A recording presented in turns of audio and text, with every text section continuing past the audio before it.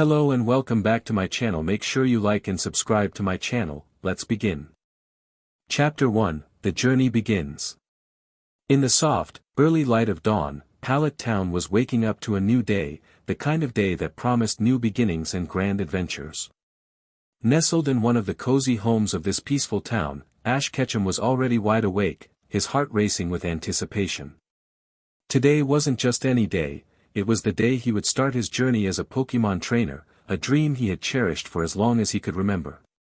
Lying in his bed, Ash's eyes were fixed on the ceiling, but his mind was far away, envisioning grand stadiums, fierce battles, and the roar of crowds chanting his name. He imagined himself standing victorious in the Pokemon League, with a team of mighty Pokemon by his side. His heart swelled at the thought of having a Charizard, the fire Pokemon, as his first companion. Its fiery tail and fierce spirit had always fascinated him, representing the burning passion within his own heart. But Ash's dreams didn't stop at Charizard. He envisioned capturing and befriending a host of other Pokemon, each adding their unique strength and character to his team. The majestic soaring of a Dragonite in the sky, the electrifying presence of an Electivire, and the serene grace of a Milotic all held a special place in his heart. Yet, Ash's spirit was that of a true Pokemon trainer. He was open to the unexpected twists of fate, ready to welcome any Pokemon that crossed his path with open arms and a willing heart. With these dreams fueling his resolve, Ash leaped out of bed, his movements quick and filled with purpose. He dressed in his iconic outfit, the familiar hat turned backward in a silent pledge to the challenges ahead. Today, he wasn't just Ash from Pallet Town, he was Ash Ketchum, future Pokemon Master. Descending the stairs, Ash's excitement was met with the warm and comforting aroma of breakfast. His mother, Delia Ketchum, stood by the kitchen, her hands busy preparing a meal fit for a budding trainer. The table was set with care, each dish a testament to a mother's love, a silent acknowledgement of the great journey her son was about to embark on. "Good morning, Ash." Delia greeted her voice with maternal warmth and subtle sadness at the impending goodbye. "I made your favorite pancakes with fresh oran berries. Eat up, you'll need your strength." Ash's response was a beaming smile, his stomach rumbling in agreement. As he took his seat and began devouring the meal, his mind was only partially on the delicious food. He was already picturing the path ahead, the roads he would travel, and the Pokemon he would meet. Today marked the beginning of his epic adventure, and nothing could dampen the fire within him. "Thanks, Mom," Ash said between bites, his gratitude genuine but his focus already shifting to the horizon. "Today's the day I start my journey. I'm going to be a Pokemon Master." Delia watched her son with a mixture of pride and concern, knowing well the challenges that lay ahead. Yet, she also recognized the unquenchable spirit of adventure in Ash's eyes, a reflection of his father's determination and courage. As Ash finished his breakfast and stood up, ready to step out into the world, Delia came forward, holding something in her hand. It was a small pouch, carefully prepared provisions for his journey. "Here, take this with you. And remember, no matter how far you go, you'll always have a home here," she said, her voice steady but eyes glistening with unshed tears. Ash took the pouch, feeling the weight of his mother's love in that simple gesture. He hugged her tightly, a silent promise to return home a hero, a Pokemon Master with stories to tell and victories to share.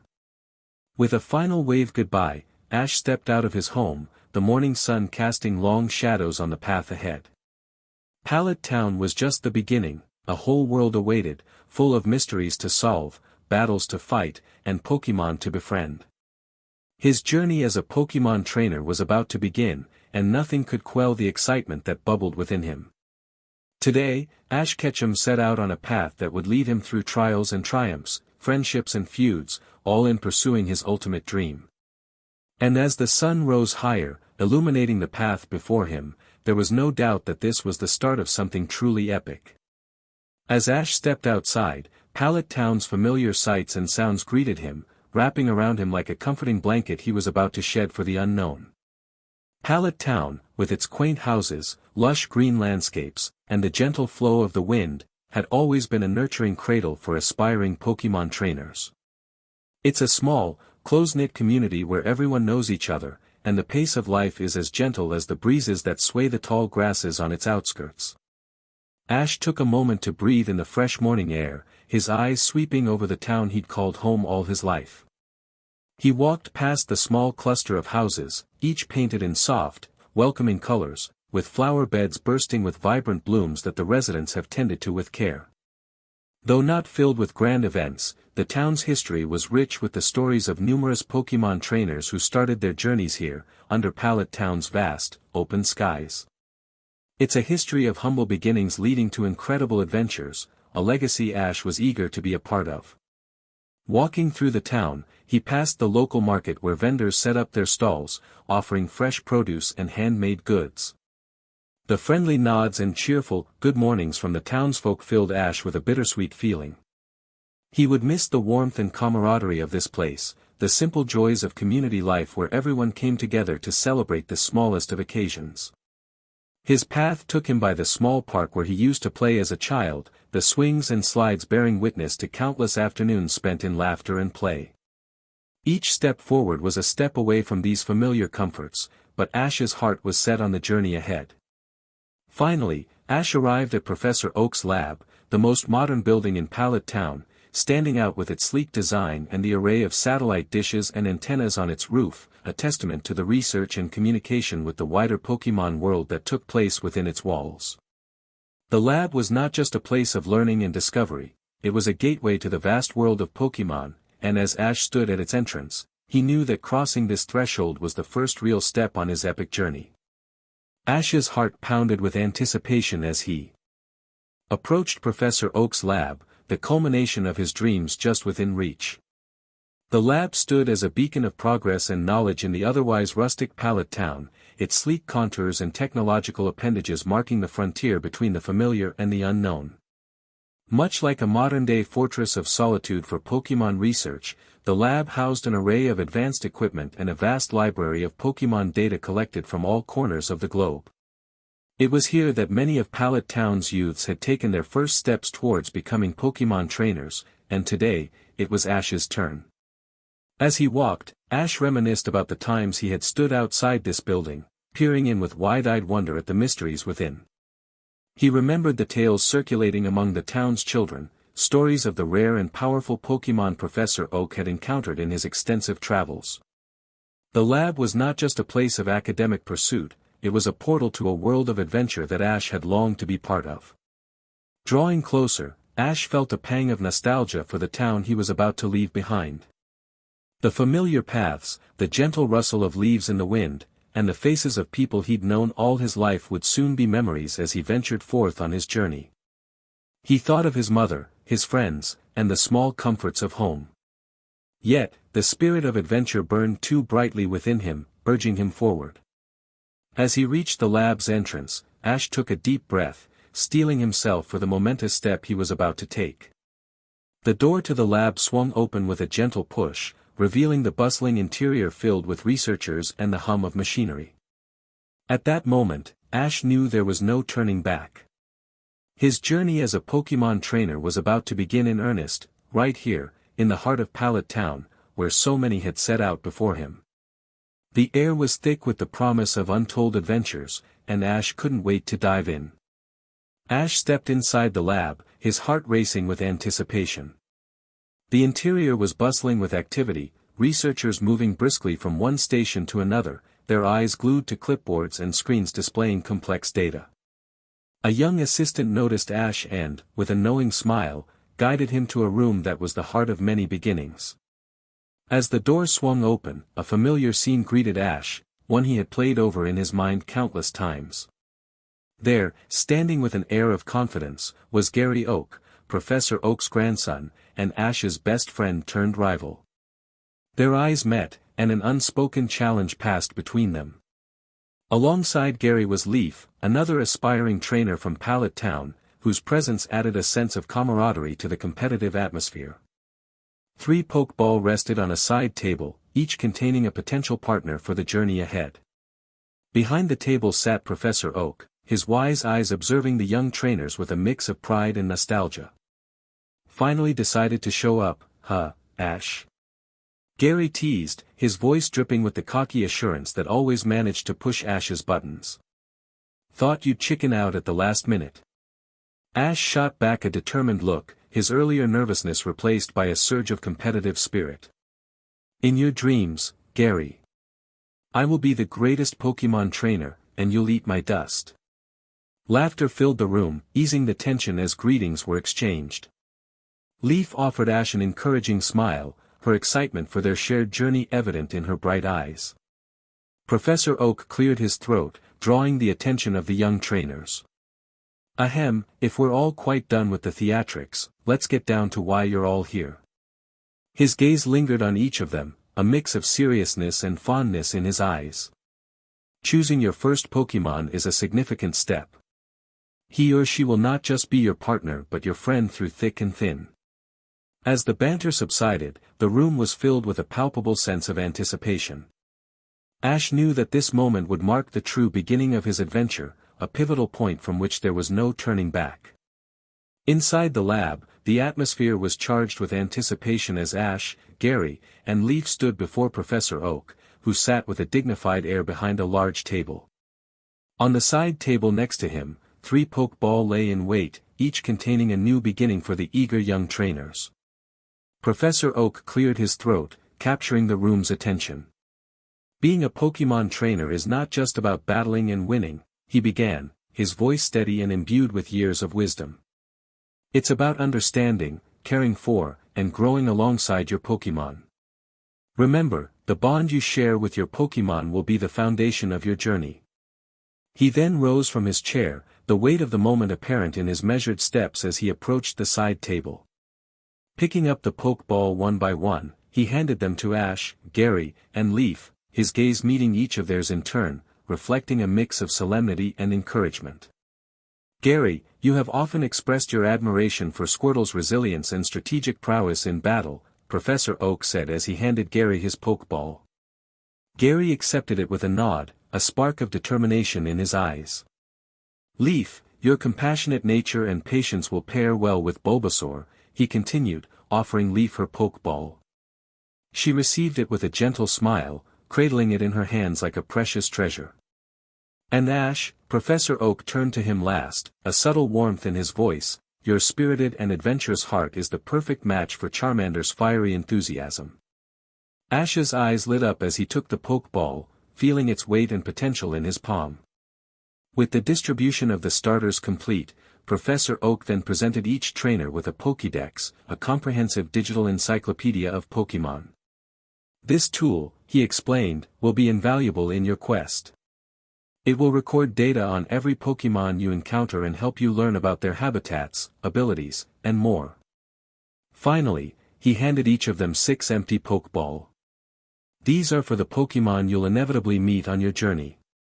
Use them wisely and with respect for the Pokémon you wish to partner with. Encouraging them to get acquainted with their new partners, Professor Oak gestured towards the Pokeball. Now, let's meet your Pokémon. Release them, one by one, and take the first step in building the bond that will carry you through your journey. The room filled with a palpable sense of excitement as each trainer prepared to meet their Pokémon, their hands trembling slightly with the enormity of the moment. This was the beginning of something extraordinary, a new chapter in their lives marked by the release of their first Pokémon. The atmosphere in Professor Oak's lab was enthusiastic as Gary, ever eager and confident, stepped forward first. With a flick of his wrist, he tossed the Pokeball gently into the air. In a flash of brilliant white light, Squirtle emerged, its appearance greeted by an audible gasp of admiration from the group. Squirtle stood out with its vibrant blue shell and the healthy sheen on its smooth skin, a testament to its excellent condition. Its bright, curious eyes scanned the room, a small smile playing on its beak-like mouth. Gary wasted no time in making his introduction, bending down to meet Squirtle at eye level. Hey there, buddy, he said with a grin, I'm Gary, and I'm gonna be your trainer. Together, we're gonna reach the top, and I'll make sure you evolve into the most powerful Blastoise out there. Squirtle's reaction was immediate and enthusiastic, it bobbed its head energetically and let out a cheerful cry, its small arms gesturing as if to say, let's do this. With Gary stepping aside, his Squirtle now securely back within its Pokeball, the room's focus shifted to Leaf, who approached her moment with a quiet confidence. She held her Pokeball delicately, pressing the central button to enlarge it before releasing her chosen partner into the world. The Pokeball opened with the same flash of light that had heralded Squirtle's arrival, and from it emerged Bulbasaur. The creature was distinctly female, her gentle eyes surveying the room with an intelligent and inquisitive gaze. The small, green bulb on her back, a signature trait of all Bulbasaur, seemed to pulsate gently, as if in tune with her calm and steady heartbeat. Leaf knelt down, her smile warm and welcoming, as she extended a hand towards Bulbasaur. "Hi there, I'm Leaf," she spoke softly, her voice imbued with an earnest excitement. "I hope you'll join me on a great adventure. We're going to learn and grow together, and I promise to be the best partner you could ask for." Sensing the sincerity in Leaf's voice, Bulbasaur stepped forward, gently nudging Leaf's hand with her head as a sign of acceptance. A soft, affirming sound escaped her, sealing their new partnership. Leaf's eyes sparkled with joy at Bulbasaur's response, her heart swelling with the promise of the countless adventures they would share. With a gentle touch, Leaf returned Bulbasaur to her Pokeball, her spirit buoyed by the bond they had just begun to forge. The room fell into a hushed silence as Ash, with a mix of nervousness and excitement, took center stage. His hand trembled slightly as he held the Pokeball containing his future partner, Charmander. With a deep breath, he tapped the button, enlarging the ball before gently tossing it into the air. The Pokeball burst open, and in a brilliant display of light, Charmander made its entrance. Charmander stood with a proud and fierce demeanor, its bright orange scales gleaming under the lab's lights. The flame at the tip of its tail flickered vigorously, casting a warm glow around it, a testament to its vibrant energy and spirited nature. Its eyes sparkled with a curious fire, and it looked around with an eager intensity, ready to leap into action at a moment's notice. Ash knelt down to be at eye level with his new partner, his eyes shining with determination. "Hey there, Charmander," Ash began, his voice steady and full of conviction. "I'm Ash, and I'm going to be your trainer. Together, we're going to travel the world, face incredible challenges, and achieve our dreams. I want to become the best Pokémon trainer, and I need your help to do it." Charmander tilted its head, listening intently, the flame on its tail swaying gently as if in response to Ash's words. "I promise to be there for you, to support you, and help you grow stronger," Ash continued, his hand extended in friendship. "We'll work together, not just to fulfill my dreams, but yours too. We're going to be the greatest team out there, Charmander. What do you say?" In answer, Charmander stepped forward, placing its small claw in Ash's outstretched hand, and let out a determined cry, its flame burning brighter in agreement. The bond between them was forged in that moment, a mutual pledge of partnership and ambition that would carry them through the trials and triumphs of the journey ahead. After a moment, Ash gently returned Charmander to its Pokeball, his heart racing with the prospect of the future they would share. The room then lapsed into a moment of light-hearted banter among the new trainers. Gary, with his trademark smirk, couldn't help but boast, "Hope you two are ready to be second best because there's no way you're beating me in Squirtle." Ash, undeterred and matching Gary's confidence stride for stride, retorted, "We'll see about that, Gary. Charmander and I are going to give you a run for your money." Leaf, more reserved but with a determined glint in her eye, chimed in, "It's not all about winning, but I'm not planning on falling behind either. Bulbasaur and I will do our best." Professor Oak, having observed this friendly exchange, stepped in with a chuckle, his presence bringing a momentary calm. "Remember, the journey of a Pokémon trainer is not just about competition," he advised, his tone warm and encouraging. "It's about growth, learning, and the bonds you create with your Pokémon and each other. Keep that in mind as you embark on your adventures." As the trio prepared to leave, Gary's competitive spirit took over once more. "I'm off to make my mark," he declared, distancing himself from Ash and Leaf. "I don't need to stick around and get held back by losers. Ash, when we next meet, it'll be on the battlefield, and I won't go easy on you." With those parting words, Gary turned on his heel, his steps carrying him towards his next destination, leaving Ash and Leaf at the threshold of their own journeys. Ash watched Gary go, a mix of rivalry and anticipation bubbling within him. "We'll see who the real Pokemon Master will be," he murmured, more to himself than to Leaf. Turning to his new companion, he shared a determined nod. "Let's show him what we're made of, Leaf." Together, Ash and Leaf stepped out from Professor Oak's lab, their hearts alight with the promise of adventure, their spirits undeterred by Gary's taunts. The path ahead was unknown, but it was theirs to explore, filled with challenges, friendships, and the endless possibilities of the Pokemon world. As the dust settled from Gary's brisk departure, Ash turned to Leaf. "Hey, Leaf, how about we travel together? It could be fun, and we can help each other out," he proposed, the excitement clear in his voice at the prospect of not facing the long road ahead alone. Leaf, thoughtful for a moment, gave Ash a gentle smile. "That sounds like a great idea, Ash, but I think I need some time to bond with Bulbasaur first. We're just starting to get to know each other," she explained, her voice carrying a mix of regret and determination. "I want to make sure we're in sync before we take on the challenges of the road." Ash nodded in understanding. The bond between a Pokemon and its trainer was sacred, after all. "I get it. It's important to build that trust. Maybe we can team up some other time then," he said, his tone supportive. "Yeah, definitely." "And Ash," Leaf added, a playful challenge lighting up her eyes, "the next time we meet, we should have a battle. I hope you're ready to lose." Her words were light, but the competitive edge was unmistakable. Ash laughed, the sound carrying a mix of camaraderie and rivalry. "You're on, Leaf. But just so you know, I plan on winning," he retorted with a grin, the promise of their future encounter sparking a friendly competitive fire between them. With well wishes and promises of a future battle, they parted ways at the threshold of their journey. Leaf turned back towards her home, a determined stride in her step as she contemplated the days ahead with Bulbasaur. Ash, on the other hand, set his sights on Route 1, his heart racing with anticipation of what lay ahead. Standing at the very edge of Pallet Town, Ash paused for a moment, casting a final, lingering look back at the familiar sights of his hometown. It was a silent farewell to the comfort and safety of his childhood, each memory a cherished echo that spurred him forward. Turning towards the entrance of Route 1, he felt the weight of the journey ahead, the path stretching out like a promise of countless adventures to come. With a decisive nod to himself, Ash reached for Charmander's Pokeball, releasing his new partner into the bright light of day. "Hey, Charmander, would you like to walk with me, or do you prefer your Pokeball?"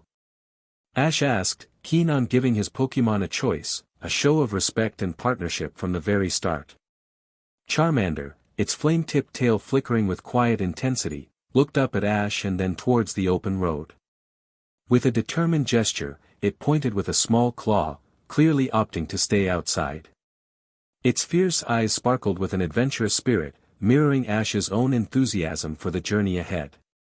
Encouraged by Charmander's eagerness, Ash smiled and nodded in agreement. "All right, let's do this together," he said, feeling a surge of companionship with the small fire-type Pokemon by his side. Next, Ash took out his newly acquired Pokédex, flipping it open to the map feature. He carefully studied the route from Pallet Town to Veridian City, tracing the path with his finger. The digital map offered a wealth of information, marking key points of interest and potential challenges that lay on the route ahead. With Charmander peering curiously over his shoulder, Ash committed the twists and turns of the route to memory, his mind already racing with the possibilities of what Pokemon they might encounter along the way. With a deep breath and a final glance back at Pallet Town, Ash stepped forward, Charmander by his side, as they embarked on the first steps of their grand adventure. The path ahead was unknown, but together, they were ready for whatever challenges and discoveries lay in wait. After several hours of journeying along Route 1, with the sun climbing higher and casting its warm embrace over the land, Ash and Charmander began to feel the toll of their first day's travel. The excitement of the morning had given way to the weariness of the midday heat, prompting Ash to suggest they find a cooler, shaded spot to rest and refresh. Veering off the main path, they ventured into the welcoming shade of the trees, where the dappled sunlight danced through the leaves, painting the forest floor in patches of light and shadow. Ash kept an eye out for a suitable spot, one where they could comfortably take a break and perhaps get to know each other a bit better. Before long, they stumbled upon a perfect clearing, nestled within a gentle embrace of trees. The area was spacious enough for them to relax, yet cozy enough to feel secluded from the wider path. With a nod of approval from Charmander, Ash decided this was the spot where they would set up their temporary camp. Ash went about the task of setting up camp with a sense of purpose, laying out a simple mat for them to sit on and unpacking some of the supplies his mother had thoughtfully prepared for him. Charmander, curious and eager to help, watched intently, occasionally tilting its head as if trying to understand the purpose of each item. Once settled, Ash took the opportunity to initiate a heart-to-heart with Charmander. He talked about his dreams of becoming a Pokémon master, his excitement for the adventures that lay ahead, and the challenges they might face together. In turn, he encouraged Charmander to share its own feelings and aspirations, creating an open space for bonding and understanding. In the serene clearing, surrounded by the gentle rustle of leaves, Ash and Charmander settled down. "You know, Charmander, I've always dreamed of becoming a Pokémon master," Ash began, his eyes alight with the fervor of his ambition. "It's about more than just battles for me. It's about understanding each Pokémon, forming unbreakable bonds, and exploring the world together." Charmander, unable to speak Ash's language, responded in its own way. Its eyes sparkled with a keenness, and it let out a spirited cry, its body language exuding determination. It then flexed its small arms and stood tall, mimicking the pose of a mighty Charizard, its gesture clear. It aspired to grow strong and powerful. Ash's face lit up with understanding and admiration. "Wow, Charmander. You want to become really strong, huh? To evolve into a Charizard and soar through the skies?" Ash guessed, excitement building in his voice. Charmander nodded vigorously, its flame flickering brightly in affirmation. "That's amazing. And you know what? We're going to make that dream come true together. We'll train hard and face every challenge head-on. We'll never back down, no matter what," Ash declared, his voice thick with determination. Charmander's response was to nuzzle Ash's hand with its head, a gentle touch that spoke of his own commitment and belief in their partnership. Ash gently patted Charmander on the head, a smile spreading across his face. "We're more than just a team, Charmander. We're friends. And as friends, we'll support each other every step of the way. I might not understand everything you say, but I promise always to try my best to understand you and be there for you." Ash suddenly remembered the Pokédex Professor Oak had given him. With a spark of curiosity, he retrieved the device from his backpack, turning it over in his hands before Charmander's curious gaze. "Check this out, Charmander," Ash said, his voice tinged with excitement. "This is a Pokédex. It can tell us all sorts of things about Pokémon. Let's see what it says about you, okay?" Charmander tilted its head, intrigued by the device, as Ash aimed the Pokédex at it. With a beep, the device sprang to life, its screen lighting up as it scanned Charmander. A moment later, a voice filled the air. "Charmander, the lizard Pokémon. A fire type, Charmander's flame on the tip of its tail is a measure of its life.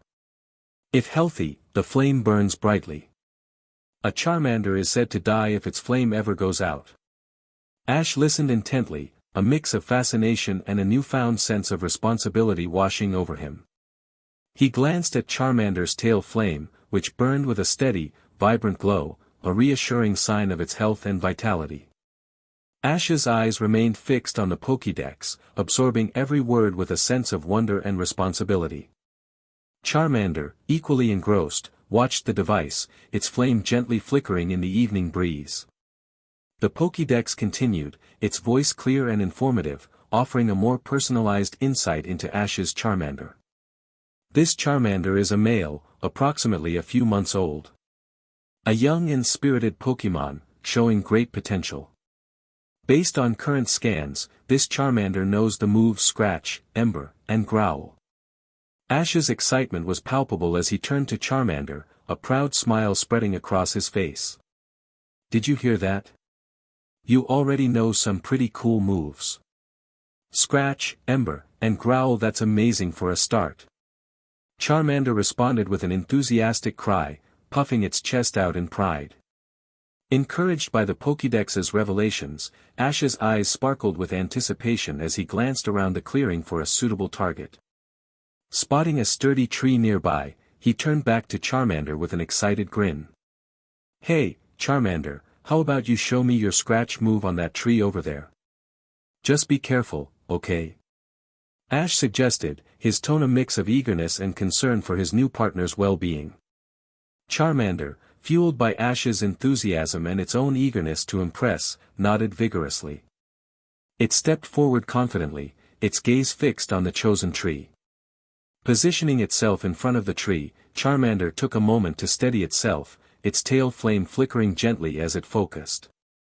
The Pokémon then reared back, its tiny claw glowing slightly as it gathered its energy for the move. The anticipation in the air was palpable as Charmander launched forward, attempting to scratch with all the might its young body could muster. The motion was earnest but unpracticed, the claw swiping at the tree with more enthusiasm than precision. The contact made a soft sound, almost a whisper against the bark. The resulting scratches were shallow, barely grazing the surface of the tree trunk, a clear sign of Charmander's current lack of mastery and unfamiliarity with the move. Charmander looked back at Ash, its expression a mix of hope and mild disappointment, seeking reassurance. Ash, understanding the effort it took and recognizing the importance of encouragement at this early stage, offered a warm and supportive smile. That was a good try, Charmander. Every great Pokémon master and their Pokémon start somewhere. We'll practice together, and you'll get better in no time, Ash said, his voice filled with unwavering support and belief in Charmander's potential. With the scratch move attempt behind them, Ash, ever eager to continue their practice, spotted a few dry branches scattered around the clearing. Gathering them, he arranged the branches into a small pile, stepping back to give Charmander ample space. Alright, Charmander, how about we try your Ember move now? See if you can light these branches on fire, Ash suggested, his tone imbued with encouragement and curiosity about Charmander's capabilities. Charmander, still buoyed by Ash's unwavering support, nodded enthusiastically, its attention now focused on the pile of branches. The small Pokémon took a deep breath, its chest expanding as it concentrated its energy, the flame on its tail flickering more intensely in anticipation. With a determined look, Charmander opened its mouth, a soft glow building deep within its throat. A moment passed, the tension in the air almost tangible, before Charmander expelled a small burst of flame towards the branches. The flame was not the robust, fiery blast one might expect, but rather a gentle stream of fire, flickering and uncertain, yet earnest in its effort. The weak flame made contact with the branches, and for a moment, it seemed as if it might not be enough. But then, the dry wood caught, a small flame taking hold and gradually growing as it consumed the branches. The fire was modest, but it was a fire nonetheless, kindled by Charmander's Ember move. Charmander watched, a mix of surprise and delight in its eyes, as the branches burned. It turned to Ash, seeking his reaction, hoping for approval.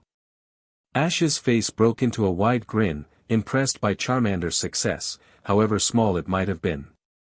You did it, Charmander. That was great. Sure, it's not the biggest flame, but you managed to light the fire, and that's what counts, he exclaimed, his voice full of pride and excitement. Riding the wave of their small yet meaningful successes with Scratch and Ember, Ash's enthusiasm showed no signs of waning. With a thoughtful look, he considered their next step. Okay, Charmander, how about we try your Growl move next? I know it's a bit tricky to judge without an actual battle, but I'd love to see you do it, Ash suggested, his voice laced with curiosity and a touch of excitement about witnessing another of Charmander's abilities. Charmander, now visibly more confident from the earlier accomplishments, nodded eagerly, ready to demonstrate its growl.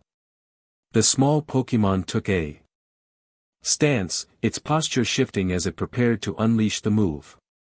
Charmander's eyes narrowed slightly, focusing on an imaginary opponent in front of it, and with a deep inhale, it readied itself.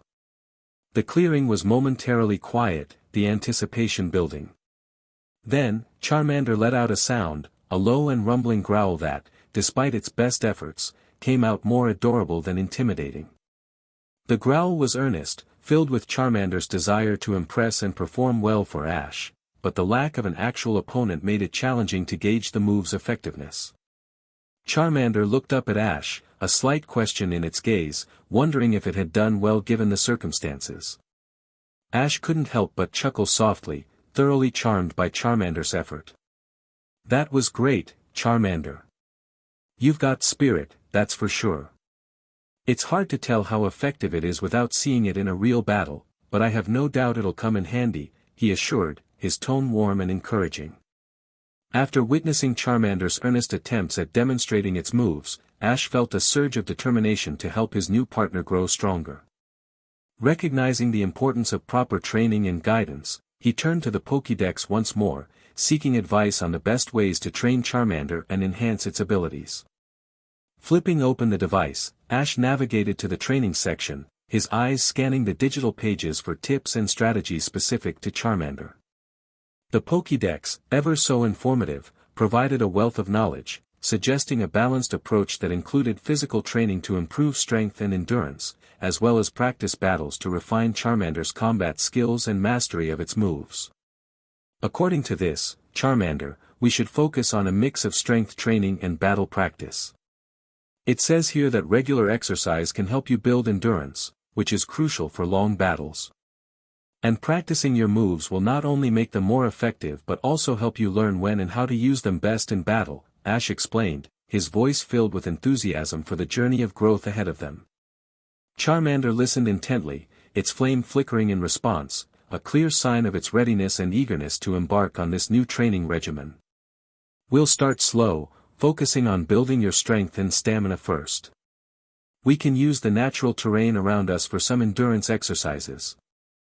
And then, we can practice your moves, one by one, making sure you're comfortable and confident in using them," Ash continued, laying out a preliminary training plan, inspired by the Pokédex's advice. Energized by the plan they had outlined together, Ash decided to kickstart their training regimen with some basic exercises.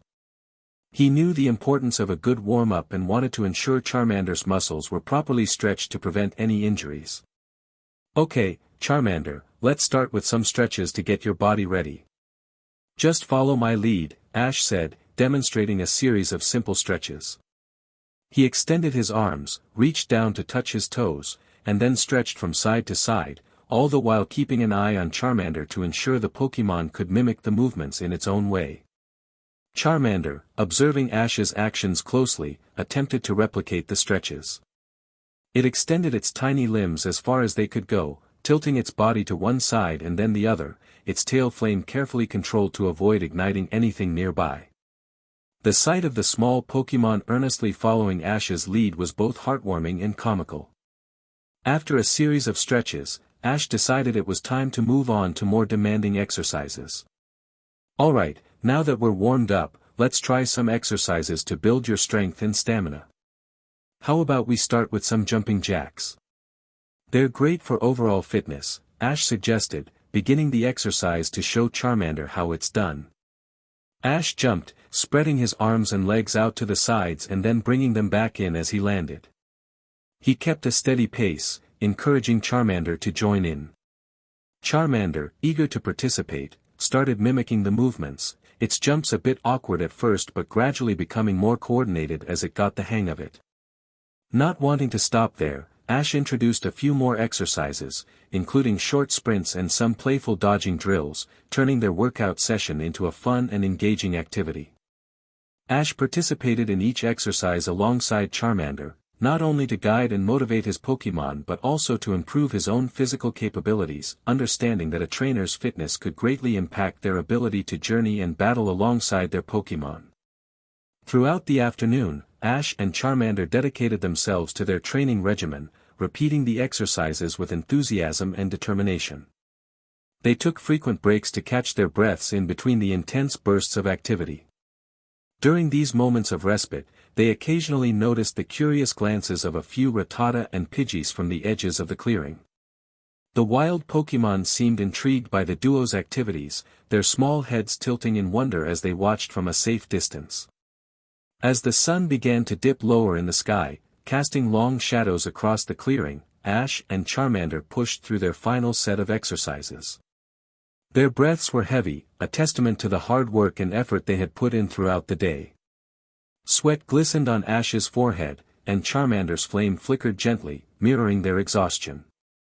Observing the signs of fatigue in both himself and Charmander, and with the evening drawing in, Ash knew it was time to call it a day. "Great job today, Charmander. I think we've done enough for one day." "You worked really hard," Ash said, his voice filled with pride and affection for his partner's efforts. Visibly tired but satisfied, Charmander let out a soft cry in agreement, its flame gently swaying as if in appreciation of the day's work and their progress. After a day filled with training and bonding, Ash took a moment to ensure Charmander was well hydrated, offering it water from a small dish he had brought along. Charmander gratefully lapped up the water, its flame flickering contentedly.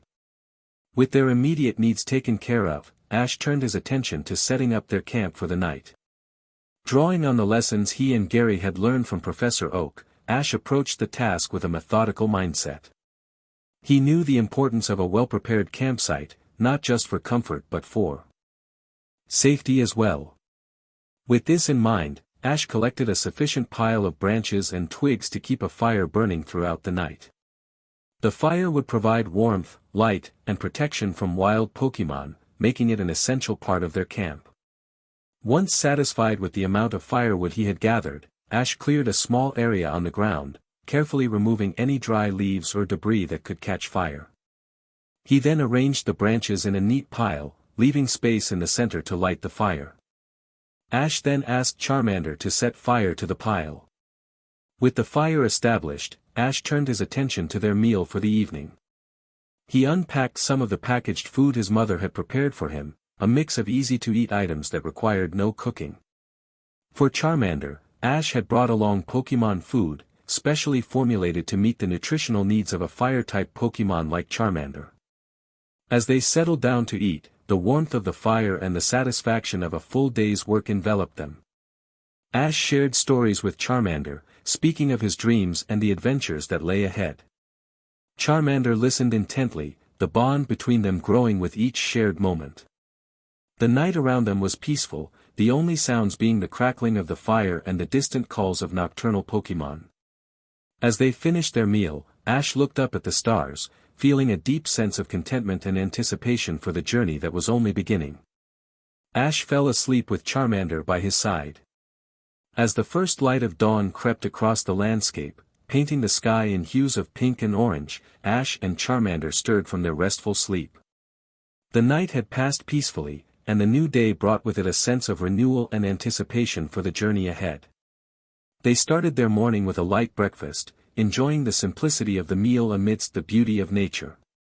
Once they had eaten, Ash meticulously packed up their campsite, ensuring that no trace of their stay was left behind. He doused the fire carefully, stirring the ashes and pouring water over them until he was certain there were no embers left that could ignite a fire. Charmander, ever eager to assist, helped by gathering any small pieces of litter and packing them away. With their belongings securely packed, Ash took a moment to survey the area, committing the peaceful scene to memory before setting off. He had a plan in mind for their travels, one that would balance their journey with the necessary training and rest. "Okay, Charmander, here's what we'll do," Ash explained as they began to walk. "We'll travel during the first half of the day while it's cooler and we have plenty of energy. Then, in the afternoon, we'll find a nice clearing like yesterday to set up camp and focus on our training."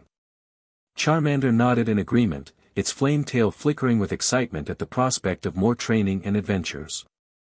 The Pokémon seemed to thrive on the routine and structure Ash was providing, and its enthusiasm was infectious. As they set out on the path once more, the world around them slowly waking up, Ash and Charmander moved with a purpose.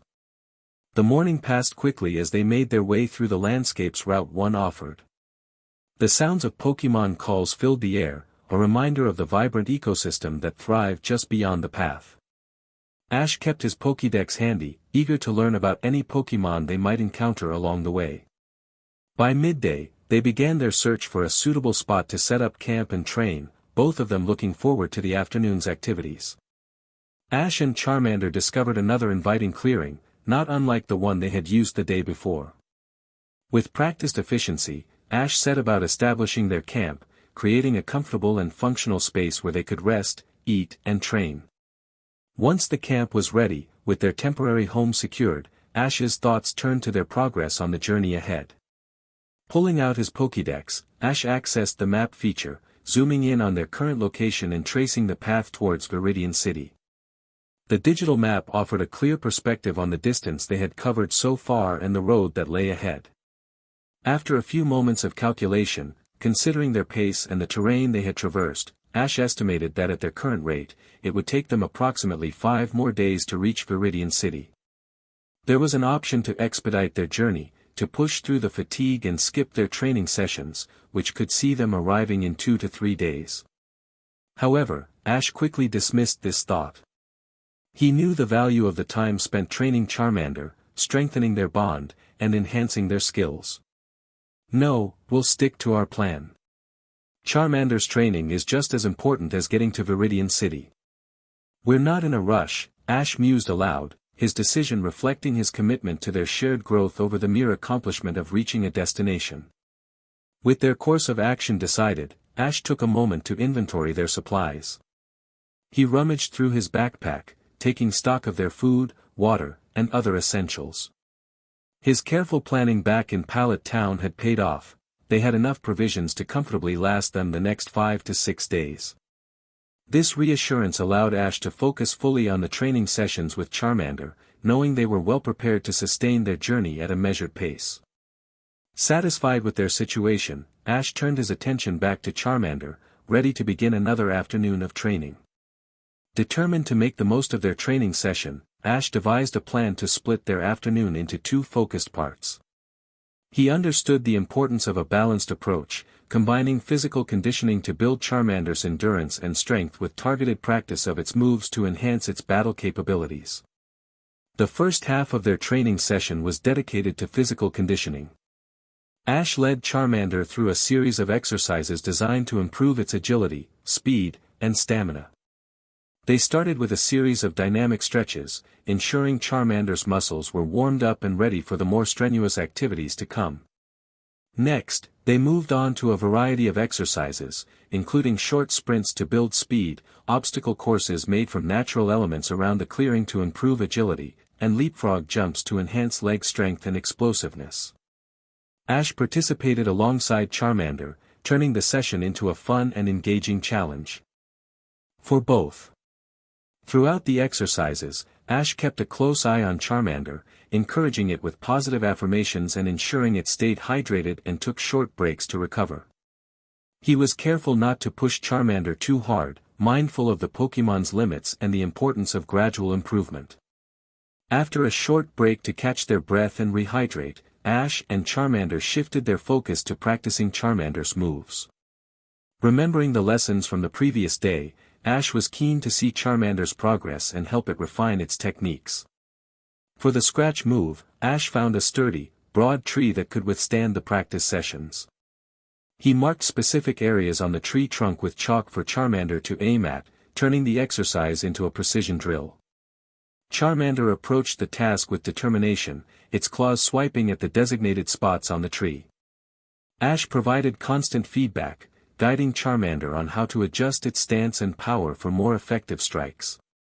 When it came to practicing Ember, Ash chose a safer approach by setting up a pile of rocks as their target, avoiding the risk of starting a forest fire. Charmander stood at a safe distance, focusing its energy before releasing small bursts of flame towards the rocks. The goal was to control and direct the fire, improving accuracy and power with each attempt. Ash cheered Charmander on, celebrating the small victories and offering constructive advice on how to breathe and focus to enhance the move's effectiveness. As the sun began to lower in the sky, casting long shadows across the clearing, Ash and Charmander wrapped up their training session. Both were tired but satisfied with the day's progress. Ash praised Charmander for its hard work and dedication. Over the subsequent 4 days, Ash and Charmander maintained their steady routine, traveling through the mostly wooded Route 1 each morning, the path occasionally opening up to small clearings and plain areas. Their afternoons were dedicated to consistent but modest training sessions in various spots they found along the way, each resembling the first clearing they had used. The terrain of Route 1, while not particularly challenging, offered a tranquil backdrop for their journey, the simplicity of the landscape allowing Ash and Charmander to focus on their training without too many distractions. Each day, they encountered common Pokémon like Rattata and Pidgey, which added a sense of familiarity to their travels. The training sessions, while rigorous, were tailored to Charmander's capabilities, focusing on gradual improvement rather than drastic changes. Ash concentrated on reinforcing Charmander's basic skills, working on the precision of its scratch attack and the control of its ember.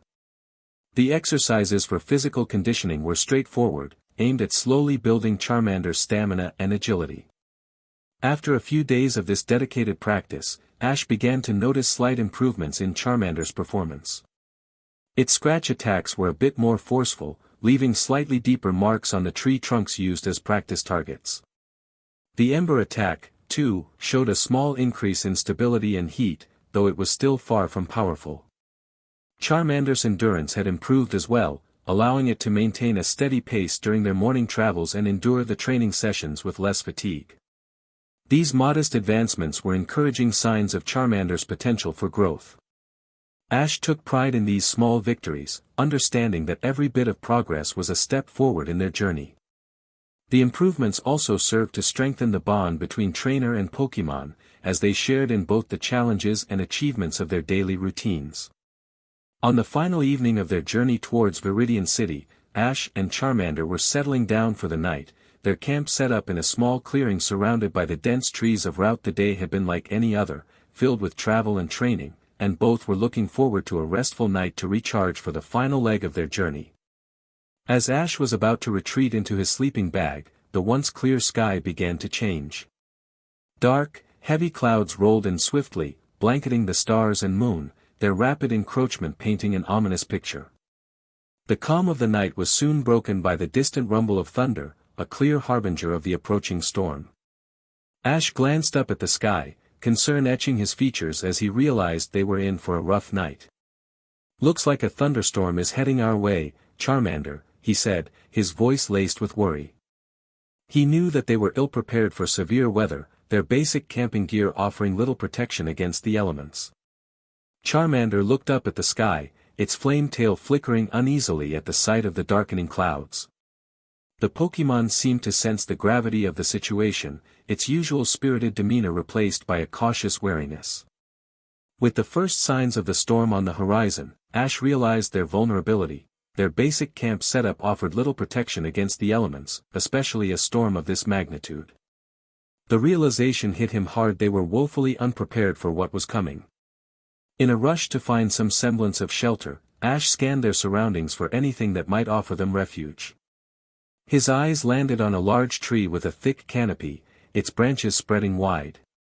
It wasn't much, but it was their best chance to stay dry and somewhat protected from the wind and rain. Working quickly, Ash and Charmander moved to the base of the tree.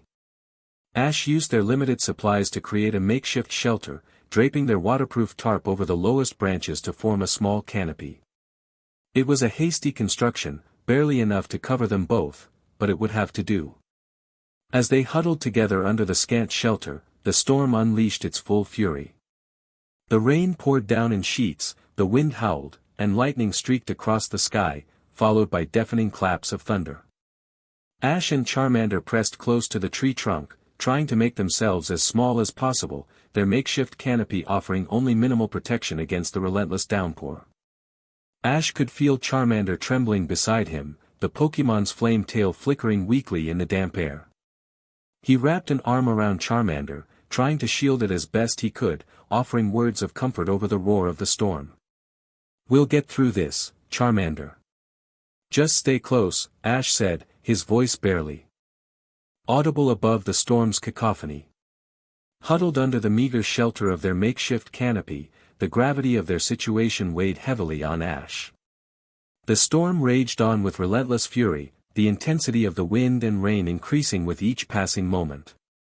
In the dim light, Ash's face was etched with concern, not just for their immediate plight but for his lack of foresight. "I should have been more prepared," Ash muttered to himself, his voice laced with regret. The realization that their predicament could have been mitigated, had he anticipated the unpredictable nature of their journey, was a bitter pill to swallow. "I promise, Charmander, next time we'll be ready for anything," he vowed, the resolve in his voice firm despite the circumstances. As the darkness deepened and the storm grew even more fierce, Ash's concern for Charmander's safety overshadowed his own discomfort. He knew that Charmander's flame was vital for its health and well-being, and the relentless rain posed a significant risk. Acting on instinct, Ash reached for Charmander's Pokeball, intending to return the Pokémon to the safety it offered. "Charmander, it's too dangerous out here. You'll be safer in your Pokeball for now," Ash said, his voice steady but gentle, trying to reassure his frightened partner. Charmander, however, seemed to understand Ash's intentions and stubbornly shook its head, its small form trembling not just from the cold but also from fear. Despite its own apprehension, Charmander refused to leave Ash's side, its loyalty overriding its instinct for self-preservation. The small Pokémon pressed closer to Ash, its flame flickering defiantly against the onslaught of the rain, a silent declaration of its refusal to be separated from him. Ash, taken aback by Charmander's determination, realized the depth of their bond in that moment. The Pokémon's bravery and loyalty in the face of danger touched him deeply, reinforcing the responsibility he felt towards his partner. With a gentle sigh, Ash put away the Pokeball, understanding that they were in this together, come what may. As they faced the fury of the storm side by side, Ash wrapped his jacket around Charmander as best he could, offering whatever warmth and protection he could muster. As the night progressed, the relentless storm showed no signs of abating. The sky above them was a constant turmoil of dark clouds and lightning, each flash illuminating their small shelter in stark, fleeting light, followed by the deep rumble of thunder that seemed to shake the very ground beneath them. Despite their best efforts to stay dry, the torrential rain and driving wind ensured that both Ash and Charmander were thoroughly soaked, their clothes and fur clinging to them uncomfortably. In the midst of the tempest, huddled together under the inadequate cover of their makeshift shelter, Ash and Charmander found a semblance of warmth in each other's company. The situation was far from ideal, yet the close contact and shared body heat offered a slight reprieve from the chill of the storm. It was a small comfort, but in that moment, it meant everything. The night stretched on, each hour marked by the continuous roar of the storm outside. Sleep was an impossibility under such conditions, leaving Ash and Charmander with nothing but time to reflect on their situation and the journey that lay ahead. Conversations were difficult over the howl of the wind and the patter of rain, but words weren't always necessary. Simple gestures, a reassuring pat, or a shared look were enough to convey their mutual support and determination to make it through the night. Ash, ever the optimist, tried to keep their spirits up, offering words of encouragement to Charmander whenever the storm seemed to intensify. "We'll get through this, Charmander. This is our first real challenge, and we'll face more of them. Together, we're strong," he said, his voice barely audible above the din of the storm. Charmander, in turn, responded with soft cries and nods, its unwavering trust in Ash evident even in the midst of their dire circumstances. The little Pokémon's flame, though diminished by the wet and cold, continued to flicker defiantly, a testament to its resilience and the bond it shared with Ash. As dawn finally approached, the storm began to lessen, the once fierce wind and rain easing into a gentle drizzle. The first light of morning revealed a world washed clean by the night's downpour, and two weary travelers, soaked but unbroken, ready to continue their journey. As the first light of dawn pierced through the retreating clouds, Ash and Charmander, weary from their long vigil through the storm, witnessed a sight that momentarily made them forget their exhaustion. High above in the clearing skies, a majestic figure soared, its presence commanding and awe-inspiring. Even from a distance, and without clear visibility of its features, the bird exuded an aura of power and grace that was palpable. The creature's cry, resonant and clear, seemed to echo across the vast expanse, a sound so compelling that it felt as if the very weather was responding to its call. The remaining clouds parted as if in deference, allowing the first true rays of morning sun to bathe the clearing in a warm, golden light.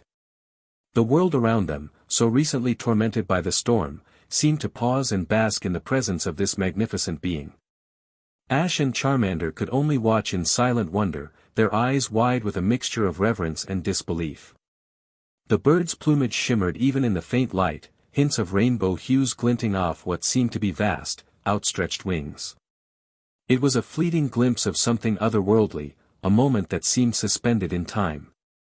As the bird continued its flight, ascending higher into the sky, a single feather detached itself, gliding down in a slow, mesmerizing spiral. It landed softly in the clearing before Ash and Charmander, its size and colors unlike anything they had ever seen. The feather was large, iridescent, shimmering with all the colors of the rainbow, and seemed to pulse with a light of its own. Ash approached the feather cautiously, a sense of wonder mixed with a deep respect for the mysterious creature it had come from. The stories he had heard of Ho-Oh, the mythical bird said to bring joy to those who witness its flight, flashed through his mind. Could it really have been Ho-Oh? Ash murmured, more to himself than to Charmander, the awe in his voice unmistakable. The encounter, brief as it was, left a profound impression on both Ash and Charmander. The sight of the mythical bird, the feeling of the world responding to its presence, and the gift of its feather felt like a sign, a blessing for their journey ahead. With renewed spirit and a sense of wonder at the mysteries of the world they were yet to discover, Ash and Charmander set forth once more, the feather a precious reminder of the magic that lay just beyond the realm of the ordinary. Chapter 2. After days of travel and training, marked by the unforgettable encounter with the mystical bird and the harrowing storm, Ash and Charmander finally stepped out of the dense foliage of Route 1 and caught their first glimpse of Viridian City. The sight of the city's outskirts, with its quaint houses gradually giving way to more substantial buildings, was a welcome change from the endless green and the challenges of the wilderness. Exhaustion weighed heavily on both traveler and Pokémon, their steps growing slower as the adrenaline of their journey waned, replaced by the fatigue of their recent trials. The sun hung low in the sky, casting long shadows that stretched across the path leading into the heart of the city, signaling the end of the day and their arrival just in time to seek rest. Ash's clothes, still damp and clinging uncomfortably to his skin, bore the marks of their adventure stains of mud, the occasional leaf or twig caught in the fabric, and the undeniable scent of the wild. Charmander trudged along beside him, its flame tail a subdued flicker, a testament to its own weariness. As they crossed the threshold into Viridian City, the buzz of civilization enveloped them, the distant chatter of people, the occasional Pokémon cry, and the comforting normalcy of city life. It was a stark contrast to the solitude and natural cacophony of Route 1, offering both relief and a hint of overwhelming after days in the wild. "We made it, Charmander," Ash murmured, a small smile tugging at his lips despite the exhaustion. "Viridian City. Our first stop." His voice carried a mix of pride and relief, his gaze sweeping over the cityscape that spread before them. Charmander, summoning a tired but triumphant cry, nuzzled against Ash's leg, sharing in the moment of accomplishment.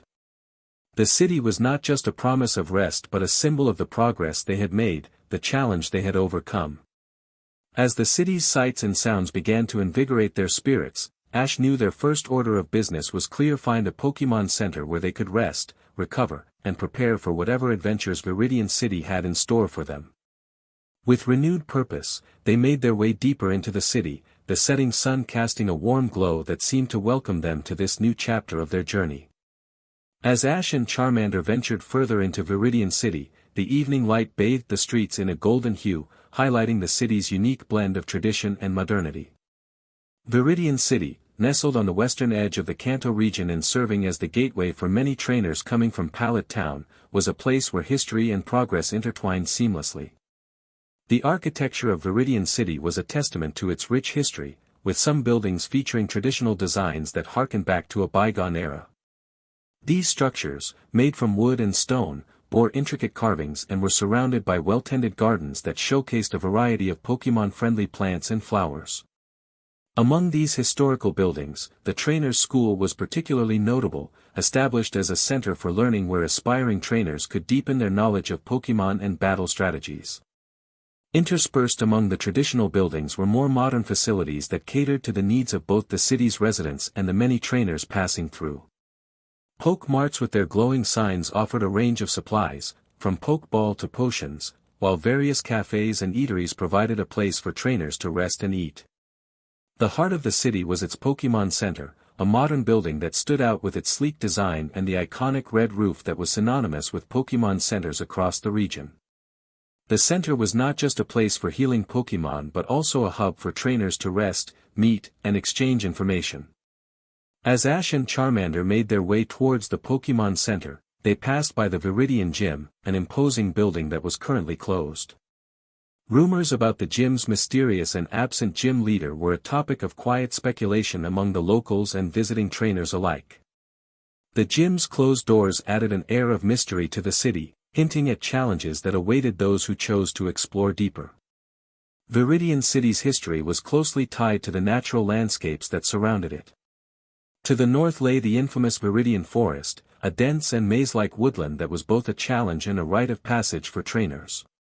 The city had evolved in harmony with this forest, with many of its traditions and festivals celebrating the rich biodiversity and the deep connection between the city's inhabitants and the Pokemon that called the forest home.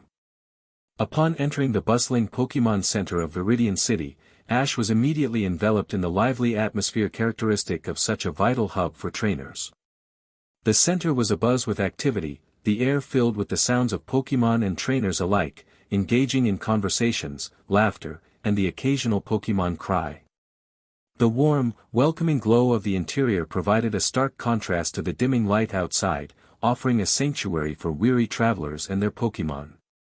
To his left, Ash noticed a young trainer proudly showing off a Pidgey to a group of onlookers, its wings flapping gently as it perched on his shoulder. Nearby, another trainer was engaged in an animated discussion with his Pikachu, the electric-type Pokemon's cheeks sparking slightly.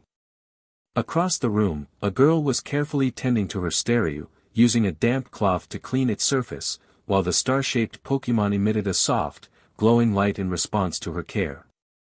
At the far end of the center, Ash's attention was drawn to Officer Jenny, easily recognizable in her police uniform, engaged in a serious conversation with a trainer.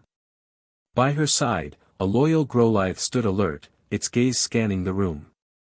Ash was curious about her presence in the Pokemon Center, but didn't pay much attention to it. Taking in the scene before him, Ash made his way towards the counter, where Nurse Joy stood ready to assist the trainers and their Pokemon. Her bright smile and the iconic white and pink uniform of the Pokemon Center nurses made her a comforting sight for Ash and Charmander. "Nurse Joy, could you please help my Charmander? We've had a long journey and faced a big storm last night," Ash explained, concern evident in his voice as he gently placed Charmander on the counter. Nurse Joy immediately turned her attention to the tired Charmander, reassuring Ash with a gentle nod. "Of course, we'll take good care of Charmander. You've come to the right place. Rest assured, he'll be feeling better in no time," she responded, her voice soothing. After ensuring that Charmander was in good hands with Nurse Joy, Ash's attention turned to his own needs. The long journey and the challenges they had faced had taken their toll, and the prospect of a comfortable place to rest was more than welcome. "Excuse me, Nurse Joy," Ash began, hesitantly, "do you have a room where I could stay for the night?" Nurse Joy, ever attentive and understanding of the needs of trainers and their Pokemon, responded with a warm smile. "Of course, we have accommodations available for trainers. Let me assign you a room," she said, turning to the computer at her station to make the arrangements. Moments later, she handed Ash a key card. "You're all set. Your room is on the second floor, room number. I hope you find it comfortable." As she handed over the key, Nurse Joy's observant eyes noted Ash's appearance, the signs of recent travel, the weariness, and the brand new trainer's gear. "You're a new trainer, aren't you?" she inquired, her tone friendly and encouraging. Ash nodded, a mix of pride and nervousness in his response. Yes, I just started my journey. Charmander is my first Pokémon. Nurse Joy's smile broadened at his confirmation. Welcome to the world of Pokémon training, Ash. You've chosen a noble path.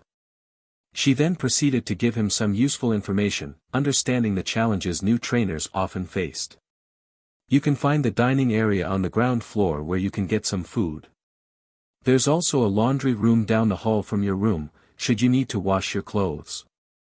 Before Ash could thank her, Nurse Joy reached under the counter and handed him a small booklet. This might come in handy for you, she said. It contains information about the Pokémon Center's facilities, a map of Veridian City, and some tips for new trainers. There's also a schedule of local events and a guide to nearby areas that are popular for training and catching Pokémon. Grateful for the wealth of information and the kindness Nurse Joy had shown him, Ash took the booklet with a thankful nod. Thank you so much, Nurse Joy. This is all really helpful, he said, his voice conveying his appreciation. Nurse Joy, noticing the fatigue etched on Ash's face, offered one final piece of advice for the night. Don't worry about Charmander, we'll take good care of him. You can collect him in the morning. For now, try to get some rest. You both deserve it after such a long journey, she said, her voice gentle and reassuring. Ash, comforted by Nurse Joy's words, turned to Charmander, who was already receiving attentive care from the center's staff. I'll see you in the morning, buddy. Get some rest, okay? You're in great hands, Ash told Charmander, his voice soft. Charmander responded with a soft chirp, its flame flickering slightly brighter for a moment, as if in acknowledgement. With a final nod of gratitude to Nurse Joy, Ash made his way to the designated room. Upon reaching room 204, Ash slid the key card and entered, finding a modest but comfortable room awaiting him. A small bed, a desk with a lamp, and a window that offered a view of the city's twinkling lights made up the space. It was simple, yet it was exactly what Ash needed. Setting his backpack down, Ash took a moment to glance through the window, taking in the sight of Viridian City at night. The quiet of the room and the softness of the bed were inviting, a stark contrast to the night spent camping on their journey. Ash felt a wave of relief wash over him, the comfort of the room a small but significant luxury. Refreshed from a much-needed shower and feeling reinvigorated, Ash made his way to the Pokémon Center's cafeteria. The clean, simple lines of the room were brightened by the chatter of trainers and the occasional Pokémon at their side. The smell of food filled the air, a mix of comforting aromas that made Ash's stomach rumble in anticipation. Carrying a tray with his chosen meal, Ash scanned the room for a place to sit. His gaze fell upon a group of older kids gathered at a large table, their conversation lively and punctuated with laughter. Ash could see various Pokémon accompanying them, resting by their feet or perched on nearby chairs, adding to the camaraderie of the scene. Feeling a bit of trepidation, Ash remembered the advice he had often heard from Professor Oak that every Pokémon trainer was a treasure trove of knowledge, and that he shouldn't miss any chance to learn from others. Bolstered by this thought, Ash took a deep breath and approached the table, his tray in hand. Excuse me, Ash began, his voice steady but revealing a hint of nervousness. Is it okay if I join you? The conversation at the table paused as the group turned to look at him. After a brief moment, one of the older kids, a boy with a confident smile, nodded and gestured to an empty chair. Sure, take a seat, the boy said. Always nice to meet a fellow trainer. I'm Zach. Grateful for the welcoming response, Ash introduced himself as he took the offered seat. I'm Ash, from Pallet Town. It's my first time in Viridian City. The revelation sparked interest among the group, and soon Ash found himself answering questions about his journey, his encounters, and, of course, Charmander. As the conversation flowed and Ash became more comfortable with the group, Zach shared more about his background, piquing Ash's interest. I'm originally from Johto, Zach revealed, a hint of pride in his voice. I'm here in Kanto to participate in the Indigo League. It's a big step up from my days back in Johto, but I'm ready for the challenge. Ash's eyes widened in admiration. The Indigo League was a prestigious tournament, and participating in it was a dream for many trainers, including himself. You were in the Johto League? That's amazing! Ash exclaimed, genuinely impressed. Zack nodded, a mix of humility and disappointment briefly crossing his face. Yeah, I made it to the quarterfinals, but that's where my journey ended last time. It was tough, but I learned a lot from the experience.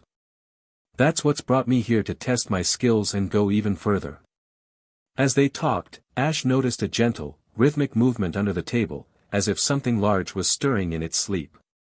Curious, he peeked below and was met with the sight of a massive Typhlosion, its breathing deep and steady as it lay sprawled under the table, seemingly oblivious to the world above it. Zack followed Ash's gaze and chuckled at his surprised expression. Oh, that's Blaze, my Typhlosion. He's been with me since he was just a Cyndaquil. He's a bit of a heavy sleeper, especially after a good meal. Ash, still kneeling to get a better look at the Typhlosion, was in awe. The sheer size and the gentle rise and fall of its breathing were mesmerizing. He's incredible, Ash said, admiration clear in his voice. I've never seen a Typhlosion before. Zack smiled, clearly proud of his Pokémon. Thanks, Ash. Blaze has been through a lot with me. Every battle, every journey, he's been there. He's more than just a Pokémon, he's a friend. Intrigued by Zack's journey and the impressive Typhlosion resting at their feet, Ash's curiosity about Zack's team grew. So, what other Pokémon do you have, Zack? Ash asked, eager to learn more about the team that had carried Zack through the Johto League and now to the Indigo League. Zack leaned back, a smile playing on his lips as he began to share details about his team, each member a testament to his journey through Johto. Well, aside from Blaze here, I've got a few others that I'm really proud of, he started. First, there's Torrent, my Feraligatr. He's a powerhouse in battle, especially when it comes to water-based attacks. Then there's Shockwave, an Ampharos. She's been invaluable for her electric-type moves, really lights up the competition, you could say, Zack explained, his eyes lighting up as he talked about his Pokémon. He continued, I've also got a Heracross I named Striker. He's a bit of a wild card with his bug and fighting-type moves, but he's pulled through in some tight spots. And then there's Shadow, my Umbreon. She's incredible when it comes to endurance in battle. Ash listened intently, absorbing every detail. It was clear that Zack had a well-rounded team. And today, Zack added, I caught a Pidgey. I realized I was missing a flying type in my team, and when I saw this Pidgey, I just knew I had to catch it. It's not as rare as some Pokémon, but every team needs a good flyer, right? It's with Nurse Joy right now, just getting a checkup. Ash nodded in agreement, understanding the importance of having a diverse team. That sounds like an amazing team, Zack, Ash said, impressed by Zack's team. The idea of a battle sparked excitement in Ash's eyes. Despite his fatigue from the day's journey, the prospect of testing his skills and Charmander's newfound strength was too enticing to pass up. I'd love to have a battle with you, Zack. It would be a great learning experience for me and Charmander, Ash said, his voice filled with anticipation. Zack considered Ash's request for a moment, his gaze drifting to the sleeping Typhlosion at his feet and then back to Ash. I think that's a great idea, Ash. But let's start you off with my Pidgey tomorrow. The rest of my team might be a bit too much right now. Pidgey's new to the team, so it'll be a fair match for both of you, Zack proposed, remembering his own first battle and not wanting to bully Ash. Ash nodded in agreement, understanding Zack's reasoning. The opportunity to battle, even if it was against a newly caught Pidgey, was invaluable. It would give him a chance to apply what he and Charmander had learned during their training and to gain experience in battling other trainers. The conversation then shifted to the broader journey of a Pokémon trainer, and Zack inquired about Ash's plans for the Indigo League. Have you registered for the Indigo League yet, Ash? Zack asked, curious about Ash's journey. Ash's expression faltered slightly, a mix of uncertainty and realization crossing his face. I haven't registered yet, no. I've been so focused on training and getting to Viridian City that I hadn't thought much about it, he admitted. Zack nodded, understanding the overwhelming nature of starting a new journey. I'd recommend registering tomorrow morning, Zack advised, his tone encouraging. I'll do that, Zack. Thanks for reminding me, Ash said. With the promise of a friendly battle set for the next morning, Ash felt a renewed sense of excitement. Thanks for the chat, Zack. And for the opportunity to battle. I'm really looking forward to it, Ash said, his voice reflecting the gratitude and enthusiasm he felt. See you in the morning. Zack nodded, offering Ash a friendly smile. Absolutely, Ash. It'll be a good match. Get some rest, and we'll see you bright and early. With that, Ash bid farewell to Zack and the other trainers, their Pokémon nodding or offering their own farewells in their unique ways. The hallways of the Pokémon Center were quiet, most trainers and their Pokémon already settled in for the night. Ash's thoughts were a whirlwind of excitement for the battle, reflections on the day's experiences, and registering for the Indigo League. Upon reaching his room, Ash gently closed the door behind him, the room's familiarity offering a sense of comfort and solitude. Preparing for bed, Ash's last thoughts were of Charmander, hoping his Pokémon was getting the care and rest it needed at the Pokémon Center. With that comforting thought, Ash drifted off to sleep.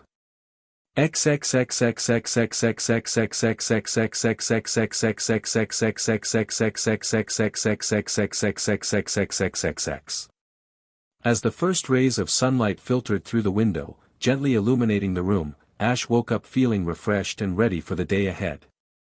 After quickly getting ready, ensuring he was prepared for whatever the day might bring, Ash made his way to the main area of the Pokémon Center to reunite with Charmander. The Pokémon Center was already buzzing with activity, trainers and their Pokémon starting their day, some discussing plans and strategies, others simply enjoying a morning meal together. Approaching the counter where Nurse Joy was diligently attending to a Pokémon, Ash waited patiently for a moment before catching her attention. Good morning, Nurse Joy, Ash greeted her cheerfully, his anticipation to see Charmander again evident in his voice. Nurse Joy looked up from her work, her ever-present smile greeting Ash. Good morning, Ash. I hope you had a restful night. Charmander is doing just fine, and he's ready to go with you, she said, her tone reassuring. At the mention of Charmander, Ash's eyes lit up.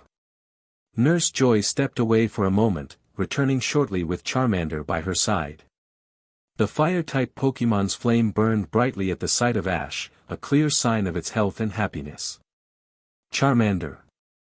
Ash exclaimed, crouching down to greet his friend properly. Charmander responded with an enthusiastic cry, bounding into Ash's open arms. Thank you for taking such good care of him, Nurse Joy, Ash said, his gratitude genuine. He knew the care provided by the Pokémon Center was invaluable, especially for a new trainer like him. It's our pleasure, Ash. That's what we're here for, Nurse Joy replied, her smile unwavering. Ash and Charmander went to the cafeteria and found a spot where they could enjoy their breakfast together. The room was filled with the gentle murmur of conversations. As they settled in, Ash began to share the events of the previous evening with Charmander, who listened intently, its eyes wide with curiosity. Charmander, I met some really cool trainers last night, Ash started, his voice animated with excitement. One of them, Zack, is from Johto, and he's here for the Indigo League, just like us. Charmander tilted its head, intrigued by the mention of new people and Pokémon. Ash continued, Zack has a Typhlosion, Charmander. It's huge and looks really strong. It's been with Zack since it was a Cyndaquil, just like you've been with me from the start. At the mention of Typhlosion, Charmander's flame flickered brightly, a sign of its interest and perhaps a spark of aspiration. The thought of evolving and growing stronger alongside Ash was an exciting prospect for the little Pokémon. And guess what? Zack and I are going to have a battle this morning. Well, not with his Typhlosion, but with a Pidgey he just caught, Ash explained, his tone a mix of nervousness and anticipation. It's going to be a great chance for us to test our training and see how far we've come. Charmander responded with a determined cry, its body language exuding confidence and readiness. As they enjoyed their breakfast, Ash's mind was filled with thoughts of the upcoming battle. He considered strategies and what they had learned during their training sessions. The meal was a simple affair. After breakfast, Ash, with Charmander following closely, made his way to the specially designated open ground behind the Pokémon Center, an area reserved for Pokémon battles. The space was well equipped, with clearly marked boundaries and soft, well-maintained grass that provided a safe environment for Pokémon to battle without risk of injury. As Ash approached, he arrived just in time to witness the concluding moments of a battle already in progress. The combatants were a tired-looking Pidgeotto, its wings beating powerfully as it hovered above the ground, and Zack's Heracross, its horn gleaming in the morning light as it prepared for another move. The Pidgeotto's trainer, a girl around Zack's age with a determined look in her eyes, was coaching her Pokémon with clear commands, hoping to turn the tide of the battle. "Pidgeotto, let's go with wing attack, use a quick attack to speed up," she called out, her voice steady despite the visible fatigue of her Pokémon. Pidgeotto, mustering the last of its energy, launched into the air with a powerful flap of its wings, aiming to strike Heracross with speed and force. The combination of moves was well thought out, designed to leverage Pidgeotto's agility and speed against Heracross's strength. However, Zack and Heracross were prepared. As Pidgeotto swooped in for the wing attack, Heracross, showcasing its strength, managed to catch Pidgeotto's wings between its powerful arms, halting the attack in its tracks. The maneuver was risky, resulting in a small injury to Heracross, but it effectively neutralized Pidgeotto's advantage. With Pidgeotto momentarily immobilized, Heracross seized the opportunity to counter. Zack gave the command, and Heracross, channeling its strength, executed a Mega Horn attack. The move was precise and powerful, leaving no room for Pidgeotto to evade. The impact was decisive, and Pidgeotto, unable to withstand the force of the attack, was knocked out, falling to the ground where its trainer quickly caught it, concern for her Pokémon evident in her expression. The battle concluded, both trainers acknowledged each other's strategies and the valiant effort of their Pokémon. Zack recalled Heracross, offering it praise and a promise of rest and care for its injuries. As the spectators began to disperse, Ash made his way to Zack, impressed by the strength of the Heracross he had witnessed. "That was an incredible battle, Zack." "Heracross is really impressive," Ash said, genuine admiration in his voice. Zack, modest in victory, smiled at Ash. "Thanks, Ash. It was a good match. Heracross and I have been through a lot together." "Ready for our battle?" he asked, the excitement for their friendly match clear in his tone. Zack took a moment to outline the rules for their upcoming battle, ensuring clarity and fairness. "So, Ash, we'll keep this battle simple and straight to the point. It'll be one-on-one, your Charmander against my Pidgey. The battle will end when one Pokémon is unable to continue fighting, either falling unconscious or if one of us decides to forfeit the match," Zack explained, his tone. He added a crucial point, reflecting his experience and responsibility as a more seasoned trainer. "And just to keep things safe, I'll be keeping a close eye on the match. If I see that things are getting too dangerous or if either Pokémon is at risk of serious injury, I'll call the match off. We're here to learn and have fun, not to hurt our Pokémon." Ash nodded, understanding the importance of the rules laid out by Zack. "Got it, Zack. Thanks for making everything clear," Ash responded. With the rules agreed upon, both trainers took their positions on opposite sides of the field, marking the start of their battle. The field itself was well maintained, with clear boundaries and a soft surface to ensure the Pokémon's safety. Spectators, consisting of other trainers and Pokémon from the Pokémon Center, began to gather around the perimeter, their interest piqued by the upcoming match. Zack, standing confidently, gave Ash an encouraging nod. Ash, feeling a surge of excitement and a hint of nerves, looked down at Charmander, who met his gaze with a determined expression, a silent agreement to do their best regardless of the outcome. As the Spectators' murmurs faded into an anticipatory silence. Zack gently tossed Pidgey's Pokeball into the air, releasing the flying-type Pokémon into the battlefield with a flutter of wings. Ash, taking a deep breath, looked to Charmander, giving a subtle nod that was all the encouragement the Fire-type Pokémon needed to step forward, ready for the battle to begin. As the battle commenced, Ash wasted no time in making the first move. "Charmander, let's start with Ember," he called out confidently. Charmander responded instantly, taking a deep breath and then expelling a stream of small, fiery embers towards Pidgey. The embers glowed brightly as they traveled through the air. Zack, anticipating the move, quickly countered. "Pidgey, up high. Dodge it," he instructed. Pidgey, understanding its trainer's command, beat its wings with increased vigor, propelling itself higher into the air and above the trajectory of the ember attack. The embers passed harmlessly below. Not deterred by the missed attack, Ash quickly adapted his strategy. "Charmander, use Growl," he said, hoping to weaken Pidgey's resolve. Charmander took a stance, its small body tensing as it let out a deep, intimidating growl. The sound waves of the growl rippled through the air, a low and menacing sound that was meant to lower Pidgey's attack power.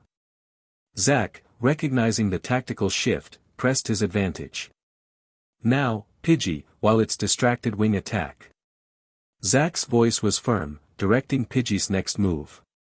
Pidgey, still slightly affected by the growl, shook off the intimidation and dove towards Charmander. Its wings, glowing with a faint energy, sliced through the air as Pidgey closed the distance rapidly. The wing attack was executed with precision, the wing striking in a powerful, sweeping motion aimed directly at Charmander. Charmander, caught off guard by the sudden descent, braced itself but was still clipped by Pidgey's wings. The impact sent Charmander skidding backwards a few feet. Zack, aiming to maintain the momentum, issued his next command with confidence. "Pidgey, let's go with Gust," he called out. Pidgey, still airborne from its previous maneuver, began to flap its wings vigorously, generating a strong current of wind directed at Charmander. The gust, while not overwhelming due to Pidgey's relatively small size, was still forceful enough to catch Charmander off balance, pushing it back a few steps on the battlefield. Leaves and dust kicked up by the wind swirled around Charmander. Undeterred, Ash quickly formulated his next move. "Charmander, try Ember again," he urged. Charmander, regaining its footing, unleashed another barrage of fiery embers toward Pidgey. The small flames danced through the air, seeking their target with increased intensity this time. However, Pidgey, agile and alert under Zack's guidance, executed another swift dodge, weaving through the air with ease as the embers sailed harmlessly past. Seeing an opportunity as Charmander recovered from its ember attack, Zack pressed the advantage. "Pidgey, back in with wing attack," he instructed, capitalizing on the momentum. Pidgey, responding to Zack's command, dove back towards Charmander, its wings once again glowing with energy and ready to strike. Ash, recognizing the pattern, decided to counter this time. "Charmander, wait for it. Now, scratch." Ash's timing was crucial, hoping to intercept Pidgey's wing attack with a well-placed scratch. Charmander, its claws extended and glowing with the effort, swung with precision as Pidgey approached. The clash was imminent, but Pidgey, displaying remarkable agility, managed a last-second dodge, narrowly avoiding Charmander's claws. The wing attack, however, found its mark, with Pidgey's wings clipping Charmander once more, causing it to stagger slightly from the impact. As the battle wore on, the pattern of Pidgey evading Charmander's ember attacks and retaliating with gust or wing attack became increasingly apparent. Despite Charmander's best efforts and Ash's strategic commands, they were unable to land a decisive hit on the agile Pidgey. With each exchange, Charmander's fatigue became more evident, its movements slowing and its responses less sharp. Ash watched with growing concern, aware that they couldn't continue in this manner for much longer without risking Charmander's well-being. In the midst of this tense situation, Ash's gaze inadvertently drifted to the sidelines, where the girl Zack had battled earlier was observing the match. The sight of her sitting there sparked a sudden inspiration in Ash. "Charmander, I want you to face the next wing attack head-on. I know you can do it, trust me on this, Ash said, his voice firm yet encouraging. Charmander, bolstered by Ash's confidence, nodded in understanding, a determined flame flickering at the tip of its tail. It took a defensive stance, ready to enact Ash's bold strategy. Zack, sensing an opportunity to end the match, saw Charmander's apparent vulnerability and seized the moment. Pidgey, let's finish this with wing attack, he commanded, expecting a swift victory.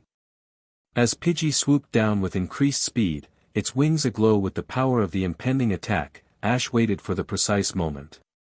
Now, Charmander, he shouted just as Pidgey was about to strike. Charmander, with incredible resolve, braced itself against the incoming attack, enduring the initial impact of the wing attack.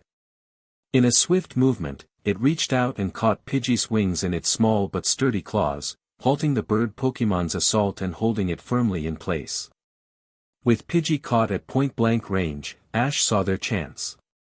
Ember, Charmander. Right now, he urged. Without hesitation, Charmander unleashed a point-blank Ember attack. The flames engulfed Pidgey, the close range leaving no room for evasion. Not releasing its grip, Charmander followed up with a series of quick scratches, each strike weakening Pidgey further. The combination of Ember and Scratch from such close proximity proved overwhelming. After a tense moment, Pidgey, unable to withstand the onslaught, went limp in Charmander's grasp, the exhaustion and damage from the attacks taking their toll.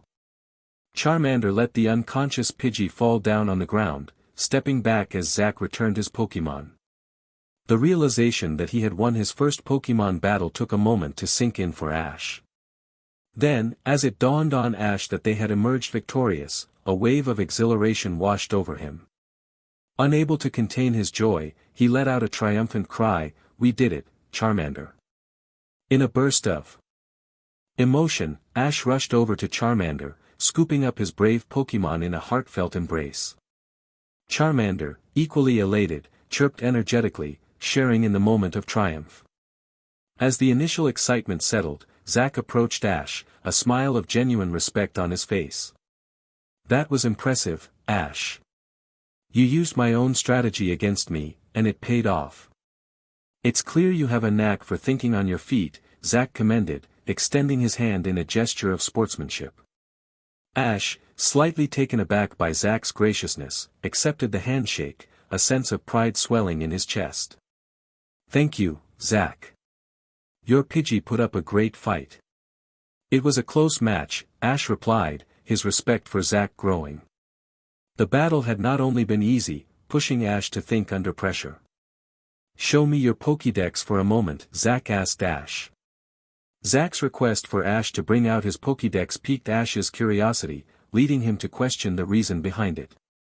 Zack's explanation introduced Ash to an aspect of Pokémon battling he hadn't yet considered: the tradition of the losing trainer compensating the winner with a certain amount of Pokédollars. In any official Pokémon battle between trainers, it's customary for the loser to pay the winner some Pokédollars. It's a way for trainers to support their journey and take care of their Pokémon, Zack explained, aiming to educate Ash. Ash, taken aback by this new information, listened intently. "I had no idea. Thanks for letting me know, Zack. I'll make sure to keep that in mind for future battles," Ash said, appreciating Zack's honesty and the insight into the trainer's way of doing things. Understanding Ash's position as a new trainer and acknowledging his own experience, Zack decided to keep the amount generous. "Don't worry about setting an amount beforehand this time. Consider this a learning experience," Zack said as he transferred a couple hundred Pokédollars to Ash's account. Ash, hesitant at first, accepted the money with gratitude. "Thank you, Zack. I'll make sure to use this to take good care of Charmander and prepare for our next battles," Ash responded, appreciating the gesture. After Zack departed for the Pokémon Center to have Pidgey checked, Ash took a moment to assess Charmander's condition. He carefully examined his Pokémon, looking for any signs of fatigue or injury. Charmander, despite the intensity of the battle, appeared to be in good spirits, its flame burning steadily, a sign of its resilience and well-being. Satisfied that Charmander was okay, Ash felt a surge of determination. The victory against Zack's Pidgey had ignited a newfound passion for battling within him, coupled with the realization that both he and Charmander had much to learn. Motivated by this insight, Ash decided to spend the day engaging in battles with other trainers around the Pokémon Center. The area was a hub for trainers of all levels, offering a rich opportunity for experience and learning. Each battle was approached with enthusiasm, Ash keen to test new strategies and learn from each encounter. Throughout the day, Charmander faced a variety of Pokémon, each presenting its unique challenges. The battles were hard-fought, with victories against trainers with Pokémon like Pidgey, Caterpie, Kakuna, Rattata, and even a Nidoran. The battle with the Nidoran was particularly intense, pushing Charmander to its limits. However, not all battles ended in victory. Ash and Charmander faced their share of defeats, notably against a Butterfree and a Pidgeotto. These evolved Pokémon, with their advanced abilities and battle experience, presented challenges that Ash and Charmander were not yet prepared to overcome. But Ash took these losses in stride, viewing them not as setbacks but as valuable learning experiences. Each defeat offered insights into areas for improvement and growth. By the end of the day, Ash and Charmander were exhausted but fulfilled. The victories were encouraging, but the defeats were equally instructive, providing Ash with a clearer sense of the journey ahead. The realization that there was much to learn only fueled his determination to become a better trainer. After a long and eventful day filled with battles and invaluable learning experiences, Ash decided it was time to ensure Charmander received the care it needed to recover. They made their way back to the bustling Pokémon Center, where Nurse Joy and her team were ready to provide healing and support to the day's weary Pokémon trainers and their companions. "Nurse Joy, could you please check on Charmander? We've had quite a few battles today," Ash requested, his concern for Charmander's well-being evident in his voice. Nurse Joy, with her ever-present smile and reassuring demeanor, took Charmander gently into her care, promising to tend to any injuries and ensure a full recovery. While Charmander was being looked after, Ash remembered an important task he had overlooked in the excitement of the morning's battle and the subsequent challenges registering for the Indigo League. Feeling a mix of anticipation and nervousness, Ash approached the registration desk, where a friendly attendant was ready to assist aspiring trainers in their journey toward the league. "I'd like to register for the Indigo League, please," Ash said, his voice steady but filled with the excitement of officially starting the league. The attendant guided Ash through the process, recording his details and providing him with the necessary documentation and information for participating in the league. With his registration complete, Ash felt a sense of accomplishment wash over him. The Indigo League was not just a tournament, it was a testament to a trainer's skill, dedication, and bond with their Pokémon. Being officially registered brought Ash one step closer to realizing his. Having taken care of Charmander and completed his registration, Ash decided to grab some dinner at the Pokémon Center's cafeteria. The meal provided a quiet moment to reflect on the day's events. As the day drew to a close, Ash returned to his room with Charmander by his side, Nurse Joy having ensured that Charmander was okay and just needed rest. Their room, a simple but comfortable space, offered a peaceful sanctuary for the night. Sitting beside Charmander on the bed, Ash spoke in a soft, contemplative tone, acknowledging their achievements and areas for improvement. "Charmander, you did great out there today," Ash began, his voice filled with pride. "Your scratch attack has really improved. You're hitting harder and more accurately than ever before." Charmander responded with a pleased chirp, its tail flame flickering brightly, basking in the praise. Ash's acknowledgement of its progress brought a sense of satisfaction to the fiery Pokémon. "But we've still got some work to do on your Ember attack," Ash continued, his tone shifting to one of constructive critique. "It's getting better, no doubt about that. But it's still a bit slow, and we need to work on packing more power into it." Charmander listened intently, its expression serious, understanding the importance of Ash's feedback. The desire to improve and grow stronger was evident in its demeanor. "The physical exercises we've been doing seem to be paying off, though," Ash added, keen to encourage Charmander by highlighting the positive impact of their training regimen. They've really helped you hold your own in battles. We'll definitely keep those up. Charmander nodded in agreement, motivated by the plan to continue their rigorous training. With the resolve to enhance Charmander's abilities further, Ash recognized the importance of adding a new move to Charmander's repertoire.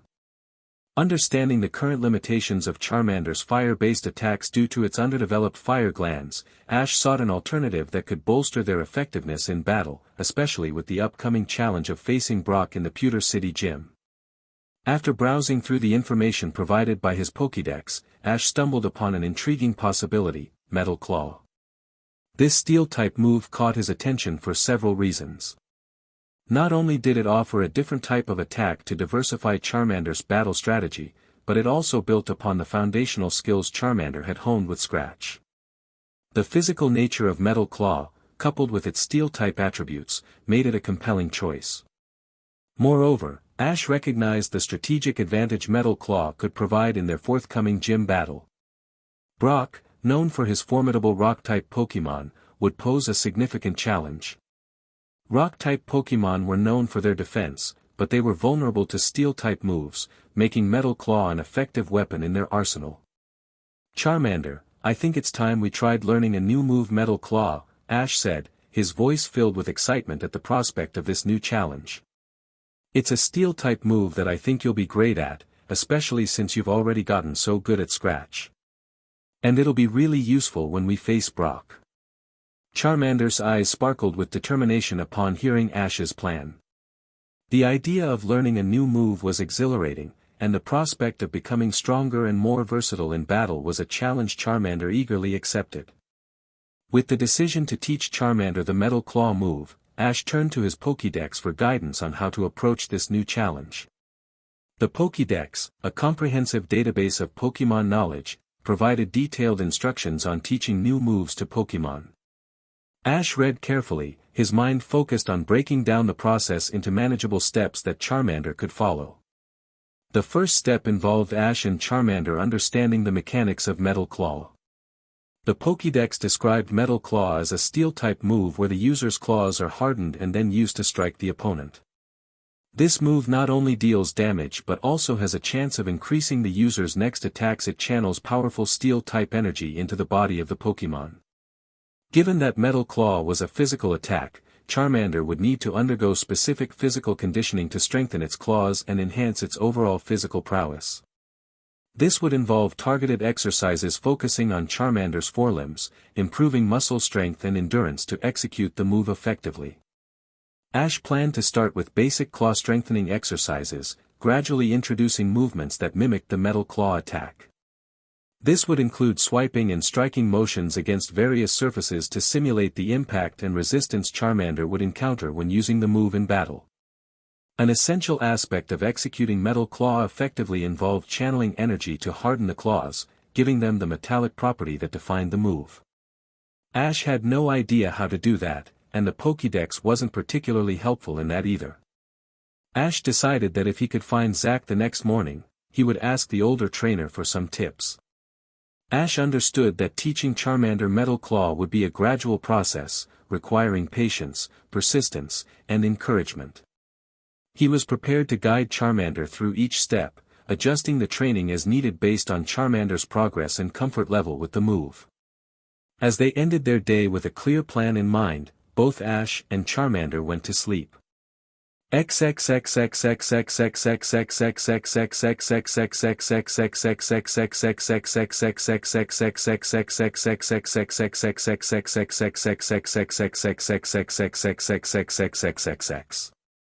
The next morning, Ash and Charmander, energized and ready to embark on their new training endeavor, headed to the Pokémon Center's cafeteria for breakfast. There, they spotted Zack, already enjoying his meal, with his trusty Typhlosion by his side. Seeing an opportunity for some friendly conversation and potentially valuable advice, Ash decided to join him. "Mind if we join you, Zack?" Ash asked, gesturing to the seats nearby. Zack looked up, a smile spreading across his face as he recognized Ash and Charmander. "Not at all, have a seat." "How's Charmander doing after yesterday's battles?" Zack inquired. After a brief exchange of pleasantries and updates, Ash dove into the main topic on his mind. Actually, I've been thinking about teaching Charmander a new move, Metal Claw.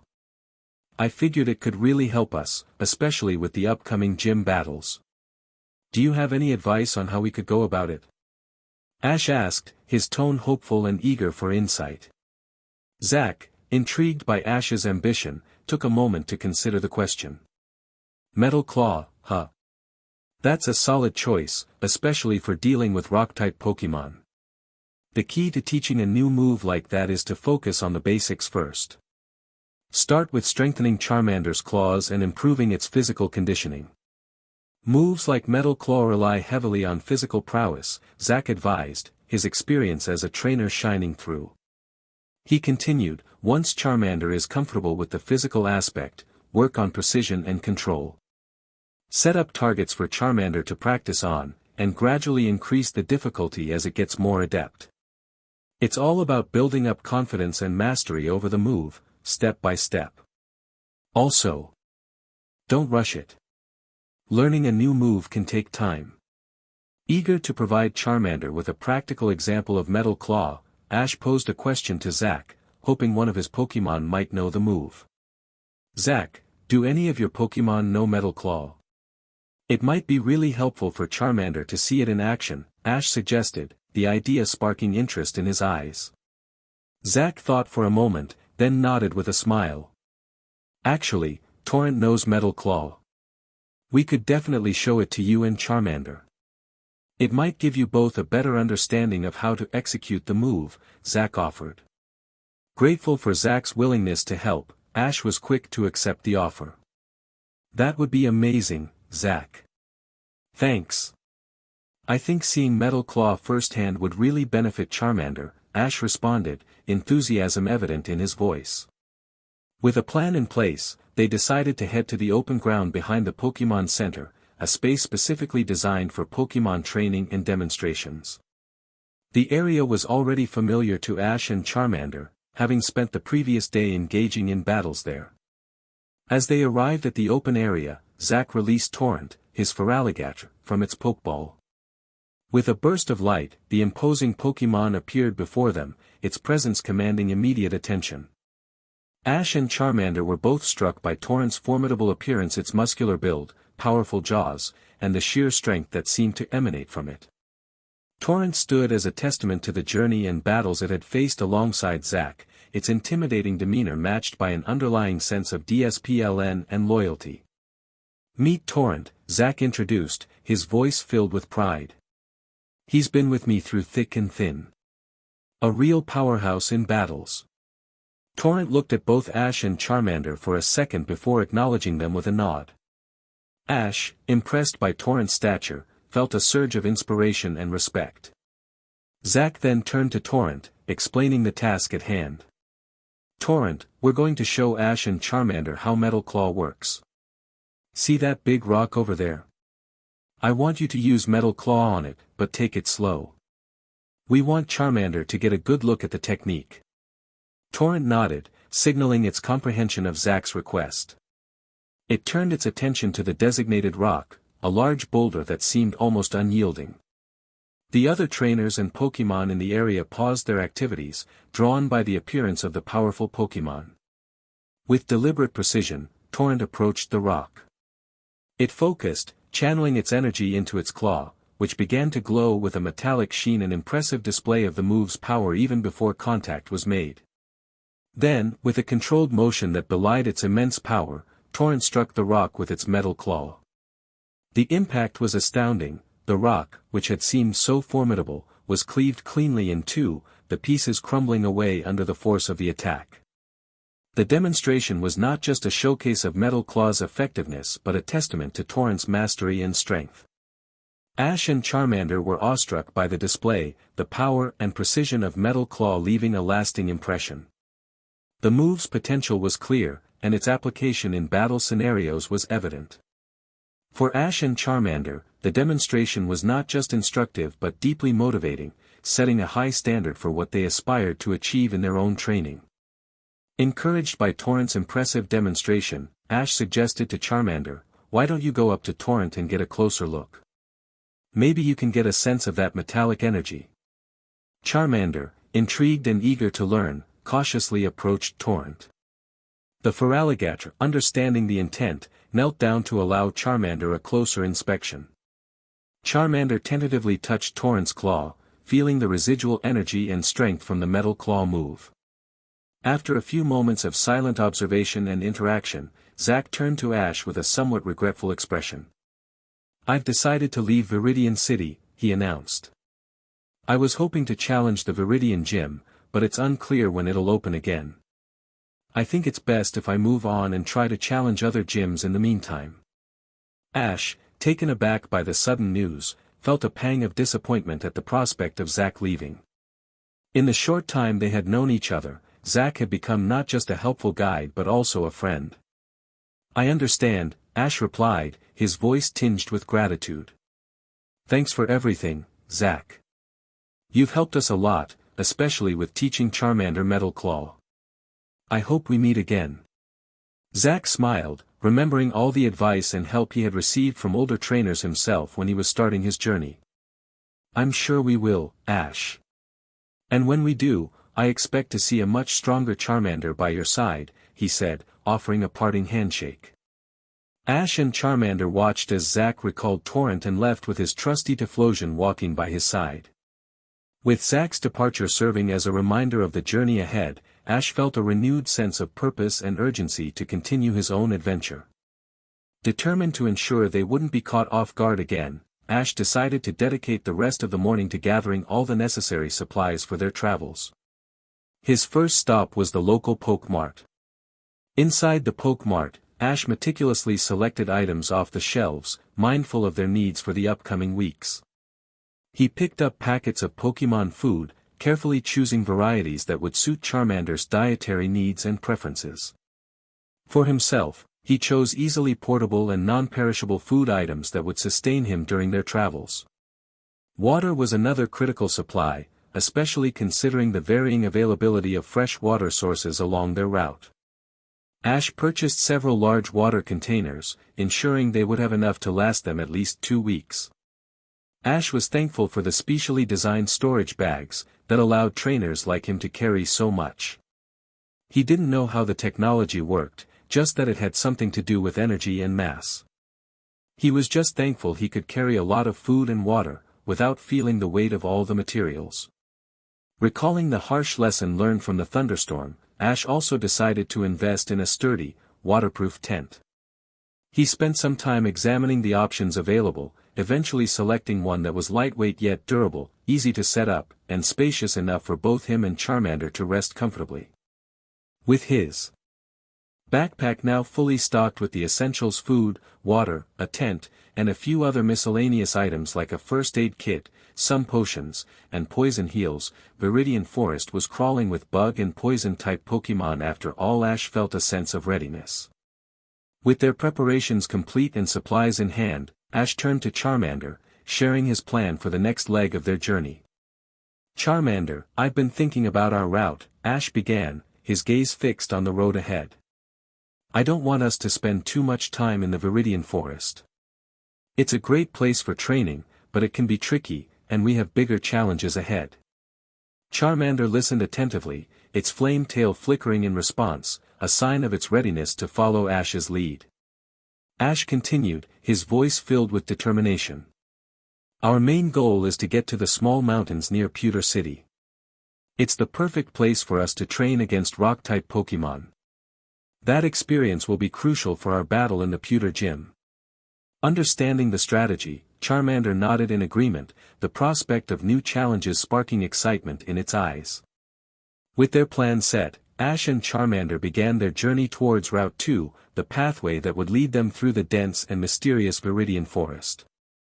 Known for its thick foliage and the diverse Pokemon that inhabited it, the forest was a place of both beauty and potential danger.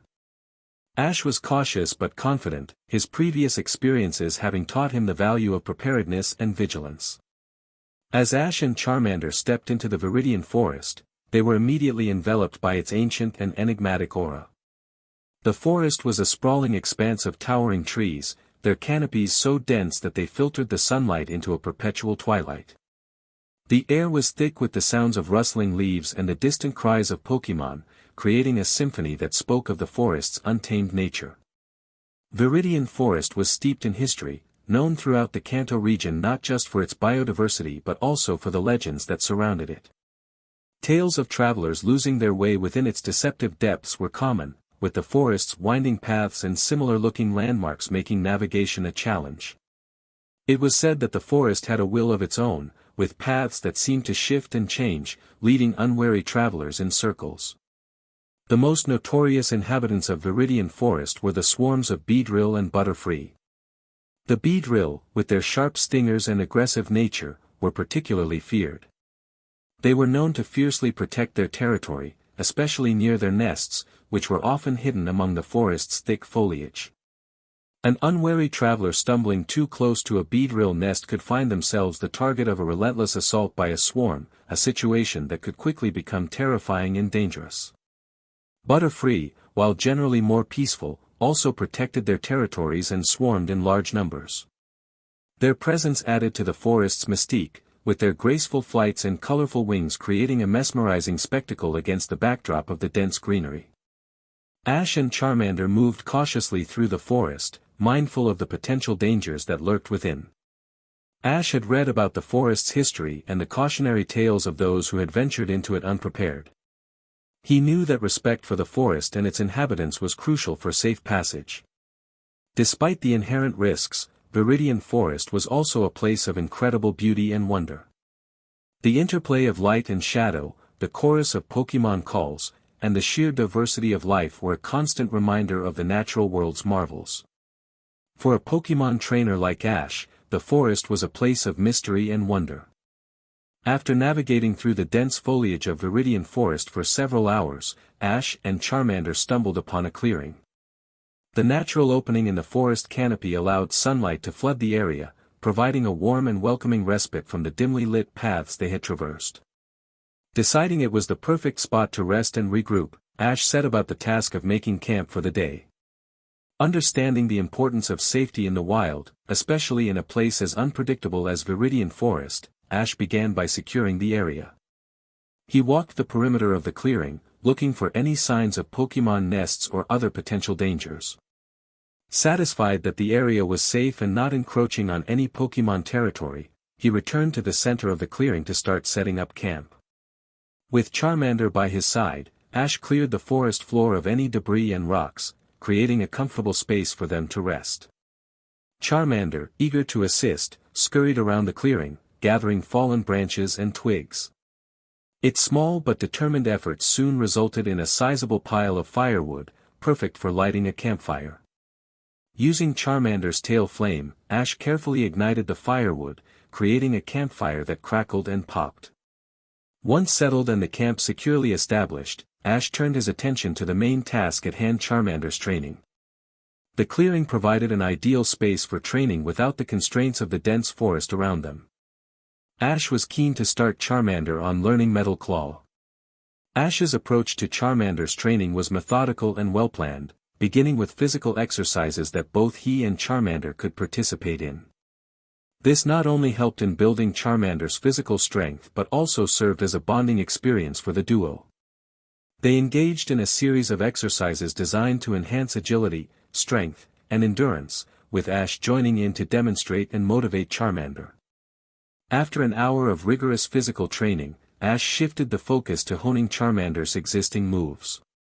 He encouraged Charmander to practice its scratch attack on nearby trees, aiming to refine its precision and power. The repetitive motion and resistance offered by the tree bark served to sharpen Charmander's skills, making each strike more effective than the last. While Charmander was engaged with the scratch practice, Ash busied himself with gathering a few rocks from around the clearing. He was mindful of choosing rocks of varying sizes and hardness, intending to use them as targets for Charmander's ember attack. Ash's decision to use rocks instead of trees for ember practice was a cautious one, aimed at minimizing the risk of starting a forest fire. Charmander directed its ember attacks at the rocks, the flames heating and sometimes cracking the stone without endangering the surrounding forest. Once satisfied with the practice of Ember and Scratch, Ash introduced the main focus of the day's training preparations for learning Metal Claw. Drawing from the advice received from both his Pokédex and Zack, Ash understood that the rocks would provide a more suitable resistance for this particular exercise than the trees could. He instructed Charmander to use its claws to strike against the hard surface of the rocks, mimicking the motion and force that would be required for Metal Claw. The exercise was challenging, as Charmander was not only required to physically strike the rocks but also to concentrate on channeling its energy to its claws, envisioning them becoming as hard as steel. The repetitive motion against the unyielding rocks was a test of Charmander's strength and resilience, pushing it to adapt and overcome the resistance. Throughout the training session, Ash remained a constant source of encouragement and guidance for Charmander, offering feedback and adjustments as needed. The clear, open space of the clearing allowed for focused training, free from the distractions and constraints of the dense forest. As the sun began to set, casting a golden light over the clearing, Ash and Charmander concluded their training for the day. The progress made was small but a step forward in their journey. After 2 days of rigorous training and determined travel through the dense undergrowth of Viridian forest, Ash and Charmander had established a strong routine. Each day, they pushed themselves to cover as much ground as possible, with Ash frequently consulting his Pokédex for navigation to ensure they remained on the right path. Their training sessions became a daily ritual, with both trainer and Pokémon dedicating themselves to improvement and mastery of new skills. On the 3rd day of their journey through the forest, as Ash and Charmander moved through a particularly thick section of foliage, they were taken by surprise when an older teen, clad in samurai armor, suddenly appeared before them, seemingly out of nowhere. The unexpected encounter brought them to a halt, their attention fixed on the figure standing confidently in their path. The teen's appearance was striking, the traditional samurai armor he wore a stark contrast to the natural surroundings of the forest. His stance was poised and deliberate, suggesting a readiness and experience in battle that caught Ash's interest. The samurai-themed attire suggested a dedication to a particular style of training or battling, a personal touch that many trainers chose to adopt to reflect their unique approach to the Pokémon journey. Ash, momentarily taken aback by the sudden appearance of the armored teen, quickly regained his composure. "Hi there. I'm Ash, from Pallet Town, and this is Charmander," he introduced himself, gesturing to his Pokémon companion. The friendly greeting was Ash's attempt to bridge the gap between them, curious about the teen's presence in the forest and his choice of attire. The teen, with a flair for the dramatic, introduced himself in a boisterous manner that immediately caught Ash's attention. "I am the samurai of Viridian Forest, training diligently to master the way of bug Pokémon," he proclaimed, his voice echoing through the trees with a mix of seriousness and theatricality. He continued, his tone unwavering, "To pass through this part of the forest and continue on your journey, you must face me in battle and prove your worth." The declaration, while unexpected, was delivered with such conviction that it left no doubt about his commitment to his chosen path. Ash, taken aback by the samurai's sudden challenge and the unique stipulation to move forward, found the whole situation somewhat peculiar. The idea of a trainer styling themselves as a samurai and specializing in bug Pokémon was certainly unusual in Ash's experience. However, he was no stranger to the diverse and sometimes eccentric personalities that the world of Pokémon training attracted. Despite finding the samurai's approach and challenge a bit odd, Ash's spirit of competition and his respect for other trainers' journeys compelled him to accept the challenge. "Okay, samurai, I accept your challenge. It might be a bit unusual, but I'm always ready to battle and learn from other trainers," Ash responded, his voice carrying a blend of curiosity and determination. Ash and the self-proclaimed samurai positioned themselves at opposite ends of the clearing, creating an impromptu arena amidst the dense foliage of Viridian Forest. With a nod from Ash, Charmander confidently stepped forward, its flame tail flickering with anticipation. The samurai, with a dramatic flourish, released his chosen Pokémon, a Caterpie. The small, green bug-type Pokémon emerged, looking up at its trainer with readiness in its eyes. Without hesitation, the samurai commanded, "Caterpie, use String Shot." The Caterpie reacted swiftly, launching a silky thread from its mouth in an attempt to entangle Charmander and hinder its movements. However, Ash and Charmander were prepared. With agility honed through their recent training and battles, Charmander nimbly dodged the incoming string shot, the silky strands missing their target and instead decorating the surrounding foliage. Seizing the moment, Ash called out, "Charmander, Ember, now!" Charmander, responding with unprecedented speed, unleashed a stream of fiery embers towards Caterpie. The Ember attack, a result of their focus training, was noticeably faster and more potent than in previous encounters. The Ember struck Caterpie directly, the intensity of the Fire-type move proving too much for the small Bug-type Pokémon. Caterpie, overwhelmed by the attack's power and its inherent weakness to fire, fainted after just one hit. The Samurai, who had watched the brief exchange with a mixture of confidence and expectation, appeared genuinely surprised by the outcome. His expression, one of disbelief, suggested he had underestimated Ash and Charmander's capabilities. Undeterred by the swift defeat of his Caterpie, the Samurai, with a renewed sense of determination, called forth his next Pokémon, a Metapod. The green, shell-like Pokémon emerged, its hard exterior a testament to its evolution from Caterpie. "This time, victory will be ours," the Samurai declared, his voice echoing with confidence. "Metapod, use Harden." Metapod complied, its body tensing as it used Harden to increase its defense, the sheen on its shell becoming more pronounced. Ash, assessing the situation, decided on a direct approach.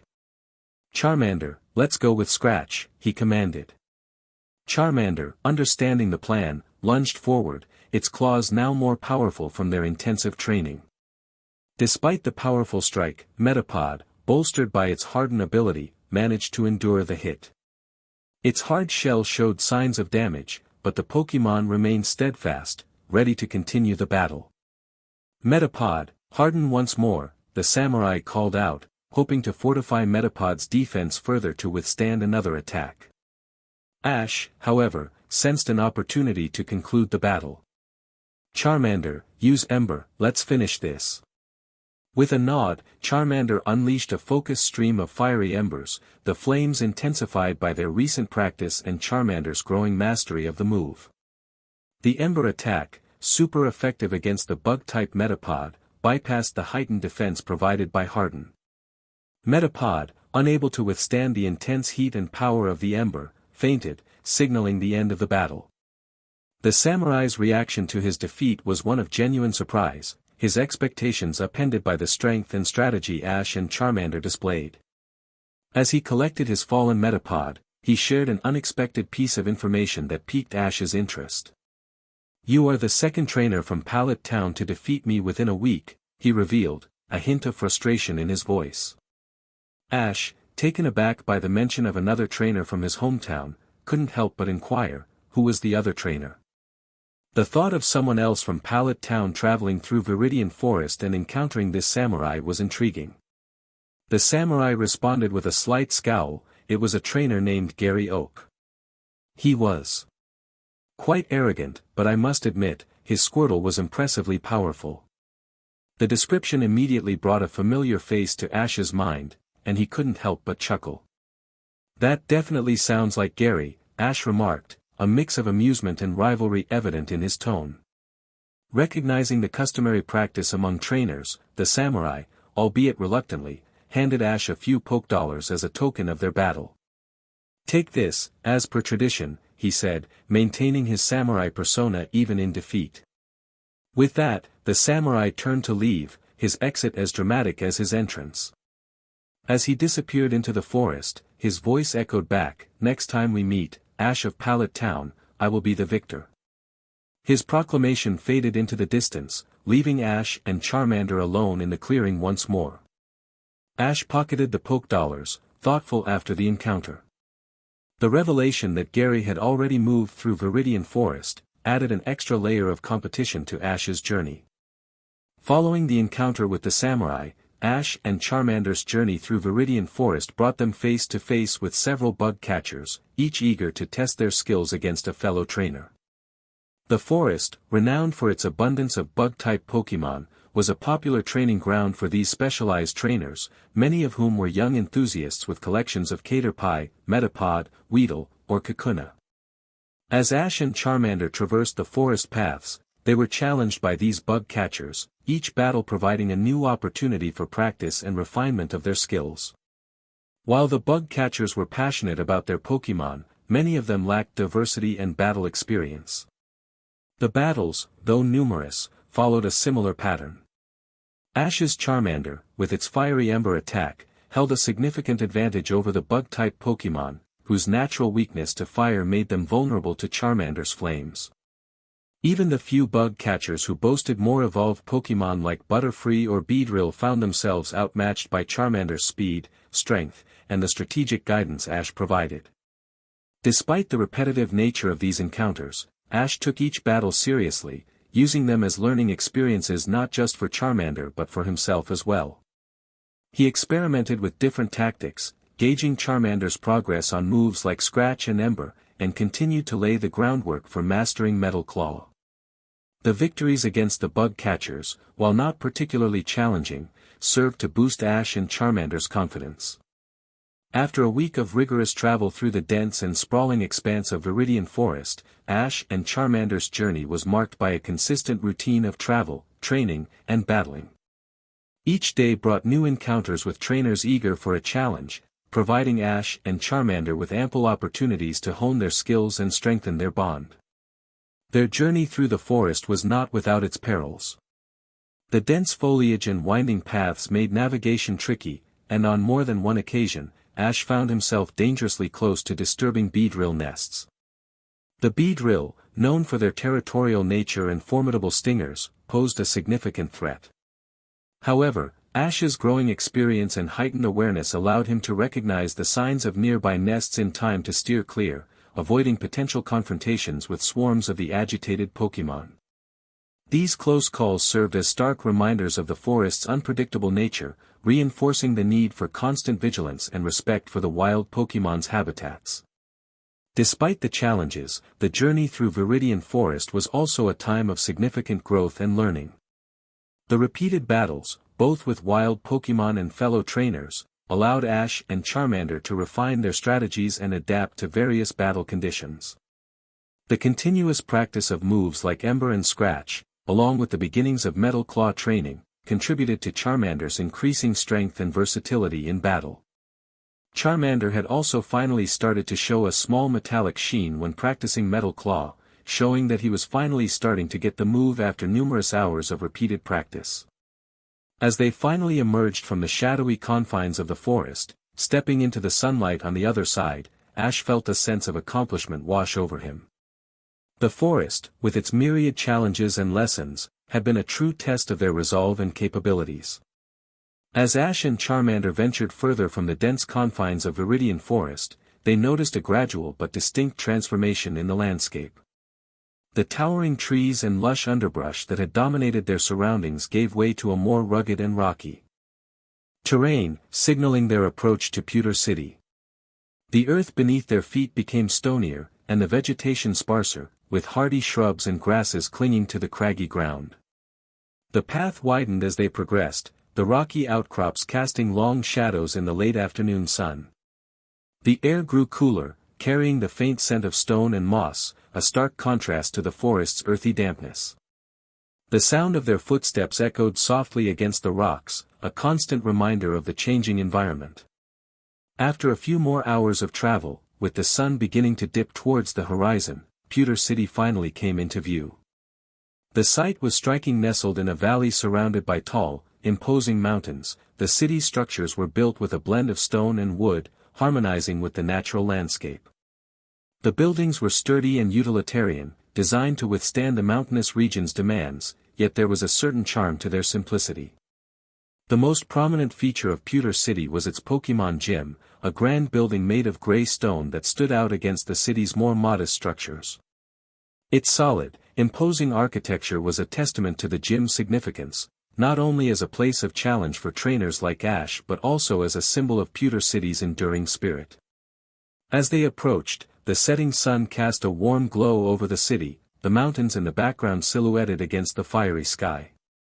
The city seemed to welcome them, its lights beginning to twinkle on as evening approached, offering a beacon of civilization after their long journey through the wilderness.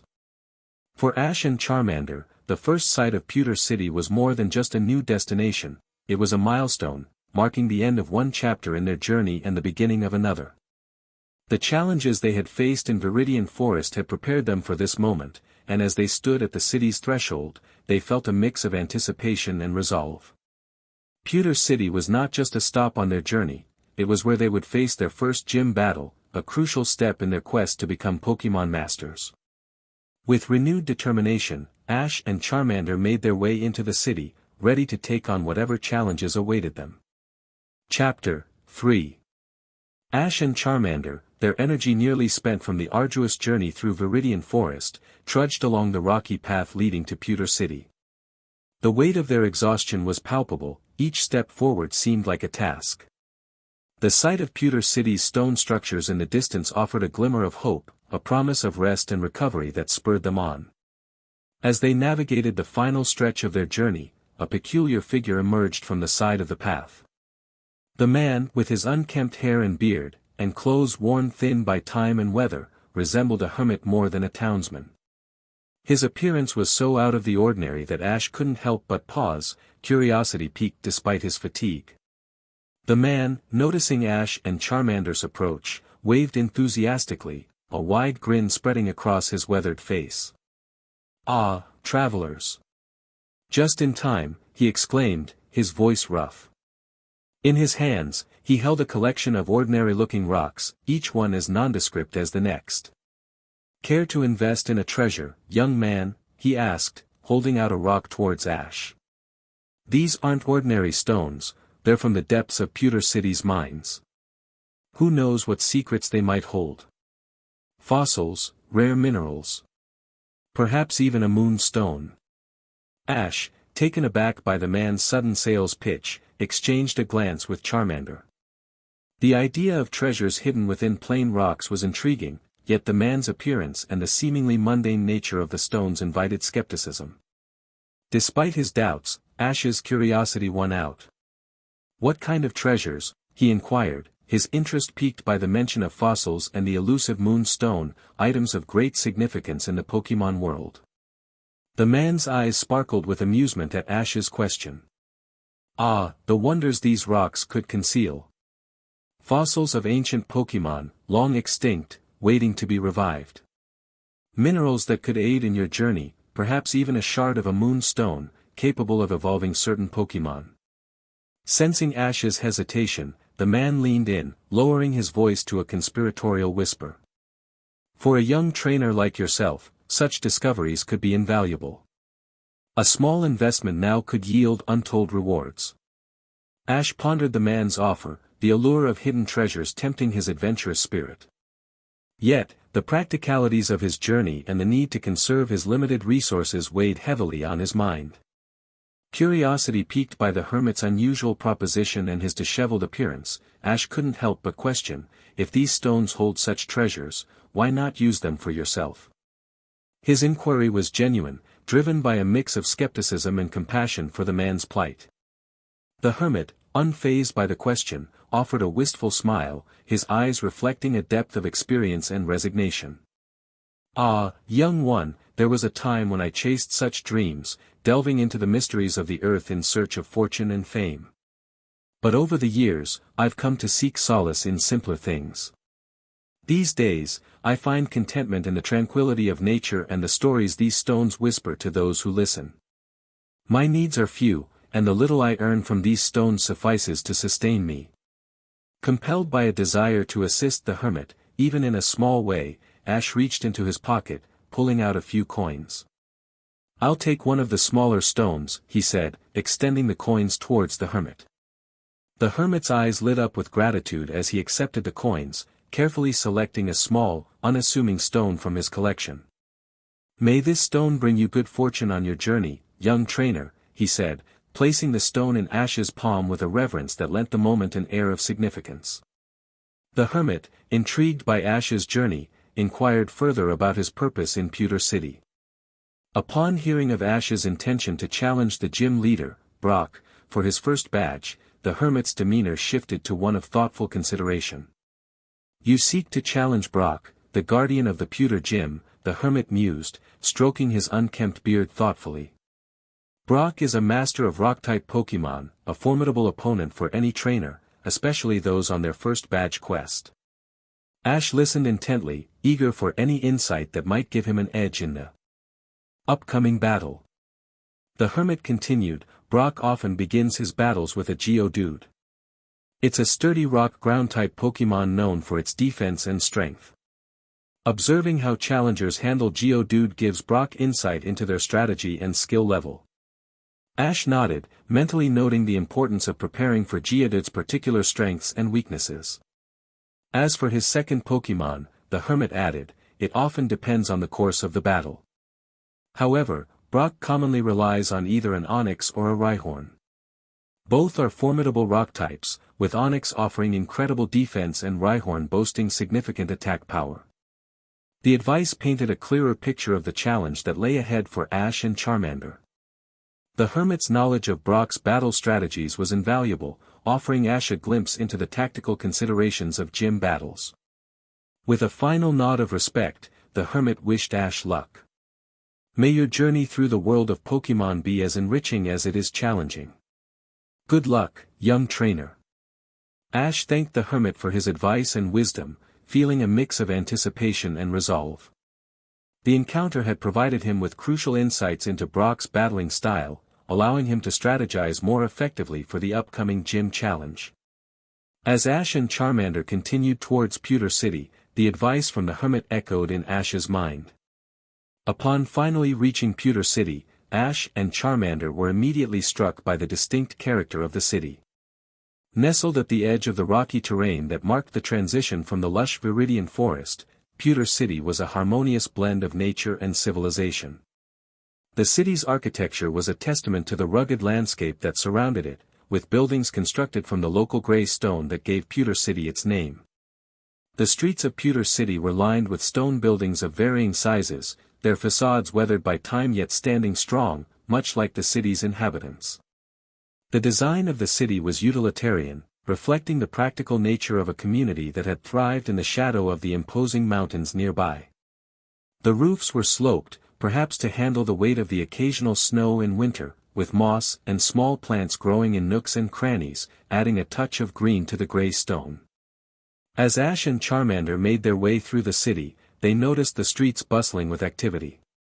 Trainers, with rock-type Pokemon by their sides, moved with purpose, heading towards the Pewter Gym or the local market. The city's residents seemed accustomed to the presence of Pokemon trainers, greeting Ash with nods and smiles as he passed. Beyond the city, the surrounding areas were a mix of rocky fields and sparse forests, with pathways leading to the nearby mountains. These natural features offered trainers ample opportunities to train and explore, with the occasional sighting of wild Pokemon among the rocks and trees. The mountains surrounding Pewter City stood as silent sentinels, their jagged peaks cutting into the skyline with an imposing presence. These towering formations, composed of layers of gray and brown rock, were as much a part of the city's identity as its stone architecture and its resilient inhabitants. The mountains held a sense of timeless majesty, but also an air of mystery and danger that both intrigued and warned those who contemplated their exploration. To the residents of Pewter City and the trainers passing through, the mountains were known for their treacherous terrain, unpredictable weather, and the formidable Pokemon that called them home. The paths winding into the mountainside started benignly enough, with rocky trails leading to scenic overlooks and the occasional hidden cave. However, as one ventured deeper into the heart of the mountains, the trails became less forgiving, and the Pokemon encounters grew more frequent and dangerous.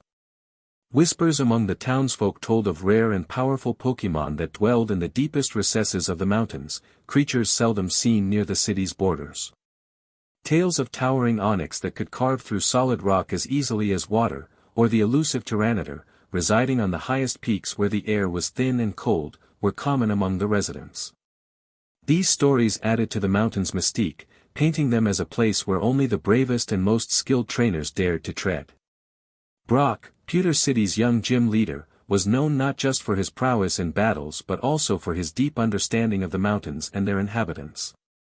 Despite his youth, Brock had become instrumental in maintaining a delicate balance between the wild Pokémon and the city's residents. His knowledge of the mountain's many paths, caves, and the behavior of their Pokémon inhabitants made him a respected figure, not just within Pewter City but among the trainers and adventurers who sought to explore the mountain's depths. Under Brock's guidance, efforts were made to ensure the safety of the city's outskirts, with clear markers and warnings placed along the trails to deter the unprepared from venturing too far. Brock, along with a team of experienced trainers, would often patrol the areas closest to the city, aiding lost travelers and studying the movements of the wild Pokémon to prevent them from straying too close to inhabited areas. The mountains, with their air of mystery and inherent danger, served as a natural boundary for Pewter City, shaping the community's character and its people's resilience. For Ash and other trainers, the mountains represented both a challenge and an opportunity, a reminder of the vast and untamed world that lay beyond the confines of the city, waiting to be explored and understood. Upon arriving at the Pokémon Center, Ash made his way to the front desk, where Nurse Joy greeted him with her characteristic warm smile. "Welcome to the Pewter City Pokémon Center. How can I assist you today?" Nurse Joy inquired, her tone both professional and kind. Ash, with Charmander at his side, responded, "Hi, Nurse Joy. Could you please check over my Charmander? We've had a long journey through the forest and encountered a few battles along the way. And if possible, I'd like to get a room for the night to rest up." Nurse Joy nodded understandingly, her eyes briefly scanning Charmander for any immediate signs of distress. "Of course, we'll take good care of Charmander. And don't worry about the room, we have accommodations available for trainers. I'll get you set up once we've ensured Charmander is in good health."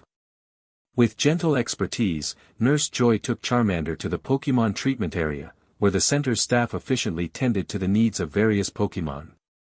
Ash watched as Charmander was examined and treated, the Pokémon's trust in Nurse Joy evident in its calm demeanor. After a short while, Nurse Joy returned with Charmander, who appeared refreshed and rejuvenated from the care it received. "Charmander is in great shape," she assured Ash. "Just a bit of rest and some food, and you'll both be good." Relieved and grateful, Ash thanked Nurse Joy for her help. She then provided Ash with a key to his room, located within the center's accommodations for traveling trainers. "Your room is on the second floor, Ash.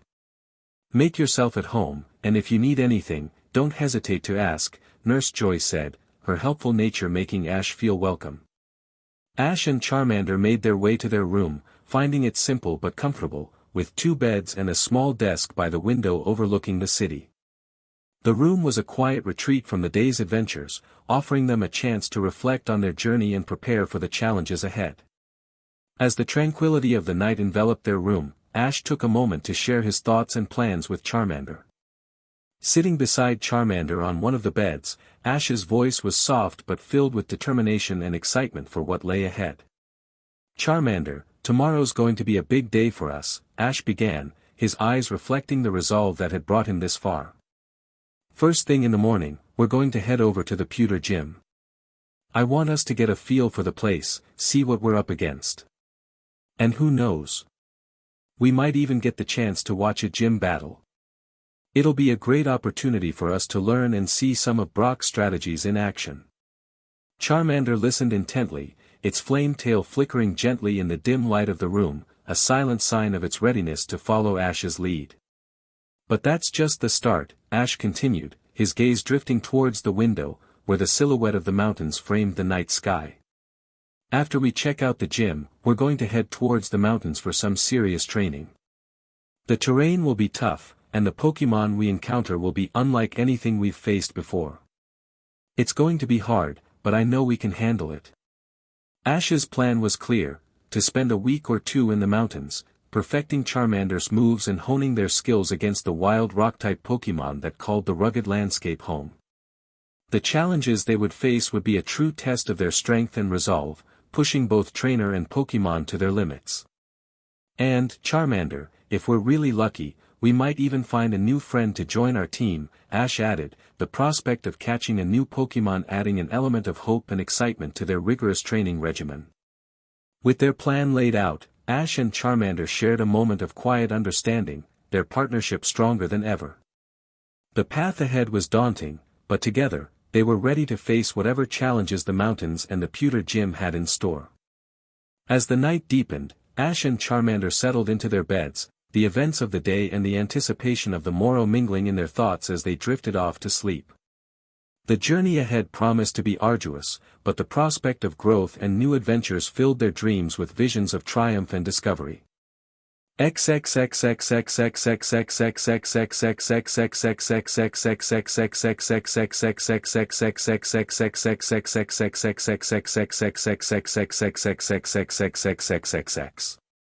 As the first light of dawn crept into their room, Ash and Charmander awoke, refreshed and ready for the day's challenges. After a quick breakfast and gathering their belongings, Ash approached Nurse Joy at the front desk, his excitement barely contained. "Good morning, Nurse Joy. Could you please tell me how to get to the Pewter Gym?" Ash asked, his enthusiasm evident in his voice. Nurse Joy, always helpful, provided clear directions. "Just head straight down this road, Ash.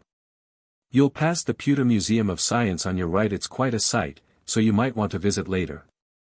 Continue on, and you can't miss the gym.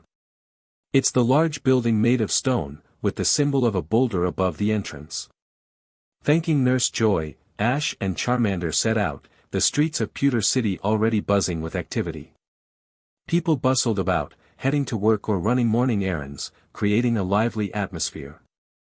As they walked, Ash's eyes were drawn to the Pewter Museum of Science, its impressive facade promising a world of discoveries just waiting to be explored. "We'll definitely have to check that out later, Charmander," Ash mused, already intrigued by the prospect of learning more about the region's history and geological wonders. Continuing their journey, Ash couldn't help but notice several trainers accompanied by their Pokemon, including a couple with sturdy geodude by their sides. Finally, after a short walk filled with anticipation and observations, Ash and Charmander arrived at the Pewter Gym. The building was as Nurse Joy had described, imposing, made of the same gray stone that characterized much of the city, with the emblem of a boulder proudly displayed above the entrance. The gym stood as a testament to the enduring spirit of Pewter City and its residents. Upon entering the Pewter Gym, Ash was immediately struck by the interior's stark contrast to the rugged exterior. The inside was well lit, with smooth stone floors and walls adorned with various rock-type Pokemon motifs. At the reception desk, a young girl around 16 years old greeted him with a friendly smile. Beside her, a formidable golem sat quietly, its presence adding to the gym's imposing atmosphere. "Welcome to the Pewter Gym. How can I assist you today?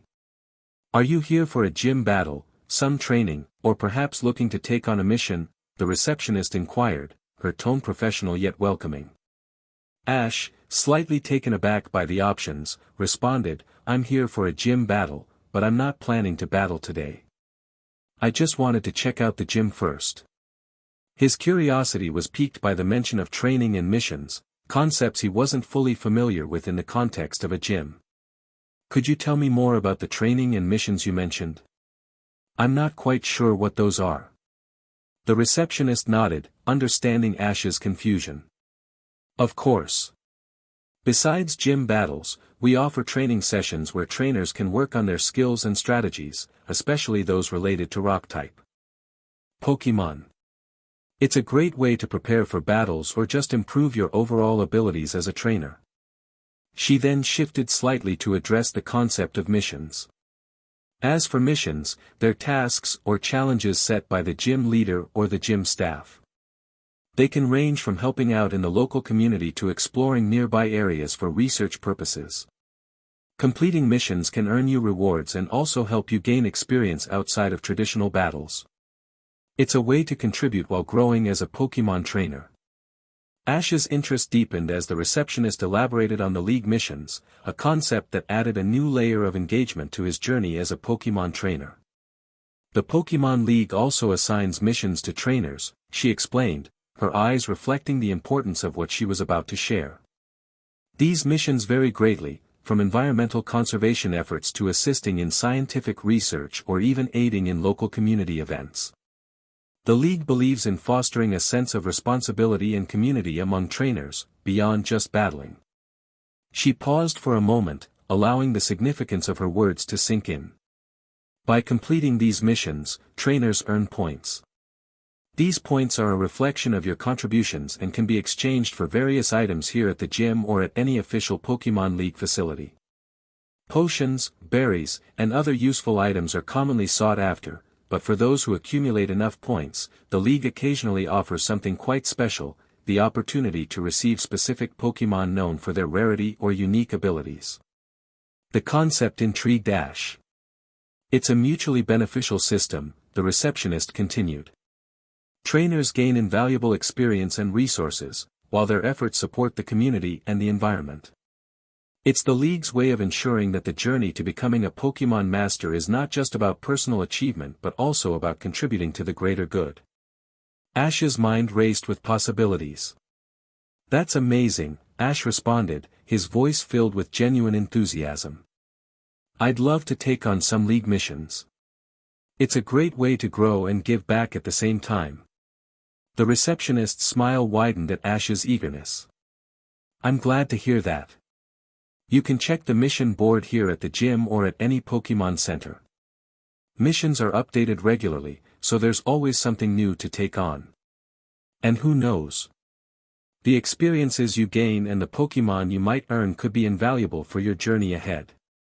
The receptionist, noting Ash's status as a first-time gym challenger, offered additional guidance to help him navigate the process. Since this is your first gym battle, there are a couple of options for how you can earn your gym badge, she explained, her tone informative and supportive. Firstly, you have the option to challenge a stand-in gym member. The Pewter Gym, like many others, has skilled trainers who can stand in on behalf of the gym leader. These trainers are well versed in the gym's battling style and offer a considerable challenge. Defeating one of these stand-in members will earn you the gym badge. She then delved into the second option, which involved challenging the gym leader directly. However, if you wish to battle the gym leader, in this case, Brock, you would need to book an appointment. Gym leaders have many responsibilities, both within the gym and in the community, so their availability for battles is limited. The receptionist's explanation shed light on the structured nature of gym challenges, accommodating the high volume of challengers while ensuring the quality and significance of each battle.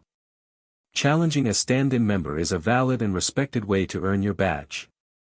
But if you're set on battling the gym leader, we can certainly arrange an appointment for you. Keep in mind that there might be a waiting PRD, so it's a good idea to use that time to train and prepare. Ash wanted to be the best Pokémon trainer, but he thought he couldn't call himself the best if he didn't beat the best.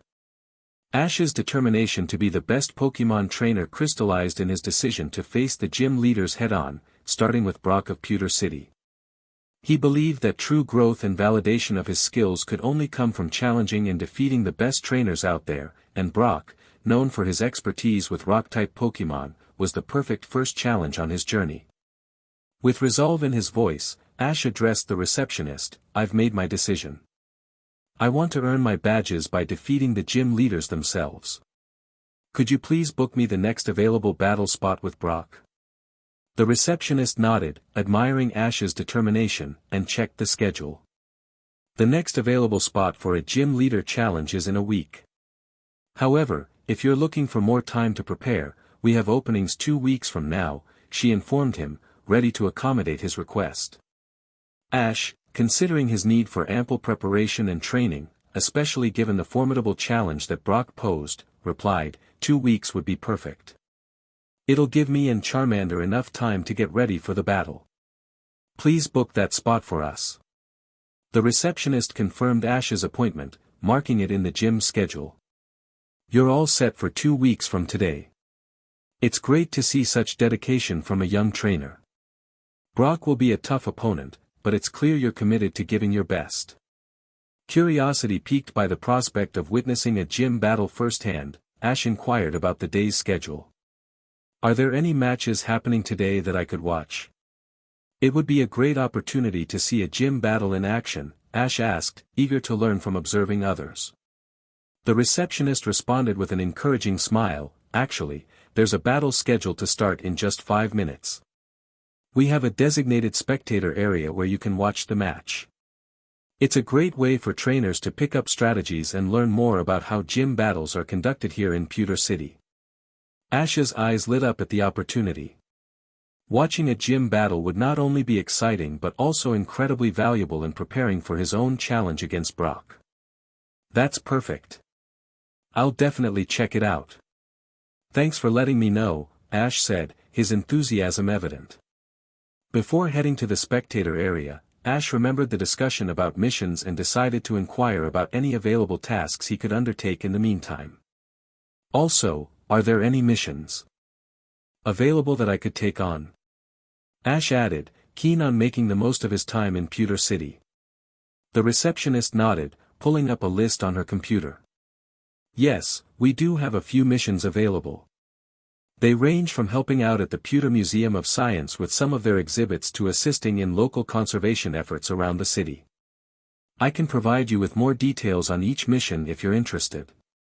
Ash's plans to train in the mountains aligned perfectly with the opportunity presented by the receptionist.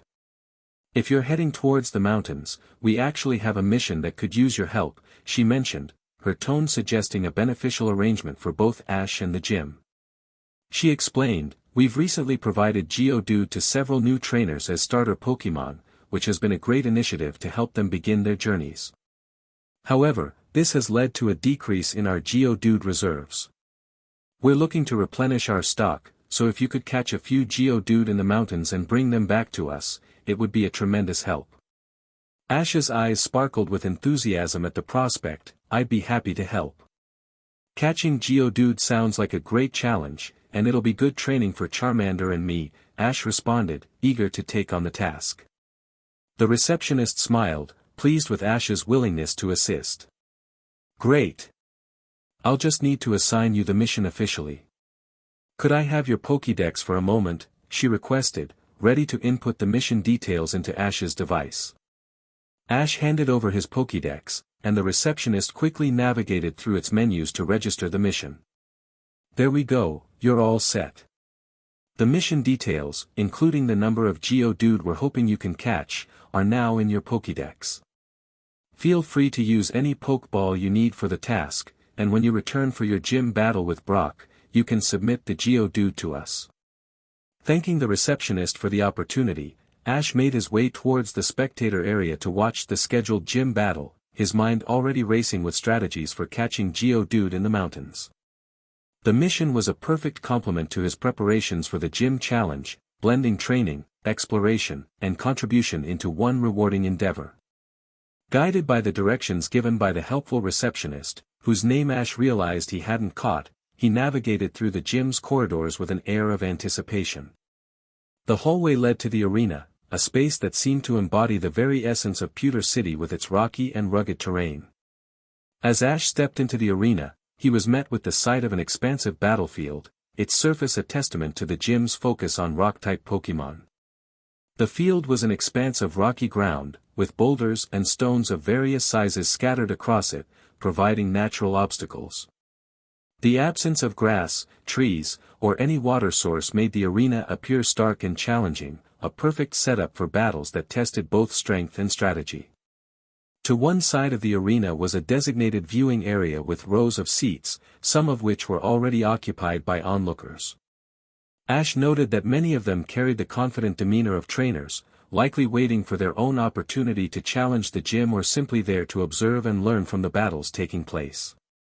On the field itself, two figures stood poised for battle.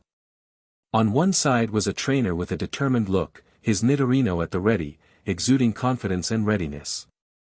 Opposite him stood a figure Ash surmised to be Brock, Pewter City's esteemed gym leader.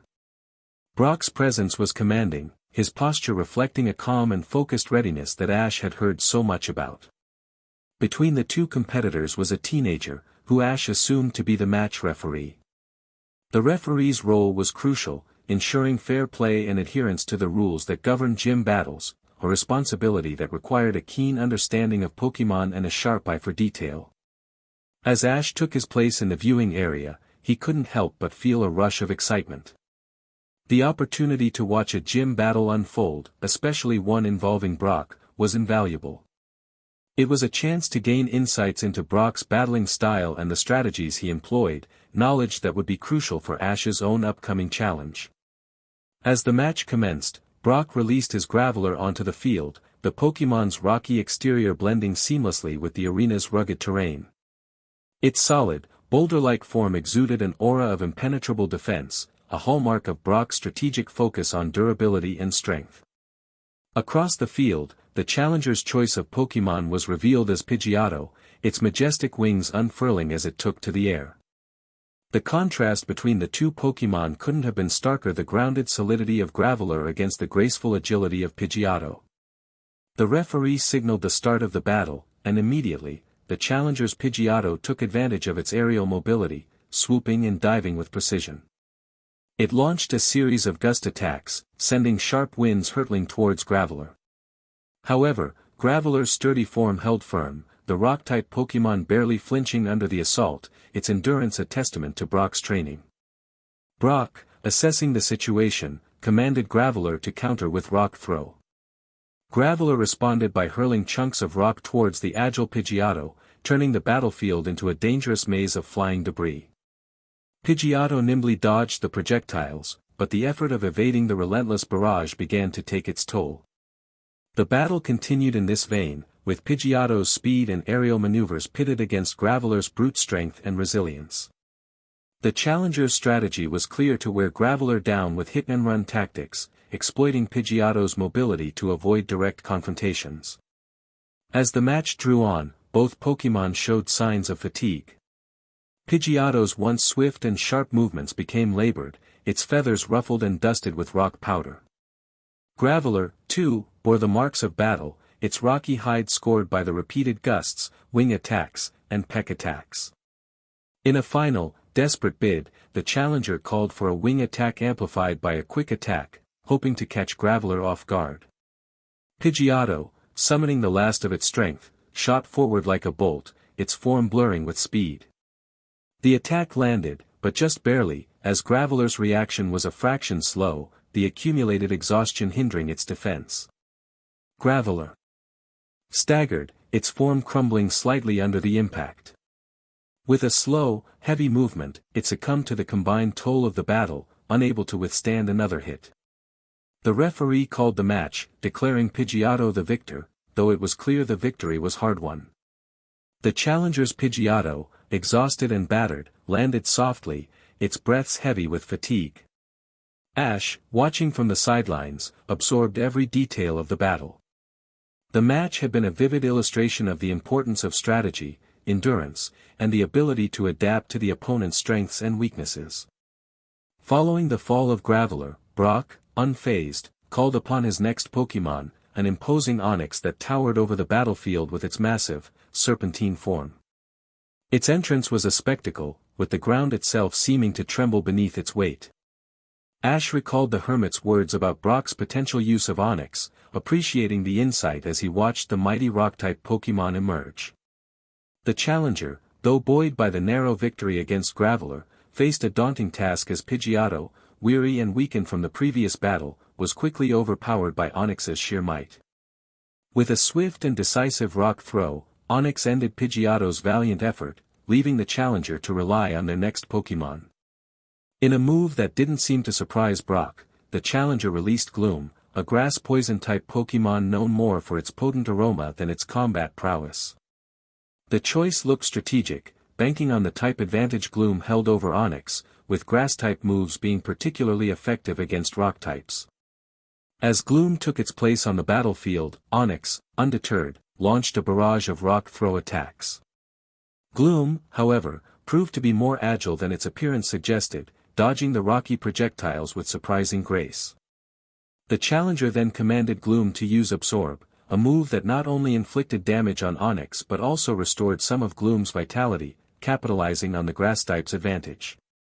Brock, recognizing the shift in momentum, instructed Onix to use Bind, hoping to immobilize Gloom and limit its ability to use its grass-type moves effectively. Onyx's massive form coiled around Gloom, squeezing tightly, but Gloom managed to release a cloud of stun spore in retaliation, paralyzing Onyx and breaking free from its grasp. The battle reached its climax as Gloom, despite its exhaustion and the damage sustained, prepared for one final move. With the last of its energy, Gloom unleashed a powerful solar beam, a move that required a moment to charge but promised devastating power. Onyx, still reeling from the paralysis, was unable to dodge in time.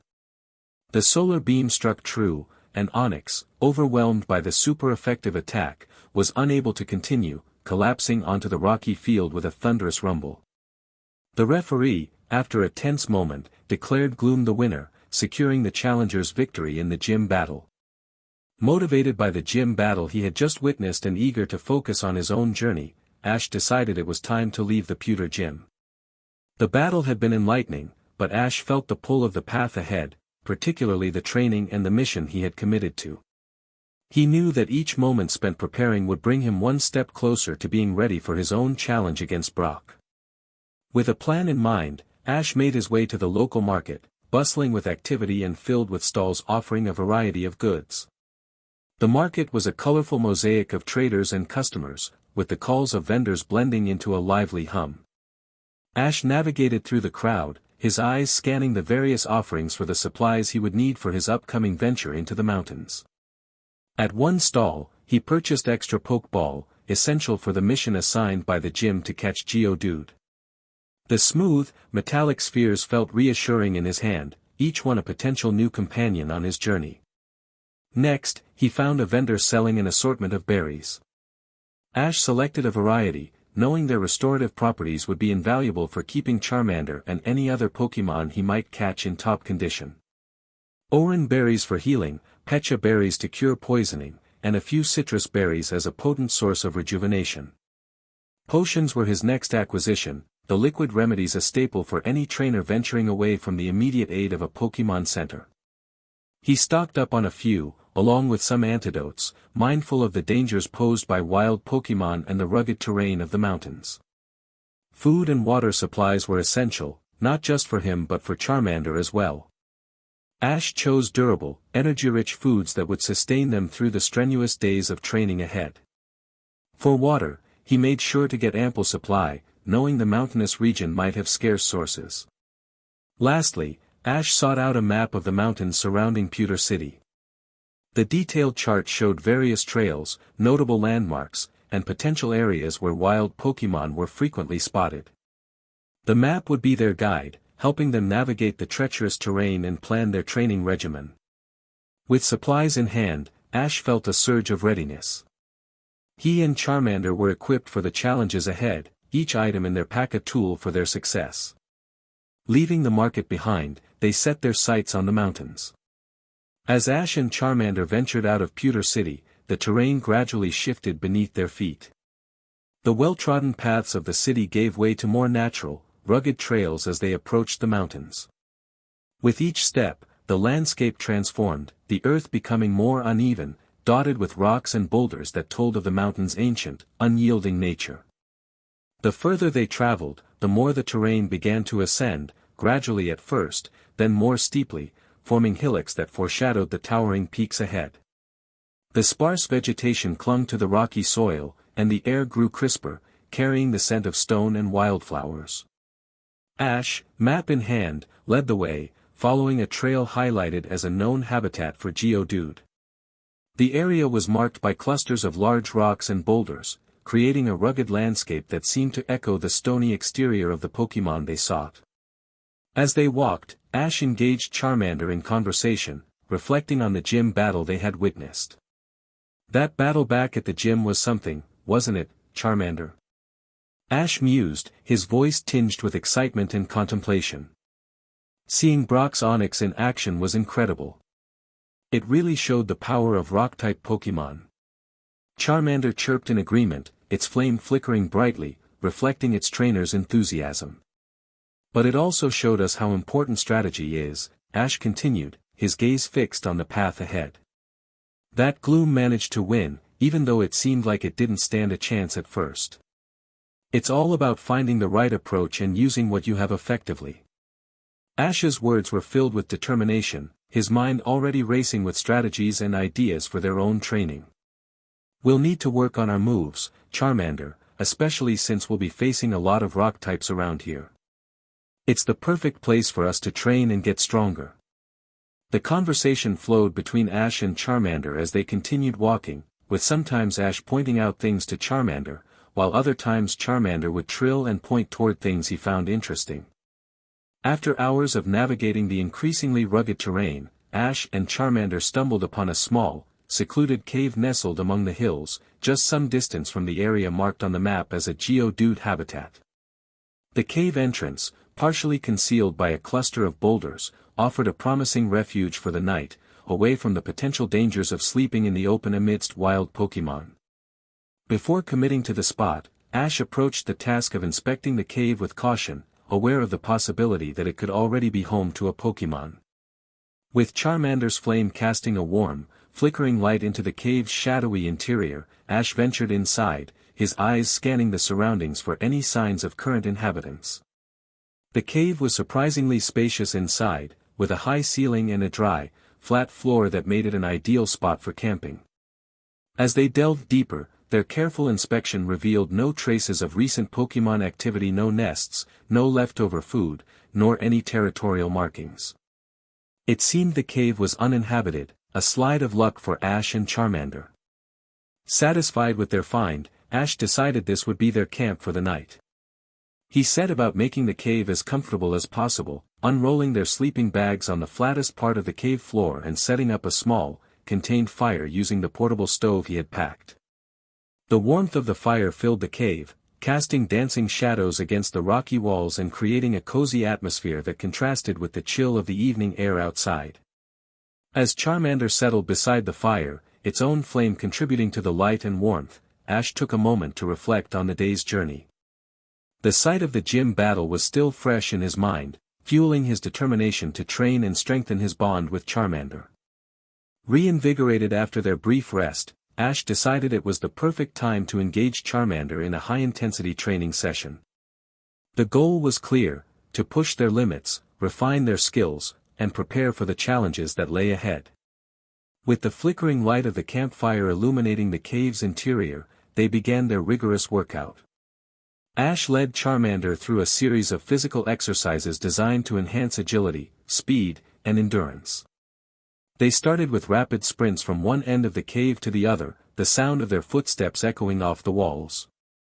Next came a series of jumps over small boulders, followed by dodging drills that required Charmander to swiftly evade obstacles Ash set up using their supplies and various rocks. As the hour progressed, the intensity of the workout didn't wane. Charmander, fueled by a determination that matched Ash's own, tackled each new challenge with fervor. Ash, committed to training alongside Charmander, participated in many of the exercises, his own breath growing heavy as he pushed his physical limits. However, as the session neared its end, Ash couldn't help but notice the stark difference in their stamina. Despite the exhaustive pace, Charmander's energy seemed to wane far less than his own. It was a clear testament to the rapid growth and resilience of Pokémon compared to humans, a fact that both amazed and motivated Ash. Charmander's ability to sustain such a high level of activity was a vivid reminder of the extraordinary potential that lay within him. With the physical exercises complete and Charmander still displaying a remarkable reserve of energy, Ash shifted the focus to specialized move training. He directed Charmander to practice its ember attack against some of the larger rocks within the cave. Each burst of flame from Charmander's mouth was more controlled and focused than the last, the heat causing the surface of the rocks to glow momentarily in the dim light of the cave. Next came the metal claw practice. Ash watched as Charmander concentrated, its claws taking on a metallic sheen before striking against the stone surfaces. The sound of claw against rock resonated through the cave, a testament to the power and precision Charmander was developing with each strike. By the end of the session, Charmander was visibly exhausted but also exuded a sense of accomplishment. Ash, equally tired but filled with pride, praised Charmander for its hard work and dedication. After a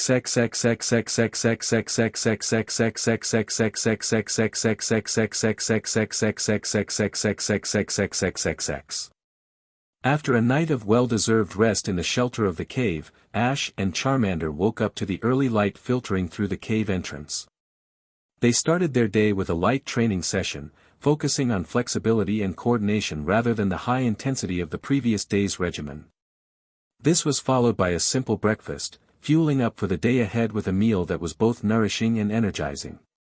Feeling refreshed and ready, Ash packed up their camp, making sure to leave no trace of their stay in the cave. With Charmander by his side and the map in hand, they set off towards the marked location of the geodude habitat, eager to fulfill the mission assigned by the Pewter Gym. The journey to the habitat took them deeper into the mountainous terrain, where the paths became less defined and the landscape more rugged. Boulders of varying sizes littered the ground, and steep cliffs rose imposingly on either side of them. The air was cooler here, carrying the scent of stone and sparse vegetation that clung to the rocky ground.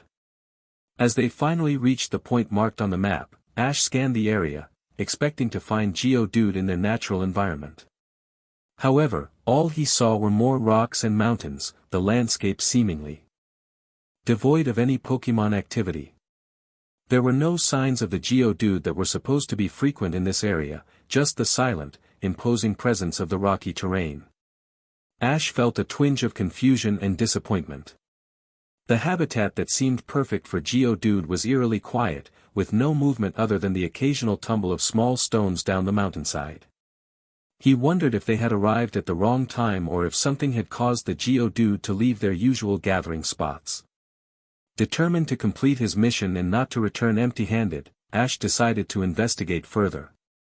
He encouraged Charmander to stay alert as they carefully navigated through the rocky landscape, looking for any signs of geodude or clues to their whereabouts. Ash and Charmander moved slowly, their eyes keenly searching every crevice and shadow among the rocks. The silence of the area was unsettling, but Ash knew that patience and perseverance were key in the world of Pokémon training. Settling in the shade of a large boulder, Ash decided that patience would be their strategy. He understood that the wilderness of the Pokémon world often required a calm and observant approach. "Let's just sit here for a while, Charmander. We might just spot a geodude passing by if we're patient enough," Ash suggested, making themselves comfortable while keeping an eye on the rocky landscape around them. To make the most of their waiting time, Ash pulled out his Pokédex, intent on learning more about geodude, its habits, preferred environment, and the range of moves it could learn. The device provided a wealth of information, detailing how geodude often mimicked rocks to blend into their surroundings, making them difficult to spot by the untrained eye. Ash read about their diet, which mainly consisted of rocks and minerals, and how they preferred mountainous terrains similar to their composition for habitat. Hours passed with little activity, the stillness of the habitat only occasionally broken by a gentle breeze stirring the sparse vegetation. Charmander, ever vigilant, remained by Ash's side, its gaze sweeping across the landscape. Just when Ash was beginning to doubt their chances of encountering a geodude, Charmander's sharp cry caught his attention. Following Charmander's pointed gaze, Ash's initial confusion quickly turned to surprise when he noticed one of the rocks nearby beginning to move. What he had assumed to be just another part of the rocky terrain was, in fact, a geodude. Its rocky exterior had camouflaged it so well among the boulders that Ash had completely overlooked it. Ash couldn't help but feel a rush of excitement mixed with a touch of embarrassment at having missed the geodude right in front of them. "Good eye, Charmander. I can't believe I didn't see it," Ash exclaimed, grateful for Charmander's keen observation. The realization that geodude could be hiding in plain sight renewed Ash's enthusiasm for the mission. With renewed vigor, Ash prepared for the task at hand, reaching for a pokeball and strategizing the best approach to catch the geodude without startling it. Ash, seizing the element of surprise, quickly formulated a plan.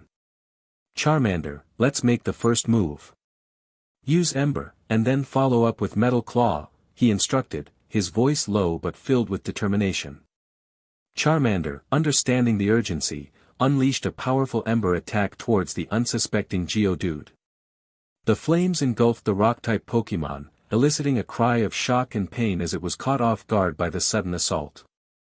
Despite the surprise and the damage inflicted by Ember, the geodude quickly regained its composure. With a resilience characteristic of its kind, it locked its gaze onto Charmander and started rolling towards him at high speed, turning its body into a living projectile. Charmander, undeterred by the incoming threat, charged forward to meet Geodude head-on, its claws glowing with metallic energy as it prepared to execute the metal claw attack. The anticipation of the collision charged the air with tension.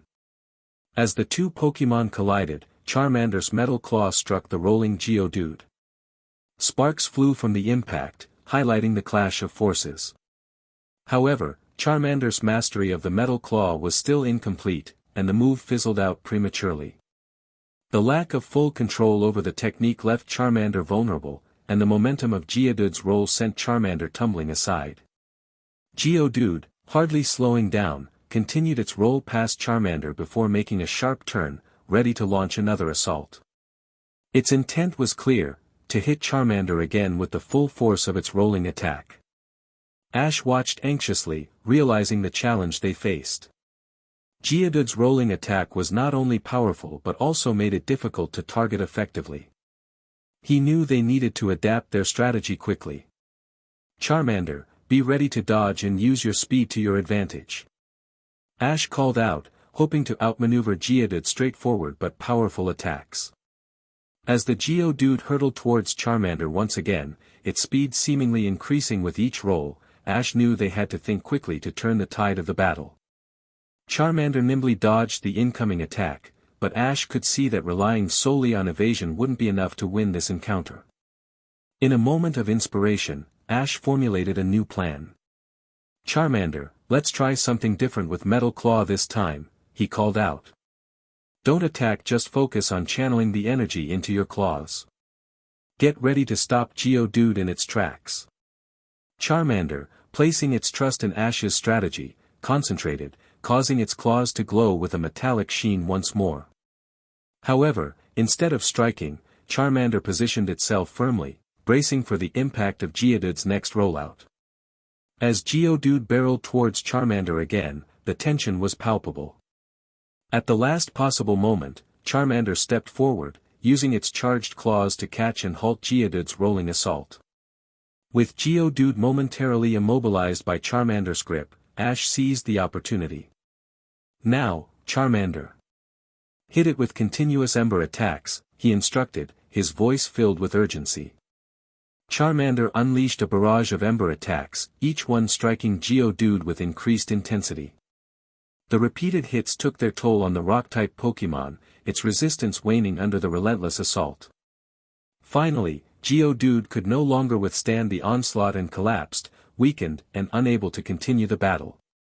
Ash, recognizing the moment, quickly grabbed a Pokeball and threw it at the defeated Geodude. The ball wobbled uncertainly for a few tense seconds before securing the capture with a definitive click. Ash rushed over to Charmander, praising its incredible effort. You were amazing, Charmander. That was incredible. Upon noticing the injuries on Charmander's hands from the formidable effort of stopping Geodude's rollout, Ash's immediate concern was for his Pokémon's well-being. He quickly rummaged through his supplies for a potion, which he had stocked up on for moments just like this. Gently, he applied the healing liquid to Charmander's hands, the potion's restorative properties working to soothe and repair the damage.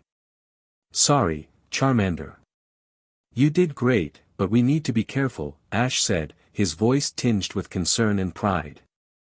Charmander, despite the pain, responded with a determined chirp, its unwavering spirit shining through. As they took a moment to reflect on the battle, Ash recognized the valuable lessons it had offered. The encounter with Geodude had been a stark reminder of the challenges they would face and the areas in which they needed to improve. While Charmander's Ember attack had become more accurate over their training, the battle highlighted its lack of power against tougher opponents. Ash understood that enhancing the attack's strength would require dedicated practice and time. Similarly, the Metal Claw technique, while showing promise, was still not fully mastered. The move's potential had been evident when Charmander halted Geodude's rollout, but the inability to sustain the attack pointed to a need for further refinement and control. Determined to address these areas, Ash decided that returning to their makeshift training ground in the cave would be the best course of action. The secluded environment provided the perfect backdrop for focused training sessions, free from distractions and interruptions. "Let's head back to the cave, Charmander. We've got some work to do," Ash declared, his resolve strengthened by the battle. Upon returning to their cave, Ash, inspired by the day's challenges, was eager to implement a new training method for Charmander, especially to enhance the Metal Claw move. He rummaged through their supplies and found a sturdy rope, which he then used to securely tie a moderately sized rock to each of Charmander's arms. The added weight was intended to not only strengthen Charmander's arm muscles but also to encourage a deeper focus on channeling the metallic energy required for Metal Claw, even under the added strain. "Alright, Charmander, this might feel a bit strange at first, but I think it'll really help us improve," Ash explained, ensuring Charmander was comfortable and not overly burdened by the weights. Charmander nodded, its fiery tail flickering with determination, ready to tackle this new challenge. With the weights in place, Ash began Charmander's training session. He instructed Charmander to execute the Metal Claw move, watching closely as Charmander concentrated, its claws taking on the familiar metallic sheen despite the added resistance. The training was tough, with Charmander feeling the burn of the extra weight, but it pushed through, determined to master the move. Not wanting to focus solely on Metal Claw, Ash also had Charmander practice its Ember attack. The weights made the initial stance more challenging, but Ash hoped that the added difficulty would encourage Charmander to generate more power, compensating for the resistance. As Charmander unleashed streams of fire at the rocky walls of the cave, Ash could see a gradual improvement in the intensity of the flames. Periodically, Ash also had Charmander practice its scratch attack. The basic move provided a good balance to the training, allowing Charmander to use its natural speed and agility, even with the weights attached. The combination of weighted training and varied move practice aimed to create a well-rounded regimen that would enhance Charmander's overall battle capabilities. Throughout the training session, Ash was vigilant, constantly checking on Charmander's condition and ensuring the weights weren't causing any harm. He offered encouragement and support, praising Charmander's efforts and resilience. By the end of the session, Charmander was exhausted but Ash was satisfied with the progress they had made. Ash knew not to expect immediate results but he hoped that their training would show results soon. Determined to fulfill the mission assigned by the Pewter Gym, Ash dedicated the following day to tracking down and capturing Geodude in the rocky habitat near their cave. With the previous day's encounter providing valuable insights into the behavior and camouflage tactics of Geodude, Ash approached the task with a keen eye and a strategic mindset. Equipped with the knowledge that Geodude could easily blend into the surrounding terrain, Ash moved cautiously through the area, scrutinizing every rock and boulder with a discerning gaze. Charmander, too, was on high alert, its experiences from the previous day honing its ability to detect the subtle differences between ordinary rocks and the rock-type Pokémon. Their patience and attention to detail paid off. Throughout the day, Ash and Charmander managed to identify 4 Geodude, each cleverly disguised within the landscape. For each encounter, Ash employed the tactic that had proven successful before using Charmander's Ember attack to catch the Geodude off guard, followed by a strategic application of Metal Claw to weaken them further. Ash's approach was methodical and considerate, ensuring that Charmander maintained a safe distance to avoid direct retaliation from the Geodude. He had learned from their first battle that Geodude's rollout could be particularly dangerous if not handled carefully. By adapting their strategy to roll the rollout of Geodude before it gained any momentum, Ash and Charmander were able to minimize the risks while engaging the Geodude. One by one, Ash successfully defeated and captured each Geodude, using Pokeball to secure them after they had been sufficiently weakened. The satisfaction of each successful capture was a testament to their growing skills and teamwork. Charmander, in particular, showed remarkable improvement, its control over Ember and Metal Claw becoming more refined with each battle. Continuing his mission with unwavering dedication, Ash spent another day in the rocky terrain, hoping to encounter more Geodude to fulfill his commitment to the gym. despite his best efforts and the strategic approach that had served him well so far, Ash managed to find and capture only 2 additional geodude. The diminishing encounter suggested that he might have exhausted the area's population of geodude, prompting him to consider relocating his camp to explore new territories. On the 4th day of his mission, Ash, guided by his map and intuition, ventured further into the mountains, seeking new habitats that might be home to more geodude or other Pokemon he could assist in relocating for the gym. His exploration led him to a serene clearing, a stark contrast to the rocky landscapes he had grown accustomed to. The clearing was centered around a small pond, its waters reflecting the clear blue sky above. Trees dotted the perimeter, their branches gently swaying in the breeze, providing a peaceful ambience to the hidden oasis. Approaching the pond with caution, mindful of the possibility of encountering wild Pokemon attracted to the water source, Ash's attention was quickly drawn to a Mankey hanging from one of the trees. The wild Pokemon, known for its quick temper and agility, noticed Ash's presence almost immediately. With a swift motion, it dropped from the tree and landed on the ground, fixing Ash with a challenging stare. The Mankey's body language was unmistakable, it was making threatening gestures, clearly agitated by the intrusion into its territory. Its movements were erratic and aggressive, a display meant to intimidate and assert dominance over the uninvited guest. Ash, taken aback by the sudden confrontation, assessed the situation carefully. He knew that Mankey could be unpredictable and, if provoked, might launch an attack. However, he also recognized the opportunity this encounter presented. Mankey, a fighting-type Pokemon, would be a valuable addition to his team, especially with the Pewter Gym challenge looming on the horizon. Charmander, sensing the tension and not one to shy away from a challenge, stepped forward and issued a low, menacing growl in response to Mankey's threatening display. The sound reverberated through the clearing, a clear sign of readiness to defend if necessary. Mankey, fueled by its innate aggression and perhaps perceiving Charmander's growl as a direct challenge, wasted no time in launching itself towards Charmander with a barrage of fury swipes.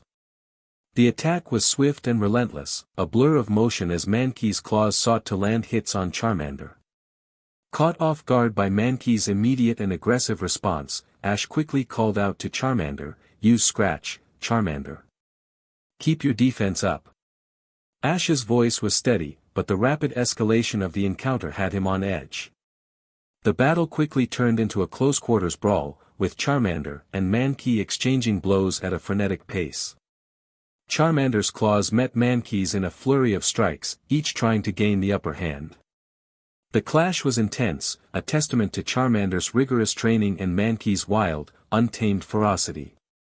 Despite the wild Pokemon's aggression, Charmander's recent training under Ash's guidance shone through.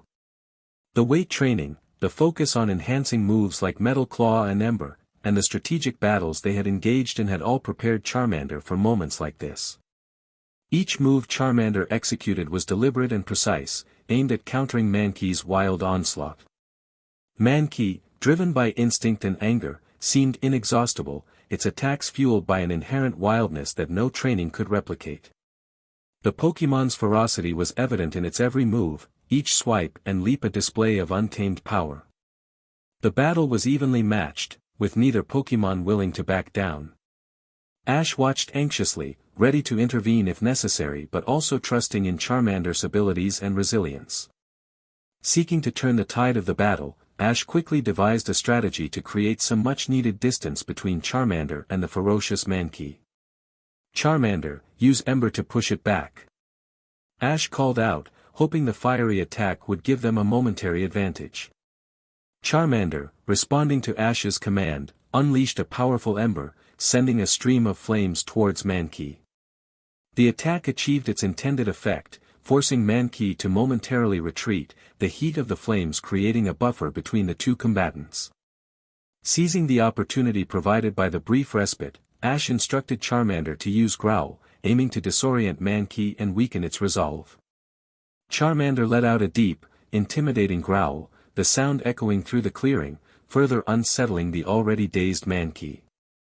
With Mankey momentarily thrown off by the growl, Ash saw their chance to end the battle. Now, Charmander, Metal Claw, he shouted, his voice filled with anticipation.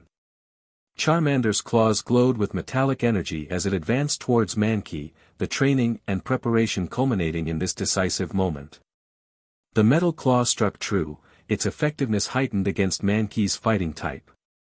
The attack landed with precision, leaving Mankey dazed and vulnerable on the ground, its earlier ferocity diminished by the well-executed combination of moves.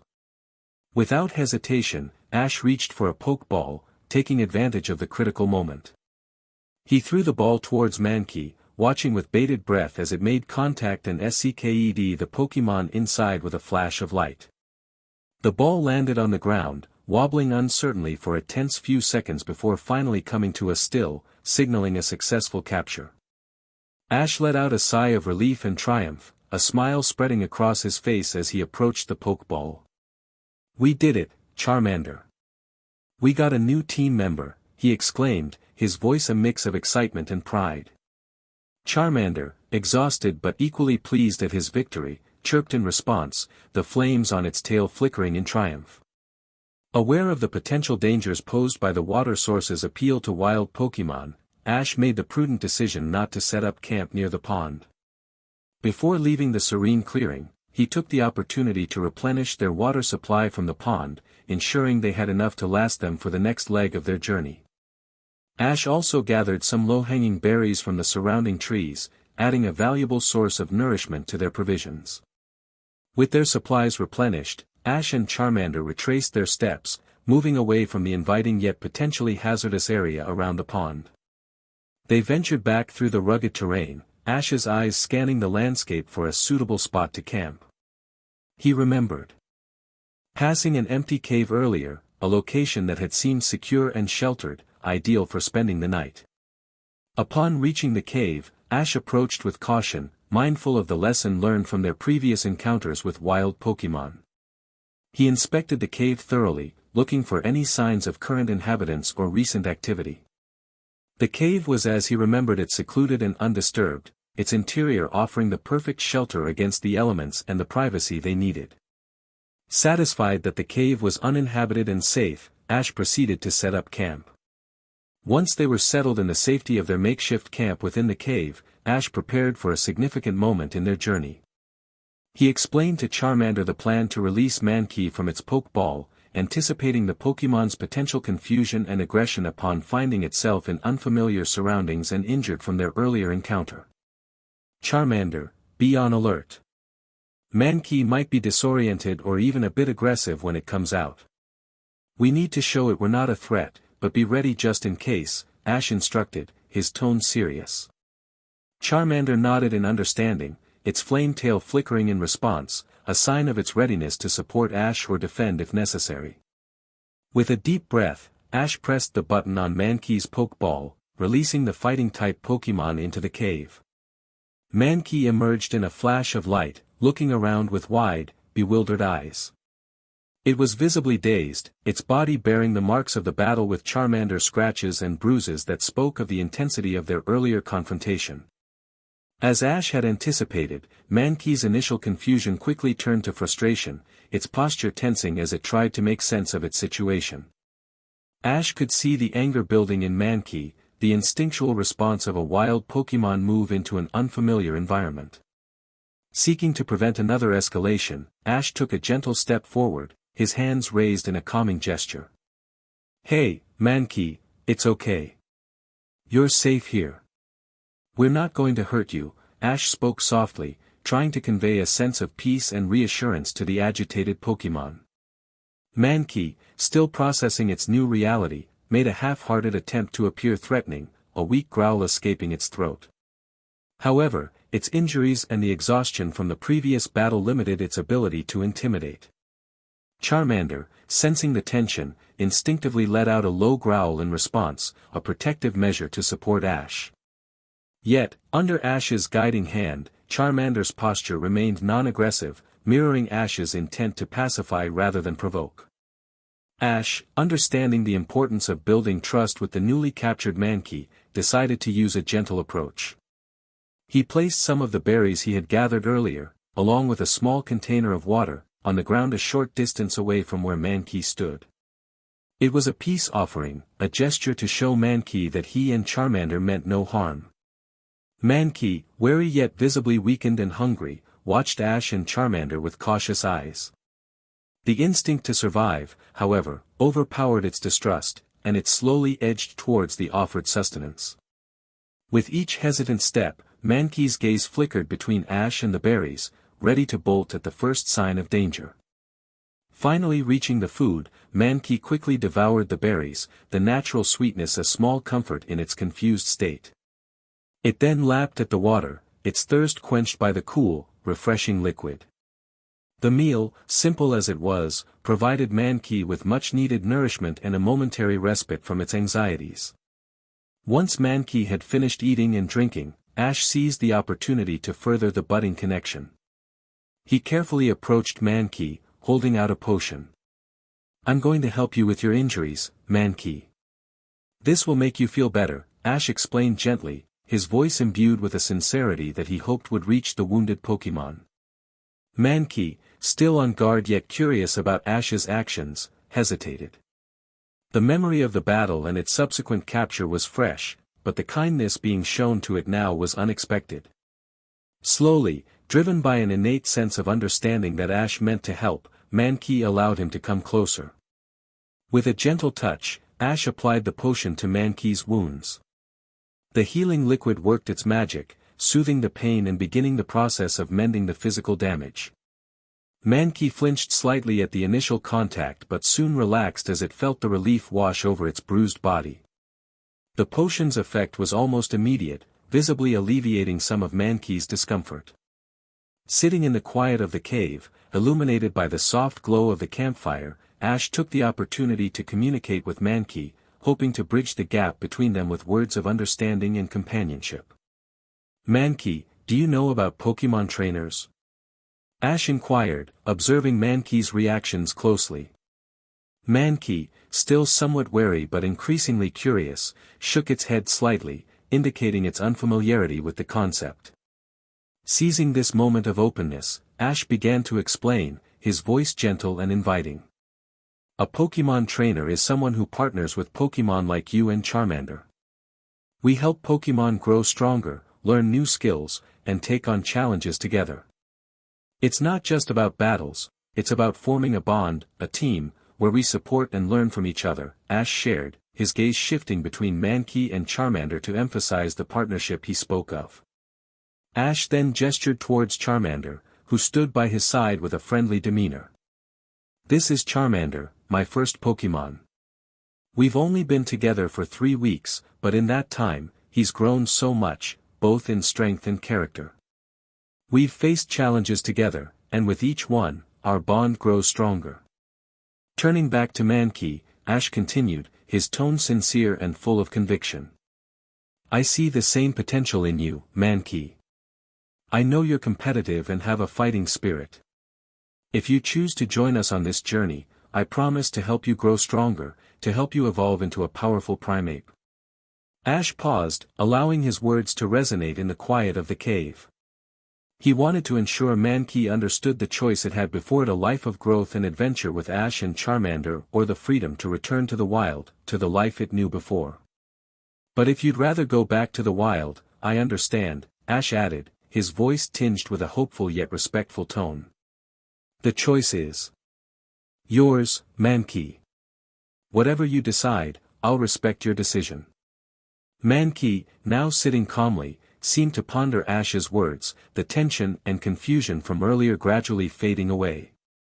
In Ash's offer, it sensed not just an opportunity for strength and evolution but also the warmth of companionship, something it had been lacking in the solitary existence of the wild. After a moment of contemplation, Mankey turned to Charmander, seemingly seeking confirmation of Ash's promises. In their own unique Pokémon language, Charmander responded, its body language and tone conveying assurance and camaraderie.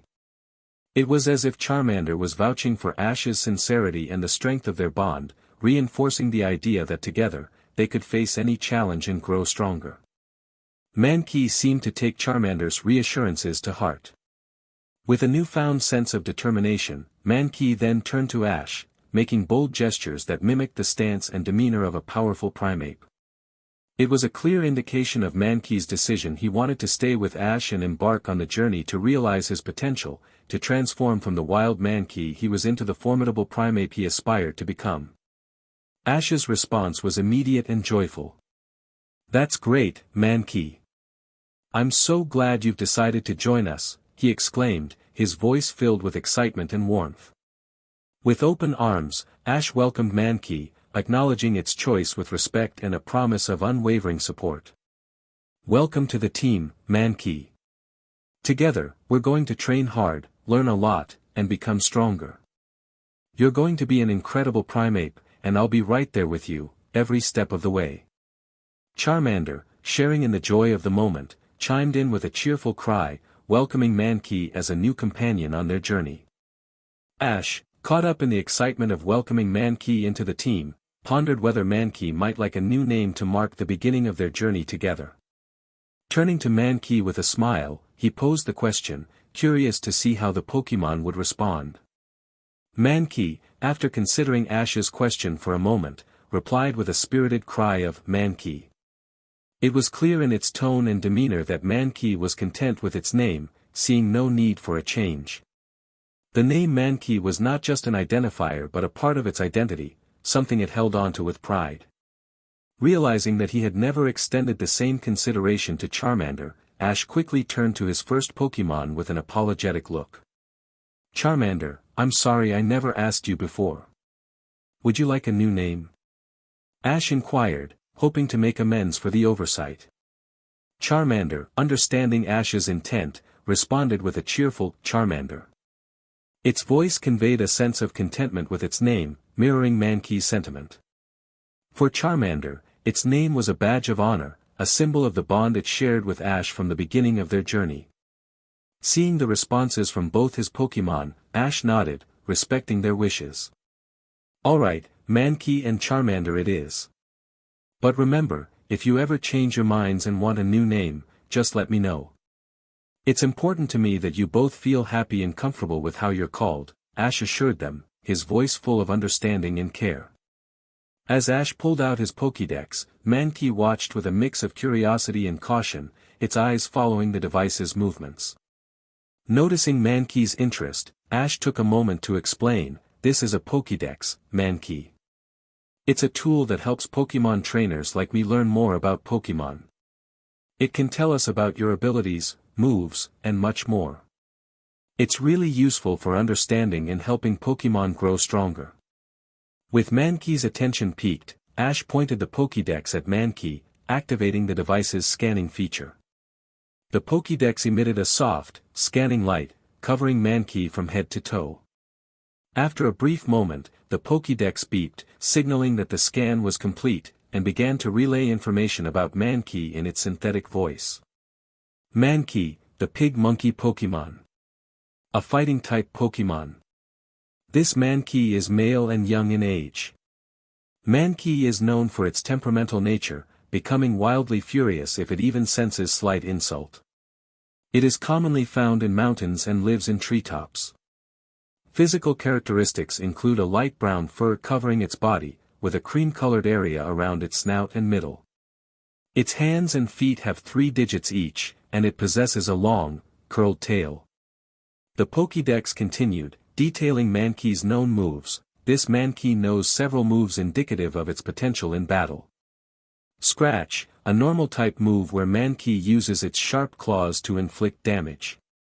Focus Energy, a move that increases Mankey's chances of landing critical hits. Fury Swipes, another normal-type move where Mankey rapidly slashes its target with its claws. Low Kick, a fighting-type move effective against larger and heavier opponents, causing more damage the heavier the target. Lastly, Seismic Toss, a powerful fighting-type move where Mankey uses its strength to throw its opponent, dealing damage proportional to the opponent's weight. Ash listened intently, absorbing the information provided by the Pokédex. The details about Mankey's moves and characteristics gave him a deeper understanding of his new Pokémon partner's capabilities and potential in battle. Turning to Mankey with a smile, Ash said, "You've got some impressive moves, Mankey. With training, I know we can make great use of them. Welcome to the team." Mankey, now somewhat accustomed to the presence of Ash and Charmander, and reassured by the friendly interaction, responded with a more relaxed posture. Recognizing the importance of building a strong foundation of trust and friendship with Mankey, Ash chose to dedicate the remainder of the day to bonding, rather than jumping straight into training. He understood that for Mankey, who had recently joined their team under stressful circumstances, feeling safe and valued was crucial before any serious training could begin. Ash began by sharing stories of his journey with Charmander, recounting their first meeting, the challenges they had faced, and the victories they had celebrated together. He spoke of the places they had visited, the Pokémon they had encountered, and the lessons they had learned along the way. His stories were filled with excitement, humor, and sometimes, reflections on the mistakes they had made and the growth that followed. Charmander, eager to contribute, joined in with its own animated gestures and expressive cries, adding depth and emotion to Ash's tales. It recounted, in its own way, the battles it had fought, the moves it had mastered, and the bond it had formed with Ash. Charmander's vivid reenactments, complete with mock battles and demonstrations of its moves, brought the stories to life, captivating Mankey's attention. Mankey, initially cautious, began to show signs of interest and engagement as the stories unfolded. The tales of camaraderie and adventure resonated with the wild Pokémon, who had likely never experienced anything similar in its solitary life in the wild. The occasional chuckles and curious glances from Mankey indicated a growing comfort and curiosity about its new companions and the world of Pokémon training. As the day turned to evening, the cave, illuminated by the gentle glow of Charmander's tail flame, became a space of warmth and shared stories. The barriers between the Pokémon gradually diminished, replaced by the beginnings of friendship and a sense of belonging. Ash, observing the positive interactions between Charmander and Mankey, felt a sense of satisfaction and hope. He knew that building a strong team was about more than just training in battles, it was about creating a sense of family among his Pokémon, where each member felt supported and valued. The day spent in storytelling and bonding laid a crucial foundation for Mankey's integration into the team. Ash looked forward to the adventures they would share and the growth they would experience together. The journey ahead promised new challenges, but with the bonds of friendship and trust growing stronger among Ash, Charmander, and Mankey, there was nothing they couldn't face together. Chapter 4. As the first light of dawn crept into their cave, Ash, Charmander, and Mankey began their day with an energy that spoke of new beginnings and shared goals. After a light breakfast that set the tone for the day's activities, Ash was eager to kickstart their training session, keen on integrating Mankey into their routine and fostering a sense of team unity. Ash had both Charmander and Mankey participate in a series of physical exercises designed to enhance their agility, strength, and endurance. While Charmander was accustomed to these routines, having trained with Ash for weeks, Mankey initially appeared perplexed and somewhat annoyed by the structured physical tasks. However, motivated by Charmander's earnest participation, Mankey begrudgingly joined in, throwing itself into the exercises with a competitive spirit. As the session progressed, Ash observed a stark contrast in the physical capabilities of the two Pokémon.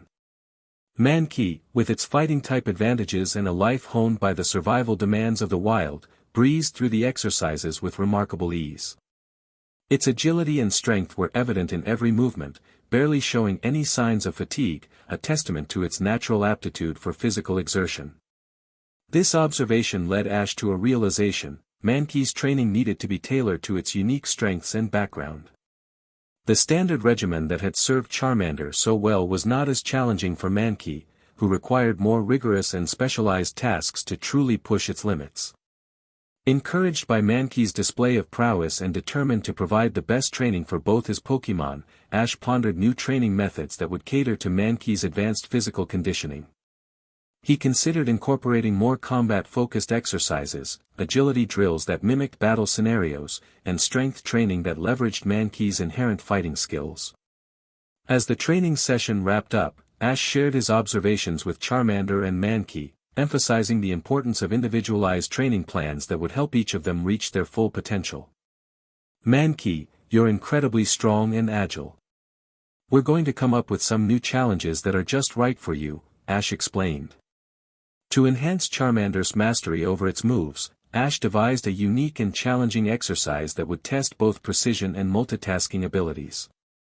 He carefully set up small rocks as targets throughout their training area, placing them at varying distances to add complexity to the task.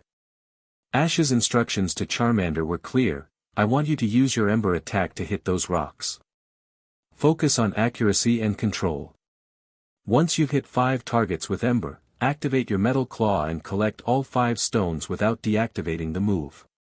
Then, move them to a new spot. This will help you improve your focus and control over Metal Claw, even when you're concentrating on something else. Charmander, eager to please Ash and improve its skills, nodded in understanding and took its position to start the exercise. With a determined cry, Charmander unleashed its Ember attack, carefully aiming at the scattered rocks.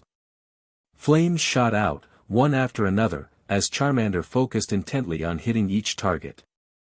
The exercise demanded not only precision but also control over the intensity of the flames, ensuring that the rocks were marked without being obliterated. After successfully hitting 5 targets with Ember, Charmander's claws glowed with the metallic sheen of Metal Claw.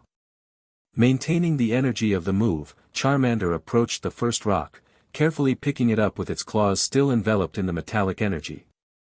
The task required a delicate balance, as Charmander had to keep the Metal Claw active while gently handling the rocks.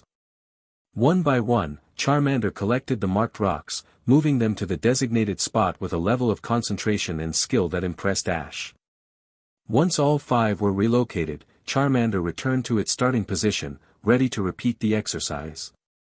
Ash watched with pride as Charmander repeated the process, each cycle further refining its ability to control and direct its Ember attack while simultaneously maintaining the Metal Claw.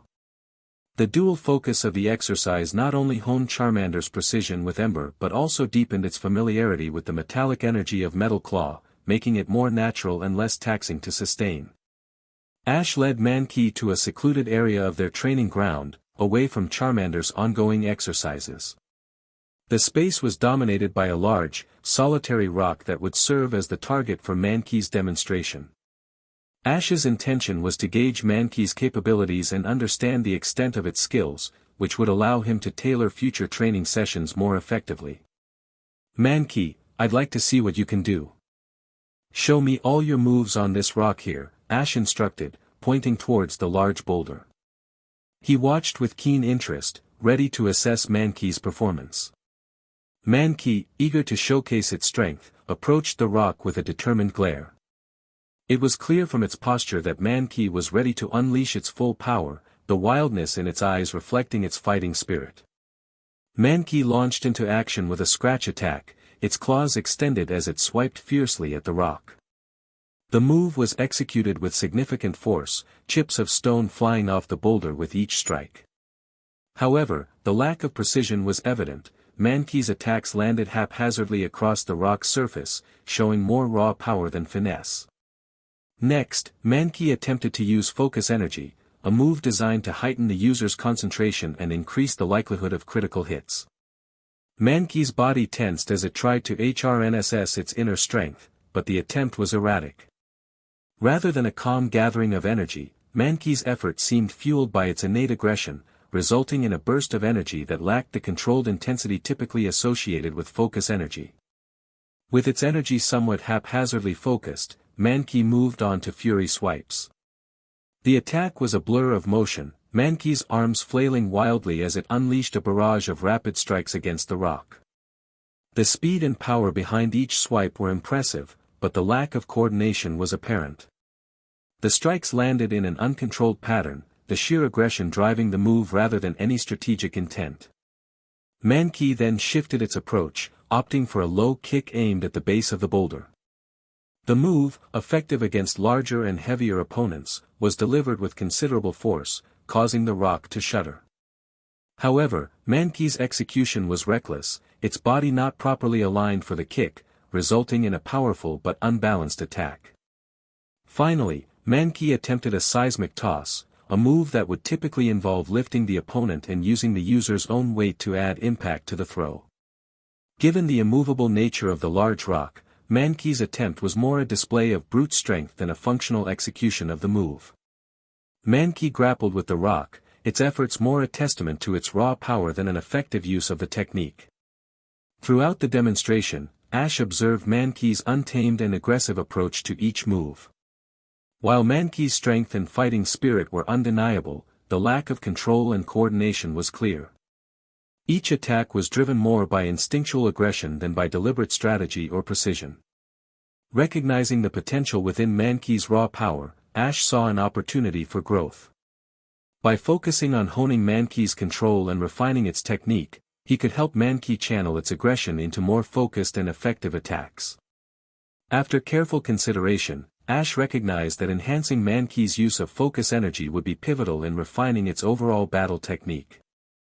Given Mankey's inherent aggressiveness, a more disciplined approach to channeling its energy could significantly improve the precision and effectiveness of its attacks. Ash understood that mastering focus energy wouldn't be a quick process for Mankey, but he was committed to laying a solid foundation for its growth.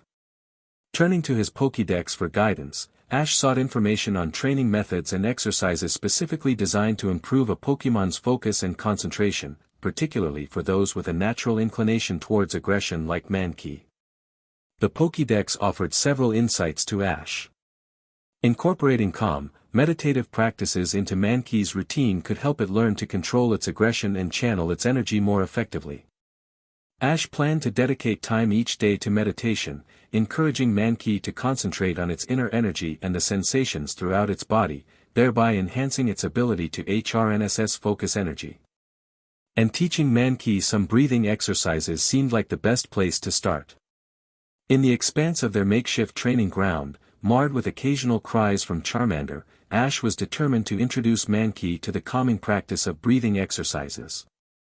He believed that mastering this could help Mankey channel its focus energy more effectively, enhancing its overall battle performance. Okay, Mankey, just follow my lead. Take a deep breath in, hold it for a moment, and then slowly let it out, Ash instructed, demonstrating the technique with exaggerated, slow breaths to make it easier for Mankey to understand. Mankey, initially curious, attempted to mimic Ash's actions. However, it quickly became evident that the concept of sitting still and focusing on breathing was foreign and somewhat frustrating for the energetic fighting-type Pokémon. After only a few attempts, Mankey's concentration wavered, and its inherent restlessness took over. It began to fidget, its breaths becoming short and erratic, a clear sign of growing frustration. Ash, noticing Mankey's discomfort, tried to offer words of encouragement. It's okay, Mankey. This will help you focus your energy and make your attacks even stronger, he explained, hoping to motivate Mankey by highlighting the benefits of the exercise. Despite Ash's reassurances, Mankey's patience was wearing thin. The idea of remaining motionless and concentrating on something as intangible as breathing seemed pointless to the action-oriented Pokémon. Its agitation grew, manifesting in angry gestures and a refusal to continue with the exercises. Realizing that a different approach was needed, Ash took a moment to consider Mankey's temperament and motivations. An idea struck him, and he decided to incorporate a reward system to make the exercise more appealing to Mankey. Alright, Mankey, how about this? For every 10 minutes you spend doing the breathing exercise, I'll give you a berry. And after that, we'll spend the next 10 minutes practicing your moves on those targets over there, Ash proposed, pointing towards a setup of makeshift targets he had prepared earlier. The mention of berries and the promise of action-oriented training piqued Mankey's interest. The prospect of a tangible reward, coupled with the opportunity to engage in more dynamic activities, motivated Mankey to give the breathing exercises another try. Although the session was far from smooth, with Mankey struggling to maintain focus and frequently breaking concentration, there were moments of success. Each small victory was rewarded with a berry, a sweet incentive that kept Mankey engaged and willing to persist. Charmander, observing the proceedings, decided to join in on the meditation sessions a few times throughout the day, adding a sense of camaraderie to the exercise. Its presence seemed to have a calming effect on Mankey, providing a silent source of support and encouragement. By the end of the day, Mankey had managed to earn several berries through sheer perseverance and determination. The combination of rewards and varied activities helped Mankey concentrate more than Ash thought possible. As the day progressed and individual training sessions came to a close, Ash decided it was time for a more dynamic test of the skills Charmander and Mankey had been honing. He proposed a friendly sparring match between the two, aiming to provide them with a real-world application of their training while also observing their battle strategies and adaptability. "Alright, guys, let's have a little sparring session. Remember, this is just practice, so let's keep it friendly," Ash announced, setting the tone for a constructive and respectful match. Both Pokémon nodded in understanding, gearing up for the friendly bout. As the sparring began, Mankey, leveraging its innate fighting instincts and agility, took the initiative. It rushed Charmander with a series of quick, physical moves, its actions a blur of speed and power. Charmander, on its part, responded with its own repertoire, attempting to counter Mankey's aggressive advances with strategic use of Ember and Metal Claw. The sparring frequently escalated into a more intense brawl, with Mankey's aggressive nature driving it to close the distance and engage Charmander directly. Charmander, trained under Ash's guidance, did its best to maintain composure and respond with calculated moves, but the spontaneous nature of the spar often led to rapid, back-and-forth exchanges. Throughout the match, Ash observed keenly, offering pointers and encouragement to both Pokémon. Charmander, try to anticipate Mankey's moves. Use your agility, he would advise, followed by, Mankey, focus. Use your energy wisely. His guidance aimed to foster a learning environment, encouraging both Charmander and Mankey to reflect on their strategies and improve with each round. The rounds were evenly matched, with both Pokémon claiming victories and facing defeats. It became evident that Seismic Toss was Mankey's ace move, particularly effective when it harnessed the momentum of Charmander's charges. With precise timing, Mankey would catch Charmander mid-attack, using its own momentum against it to execute a powerful Seismic Toss, sending Charmander tumbling to the ground with significant force. Each round ended with Ash praising both Pokémon for their effort and resilience, emphasizing the value of learning from each encounter. As the sun began to set, casting long shadows over their training ground, Ash called an end to the sparring session. Both Charmander and Mankey, exhausted but enriched by the experience, shared a moment of silent acknowledgement, a nod to each other's strengths and the hard-fought rounds they had shared. As they gathered for dinner after a long day of rigorous training and sparring, Ash took the opportunity to share his plans and goals with Charmander and Mankey. The soft glow of the campfire illuminated their makeshift campsite, casting a warm light on the trio as they settled in for a well-deserved meal. "Guys, I've been thinking about our time here in the mountains," Ash began, his tone serious yet full of optimism. "We've made great progress, but there's still a lot we can achieve before we head back to Challenge Brock."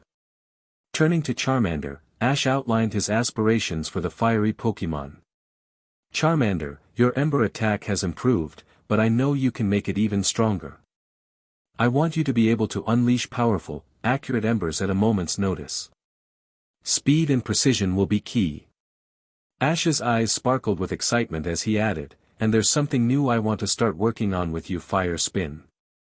It's a move that can create a vortex of flames, trapping opponents and dealing continuous damage. It'll be a great addition to your arsenal." Ash's attention then shifted to Mankey, who listened intently, still adjusting to the structured routine of training. "And Mankey, for you, the focus will be on refining the moves you already know. Your strength and agility are impressive, but we need to work on control and precision. The meditation exercises will continue to be a big part of your training, they're crucial for helping you focus your energy and maintain calm in battle." Ash laid out the plan for their daily routine. "Each morning, we'll start with individual training, focusing on these goals. In the afternoons, we'll venture out to find wild Pokémon for you to battle. It's important to test your skills in real combat situations. And in the evenings, we'll wrap up with sparring sessions between the two of you. This will help you learn from each other and adapt to different fighting styles." The comprehensive plan reflected Ash's commitment to preparing his Pokémon for the challenges ahead, particularly the impending gym battle against Brock. He understood the importance of a well-rounded training regimen that not only enhanced their physical abilities but also their tactical understanding and adaptability in battle. Charmander and Mankey, fueled by Ash's enthusiasm and clear vision, nodded in agreement, their spirits buoyed by the prospect of growing stronger together. The shared meal and the glow of the campfire became more than just a dinner, it was a moment of unity and resolve, a reaffirmation of their collective journey towards becoming the best they could be. With their path laid out before them, Ash, Charmander, and Mankey looked forward to the days of training ahead, each day a step closer to achieving their goals. The mountains, with their challenging terrain and wild Pokémon, offered the perfect backdrop for their preparation, promising trials, growth, and the forging of an unbreakable bond among the team.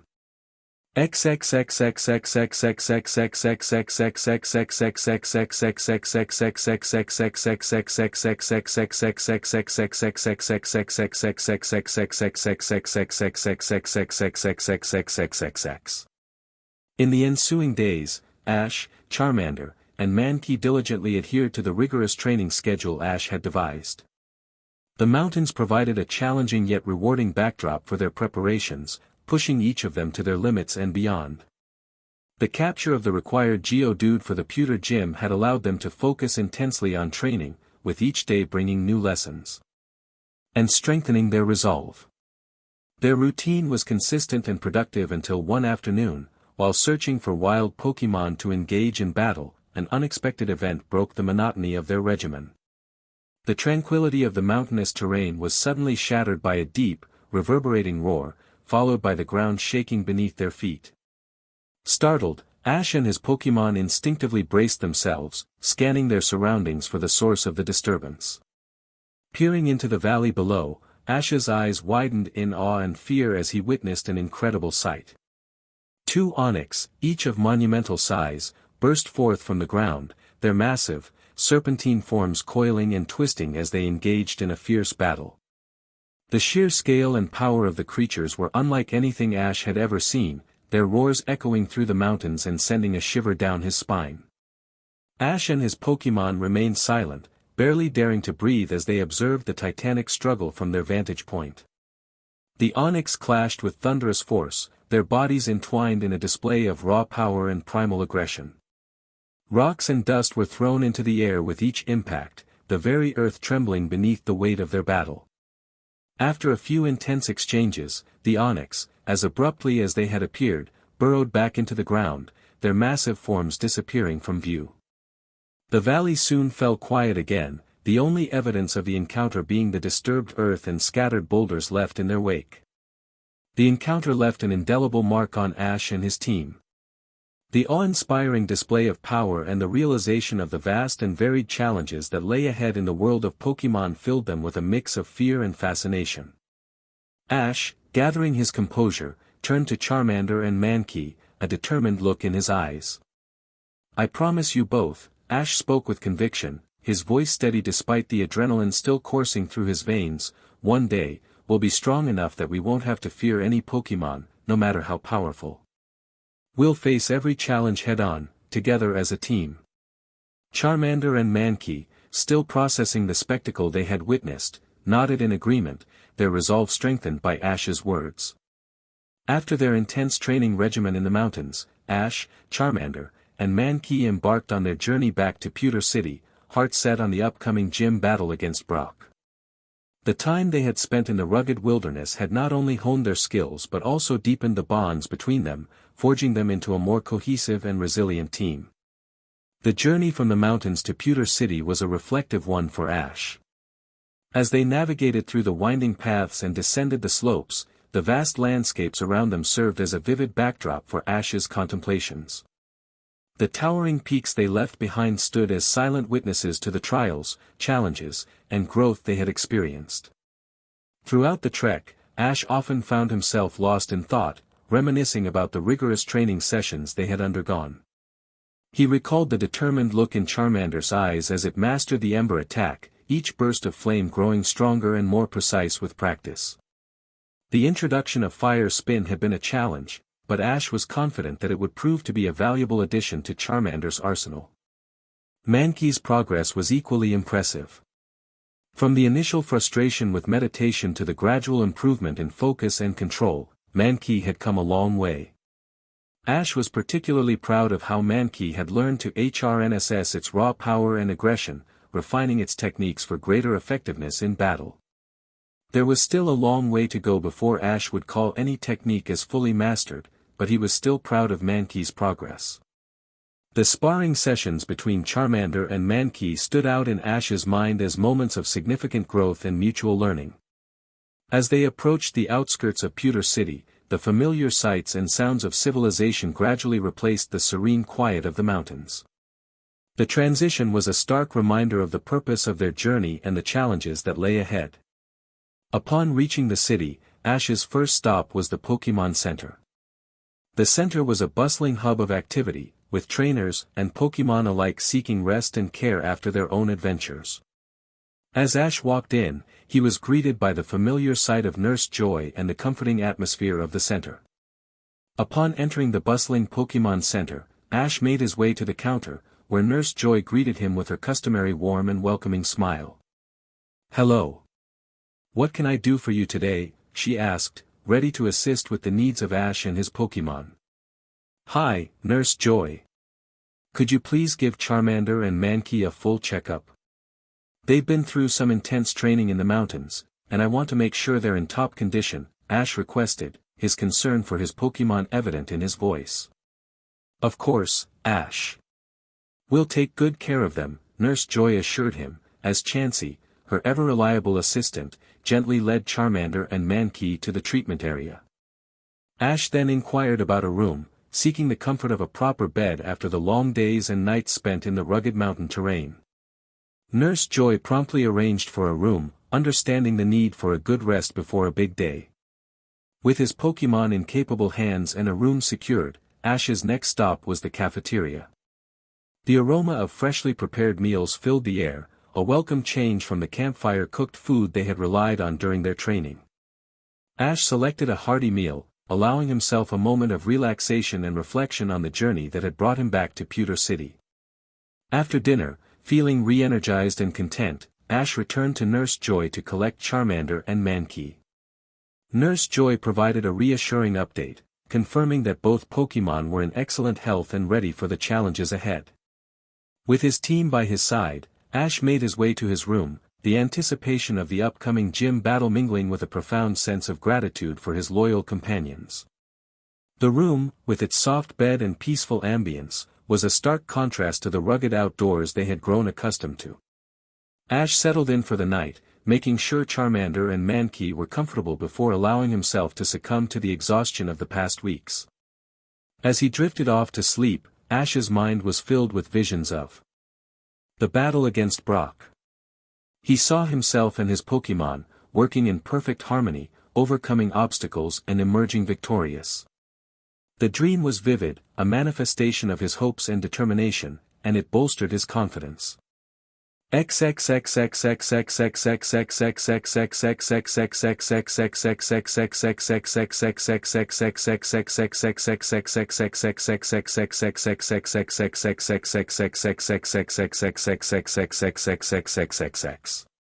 As the first rays of the morning sun illuminated Pewter City, Ash found himself standing before the imposing structure of the Pewter City Gym. With Charmander by his side and Mankey safely tucked away in his Pokeball, Ash took a moment to admire the architectural grandeur of the gym. The building was a testament to the city's rich history and its deep connection to rock-type Pokémon. Constructed from large, slate-gray stones, the gym's facade bore a rugged and enduring quality, much like the rock-type Pokémon it represented. The angular, geometric design of the structure gave it a formidable appearance, with the entrance flanked by large boulders that seemed to have been carefully chosen and placed to reflect the gym's theme. Filled with anticipation for his upcoming battle, Ash stepped inside the gym, the cool interior a stark contrast to the warmth of the morning sun. The familiar layout of the gym greeted him, leading him to the reception area where he had first set the date for his challenge. Behind the counter stood the same receptionist Ash had met during his last visit, her golem companion stationed loyally by her side. The receptionist looked up as Ash approached, offering him a friendly smile. Hello again. Welcome back to the Pewter City Gym. How can I assist you today? She inquired, her demeanor professional yet welcoming. Ash returned her smile and, realizing his oversight from their previous encounter, decided to rectify it. Hi. I'm sorry, I realized I never asked for your name last time. What's your name?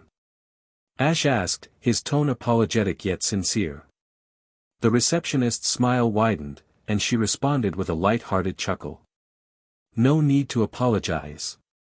I should have introduced myself. My name is Leah, she said, extending her hand across the counter. Ash shook her hand, pleased to finally know her name.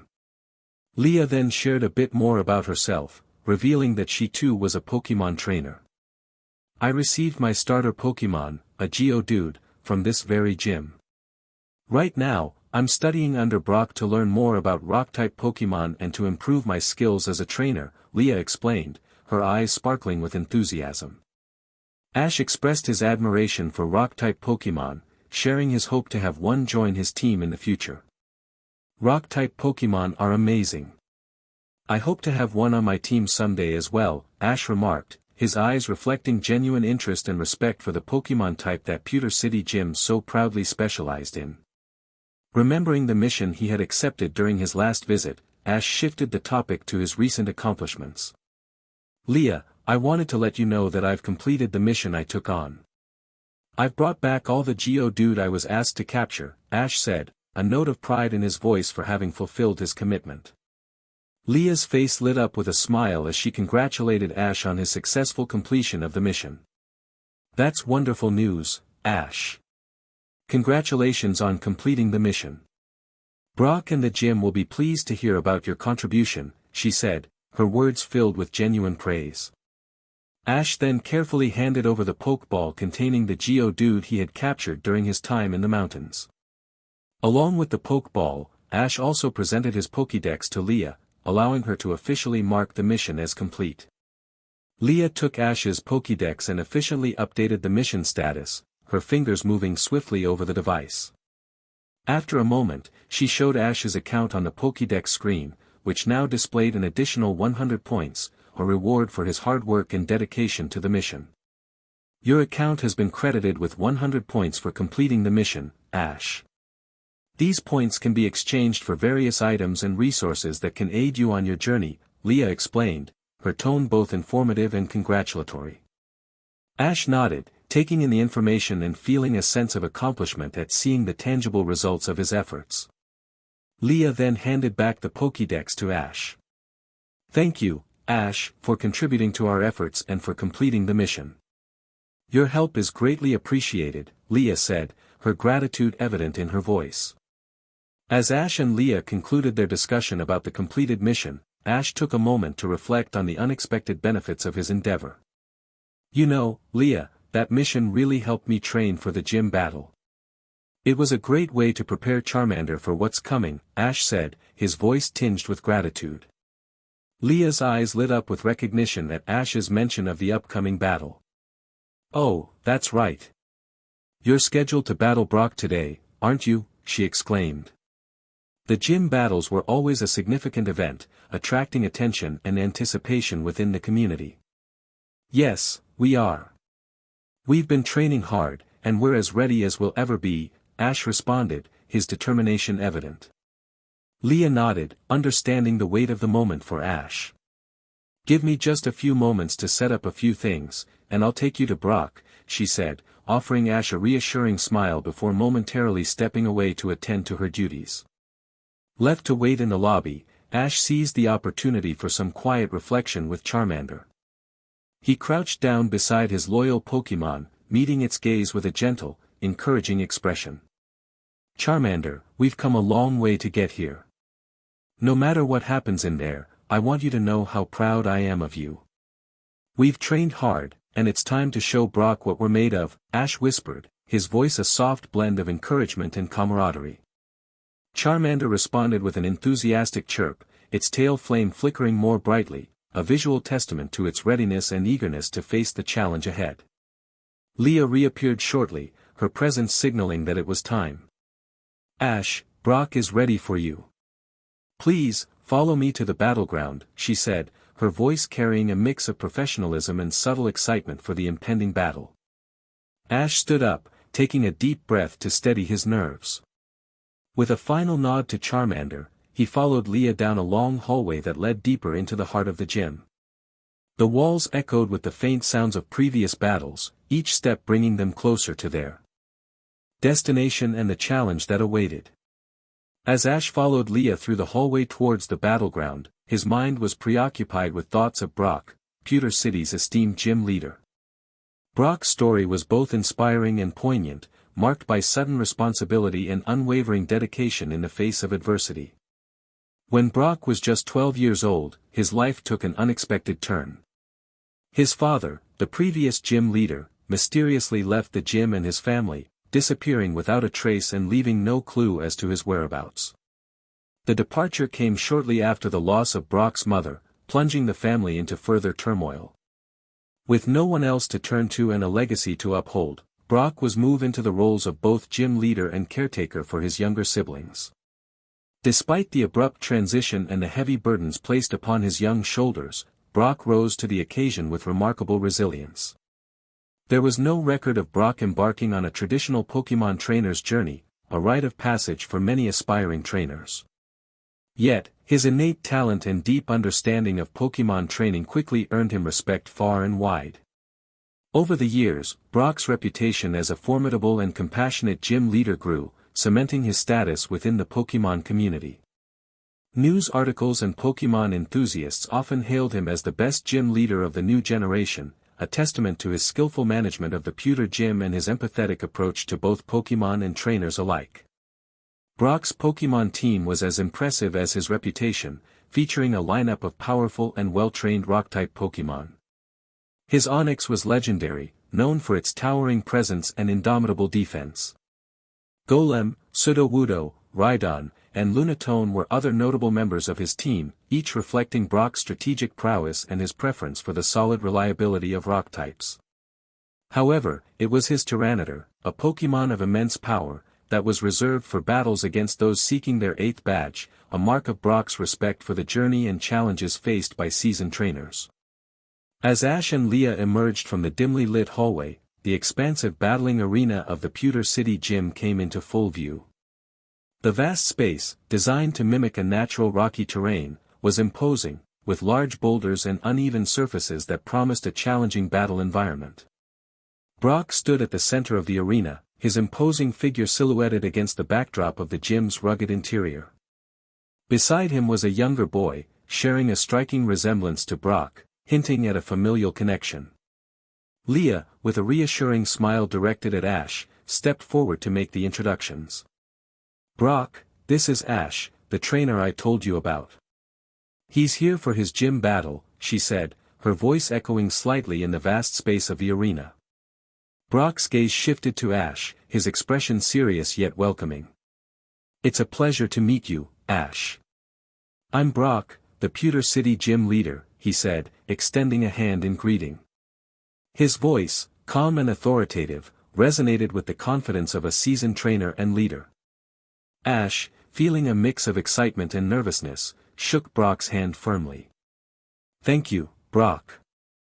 I've been looking forward to this battle, Ash replied, his voice steady, betraying none of the butterflies dancing in his stomach. Leah, having completed the introductions, turned to Ash with an encouraging nod. I'll leave you to it, then. Good luck, Ash. I'll be cheering for you, she said, her tone supportive. With a final smile, Leah retreated back down the hallway, leaving Ash in the arena with Brock and the young boy by his side. Brock gestured to the boy beside him. This is my younger brother, Forrest. He's training to be a gym leader one day, just like me. Forrest will act as the referee for our match, Brock explained, pride evident in his voice as he introduced Forrest. Forrest stepped forward, offering Ash a friendly yet shy smile. Hi, Ash. I'll make sure to referee the match fairly, he said, his voice carrying a youthful enthusiasm mixed with a hint of nervousness at the responsibility of overseeing the battle. Ash nodded to Forrest, appreciating the young referee's sincerity. Thanks, Forrest. I'm looking forward to a great battle, Ash responded, his focus shifting back to Brock. Forrest, assuming his role as the referee with a sense of duty, stepped forward to explain the rules of the gym battle to Ash, ensuring clarity and fairness. Okay, Ash, let me go over the rules for the battle, Forrest began, his voice clear and authoritative, belying his young age. First, this will be a 2 versus 2 battle. Each trainer will select 2 Pokémon to participate. Once a Pokémon is unable to battle, the trainer can choose their second Pokémon to continue. The battle will conclude when all of either trainer's Pokémon are unable to battle, Forrest detailed, ensuring Ash understood the format. Brock, as the gym leader, will release his first Pokémon to start the battle. You will then choose your Pokémon to match against his. Remember, once a Pokémon is in battle, it cannot be switched out unless it is unable to continue fighting. You will be given a chance to change your Pokémon when either you or Brock loses a round, he continued, emphasizing the strategic implications of their choices. Forrest paused for a moment before addressing potential safety concerns. To ensure the safety of everyone here, we have Psychic-type Pokémon maintaining a barrier around the arena. This barrier will contain the effects of the battle within the fighting space, preventing any attacks from reaching the stands. So, you don't have to worry about your Pokémon's attacks causing harm to the audience.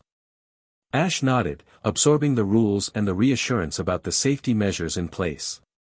It was then that he allowed himself a moment to glance around the arena, noticing for the first time that there were indeed spectators in the stands.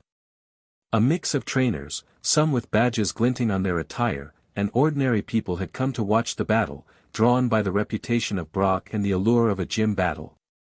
The realization that he was performing not just in front of Brock and Forrest, but also an audience, sent a flutter of nerves through Ash. The weight of the eyes upon him, the silent expectation, and the atmosphere of anticipation added an extra layer of pressure.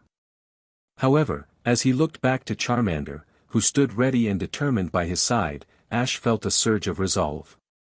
The nervousness was still there, a background hum to the adrenaline and excitement, but it was overshadowed by the confidence he had in their training and their bond. Steeling himself, Ash turned his attention back to Forrest and Brock, nodding to indicate his understanding and readiness. I understand the rules. Thank you, Forrest. We're ready, Ash declared, his voice steady, fueled by the resolve to give his best in the battle that lay ahead. Forrest, acknowledging Ash's readiness, took a few steps back to his position, signaling Ash and Brock to do the same. The arena, enclosed by the psychic barrier and filled with the focused energy of the impending clash, was a stage set for a memorable confrontation between Ash and Brock, under the watchful eyes of Pewter City's residents and trainers alike. Brock, standing across the arena, met Ash's gaze with a look that combined both the intensity of an imminent battle and a hint of respect. Good luck, Ash. I've heard about your journey so far, and I have high expectations from you, Brock said, his voice carrying a blend of encouragement and challenge. Ash, momentarily taken aback by Brock's acknowledgement, felt a surge of motivation mixed with a hint of pressure. The recognition from a gym leader of Brock's stature was unexpected, but it fortified Ash's resolve to prove his and his Pokémon's capabilities. Shaking off any lingering doubts, Ash refocused on the task at hand, the battle that lay before him. Both trainers retreated to their designated corners of the arena, the anticipation in the air palpable. Forrest, standing at the ready, glanced between Brock and Ash to ensure both were prepared. Receiving a confirming nod from each, he raised his hand and then brought it down in a decisive gesture, signaling the start of the match. Without hesitation, Brock reached for one of his Pokeball, enlarging it with a practiced flick of his wrist. Go, Geodude, he called out, releasing his first Pokémon into the battle. The Pokeball burst open, and in a flash of light, Geodude emerged, its form solidifying in the center of the arena. The Geodude was indeed an impressive specimen of its species. Its rocky, spherical body was marked by rugged, granite-like textures that spoke of endurance and resilience. Its arms, muscular and stout, protruded from the sides of its body, ending in clenched fists ready for combat. The Pokémon's eyes, set deep within its stony visage, glowed with a fierce determination, mirroring Brock's own battle spirit. Ash, acknowledging the challenge that Brock's geodude represented, turned to Charmander with a look of unwavering confidence. "Charmander, it's our turn. Let's show them what we've learned." Ash encouraged, his voice filled with enthusiasm. Charmander stepped forward, its flame-tipped tail swaying with determination. The fiery Pokémon faced Geodude, its own resolve a bright flame against the stoic strength of its rock-type opponent. Ash's encouragement bolstered Charmander's spirit, the bond between trainer and Pokémon shining brightly in the face of the challenge that awaited them. With the battle officially underway, Brock wasted no time in taking the initiative. "Geodude, rock throw," he commanded, his voice echoing with authority across the arena. Geodude responded instantly, its muscular arms reaching down to the arena floor to grip a sizable chunk of rock. With a powerful heave, it launched the rock directly at Charmander. The projectile cut through the air with a menacing speed, its jagged edges casting fleeting shadows on the ground as it spun towards its target. Ash, keenly observing Geodude's attack, knew that agility was Charmander's advantage. "Charmander, run. Dodge it and use Ember," he instructed, his voice laced with urgency. Charmander sprang into action, its lithe form darting across the arena with surprising speed. The rock hurled by Geodude narrowly missed, crashing into the ground where Charmander had stood moments before, sending small fragments scattering in all directions. Seizing the moment, Charmander whipped around, taking aim at Geodude. With a deep breath, it unleashed a stream of fiery embers, the orange and red sparks swirling towards Geodude like a fiery tempest. Brock, anticipating the counterattack, issued his next command. "Geodude, defense curl," he called out. Geodude reacted immediately, tucking its limbs in and curling its body into a tighter, more compact form. Its rocky exterior seemed to harden further, providing an additional layer of defense against the incoming ember attack. The embers collided with Geodude's curled form, bathing it in a warm glow. However, the defensive posture adopted by Geodude effectively minimized the damage, the flames barely leaving a mark on its stony surface. Undeterred, Brock pressed the advantage. "Now, Geodude, roll out," he ordered, his strategy unfolding with each move. Geodude uncurled, then began to spin rapidly, gathering momentum before launching itself towards Charmander like a boulder careening down a hillside. The rollout attack was a formidable one, gaining power and speed with each rotation. Ash's eyes narrowed as he calculated Geodude's trajectory. "Charmander, wait for it. Now, dodge and hit it with Metal Claw," he commanded, timing his order with precision. Charmander sidestepped at the last possible moment, Geodude's rollout attack missing its mark by mere inches. As Geodude passed, Charmander's claws extended, enveloped in a metallic sheen indicative of the Metal Claw attack. With a swift, arcing motion, Charmander struck Geodude, the impact resonating through the arena. Geodude, caught off guard by the sudden counterattack, was sent tumbling off course, its rollout interrupted. Brock, assessing the situation, called Geodude back to his side, a nod of respect towards Ash for the well-executed counter. Brock, keen to shift the dynamics of the battle, called out his next move with strategic intent. "Geodude, use Rock Polish." His voice reverberated through the arena, signaling a tactical change. Geodude responded to Brock's command by halting its movements momentarily. It began to spin on its axis, a faint, silvery sheen enveloping its rocky body. The Rock Polish technique was designed to smooth out its surface, reducing friction and significantly boosting its speed and agility. The transformation was subtle but noticeable, Geodude's form becoming sleeker, primed for enhanced mobility. Ash, quickly catching on to Brock's strategy, sought to disrupt Geodude's focus. "Charmander, use Growl," he instructed, hoping to throw Geodude off its game with a well-timed intimidation tactic. Charmander let out a fierce, guttural growl, the sound waves emanating towards Geodude in an attempt to affect its morale. The growl resonated across the field. For a moment, it seemed as though Geodude's concentration wavered under the intimidating cry. However, Geodude, driven by Brock's unwavering command, managed to push through the momentary distraction, completing the rock polish. Its newly polished surface gleamed under the arena lights, a clear indication that its speed had been significantly enhanced. Wasting no time, Brock capitalized on the momentum. "Now, Geodude, roll out," he called out, the command laced with anticipation of the increased effectiveness the rock polish would lend to this attack. Geodude launched itself into the rollout with newfound vigor, its speed noticeably greater than before. The polished surface allowed it to traverse the rocky terrain of the arena with alarming speed, turning it into a rapidly approaching projectile aimed directly at Charmander. Ash, understanding the heightened threat, quickly formulated a response. "Charmander, dodge and use Ember," he commanded, emphasizing agility over power in this critical moment. Charmander, agile and responsive, leaped to the side in the nick of time, narrowly evading the high-speed rollout. In the same fluid motion, Charmander unleashed a barrage of Ember attacks, the flames seeking to intercept the rampaging Geodude. The embers collided with Geodude mid-roll, illuminating its form in a fiery spectacle. Yet, the combination of Geodude's increased speed and the momentum of its rollout allowed it to smash through the Ember assault with seemingly little effect. The flames dissipated upon impact, unable to halt Geodude's relentless advance. Unfazed, Geodude continued its high-speed onslaught, looping around for another pass with even greater velocity, the effects of rock polish evident in its enhanced performance. Faced with the daunting speed of Brock's Geodude, Ash knew that evasion might not be the most effective strategy this time. Recalling the rigorous training sessions in the mountains, he called for a tactic they had perfected together. "Charmander, brace yourself. Use Metal Claw to stop Geodude." Ash's voice carried a mix of urgency and confidence across the arena.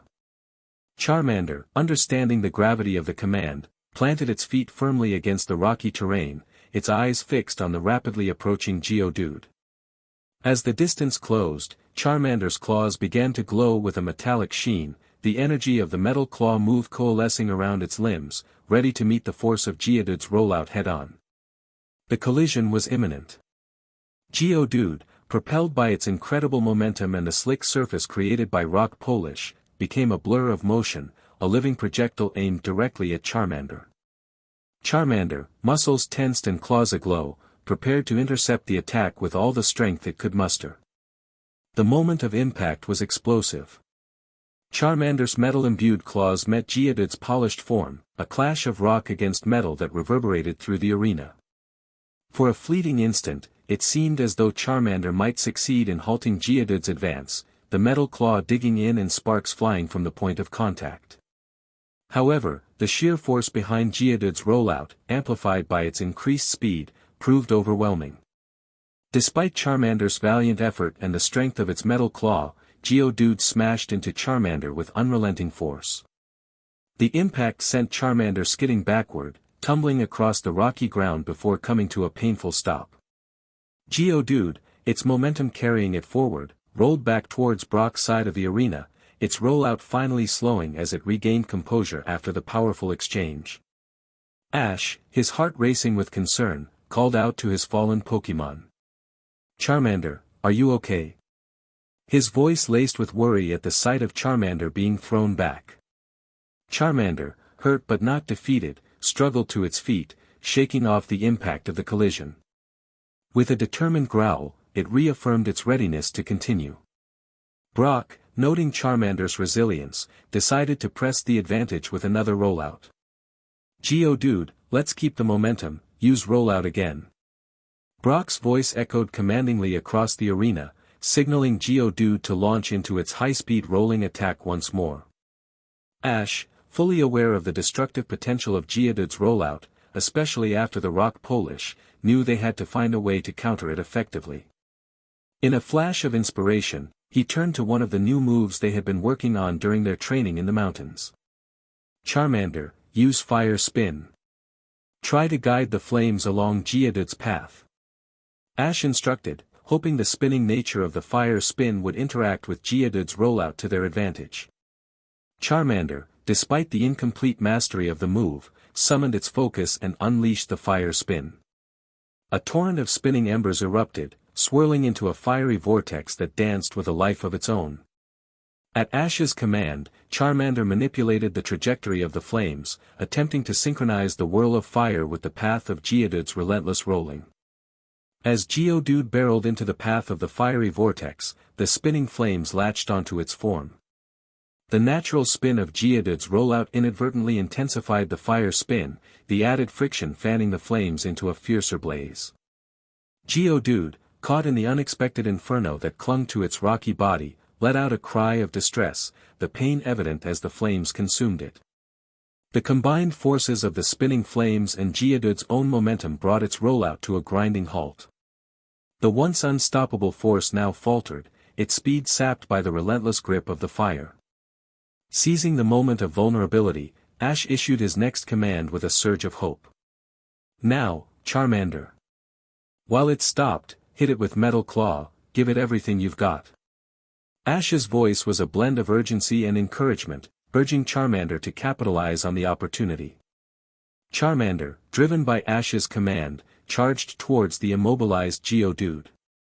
Its claws, once again enveloped in the metallic sheen of the Metal Claw attack, were poised to strike. With a determined cry, Charmander unleashed the full force of its attack, its claws aimed squarely at Geodude. The impact resonated through the arena. Geodude, already weakened by the fire spin, was unable to withstand the force of the metal claw, the attack marking a critical hit that shifted the tide of the battle in Ash's favor. With Geodude momentarily halted and vulnerable, Ash knew they had to act swiftly to maintain their advantage.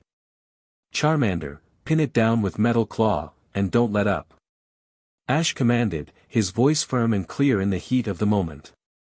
Charmander, its claws still radiating with the metallic energy of the Metal Claw attack, lunged forward, pressing Geodude to the ground with decisive force. The weight and strength of Charmander's attack made it difficult for Geodude to break free, its attempts to escape thwarted by the unwavering grip of the Metal Claw. Sensing the opportunity to further weaken Geodude's resolve, Ash instructed, "Now, Charmander, use Growl, right in its face." The strategic use of Growl at such close range was aimed at intimidating Geodude, breaking its will to fight back. Charmander leaned in, letting out a fierce, resounding growl directly at Geodude. The sound was intense, filled with the raw determination of countless battles and training sessions. In such close proximity, the growl's effect was amplified, the intimidating cry reverberating through Geodude's rocky form. Geodude, overwhelmed by the direct and forceful growl, found its resolve wavering. The intimidation proved too much, and it ceased its struggles, the fight draining from its form as it lay pinned under Charmander's Metal Claw. Ash, seeing the chance to conclude the battle, wasted no time. "Finish it, Charmander. One more Metal Claw, with all your strength," he urged, his voice echoing with the anticipation of victory. Charmander reared back, its claws once again aglow with the energy of the Metal Claw attack. With a powerful move, Charmander struck Geodude with a final, devastating blow. Despite Brock's desperate call for Geodude to use Defense Curl, the attack was too swift, too direct for Geodude to react in time. The impact was decisive. Geodude, unable to withstand the force of the attack, fainted, its form going limp under the weight of Charmander's claw. Forrest, who had been watching the match closely, stepped forward to make the official call. "Geodude is unable to battle. This round goes to Charmander," he announced, his voice steady and clear as he declared the outcome. The stands, filled with spectators who had been watching the intense battle unfold, erupted into murmurs and whispers, impressed by the display of strategy and perseverance from the young challenger and his Charmander. Ash breathed a sigh of relief, a smile spreading across his face as he looked down at Charmander, pride swelling in his chest. The first round was theirs, but Ash knew the battle was far from over. With Brock's reputation, there was no doubt that the challenges would only grow more formidable. As Charmander triumphantly made its way back to Ash's side, Brock acknowledged his Geodude's efforts before recalling it into its pokeball. "Well done, Geodude. You fought bravely, Brock said, his tone filled with respect for his Pokémon's hard work. Turning his attention towards Ash, Brock couldn't hide his admiration for the battle they just waged. That was an impressive fight, Ash, Charmander. But remember, it's not over yet, he cautioned, his gaze shifting to the Pokeball in his hand, ready for the next phase of the battle. With a confident motion, Brock released his second Pokémon, Rhyhorn. The Pokeball opened, and in a burst of light, Rhyhorn emerged, its formidable presence immediately felt throughout the arena. Rhyhorn stood on all fours, its body covered in a rugged, gray hide that resembled plated armor. Its head, crowned with a single, prominent horn, conveyed an unmistakable sense of power and endurance. The ground seemed to tremble slightly under its weight, and its small, determined eyes scanned the battlefield, ready for the confrontation. Forrest, observing the change in combatants, turned to Ash with a procedural query. Ash, would you like to change your Pokémon? He asked, giving Ash the option to strategize with a fresh Pokémon. Ash glanced at Charmander, noting the signs of fatigue and the toll the previous battle had taken on his loyal friend. Charmander, are you up for this? Can you continue? Ash asked, his concern evident in his voice. Charmander, despite the clear signs of exhaustion and the injuries sustained from the intense fight with Geodude, met Ash's gaze with a fiery determination. With a weak but resolute growl, Charmander indicated its willingness to keep fighting, its unwavering spirit shining through the weariness. Ash, moved by Charmander's courage, made his decision. We'll continue with Charmander, he announced, his voice carrying a mix of pride and apprehension. He knew the odds were stacked against them, with Charmander already tired and injured, and Rhyhorn presenting a daunting challenge with its natural rock-type advantages and formidable defense.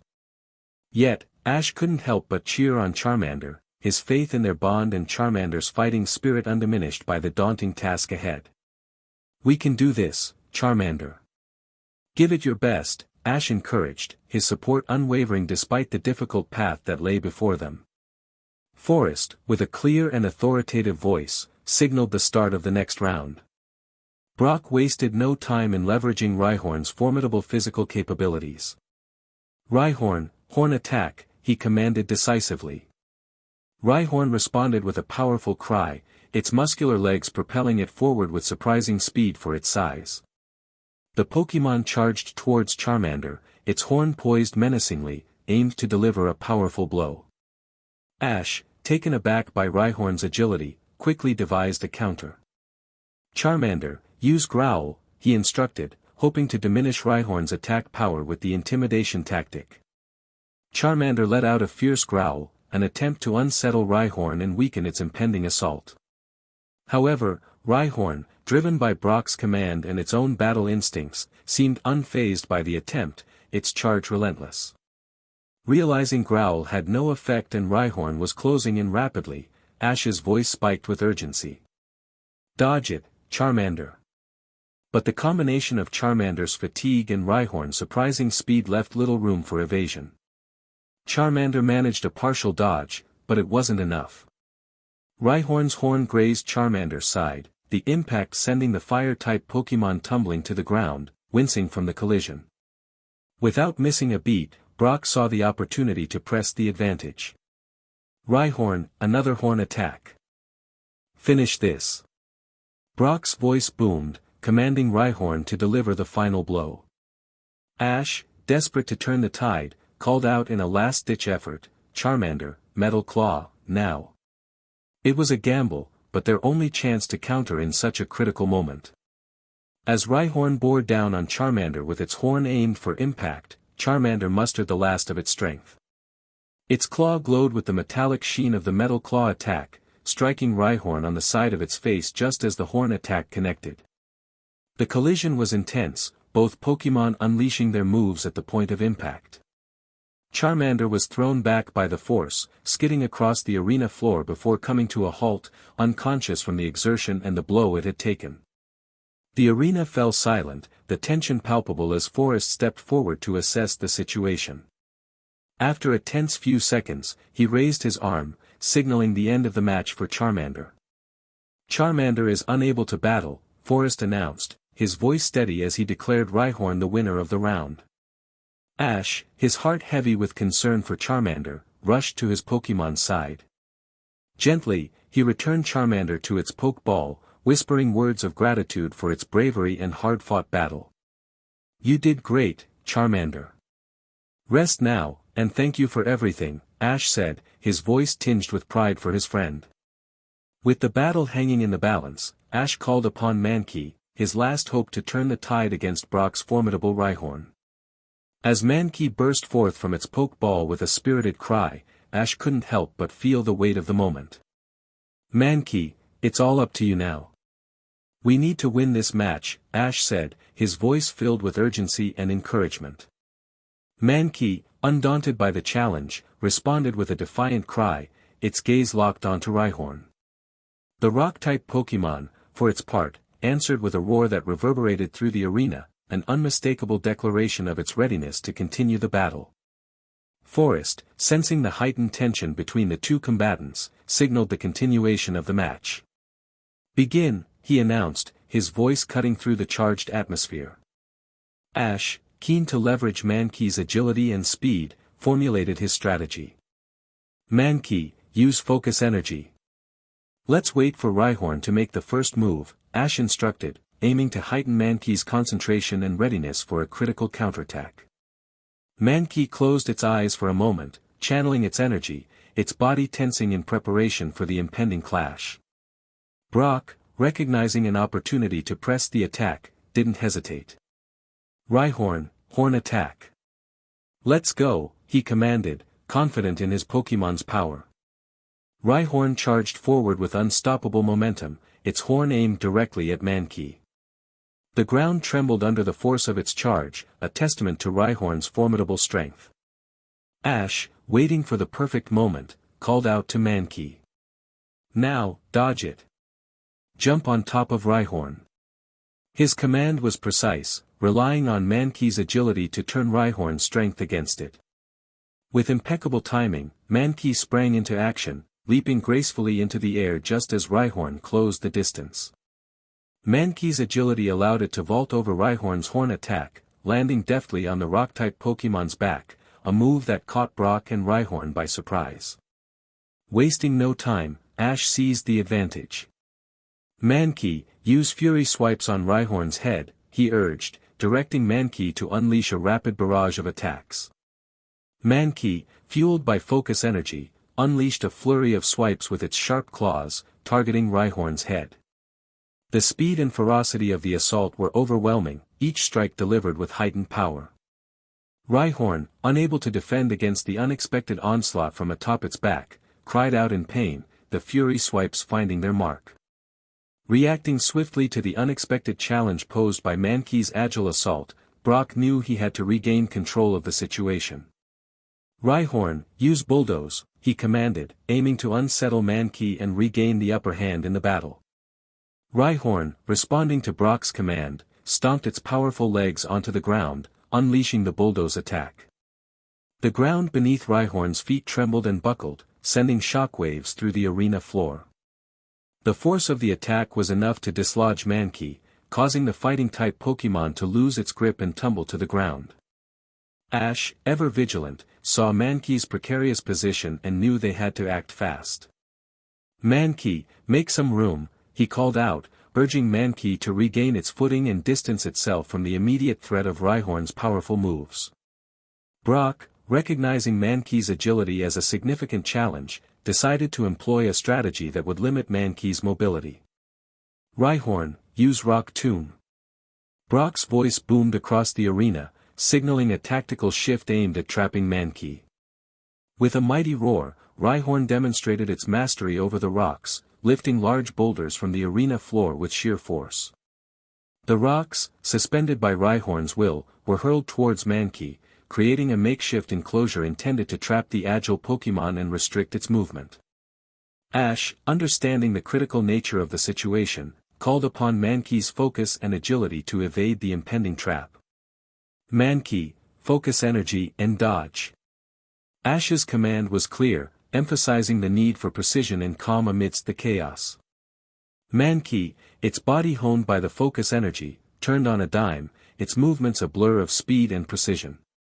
With each rock that fell, Mankey found a path through the barrage, leaping, twisting, and dodging with an almost uncanny sense of anticipation.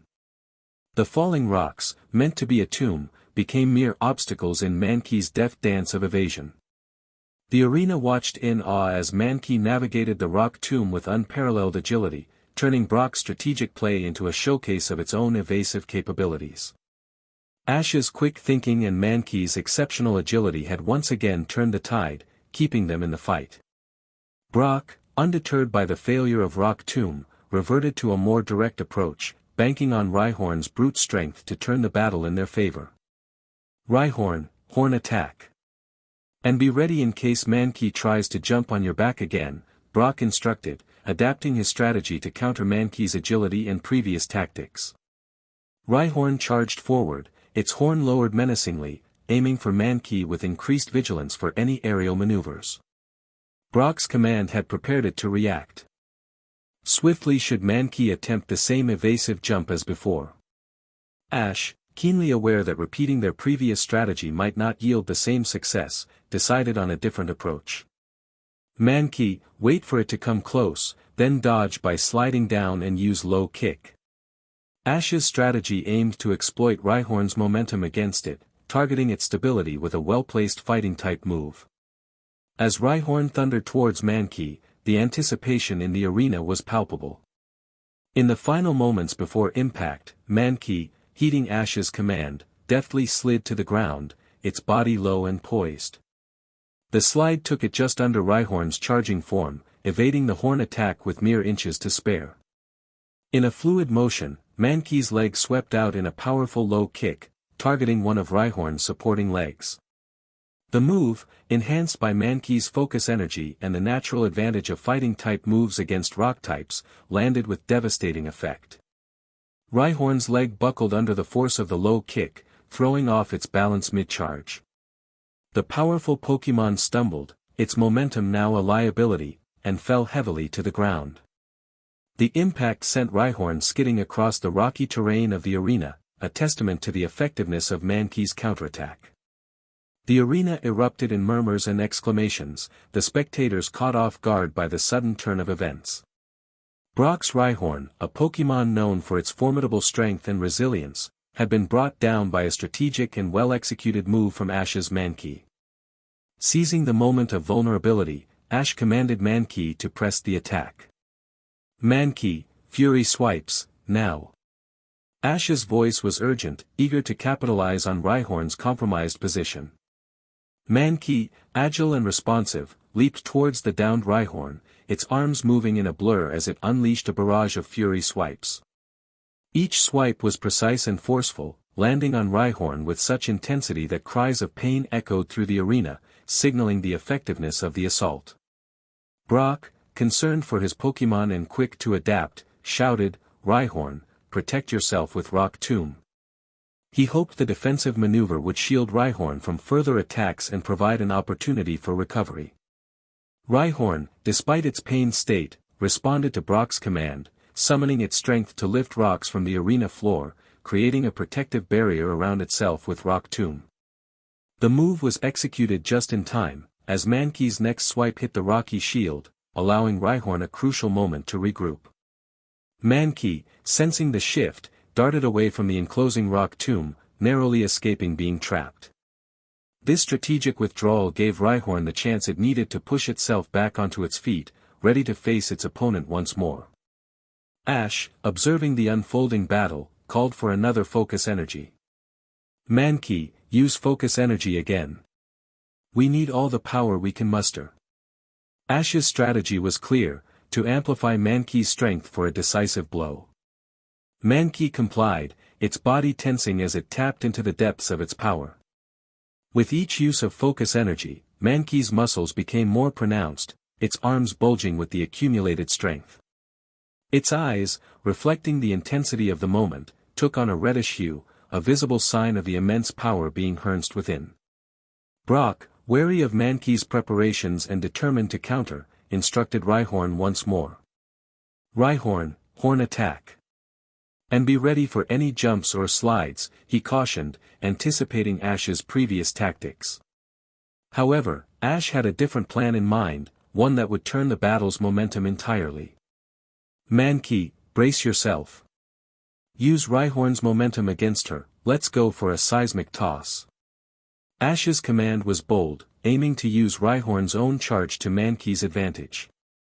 As Rhyhorn charged with its horn leading the way, Mankey, powered by multiple uses of focus energy, awaited the perfect moment.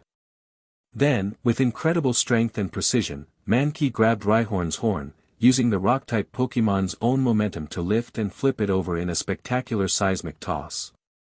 The arena fell into stunned silence as Rhyhorn was hurled through the air by Mankey's incredible show of strength.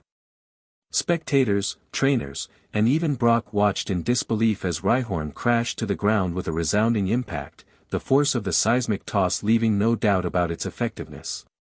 The stunned silence that enveloped the arena was broken by Forrest's voice as he stepped forward to assess Rhyhorn's condition.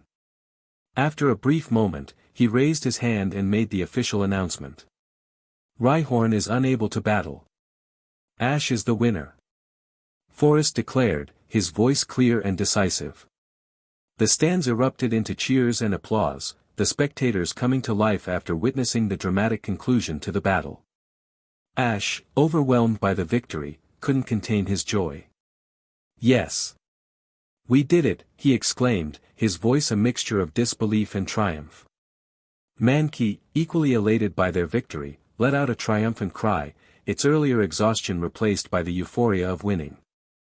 Ash, filled with gratitude and pride, scooped Mankey into his arms, hugging the Pokémon tightly. You were amazing, Mankey. We couldn't have done it without you, Ash said, his words filled with genuine appreciation for Mankey's incredible performance. Brock, ever the gracious gym leader, approached Rhyhorn with a gentle hand, offering words of encouragement and thanks to his Pokémon before recalling it into its Pokeball. Despite the loss, his respect for Rhyhorn's effort was evident in his demeanor. Then, Brock walked towards the center of the field, where Ash stood with Mankey. Extending his hand in a gesture of sportsmanship, Brock met Ash's gaze with a nod of respect.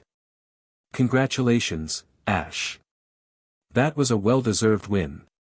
You and your Pokémon fought with great spirit and strategy, Brock said, acknowledging Ash's skills. Ash, meeting Brock's handshake with a firm grip, felt a surge of respect for the gym leader. Thank you, Brock. It was an honor to battle you. Your Pokémon are incredibly strong, Ash responded with honesty. As they moved away from the field, Brock continued to express his admiration for Ash's performance. I must say, I was genuinely impressed by your strategy, Ash. The way you adapted to Rhyhorn's charges showed a lot of ingenuity, Brock said, his tone conveying sincere respect. Ash, humbled by Brock's praise, shifted the credit to his Pokémon.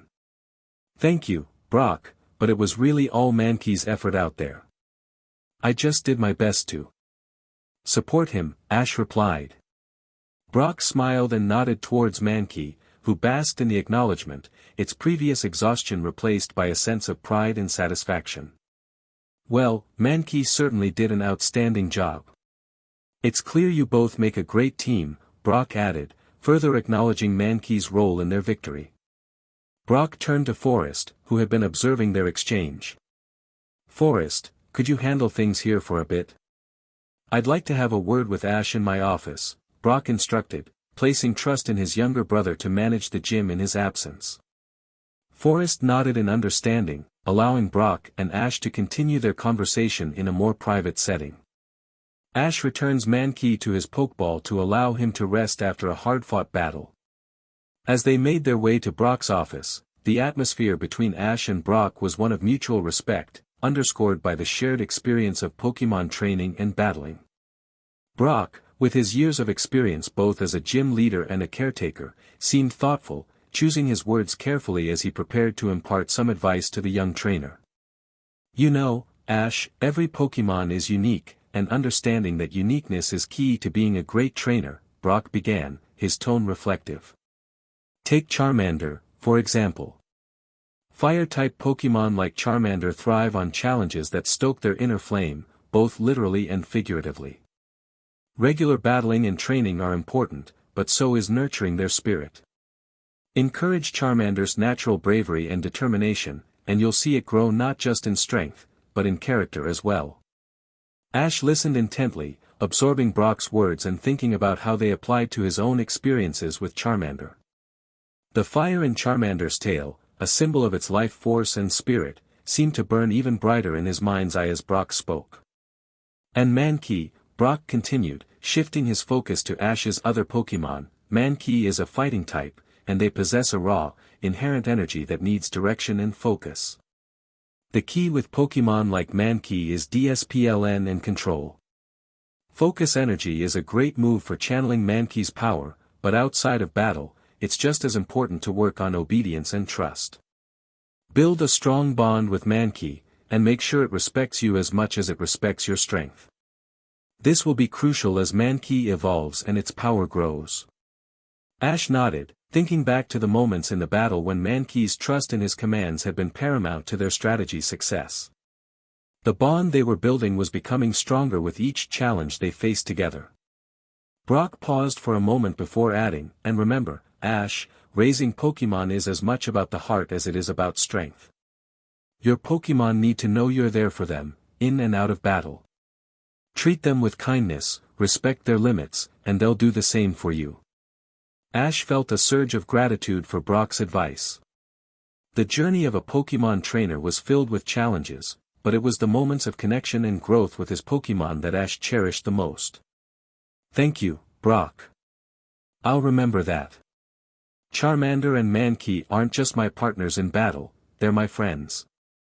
I want to be the best trainer I can be for them, Ash said, his resolve strengthened by Brock's guidance. Brock continued, as you continue on your journey, it's crucial to establish a well-developed base for both Mankey and Charmander. Their growth isn't just about gaining power, it's about honing their skills and control, Brock advised, his tone earnest.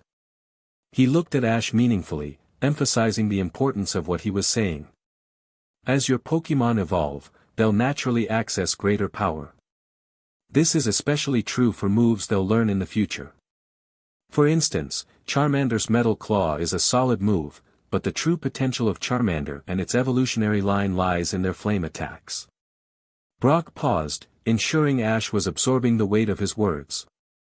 Fire-type moves are where Charmander will truly shine as it grows and evolves. It's important to guide Charmander in developing these attacks. Practice is key, but so is control. A powerful flame that can't be controlled can be as much a liability as an asset in battle. He continued, start with the basics. Keep working on Charmander's Ember and Fire Spin, helping them to become more precise and potent. As Charmander grows, its flame attacks will become naturally stronger. Your role is to ensure that with this power comes the ability to wield it effectively. This means training not just for power, but for versatility and adaptability in how Charmander uses its flames. Brock's advice resonated with Ash, who had already witnessed the raw potential of Charmander's fire-based moves. The idea of nurturing that potential with careful guidance and practice sparked a new sense of purpose in Ash's training regimen. Thank you, Brock. That makes a lot of sense. I'll make sure to focus on that with Charmander. We'll keep working on control and precision, Ash responded, his voice filled with determination. Shifting the focus of their conversation, Brock turned his attention to Ash's Mankey. Mankey already possesses a significant amount of power, and as it evolves into Primeape, you'll see an even more substantial increase in strength, Brock began, setting the stage for his advice. He leaned back slightly, adopting a thoughtful expression. Focus energy is an interesting move. It does more than just boost a Pokemon's attack, it sharpens their concentration and can greatly enhance their effectiveness in battle. But mastering it takes time, often years. It's about fine-tuning that raw energy into something controlled and deliberate. Brock's advice reflected a deeper understanding of the challenges associated with training Pokemon like Mankey, known for their volatile nature and immense power. For now, I'd recommend focusing on helping Mankey gain control rather than pushing for more power. The bond you develop with Mankey will be crucial, especially considering Primeape's notoriously difficult temperament. He paused for a moment, allowing Ash to absorb the significance of his words. Primeape can be a challenging Pokémon to manage due to its aggressive nature. However, with patience and a strong bond, it's possible to harness that energy effectively. Very few trainers have Primeape on their teams, not because they lack strength, but because of the difficulty in forging that crucial connection. Brock's tone grew more animated as he delved into the comparative strengths of fighting-type Pokémon. A well-trained Primeape can be incredibly formidable, nearly matching a Machop in terms of raw power. With the right guidance and training, your Mankey could grow into a Primeape that stands toe-to-toe with some of the strongest fighting types out there. Ash listened intently, the gravity of Brock's advice not lost on him. The prospect of Mankey evolving into a powerful, albeit challenging, Primeape was both exciting and daunting. "Thank you, Brock. I'll take your advice to heart. Mankey and I have a lot of work to do, but I'm committed to helping him grow in the right way," Ash responded, his determination shining through. Upon entering Brock's office, Ash was immediately struck by its Spartan yet deeply personal nature. The room was functional, with a large, sturdy desk dominating the space, but it was the personal touches that truly defined it. The walls were adorned with various trophies, each a testament to Brock's accomplishments as a gym leader and trainer. The gleam of the polished metal and the engraved plaques beneath them told silent stories of battles fought and challenges overcome. Adjacent to the trophies, a shelf meticulously arranged with an impressive collection of rocks caught Ash's eye. The assortment ranged from common pebbles with unique shapes to rare and colorful gemstones, each piece carefully labeled and displayed. On another shelf, what appeared to be fossils added a touch of ancient mystery to the room. These remnants of Pokémon long gone were carefully preserved, showcasing Brock's interest in the history and evolution of Pokémon. The fossils, each unique in form and texture, seemed to whisper secrets of a world long past. The main desk, however, held the most personal items. Scattered among the usual office supplies were numerous photographs of Brock's family.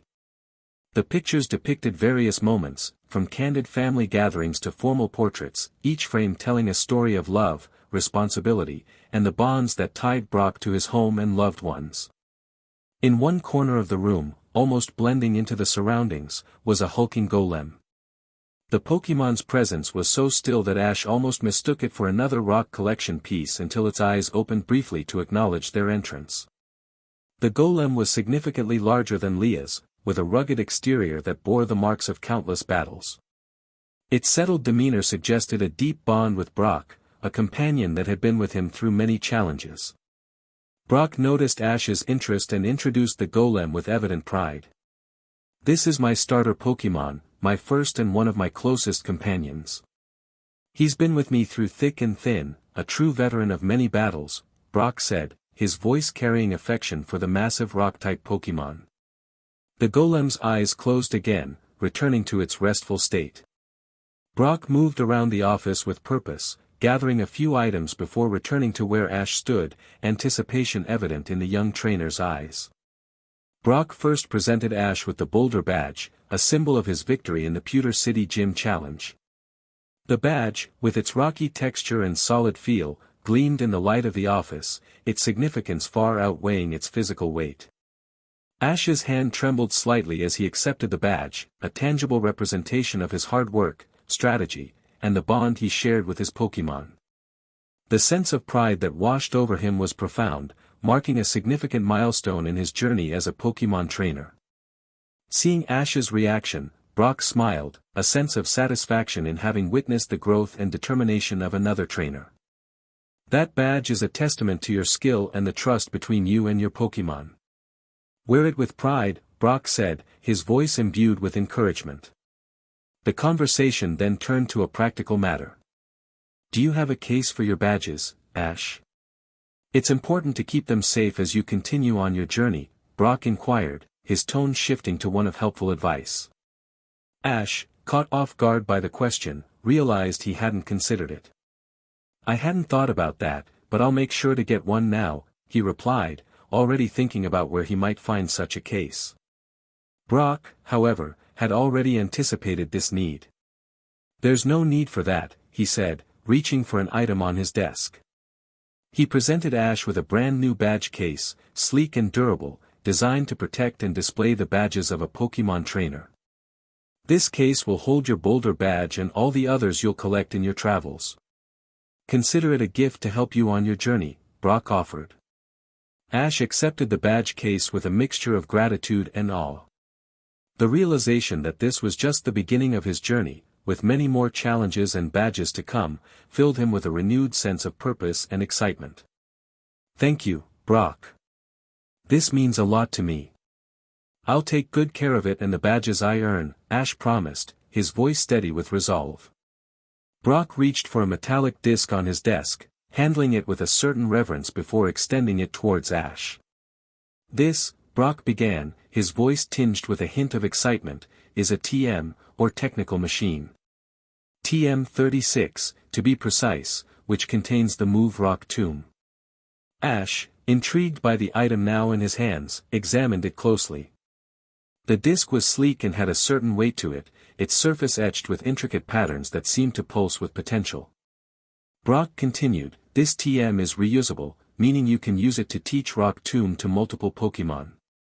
It's a valuable tool for any trainer, offering a way to broaden your Pokémon's capabilities beyond their natural move sets."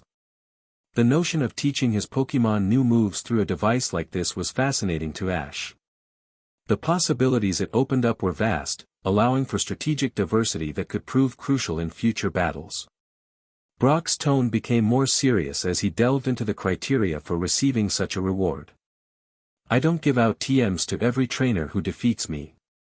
The Pokémon League guidelines require gym leaders to award the Boulder badge and a certain amount of Poke Dollars to victorious trainers. However, we have the discretion to offer additional rewards to those who truly impress us." He looked Ash directly in the eyes, a measure of respect evident in his gaze. "You, Ash, have shown great potential today.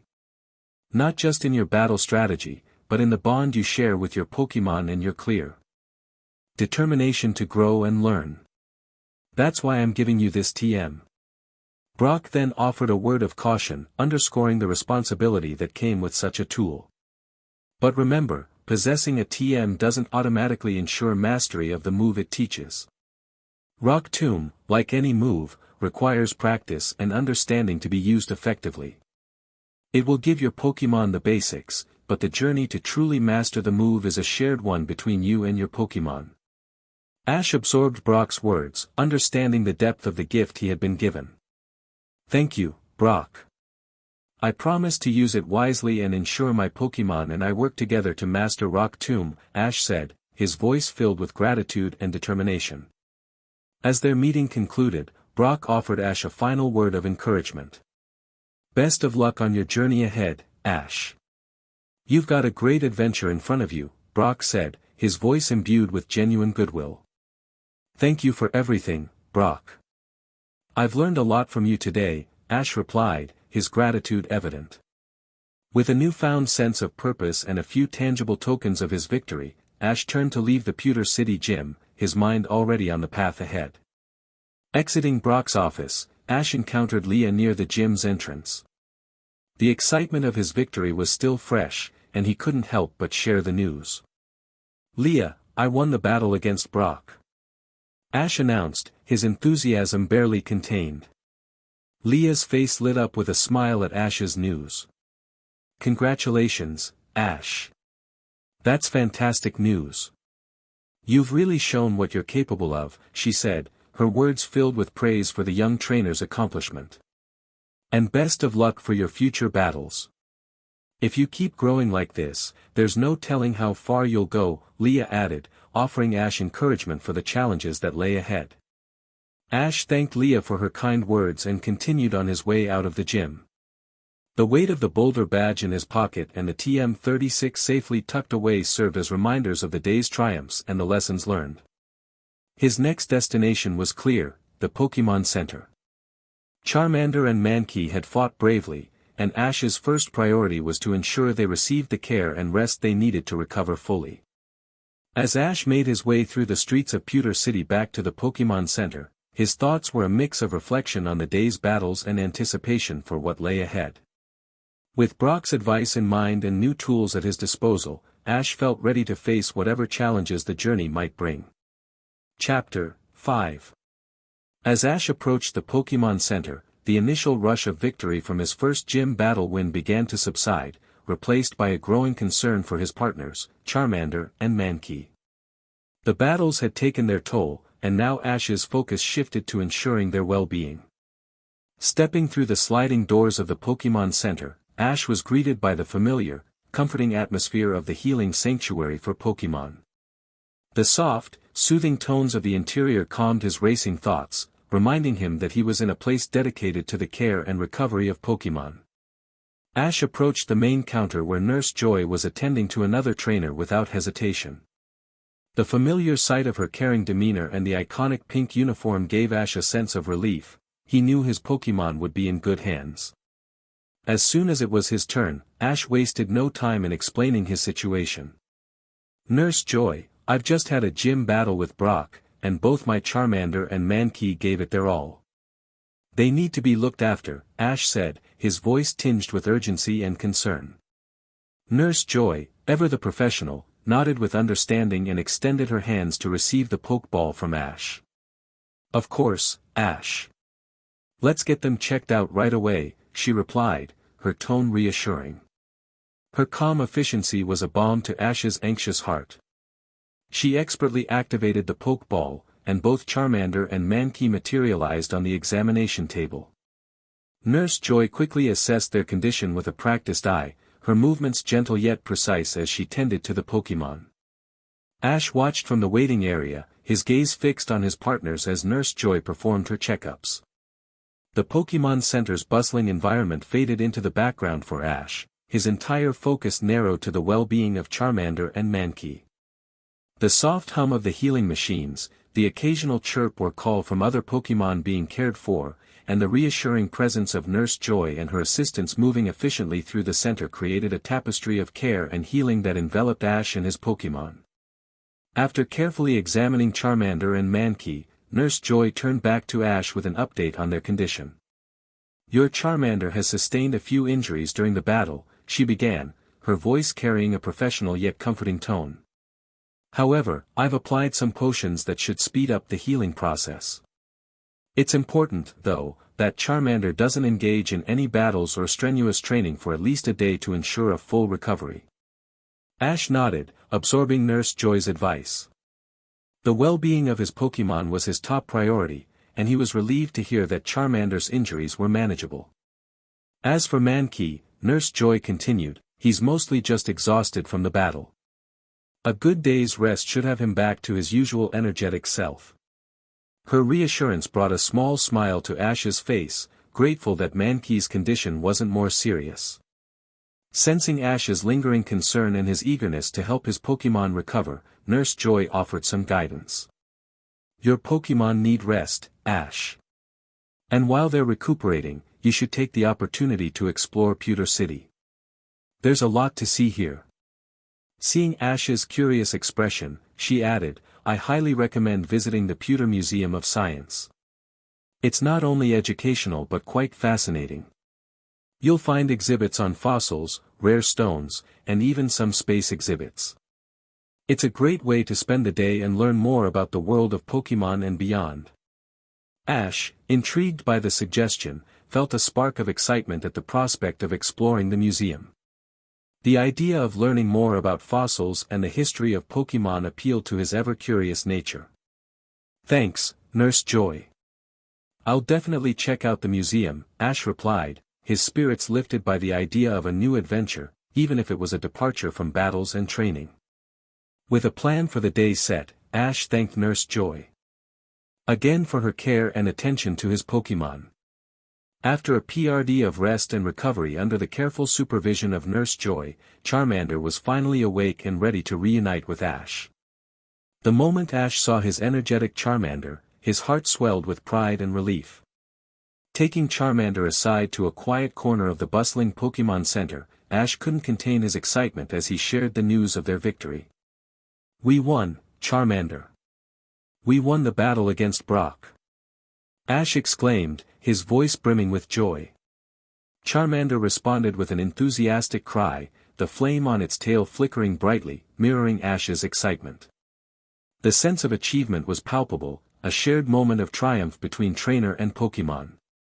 Mankey, not one to be left out, joined in the celebration with excited gestures and noises, clearly proud of their collective victory. Ash turned his attention to Mankey, acknowledging his crucial role in the battle. You were amazing too, Mankey, Ash said, his praise genuine and heartfelt. Noticing Mankey's playful demand for recognition, Ash laughed and recounted Mankey's incredible feat to Charmander. You should have seen Mankey in action, Charmander. He almost lifted Rhyhorn off the ground and performed a seismic toss that turned the battle in our favor. Ash explained, his tone filled with admiration for Mankey's strength and bravery. Charmander looked at Mankey with newfound respect, clearly impressed by the fighting-type Pokémon's display of power and skill. Mankey, basking in the praise and recognition from both Ash and Charmander, acted proudly, almost as if bragging about his strength and the pivotal role he played in securing their victory. Ash watched with a smile as his Pokémon celebrated their victory, their bond strengthened by the challenges they had overcome together. With the excitement of their gym battle victory still fresh, Ash gathered Charmander and Mankey, their spirits high from the recent win. Guys, we're taking a break from training today. It's time to relax and enjoy our victory, Ash announced, his voice filled with a sense of relief and satisfaction. The idea of a day without the rigor of training seemed to please both Pokémon, evident in Charmander's brightening flame and Mankey's enthusiastic nods. As they basked in the glow of their achievement, Ash's thoughts drifted to sharing the news with someone very important. I can't wait to tell my mom about our first gym battle victory, he exclaimed, the pride in his voice unmistakable. But as the words left his mouth, a sudden realization hit him. It had been over a month since he embarked on his journey, and in the whirlwind of excitement and challenges, he hadn't checked in with his mom. The thought of her worrying about him weighed heavily on his mind. Determined to rectify his oversight, Ash hurried towards the Pokémon Center's video calling machine, a staple in every center designed to keep trainers connected with their loved ones. Charmander and Mankey, curious about Ash's sudden change in demeanor, trailed behind him, intrigued by the concept of checking in. To them, the idea of contacting someone after leaving was unfamiliar, but they sensed its importance to Ash. As Ash approached the machine, his heart raced with a mix of anticipation and guilt. As the call connected and Ash's mom, Delia, appeared on the screen, her initial expression was one of pure joy at seeing her son's face after such a long time. Ash, she exclaimed, her voice filled with relief and happiness. However, her joyful expression quickly shifted to one of concern and mild frustration, a change that Ash knew all too well. Ash Ketchum, she began, her tone shifting to that of a worried mother, do you have any idea how worried I've been? Not a single call for over a month. Her words, though stern, were underscored by a deep concern for her son's well-being. Ash felt a pang of guilt, realizing the worry he had caused his mom by his lack of communication. I'm so sorry, Mom. I was on the road, and I guess I just got caught up in everything, he replied, his voice laden with regret. The excitement of his journey had indeed swept him away, making him forget to touch base with the most important person back home. Delia's expression softened slightly as she listened to Ash's apology, but her concern was still evident. I was worried sick, Ash. If it hadn't been for Professor Oak reassuring me that you had checked into the Pewter City Pokémon Center, I would have come looking for you myself, she explained, her words painting a picture of the anxiety she had endured. Ash could only imagine the stress his silence had caused, and he made a mental note to ensure he kept in regular contact from now on. I promise I'll call more often, Mom. I didn't mean to make you worry, he said earnestly, hoping to ease the worry he had inadvertently caused. Delia, while still visibly concerned, nodded in acknowledgement of Ash's promise. The relief of finally hearing from her son, coupled with his recent victory and the assurance that he was safe and doing what he loved, gradually alleviated her worry. Eager to lighten the mood and share a piece of his journey, Ash turned the camera towards Charmander and Mankey, introducing them to his mom with a warm smile. "Mom, meet Charmander and Mankey. They've been my partners on this journey," Ash said, his voice filled with pride. Charmander let out a cheerful "char," and Mankey waved its hand, both Pokémon seemingly understanding the significance of the introduction. Delia's face brightened at the sight of the Pokémon, her earlier worry momentarily forgotten as she greeted Ash's companions. "Oh, it's so nice to meet you both. You're taking good care of Ash, aren't you?" she said, her tone affectionate and welcoming. Ash proceeded to narrate the tales of his journey, carefully curating the stories to highlight the adventure while omitting the more perilous encounters. He spoke of the towns he'd visited, the people he'd met, and the lessons he'd learned along the way. With a gleam of excitement in his eyes, Ash couldn't wait to share the details of his gym battle with his mom. His voice was animated, each word infused with the enthusiasm of his recent victory. "Mom, you won't believe the gym battle we had with Brock. It was amazing, and both Charmander and Mankey were incredible." Ash began, his energy palpable even through the screen. Delia leaned in, her interest piqued by Ash's vivid storytelling. "Tell me everything, Ash. I want to hear all about it," she encouraged, her smile widening in anticipation of the tale. Ash delved into the story, describing how the battle unfolded, from the tense moments of strategy to the triumphant final moves. Charmander started strong against Brock's Geodude, but it was tough. And then Mankey, wow, Mankey was the real star. He performed a seismic toss on Brock's Rhyhorn that no one saw coming. Ash recounted, his hands moving expressively as he painted the picture of the battle. Delia listened intently, her eyes reflecting the pride she felt for her son's achievements. Ash's ability to bring the battle to life made her feel as though she was right there in the stands, cheering him on. With a flourish, Ash held up the Boulder badge for his mom to see. "And look, we won this. The Boulder badge from Brock himself," he exclaimed, his voice a mix of pride and disbelief. Delia's applause was audible even through the screen. "Oh, Ash, that's wonderful. I'm so proud of you and your Pokémon," she said, her voice brimming with maternal pride.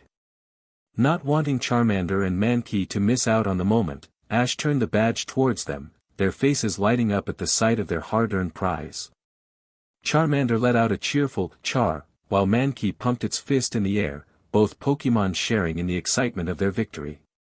The badge glistened between them, a symbol of their teamwork, perseverance, and the bond they shared. As the conversation neared its end, Ash shared his next destination with his mom, his voice carrying a mix of determination and excitement.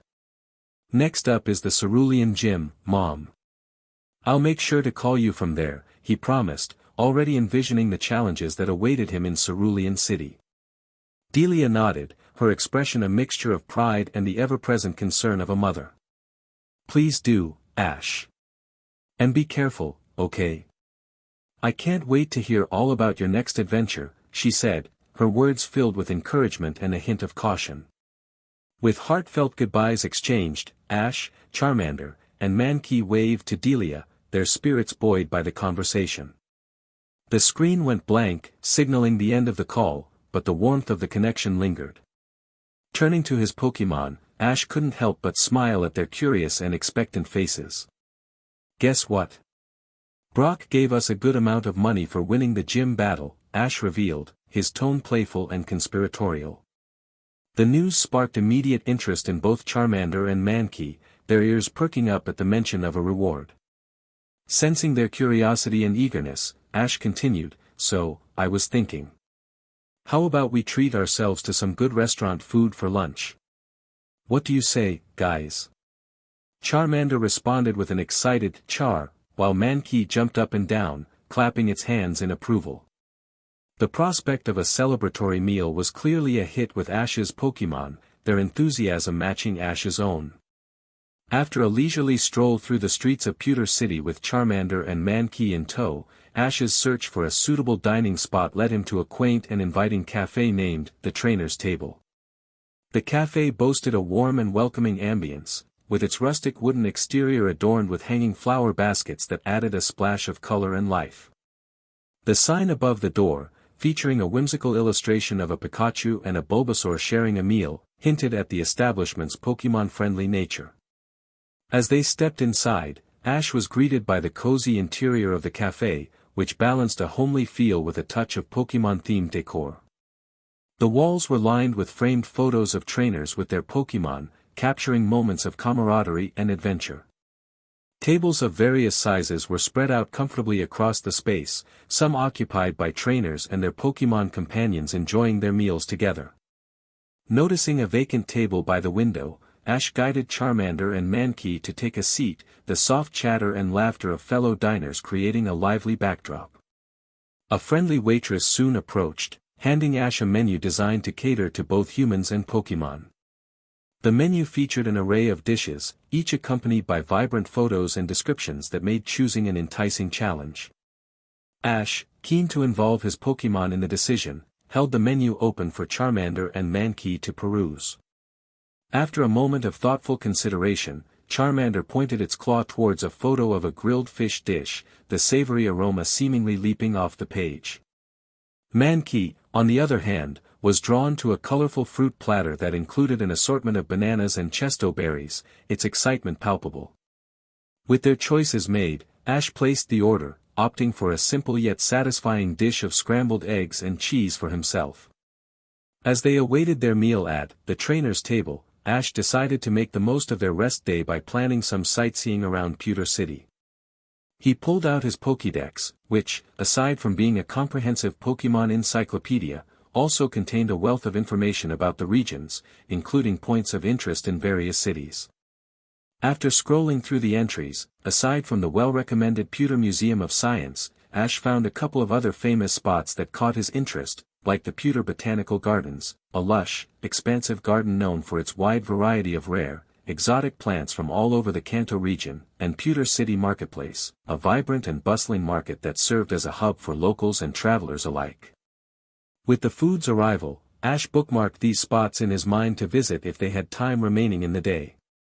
The delicious aroma wafting from the dishes momentarily pulled Ash away from his plans, bringing a smile to his face. Charmander's grilled fish dish was served with a side of lightly seasoned vegetables, perfectly cooked to retain their crunch. Mankey's fruit platter was a vibrant array of bananas, chesto berries, and other seasonal fruits, arranged artfully to entice even the pickiest eater. Ash's own plate of scrambled eggs and cheese was fluffy and comforting, just what he needed after the day's excitement. As they ate, the cafe around them buzzed with the chatter of other trainers and the occasional Pokémon cry, adding to the lively atmosphere. Ash, Charmander, and Mankey enjoyed their meal in contented silence, each savoring the flavors and the moment of peace. After their delightful meal, Ash and his Pokémon took a moment to relax within the cozy confines of the trainer's table. Ash sipped on a cool, refreshing drink, savoring the calm after the excitement of their gym battle victory. Charmander and Mankey, content and full from their delicious food, curled up comfortably at Ash's feet for a well-deserved nap. Ash, always keen to stay informed and curious about the wider Pokémon world, took this quiet moment to browse through the latest news on his Pokédex. The League Circuit's commencement meant that most news was centered around upcoming battles and events, but a few other stories caught his attention. One article detailed a successful operation against a poacher ring in Celadon City, highlighting the ongoing efforts to protect Pokémon from illegal capture and trading. Another piece announced a tournament in Saffron City, promising fierce competition and showcasing some of the region's top trainers. A particularly exciting bit of news was about Kanto's largest cruise ship, set to embark on its maiden voyage soon. The article described the luxurious amenities and the unique opportunity for trainers to battle and trade Pokémon while sailing the open seas. However, it was a feature on Lance, the esteemed Dragon-type Pokémon master, champion of the Kanto and Johto League, and one of Ash's personal heroes, that truly captivated him. The article detailed Lance's latest addition to his team, a Gible, known for its fierce bite and potential to evolve into the formidable Garchomp. Ash read with rapt attention, each detail about Lance's training methods and his bond with Gibble fueling Ash's own dreams and aspirations.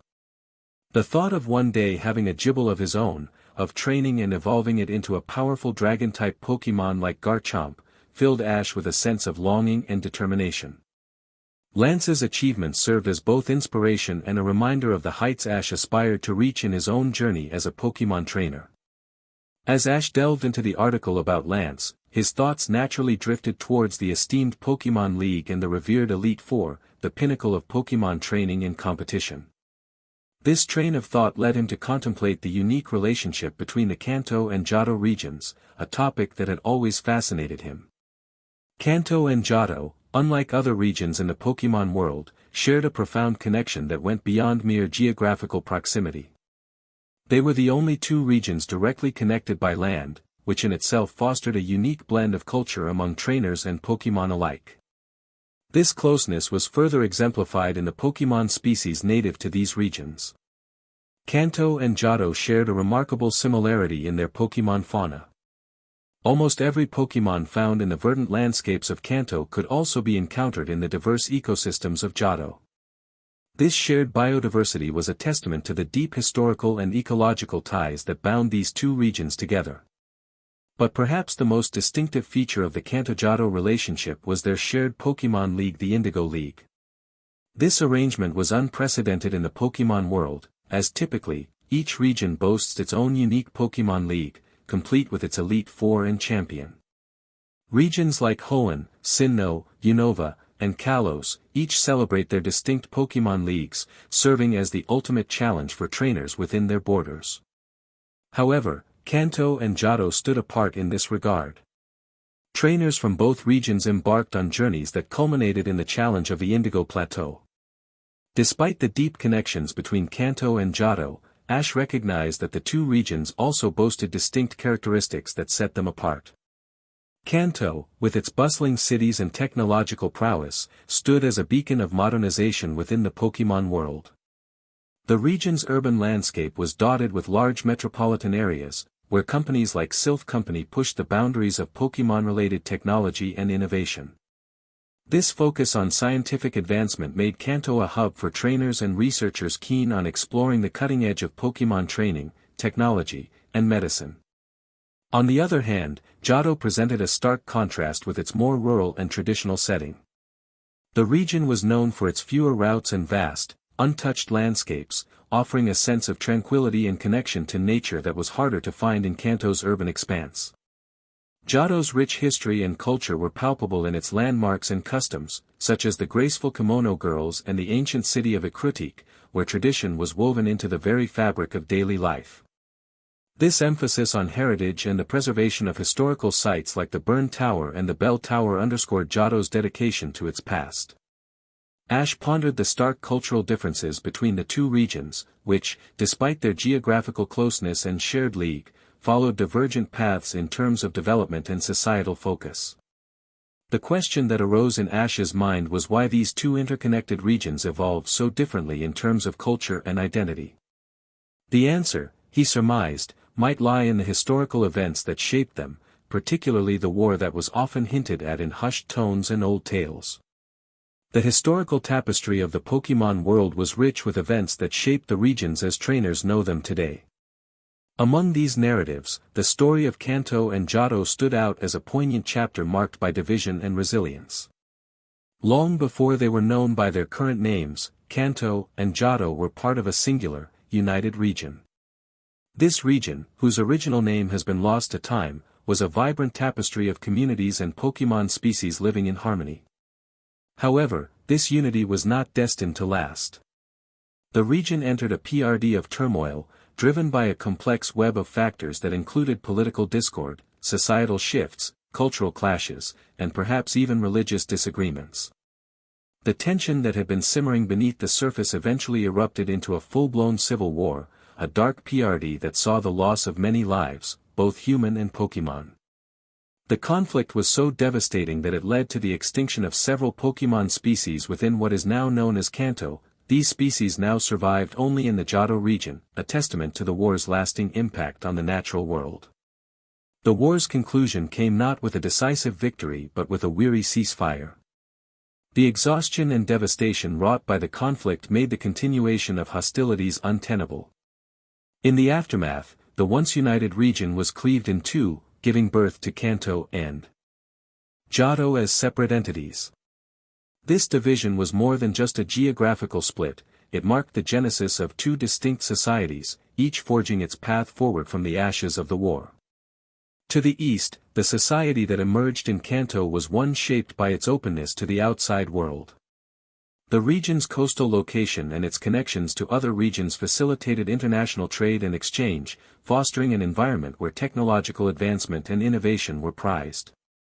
The influence of external ideas and the drive for progress propelled Kanto into becoming a hub of scientific achievement and industrialization, exemplified by institutions like Sylph Company and the region's bustling urban centers. In contrast, the society that took root in the western lands of Johto adopted a markedly different approach. In the wake of the Civil War, Johto turned inwards, embracing an isolationist stance that prioritized the preservation of its cultural heritage over external influences. This focus on tradition is evident in Johto's reverence for its historical sites, its celebration of ancient customs, and its commitment to maintaining a harmonious relationship with nature and Pokémon. The region's rural landscape, dotted with small towns and villages, reflects a society that values its past and seeks to protect it for future generations. In the evolving narrative of Kanto and Johto's shared history, the choice of their respective capitals marked a significant development in their post-war identities. Saffron City, at the heart of Kanto, emerged as a symbol of the region's technological ambition and connectivity. As the headquarters of Sylph Company, the city became synonymous with innovation and progress, its bustling streets a testament to Kanto's forward-looking ethos. The strategic positioning of Saffron City, where all major routes converged, underscored its role as a central hub, facilitating travel, trade, and communication within the region and beyond. Meanwhile, Johto's selection of Goldenrod City as its capital reflected its priorities and character. Goldenrod, with its urban sophistication and cultural vibrancy, stood as the most cosmopolitan of Johto's settlements. The city's location, serving as a nexus for various routes, made it an accessible and welcoming destination for travelers and trainers alike. Goldenrod City embodied Johto's blend of tradition and community, its streets alive with the spirit of a region that valued its heritage as much as its present. However, the passage of time brought new challenges to the fore, reigniting old tensions between Kanto and Johto. The resurgence of criminal organizations in Johto, exploiting the region's more insular nature, posed a direct threat to Kanto's security and prosperity. These groups launched attacks on Kanto's businesses, cities, and trainers, exploiting the historical divide to operate with impunity across regional lines. The situation escalated as the people of Kanto, feeling threatened and provoked, began to call for decisive action against Johto. The sentiment for reunification grew, driven by a desire to address the criminal menace and to integrate Johto into Kanto's more modern societal framework. This period of heightened tension and conflict came to be known as the Kanto War, a time marked by strife in the pursuit of reunification and the eradication of criminal elements. The Kanto War was a dark chapter in the region's shared history, characterized by loss and the harsh realities of conflict. The attempts to bring Johto to its knees and to force modernization upon it were met with resistance, leading to widespread suffering. The vision of cleansing Johto of its perceived corruption and criminality resulted in significant casualties, casting a long shadow over the noble intentions of some of its proponents. Lance, known as the Dragon Master and celebrated champion of the Indigo Plateau, was more than just a formidable Pokémon trainer, he was a figure of historical significance whose impact extended far beyond the battlefield. His legacy was intertwined with the aspirations and tumult of his era, a time when the long-standing discord between Kanto and Johto had escalated into the conflict known as the Kanto War. Lance's reputation was built not only on his unparalleled prowess with Dragon-type Pokémon but also on his visionary leadership and unwavering commitment to his ideals. His dream was bold and clear: a united Kanto-Johto region, where the divisions of the past were healed, and peace reigned from one end to the other. This vision was born from witnessing the strife and division that characterized his early years, the battles that broke out sporadically, deepening the rift between the two regions. As a hero to many, Lance saw the potential for a harmonious future, one that transcended the historical grievances and barriers that separated Kanto and Johto. His army of dragon Pokémon, led by the formidable Dragonite, became symbols of his quest for unity, embodying both the power and the possibility of change. The end of the Kanto War, with Lance at the helm, marked the beginning of a new chapter for the two regions. In his quest for lasting peace and stability, Lance established a feudal system that sought to govern the vast landmass of the newly united Kanto-Johto. This system delegated authority to local gym leaders, entrusting them with the responsibility of overseeing their respective cities and maintaining order within their domains. However, the path to unity was fraught with challenges. The integration of Johto into a broader regional entity, particularly one seen to be led by a figure from Kanto, was met with resistance. The citizens of Johto, proud of their heritage and wary of external dominance, did not passively accept the new order. Rebellions and pockets of resistance emerged, reflecting the deep-seated tensions and the complex interplay of identity, sovereignty, and governance. In the wake of the unification and the establishment of Lance's vision for a single Kanto-Johto region, the role of Pokémon within society took on a new dimension. Recognizing the immense power that Pokémon could wield, and the potential for them to be used as instruments of conflict or even as weapons of mass destruction, a system of control and regulation was imperative. The Pokémon League system emerged as a cornerstone of this new order, designed to ensure stability and prevent the accumulation of Pokémon forces that could threaten the delicate balance of peace. The distribution of starter Pokémon, a rite of passage for young trainers, was carefully regulated. Only designated individuals such as professors and gym leaders, or those explicitly endorsed by the League, were authorized to hand out these Pokémon. This measure was intended to ensure that the journey of aspiring trainers began under the guidance of experienced and responsible mentors, fostering a culture of respect and discipline in the use of Pokémon. Furthermore, the registration of Pokeball became a mandatory practice, a safeguard against the misuse of Pokémon and a means to maintain accountability among trainers. This system of oversight extended to all aspects of Pokémon training and battling, underscoring the League's commitment to order and the responsible stewardship of Pokémon. In this era of restructuring, Team Rocket, once a formidable criminal syndicate, found itself significantly curtailed.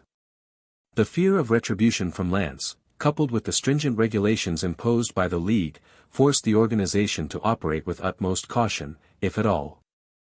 Their diminished presence was a testament to the effectiveness of the new controls and the deterrent power of Lance's authority. To further solidify the governance of the United Regions and to address the distinct identities and needs of Kanto and Johto, Lance instituted two separate Elite Four councils. This decision was both a strategic move to decentralize power and a nod to the unique cultural and historical contexts of each region. The Kanto Elite Four comprised of Lorelei, the Ice Mistress, known for her mastery over Ice-type Pokémon, Bruno, the Fighting Titan, master of formidable Fighting-type Pokémon, Koga, the Poison Ninja, a former gym leader, and master of Poison-type Pokémon, and Agatha, the Ghost, commanding fearsome Ghost-type Pokémon with eerie precision.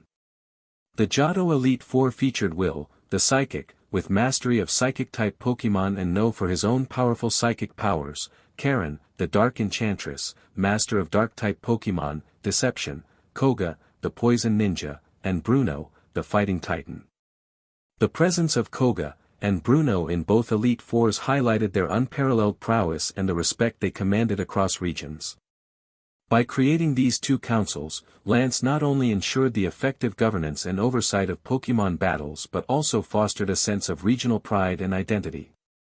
Koga and Bruno, serving on both Elite Fours, symbolized the unity between Kanto and Johto, embodying the bridge Lance sought to build between the two halves of the landmass. This structure reflected Lance's commitment to peace, stability, and the thoughtful integration of Kanto and Johto's diverse legacies into a cohesive whole. Lance's strategic foresight in establishing two nearly identical Elite Four councils for Kanto and Johto was hailed as a masterstroke in the annals of Pokémon League history. This decision played a crucial role in maintaining balance and peace across the unified regions, fostering a stable environment that had now flourished for over a decade. While many unsung heroes contributed to this era of tranquility, Lance's figure loomed largest in the public imagination, emblematic of leadership, strength, and the aspirational heights of Pokémon mastery.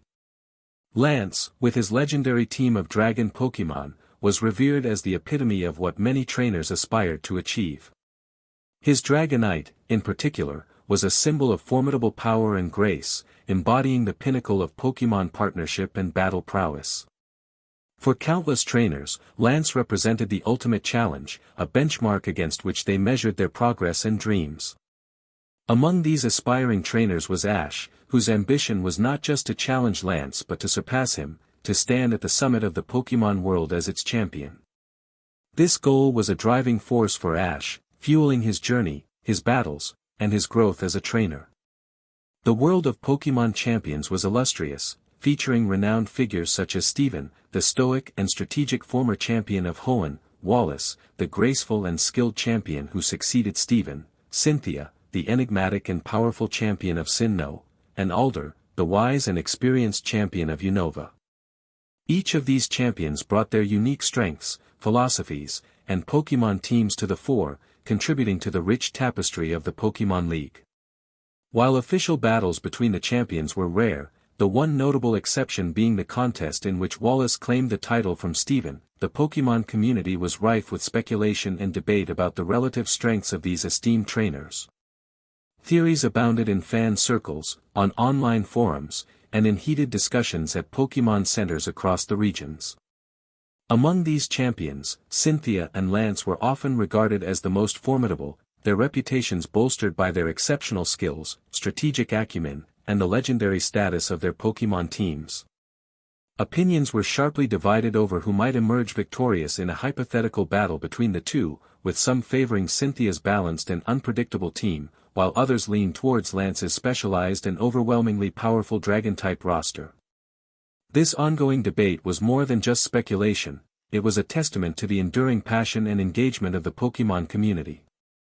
For trainers like Ash, the legends of these champions were not just tales of others' achievements but beacons guiding their own journeys, inspiring them to push further, dream bigger, and one day leave their mark on the world of Pokémon.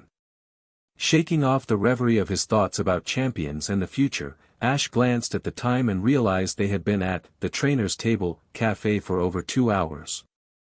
It was time to explore more of Pewter City. Gently nudging Charmander and Mankey awake, Ash shared his plan to visit the Pewter Museum of Science. Mankey, showing little interest in a museum visit, made a dismissive gesture, clearly preferring the idea of relaxation or perhaps more physical activities. Charmander, on the other hand, perked up at the mention of the museum, its eyes wide with curiosity and a clear desire to learn and explore. Understanding his Pokémon's preferences, Ash returned Mankey to his Pokeball for a well-deserved rest, while Charmander eagerly hopped alongside him, ready for the next adventure. Together, they left the cafe and navigated through the streets of Pewter City towards the museum. As they approached, the Pewter Museum of Science stood out with its distinctive architecture. The building was a harmonious blend of modern design and traditional elements, reflective of Pewter City's unique character. The museum's facade featured large, expansive glass panels that allowed natural light to flood the interior, showcasing the exhibits even from the outside. The use of stone and metal in the construction paid homage to Pewter City's mining heritage, with elegant, angular lines giving the structure a contemporary feel. The entrance was marked by a grand archway, adorned with carvings of various Pokémon species, symbolizing the museum's dedication to the study and preservation of Pokémon and their natural habitats. The landscaping around the museum was meticulously maintained, with pathways lined by fossil-inspired sculptures and indigenous plants, creating an inviting atmosphere for visitors. The history of the Pewter Museum of Science was as rich as its architecture was striking. Established several decades ago, the museum was originally a modest collection curated by local enthusiasts and scholars passionate about geology, paleontology, and Pokémon ecology. Over the years, it grew in both size and reputation, bolstered by significant discoveries in the region and contributions from renowned researchers. The museum became a cornerstone of Pewter City's cultural and educational landscape, attracting visitors from across Kanto and beyond. Its exhibits ranged from ancient Pokémon fossils and gemstone collections to interactive displays on space exploration and Pokémon habitats. The museum also served as a center for academic research and public lectures, fostering a community of learning and discovery. As Ash entered the Pewter Museum of Science, he was immediately struck by the buzz of activity within. A steady stream of visitors, ranging from eager young trainers to regular tourists, flowed through the museum's expansive entrance, each person as captivated by the promise of discovery as Ash was. Making his way to the front desk, Ash introduced himself with his usual enthusiasm.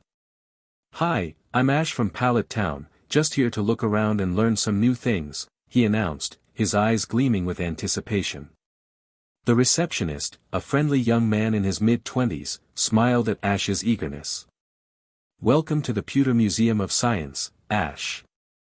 That's great to hear. You'll need to purchase a ticket for admission. It's 50 poke dollars," he explained, his tone both welcoming and professional.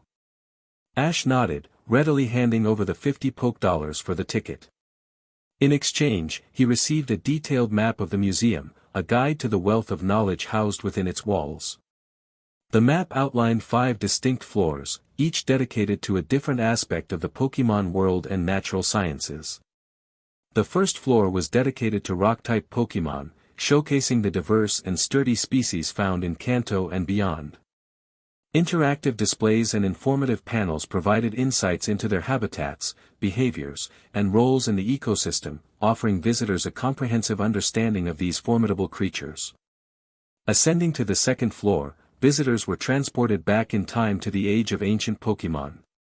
This floor housed an impressive collection of fossils, meticulously preserved and presented. Each fossil told a story of life millions of years ago, offering glimpses into the prehistoric world that once thrived and the evolutionary journey of Pokémon. The third floor was devoted to space exploration, highlighting the mysteries beyond the Earth's atmosphere. Exhibits detailed the Pokémon species that were rumored to hail from space, along with models of spacecraft and celestial phenomena. This floor bridged the gap between the terrestrial and the cosmic, expanding visitors' horizons to the vast universe. The evolution of Pokémon was the focus of the fourth floor, where the intricate processes of Pokémon growth and transformation were explored. From the metamorphosis of Caterpie to Butterfree to the enigmatic evolution of Eevee into its many forms, this floor provided a deep dive into one of the core mysteries of the Pokémon world. Finally, the fifth floor showcased a dazzling array of gems and stones, celebrating the natural beauty and variety of the minerals found within the earth. This collection not only highlighted the aesthetic value of these stones but also their significance in the world of Pokémon, from evolution stones to fossils. As Ash and Charmander stepped onto the first floor of the Pewter Museum of Science, they were greeted by a world of stone and might, dedicated entirely to the rock-type Pokémon of the Kanto region. The expansive floor was cleverly designed to mimic a rocky landscape, complete with artificial boulders and sand patches that lent an authentic touch to the environment. The ambient lighting was soft, casting gentle shadows that added depth to the displays, creating an immersive experience for all visitors. The first exhibit they encountered was a life-sized model of a geodude, suspended mid-air to give the illusion of floating. Informational plaques detailed Geodude's habitat preferences, its evolutionary line, and interesting trivia, such as its ability to retract its arms into its body. Charmander seemed particularly intrigued by the model, circling around it with wide, curious eyes.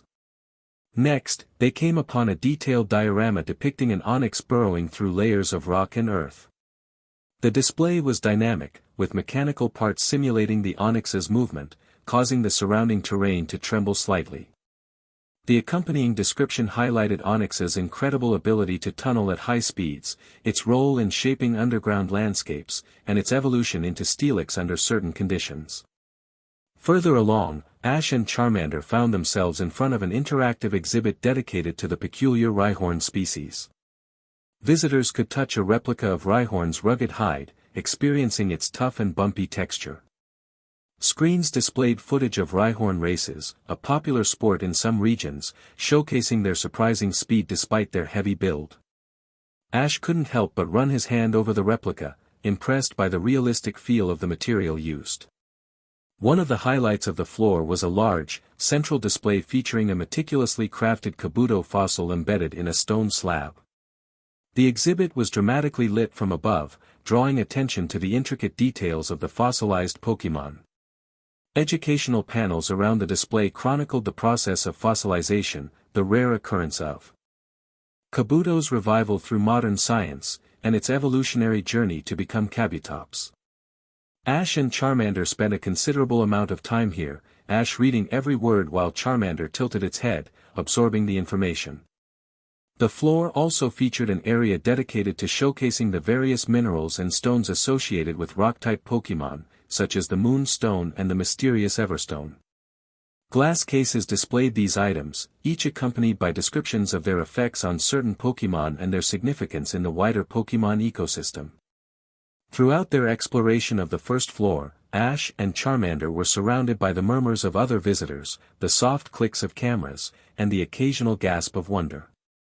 The atmosphere was one of shared fascination, with each exhibit offering a new window into the remarkable world of rock-type Pokémon. Ascending to the second floor of the Pewter Museum of Science, Ash and Charmander entered a realm that bridged the present with the ancient past, dedicated to the fascinating world of Pokémon fossils. This floor was a testament to the passage of time, showcasing the remnants of Pokémon that once roamed the earth, seas, and skies. The layout of the second floor was reminiscent of an archaeological dig site, with display cases and stands artfully arranged amidst sand and rock formations. Soft, ambient lighting cast a warm glow over the fossils, highlighting their intricate details and textures. The atmosphere was hushed, almost reverential, as visitors moved from one exhibit to the next, captivated by the stories encapsulated within these stone relics.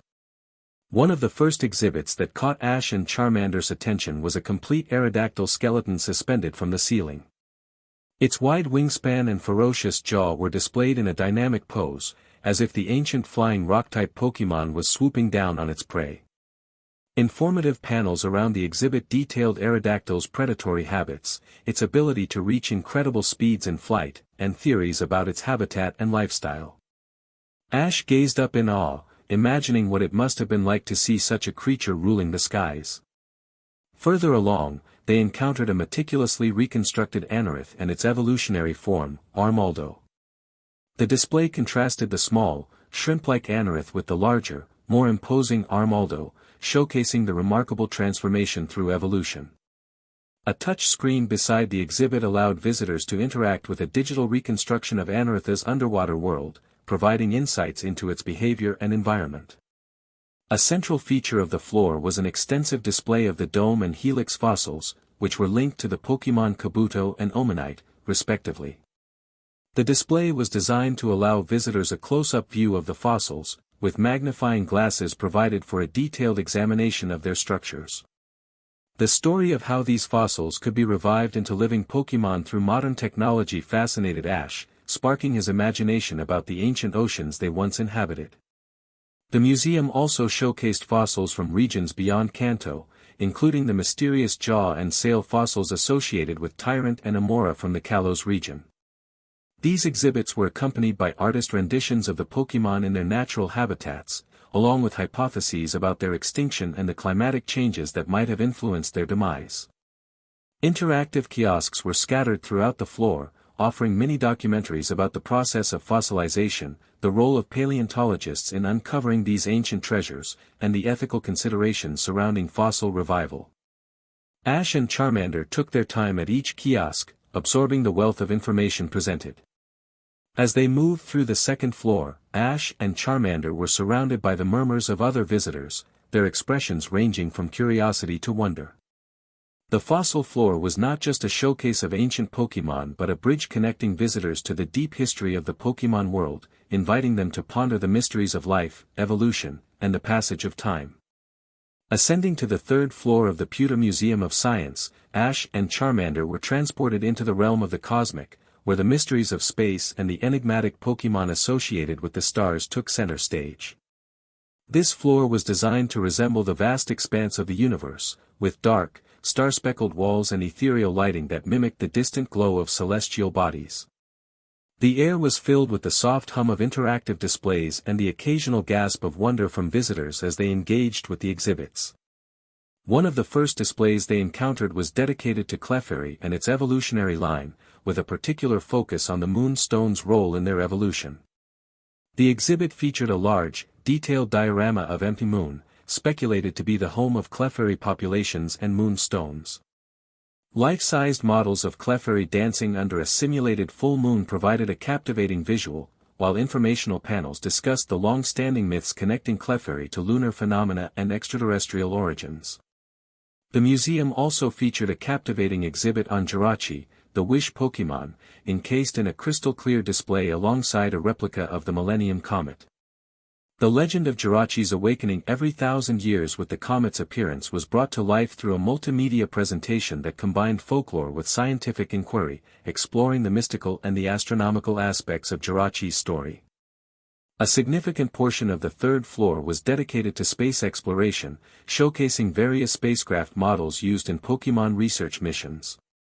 One highlight was a detailed replica of the Moss Deep Space Center's rocket, known for its missions to study Pokémon in space and the investigation of celestial bodies.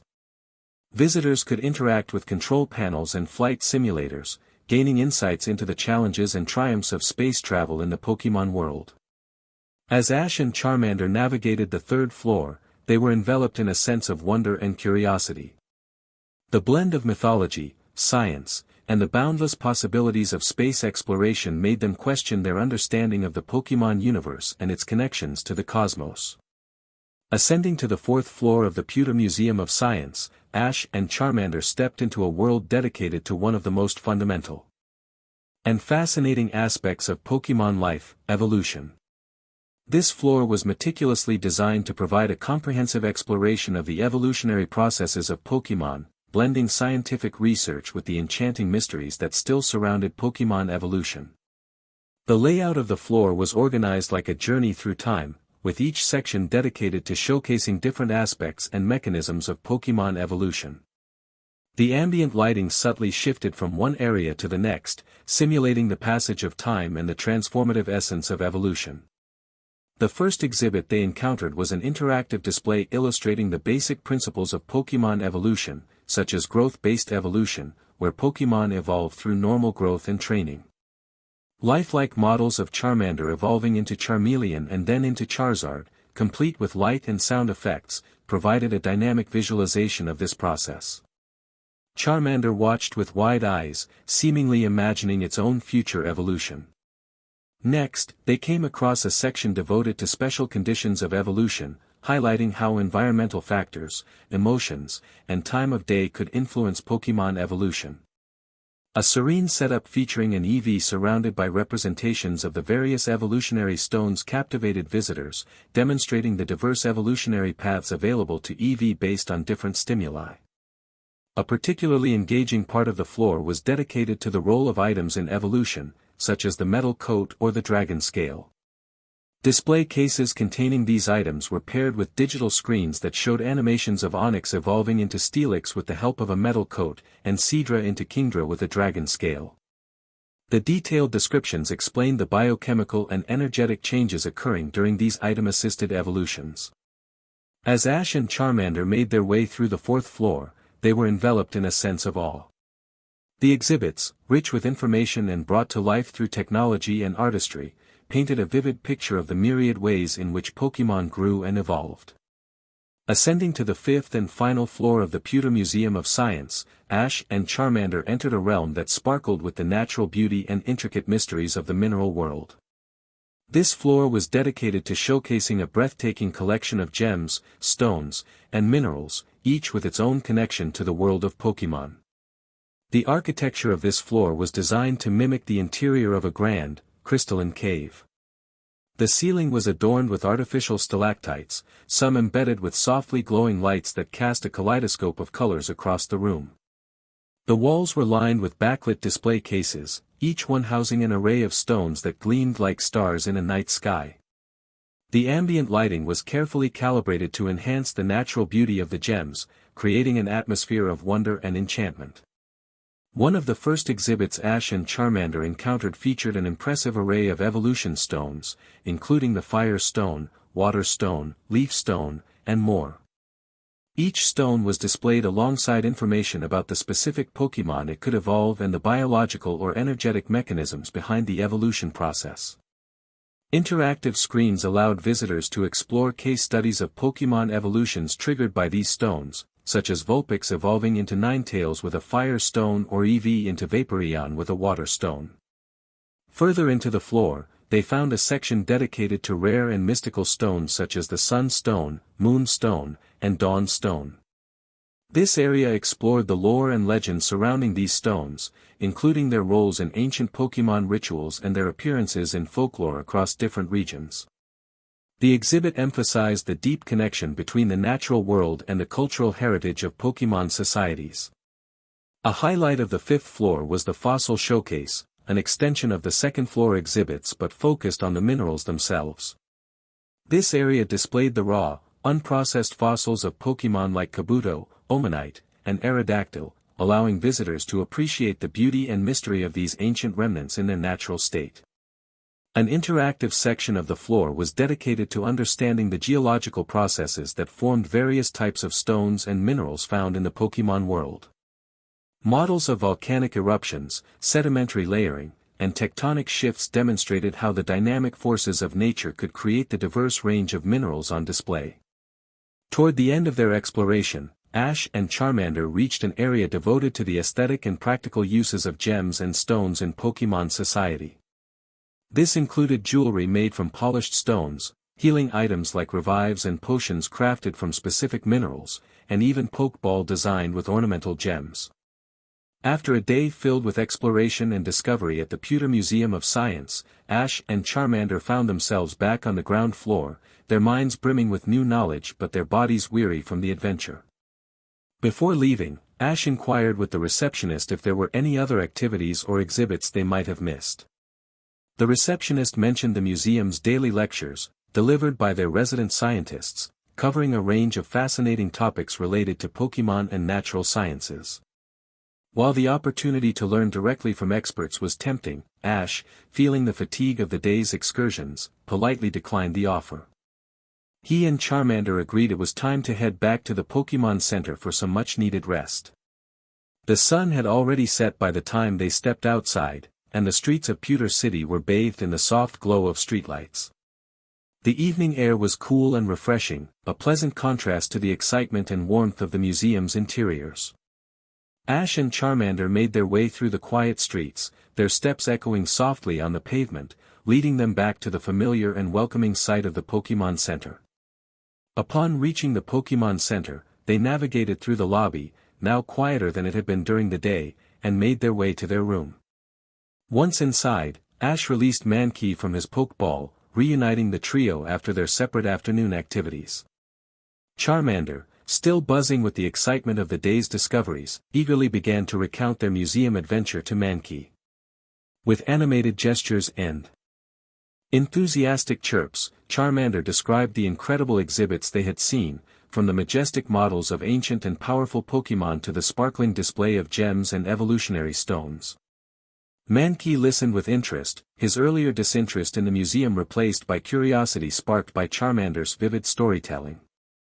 Ash joined in, adding details and sharing his own wonder at the knowledge they had gained, from the mysteries of Pokémon evolution to the tales of Pokémon from space. As the excitement of their conversation waned, a comfortable silence settled over the room. The fatigue of their long day began to catch up with them, and Ash knew it was time to call it a night. With a final yawn, Ash made sure Charmander and Mankey were comfortable, then settled into his own bed, his thoughts drifting to the adventures that awaited them.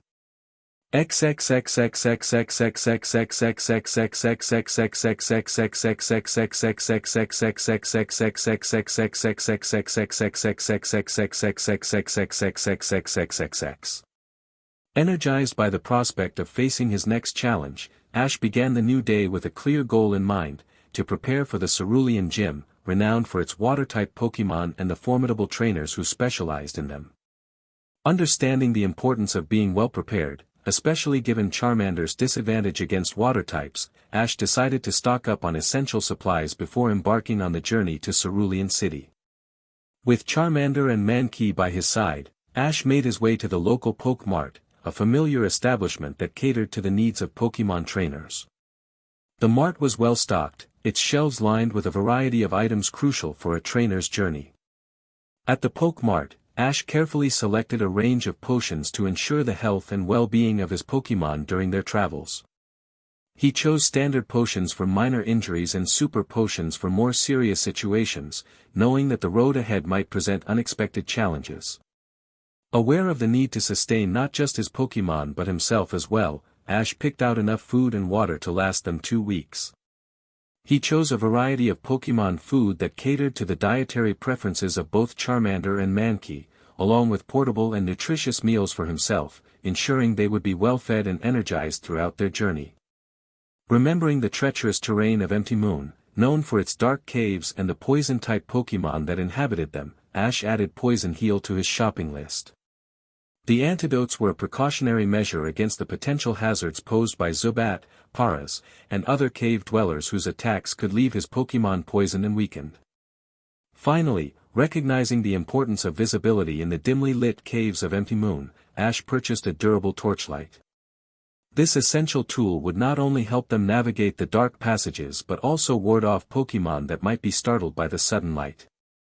With a strategic mindset geared towards the continuous improvement of his Pokémon, Ash sought to enhance their training regimen with specialized equipment. Remembering the rigorous demands of Pokémon training, he decided to purchase weight and resistance training bands, tools known to be effective in building strength and endurance in Pokémon. Given Pewter City's reputation for its focus on rock-type Pokémon, which often required intense physical conditioning, such training aids were readily available at the Pokemart. After acquiring the training bands, Ash's thoughts turned to the TM36 rock tomb that Brock had gifted him after their gym battle. Eager to utilize this powerful move, particularly to give Charmander an edge in future battles, Ash started looking for a TM compatibility device, essential for teaching TMs to Pokémon. Upon inquiry, the Pokemart salesperson greeted Ash with a polite but regretful expression. "I'm sorry, but we don't carry those devices here," he explained. "They're highly regulated due to their technical complexity and potential impact on Pokémon training. The best place to find one would be in Saffron City. The Pokemart there is equipped with a wider range of specialized items, including the TM compatibility devices." Ash's initial surge of excitement faded into disappointment. The prospect of enhancing Charmander's capabilities with the Rock Tomb move had seemed like a timely advantage, especially considering the diverse challenges that lay ahead on their journey to Cerulean City and beyond.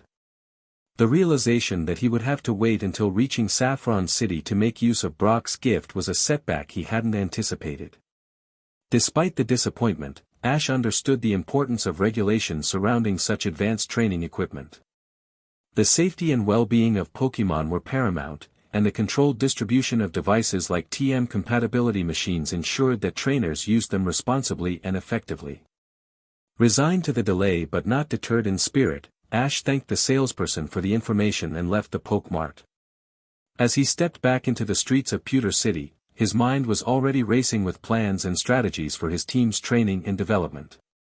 With his preparations complete and his Pokémon well-equipped for the journey ahead, Ash turned his attention to planning their route to Cerulean City. He retrieved his Pokédex, which, in addition to being a comprehensive encyclopedia of Pokémon, also contained detailed maps of the region. The digital screen flickered to life, displaying the map and allowing Ash to zoom in and chart their course. The path to Cerulean City was clearly marked on the map, beginning with Route 3, a winding path known for its rugged terrain and the diverse Pokémon that inhabited the area. Route 3 would lead them directly to the entrance of Empty Moon, a key landmark on their journey. Ash studied the route closely, noting the key points where they might encounter wild Pokémon. Empty Moon, nestled between Route 3 and Route 4, was an iconic location in the Kanto region, famous for its deep, labyrinthine caves and the rare Pokémon that dwelled within. The map highlighted the main path through the mountain, but Ash was aware that the caves were filled with branching paths and hidden areas waiting to be explored.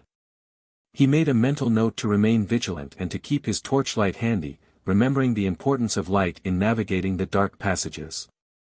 Beyond Moon lay Route 4, which would lead them directly to the outskirts of Cerulean City.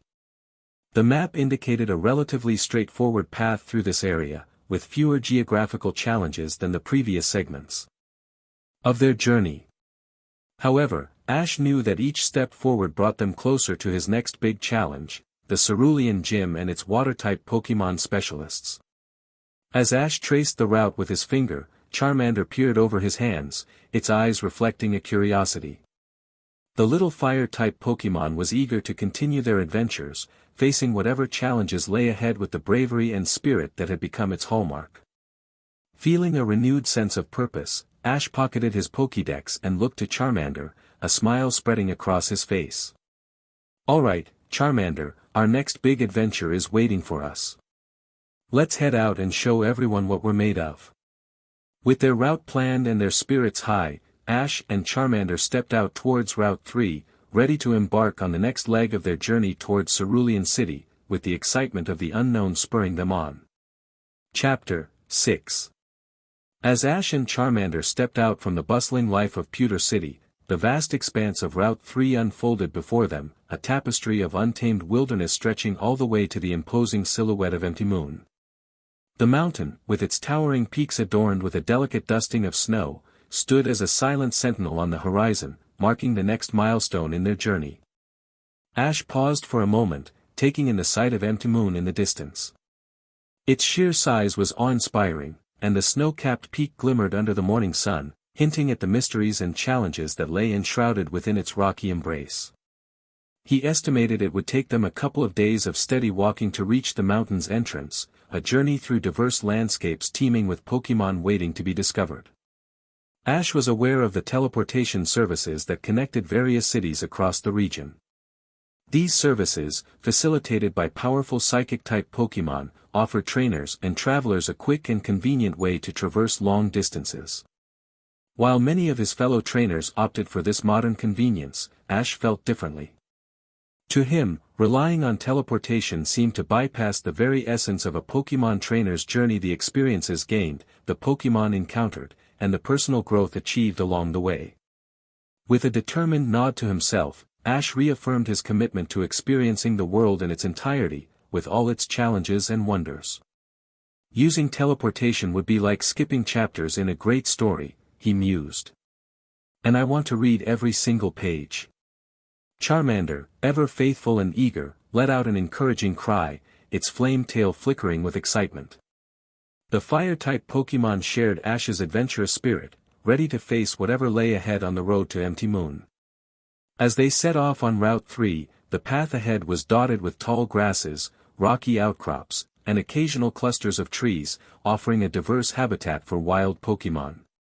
Ash kept his Pokédex handy, eager to learn about the Pokemon they might encounter along the way. As Ash and Charmander journeyed along Route 3, their steady progress was suddenly halted by a challenge from a fellow trainer, eager to test his skills. The trainer, a young man with a determined look in his eyes, called out his Pokemon, a Nidoran, onto the field. The small, spiky Pokemon eyed Charmander warily, its poison barbs glistening in the sunlight, ready for battle. Ash, assessing the situation, knew that despite Nidoran's potent poison, the key to victory lay in strategy and the element of surprise. He nodded to Charmander, signaling the start of their battle. Charmander began with a deep, menacing growl, the sound echoing through the open field. The Nidoran, taken aback by the sudden display of intimidation, hesitated, its initial confidence waning. This moment of uncertainty was all that Charmander needed to gain the upper hand. Seizing the opportunity, Charmander unleashed its still-developing fire spin. The spiraling embers, though not fully mastered, were enough to catch the Nidoran off guard, enveloping it in a dizzying vortex of heat and light. The Nidoran struggled against the fiery embrace, but the relentless spin left it disoriented and vulnerable. With the Nidoran weakened and distracted by the fire spin, Charmander moved in for the final blow. Its claws, glowing with metallic energy from Metal Claw, struck with precision and power. The Nidoran, unable to mount a defense against the swift and decisive attack, was swiftly knocked out. The opposing trainer, witnessing the rapid defeat of his Pokémon, was stunned. The one-sided nature of the battle suggested that he was relatively inexperienced, perhaps a beginner still finding his footing on the path of a Pokémon trainer. Ash, recognizing the look of surprise and realization on the young trainer's face, offered a nod of respect and encouragement.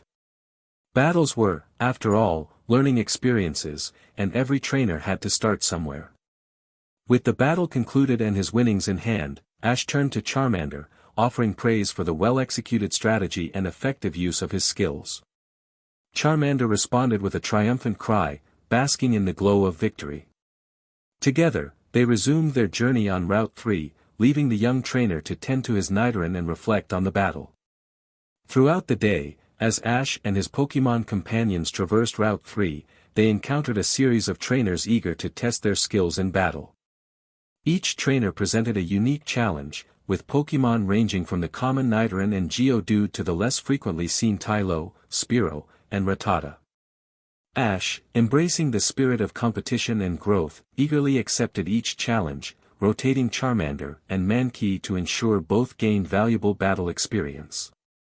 In battles against Pokémon like Caterpie and Weedle, Ash utilized Charmander's fiery attacks to secure swift victories, capitalizing on the type advantage. Mankey, with its raw strength and agility, made quick work of opponents like Rattata and Spearow, demonstrating the effectiveness of their rigorous training regimen. However, the journey was not without its more daunting challenges.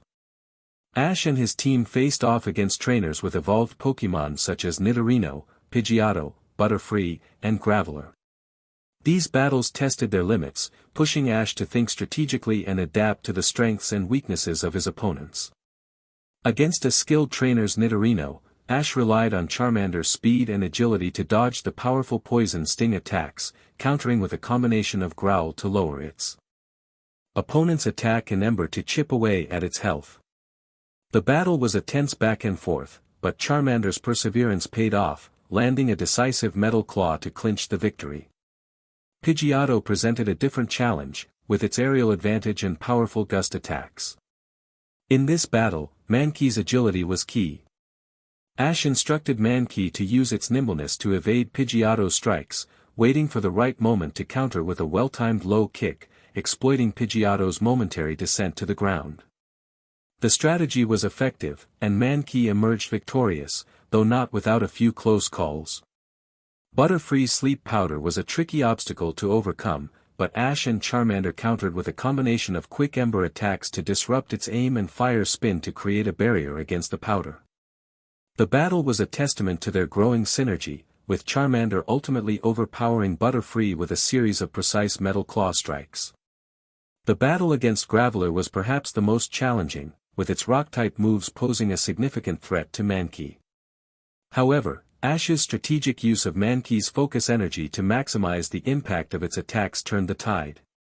Mankey's strength and Ash's tactical acumen led them to a hard-earned victory.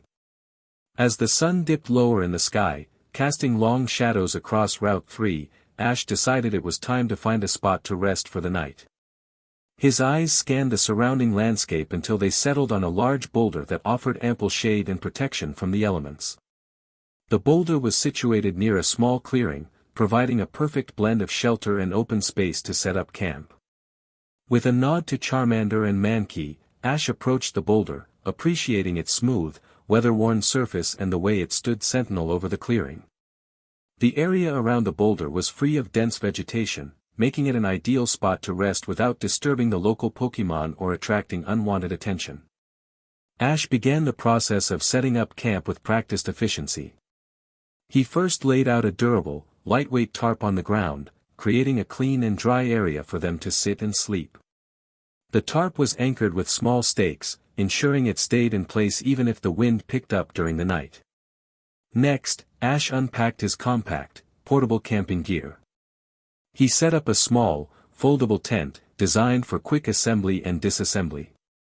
The tent was just big enough to provide shelter for Ash and his Pokémon, with a breathable mesh window to allow for ventilation and a view of the starlit sky.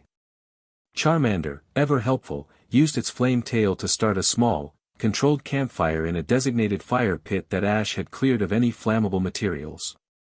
The fire crackled gently, casting a warm, inviting glow over the campsite.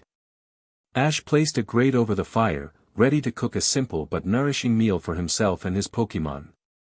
Mankey, meanwhile, busied itself with gathering a small pile of twigs and branches to keep the fire going.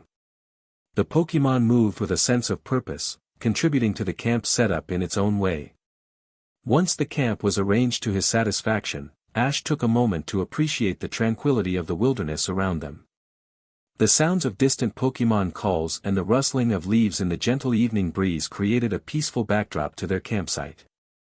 As the calm of the evening enveloped their campsite, Ash took the opportunity to sit down with Charmander and Mankey, reflecting on their progress and planning the next steps in their training journey. He started by focusing on Charmander, acknowledging the strides they had made together. "Charmander, you've come a long way," Ash began, pride evident in his voice. "Your Ember attack has become incredibly reliable.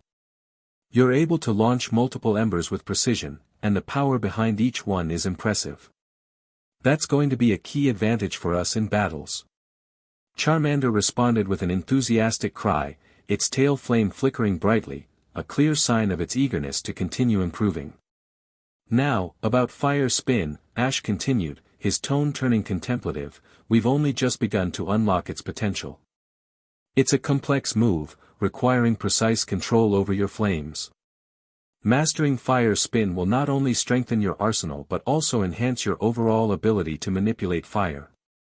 We'll focus on that, working on the intensity and duration of the spin, as well as your ability to direct it in battle." Charmander nodded, its eyes fixed on Ash, absorbing every word and ready to tackle the challenges ahead. Turning to Metal Claw, Ash added, "You've shown great aptitude with Metal Claw, Charmander. It's become a powerful tool in our battles. But there's always room to grow. We'll keep pushing the limits, extending the time you can maintain the metallic energy and ensuring you can summon it even under pressure." Ash paused, a thoughtful expression crossing his face. "And there's something new I want us to try, Iron Tail. It's based on the same principles as Metal Claw, but it utilizes your tail instead. It's a powerful move that could give us a significant edge. I believe with the control you've developed over Metal Claw, you're ready to start learning Iron Tail." Charmander's response was a mix of excitement and determination. The prospect of learning a new move, especially one as potent as Iron Tail, was a challenge it was eager to embrace. With the Cerulean City Gym on the horizon, Ash recognized the need to further diversify Charmander's skill set to navigate the unique challenges of the upcoming gym battle. The Waterflower sisters Daisy, Lily, and Violet were renowned for their mastery over water-type Pokémon and their innovative use of the gym's aquatic battleground. The pool, adorned with sparse pillars for land-based Pokémon, presented a distinct advantage for water types and a significant obstacle for others, especially fire types like Charmander. Aware of the inherent disadvantage, Ash contemplated a strategic addition to Charmander's repertoire, Smokescreen. The move could offer a tactical edge by obscuring the battlefield, disorienting opponents, and creating opportunities for surprise attacks or strategic retreats. The ability to reduce visibility could be crucial in leveling the playing field against the Waterflower sisters' water-type Pokémon. "Charmander, we've got a big challenge ahead at the Cerulean Gym," Ash said, his gaze fixed on the flickering flames of their campfire, mirroring the determination in his eyes. "The battleground is designed for water types, which puts us at a disadvantage. But I believe we can turn the tide with the right strategy." Charmander's expression was one of unwavering resolve, ready to follow Ash's lead and tackle any obstacle head-on. "That's why I want to teach you Smokescreen before our battle for the second badge," Ash continued, his voice steady and confident. "It's a move that can help us control the battlefield, creating cover and confusion. It might just give us the edge we need to secure a victory, even in a challenging environment like the Cerulean Gym." Ash paused, allowing the weight of his words to settle. He knew that learning Smokescreen, coupled with Charmander's existing skills, would require rigorous training and adaptability. Yet, the thought of facing the Cerulean Gym without a solid plan was not an option. Ash was determined to explore every possible avenue to ensure their success. As for our strategy, Ash mused, his mind racing with possibilities, we'll need to be creative. We'll work on your agility, making sure you can move quickly between those pillars without risking a fall. Charmander nodded, its flame burning brighter with determination. The challenge was daunting, but the bond between Ash and Charmander was built on trust and the shared drive to overcome any obstacle. Ash's job was to come up with plans, and it was Charmander's job to execute those plans. Turning his attention to Mankey, Ash began to assess the progress and potential of his feisty fighting-type companion. Mankey had become a valuable member of the team, demonstrating prowess and agility in battles with a repertoire of moves that included Scratch, Fury Swipes, Focus Energy, Low Kick, and Seismic Toss. Each move, honed through repeated practice and real-world battles, had its place in Mankey's strategy, contributing to the Pokémon's growing reputation as a formidable fighter. However, Ash recognized that Focus Energy remained Mankey's Achilles heel. The move, designed to increase the critical hit ratio of Mankey's attacks, required a deep concentration and inner calm that seemed at odds with Mankey's naturally aggressive and impulsive nature. Their initial attempts at meditation and breathing exercises had shown promise, offering glimpses of the potential that lay within Mankey to harness this energy more effectively. But mastering Focus Energy would require patience, persistence, and a deeper understanding of Mankey's intrinsic temperament. A strong Focus Energy could be a game-changer for us, Mankey, Ash said, meeting Mankey's gaze with a mixture of encouragement and resolve. It's about more than just increasing the power of your attacks. It's about channeling your energy, finding that perfect balance between strength and control. We'll keep working on it, together. Mankey, sensing the importance of Ash's words, nodded in agreement, its usual restlessness giving way to a rare moment of contemplation. The path to mastering Focus Energy would be challenging, but Mankey was ready to face it head-on, driven by the trust and guidance of its trainer. With the Cerulean Gym looming on the horizon, Ash also considered the strategic advantages of expanding Mankey's moveset. Thunder Punch could be our ace in the hole against the water-type Pokémon we'll face in Cerulean City, Ash mused aloud. Electric-type moves like Thunder Punch are effective against water types, and adding it to your arsenal could give us the upper hand. The thought of learning Thunder Punch ignited a spark of excitement in Mankey. The move, which channels electrical energy into a powerful punch, would not only complement Mankey's physical prowess but also provide a valuable counter to the water-type Pokémon that dominated the Cerulean Gym. With a clear vision for the day's training, Ash wasted no time in implementing the rigorous regimen he had planned for Charmander and Mankey. He retrieved the weight and resistance training bands from his backpack, tools he had specifically chosen to enhance the physical conditioning of his Pokémon. For Charmander, Ash carefully fitted one weight band around each of its slender arms and legs, taking extra care to secure another gently around its flame-tipped tail. The bands were designed to be unobtrusive, allowing Charmander full range of motion while adding a challenging layer of resistance to its movements. Mankey, with its inherently stronger physique, received a slightly more intense setup. Ash placed 2 weight bands around each of its muscular arms and legs, the bands slightly heavier than those used for Charmander. The added weight was meant to capitalize on Mankey's natural strength, pushing the Pokémon to tap into deeper reserves of power and endurance. The weight bands were no ordinary equipment, they harnessed the principles of energy and mass conversion, making them appear deceptively light but significantly increasing the effort required to move. This technology allowed Ash to fine-tune the intensity of the workout, ensuring that both Charmander and Mankey were challenged without being overwhelmed. With the preparations complete, Ash led Charmander and Mankey through a series of physical exercises designed to push their limits. The training session included a mix of endurance running, agility drills that required quick changes in direction, and strength exercises such as push-ups and sit-ups adapted for their unique physiologies. As the sun climbed higher in the sky, the intensity of the workout did not wane. Ash encouraged his Pokémon every step of the way, his voice a steady presence urging them on. Charmander and Mankey, driven by a desire to meet Ash's expectations and their own personal goals, pushed through the burn of exertion, their muscles quivering with the effort. The training bands did their job admirably, adding a layer of difficulty to every movement and forcing Charmander and Mankey to adapt and grow stronger. The resistance they provided was constant, a relentless opponent that challenged the Pokémon to dig deeper, to find strength they didn't know they had. By the end of the hour-long session, even Mankey, usually brimming with boundless energy, was left panting in exhaustion, its fur matted with sweat. Charmander, too, showed signs of fatigue, its breaths coming in heavy pants, the flame on its tail flickering softly in the aftermath of the intense workout. As Ash removed the training bands, he offered words of praise to his weary Pokémon, recognizing the effort and determination they had shown. "You both did great," he said.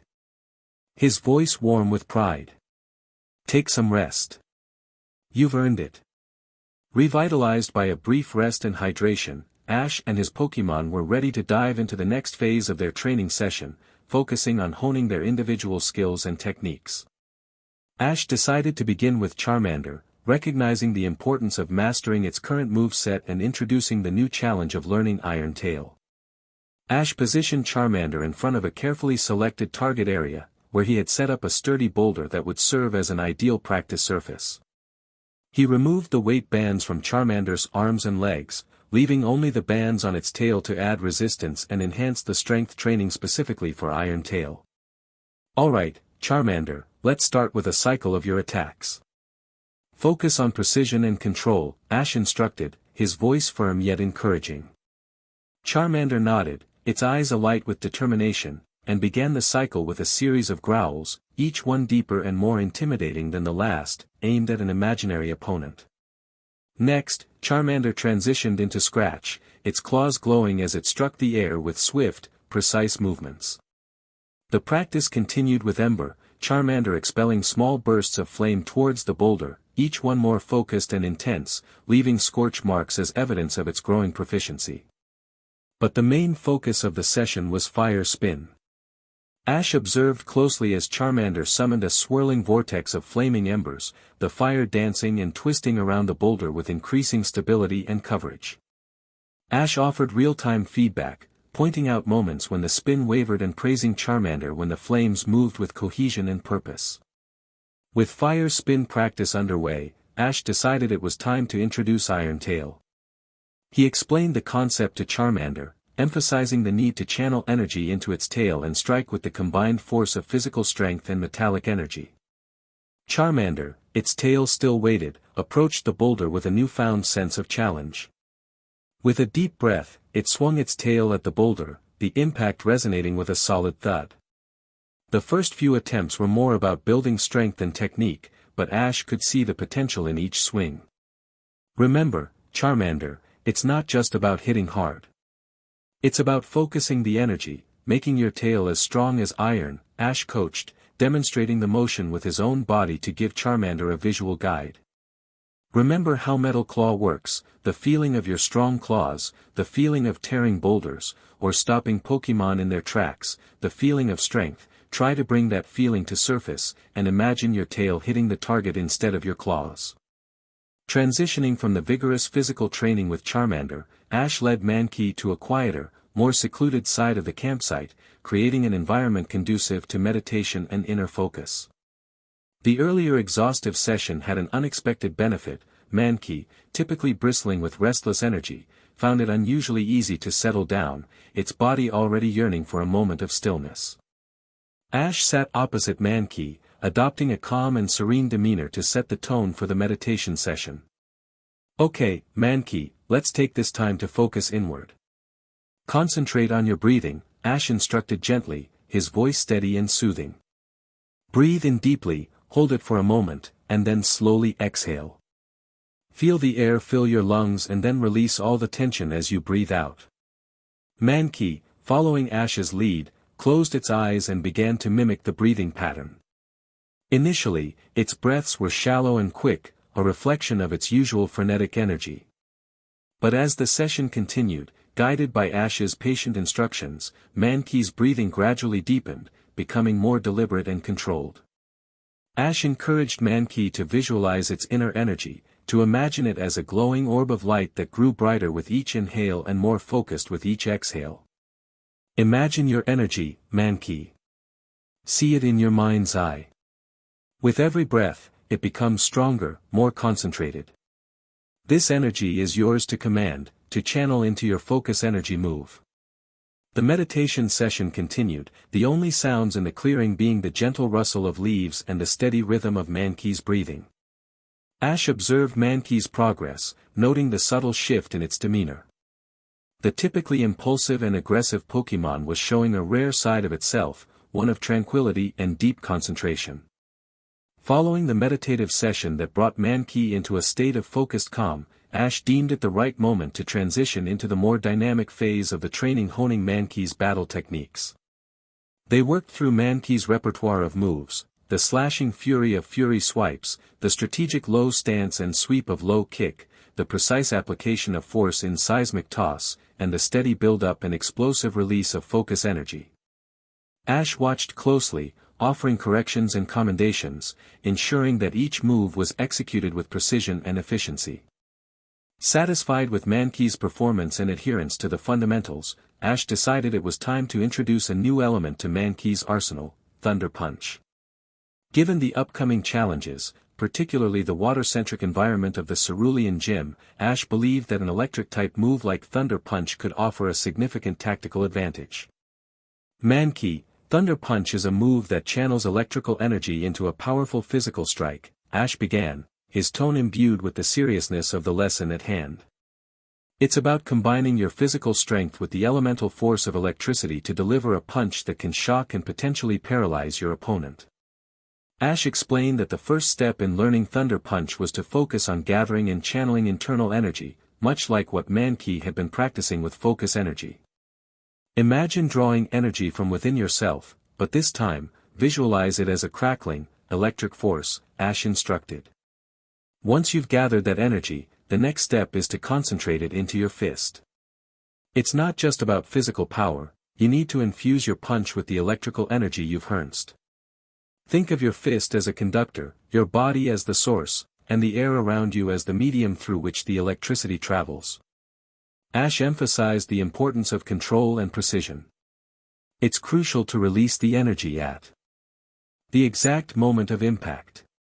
Too soon, and you'll dissipate the charge. Too late, and you'll lose the element of surprise. The key is synchronization. Your movement and the energy release must be perfectly aligned. To illustrate the concept, Ash demonstrated a slow-motion punch, mimicking the flow of energy through his arm and into his clenched fist, then releasing it as he pretended to strike an imaginary target. Like this, Mankey. But with the Real electric energy you'll learn to HRNSS. Mankey watched intently, its eyes tracking Ash's movements and taking in every word. The idea of combining its fighting prowess with the raw power of electricity was intriguing, and Mankey seemed eager to attempt it. As they settled into the next phase of their training, Ash took a moment to outline the comprehensive plan he had devised for Mankey to learn Thunder Punch. He wanted to ensure Mankey understood the journey they were about to embark on together. Mankey, learning Thunder Punch is going to be a multi-step process, Ash began, his tone serious but encouraging. We're going to break it down into manageable parts so that you can master each aspect before we move on to the next. It's going to be challenging, but I know you can do it. First, we're going to refine your punching technique, Ash explained. Even though you're strong, Thunder Punch requires a precise, controlled, and well-delivered punch. We'll work on your stance, how you coil your body, and how you extend your arm for the punch. It's important that you maintain balance and focus with each strike. The next step is all about your internal energy, Ash continued. You'll need to learn how to channel that energy, bringing it from deep within you right to your fist. This is where our meditation and breathing exercises will come into play. You'll need to visualize the energy flowing through you, concentrating it into your punching arm. Once you've got a handle on channeling your internal energy, we'll start the real challenge, converting that energy into electricity, Ash said, acknowledging the difficulty of this phase. This is going to be the toughest part, Mankey. You'll need to transform the raw energy inside you into electrical energy. We'll start with small steps, trying to generate even a tiny spark at first. After you begin to generate some electrical energy, we'll incorporate it into your punch. Ash detailed the next phase. You'll practice delivering your punch not just with force, but with that electrical energy infused in it. It's about layering the new element on top of the solid technique you'll already have. Finally, we'll focus on controlling and enhancing the power of your thunder punch, Ash concluded. We'll work on extending the duration of the electrical charge and increasing its strength, all while making sure your punch remains precise and effective. It's about pushing the boundaries and making your thunder punch as powerful as it can be. Ash looked at Mankey, his eyes conveying a mix of determination and confidence. It's going to be a tough journey, Mankey, but I believe in you. We'll tackle each step together, and before you know it, you'll be unleashing thunder punches like a pro. Mankey, absorbing Ash's words, nodded with a newfound resolve. Ash, determined to kickstart Mankey's training for Thunder Punch with a strong foundation, turned to his trusty Pokédex for assistance. He understood the importance of establishing the correct technique from the outset and knew that the Pokédex, with its vast repository of Pokémon knowledge, would be an invaluable tool in this endeavor. Alright, Mankey, let's start with the basics, Ash said, pulling up detailed animations and explanations of proper punching techniques on his Pokédex. The small screen displayed a series of movements, breaking down the punch into its fundamental components: stance, arm coiling, balance, and the actual strike. Mankey watched intently, its eyes darting between Ash and the Pokédex as it tried to mimic the movements shown. Ash observed Mankey's attempts, ready to step in with guidance and corrections. As Mankey threw its first few punches, Ash noticed some discrepancies between the ideal form displayed on the Pokédex and Mankey's execution. Try to keep your balance more centered, Mankey, Ash advised, gently adjusting Mankey's stance to match the one recommended by the Pokédex. And remember to extend your arm fully when you punch. Like this, he demonstrated, showing Mankey the difference. Mankey nodded, absorbing the feedback, and attempted another punch, this time with noticeable improvement. However, Ash was unsure about the angle of Mankey's arm during the extension. He consulted the Pokédex again, comparing Mankey's technique with the animations. Ah, I see, Ash mumbled to himself before addressing Mankey. Your arm should be a little straighter at the end of the punch. Let's try that again. This back and forth continued, with Ash frequently referencing the Pokédex to ensure his instructions were accurate and helpful. He was no expert in Pokémon battle techniques, but he was resourceful and committed to helping Mankey learn. The Pokédex provided the technical knowledge he lacked, and he relayed this information to Mankey with patience and enthusiasm. Mankey, for its part, was a quick learner. It seemed to understand that mastering the punch was crucial to learning Thunder Punch and was eager to get it right. With each adjustment and repetition, Mankey's punches became more precise and powerful, closely mirroring the ideal technique outlined in the Pokédex. After ensuring Mankey was set on the right path with its training, Ash turned his attention to Charmander, who was diligently working on mastering its own set of moves, with a particular focus on Fire Spin and the beginnings of Iron Tail. Charmander, engulfed in a swirl of flames, was practicing Fire Spin with intense concentration. Ash watched closely, noting the size, speed, and control of the fiery vortex. While Charmander had made significant progress, Ash noticed the spin's stability wavered occasionally, causing the flames to dissipate prematurely. Charmander, try to keep the spin more consistent, Ash suggested, pulling out his Pokédex to reference professional tips on Fire Spin execution. The Pokédex displayed a detailed animation, highlighting the importance of a steady, controlled release of fire and maintaining focus to keep the flames cohesive and powerful. Charmander paused, taking a moment to watch the animation alongside Ash. Understanding the adjustments needed, it resumed its practice, this time with a renewed sense of purpose. The flames began to spin with greater consistency, forming a more stable and controlled vortex that enveloped the target Boulder without faltering. Satisfied with Charmander's improvement in Fire Spin, Ash decided to shift their focus to Iron Tail.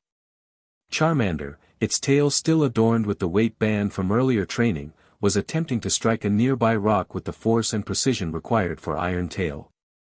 However, Ash observed that the energy channeling into Charmander's tail wasn't as focused as it needed to be for the move to be effective. "Let's take a look at Iron Tail again," Ash said, consulting his Pokédex for a refresher on the move's mechanics. The device provided an in-depth breakdown, emphasizing the need to concentrate energy into the tail and transform it into a metallic state before delivering the strike. "See, Charmander, you need to focus more energy into your tail. Imagine it becoming as strong and hard as iron," Ash explained, demonstrating with his own arm how Charmander should visualize and channel the energy. Charmander nodded, seemingly understanding the concept better after Ash's explanation and the Pokédex's visual aid. It took a deep breath, focusing intently on its tail, which began to glow with a subtle metallic sheen. With a powerful swing, Charmander struck the rock, creating a more pronounced impact than before. Ash offered words of encouragement, pleased with Charmander's progress. "That's it, Charmander. You're getting the hang of it. Just keep practicing, and you'll master Iron Tail in no time." After a long and rigorous day of training, Ash could see the toll it had taken on Charmander and Mankey. Both Pokémon had pushed themselves to their limits, absorbing Ash's instructions, refining their techniques, and striving to master new moves. The dedication they showed was commendable, but it was clear they were nearing the point of exhaustion. Recognizing their hard work and the need for a well-deserved break, Ash decided it was time to wrap up the session. "Alright, guys, that's enough for today. You both did an amazing job," Ash said, his voice filled with pride and appreciation for their efforts. As Charmander and Mankey relaxed, their heavy breathing slowly returning to normal, Ash prepared their evening meal. Wanting to reward them for their hard work and dedication, he decided to add a special treat to their dinner: extra berries, their favorite. He scattered a generous helping of assorted berries atop their usual food, creating a colorful and enticing meal that immediately caught the attention of his weary Pokémon. Charmander and Mankey, their spirits lifted by the sight of the berry-laden feast, eagerly dug into their meals. The juicy sweetness of the berries was a simple yet profound pleasure, a reminder of the joys that balance the rigors of training. As they ate, their fatigue seemed to melt away, replaced by a quiet contentment that filled the campsite. With their bellies full and their spirits rejuvenated, Ash and his Pokémon settled down for the night. The challenges of the day had brought them closer, strengthening their bond and deepening their mutual respect. As they drifted off to sleep, the tranquility of the wilderness enveloping them, there was a shared sense of fulfillment and anticipation for the adventures that lay ahead.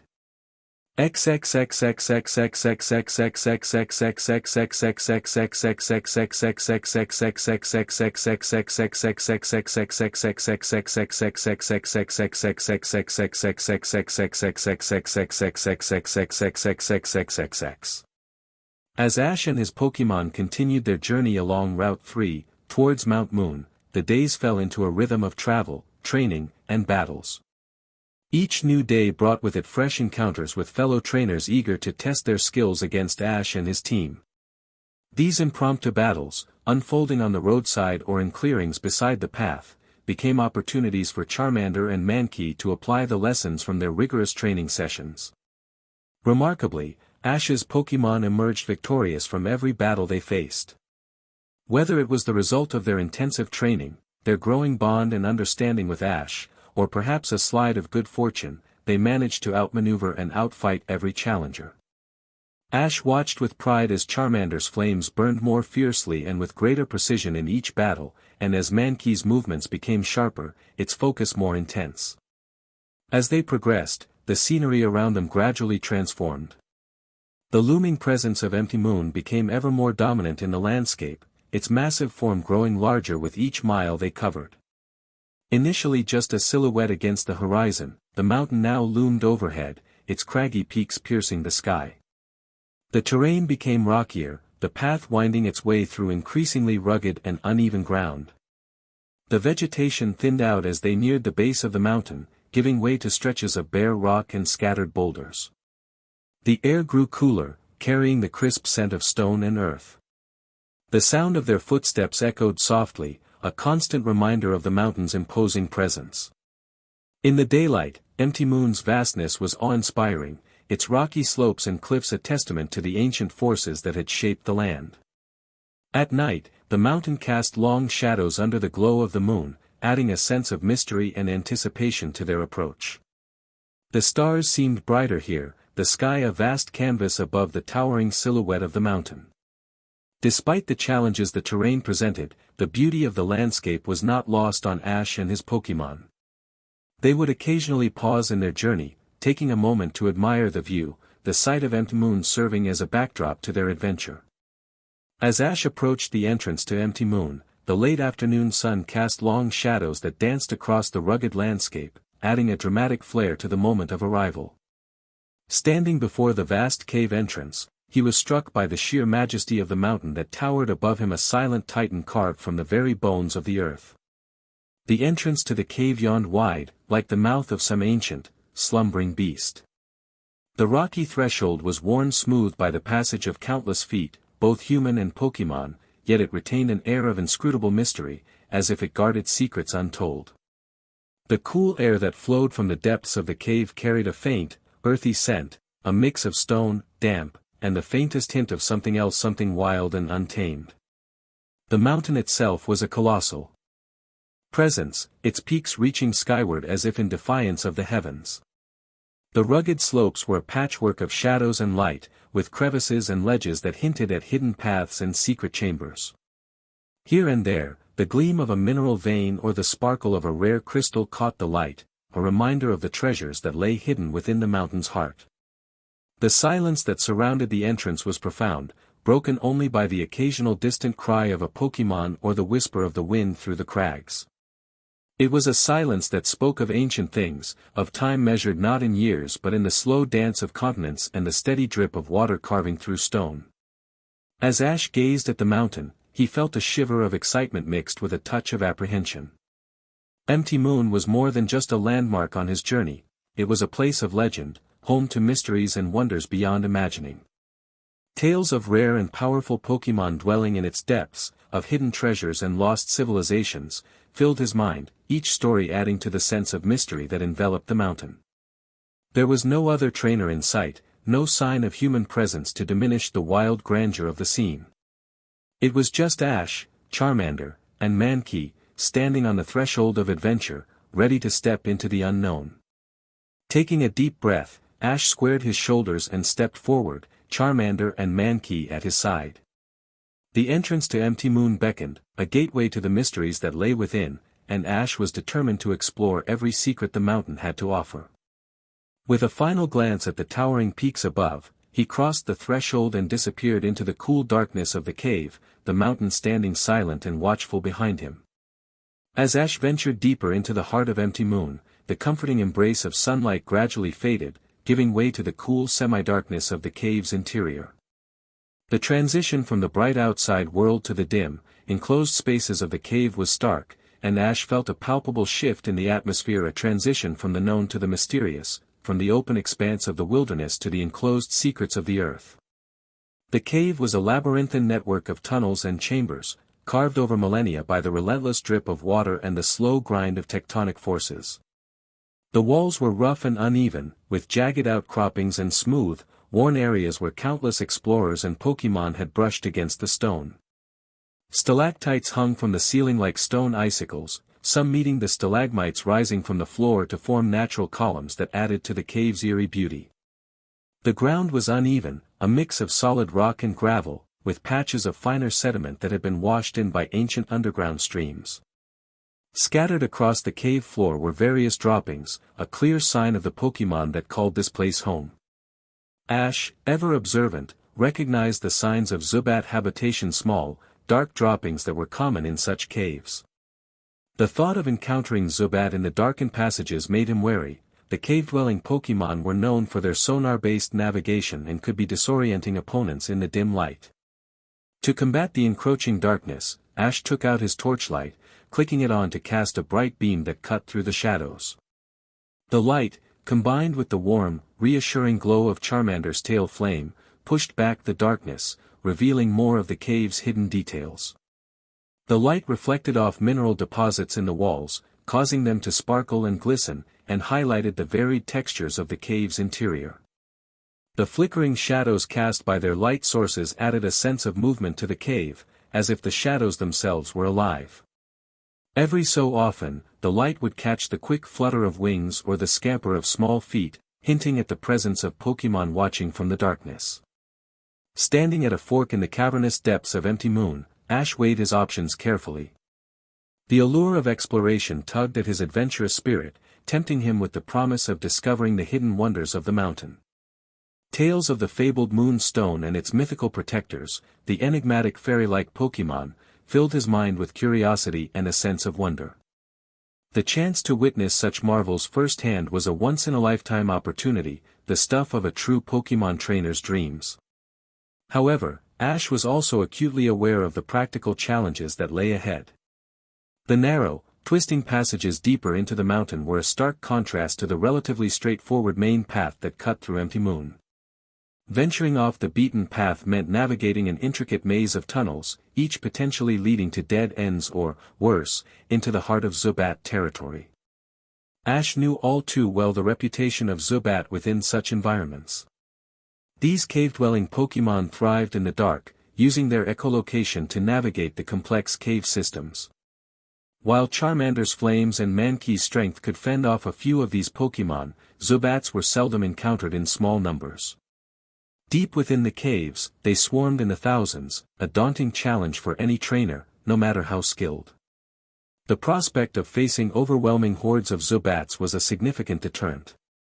Ash understood that while bravery and a spirit of adventure were essential qualities of a Pokémon trainer, so too were wisdom and the ability to assess risks.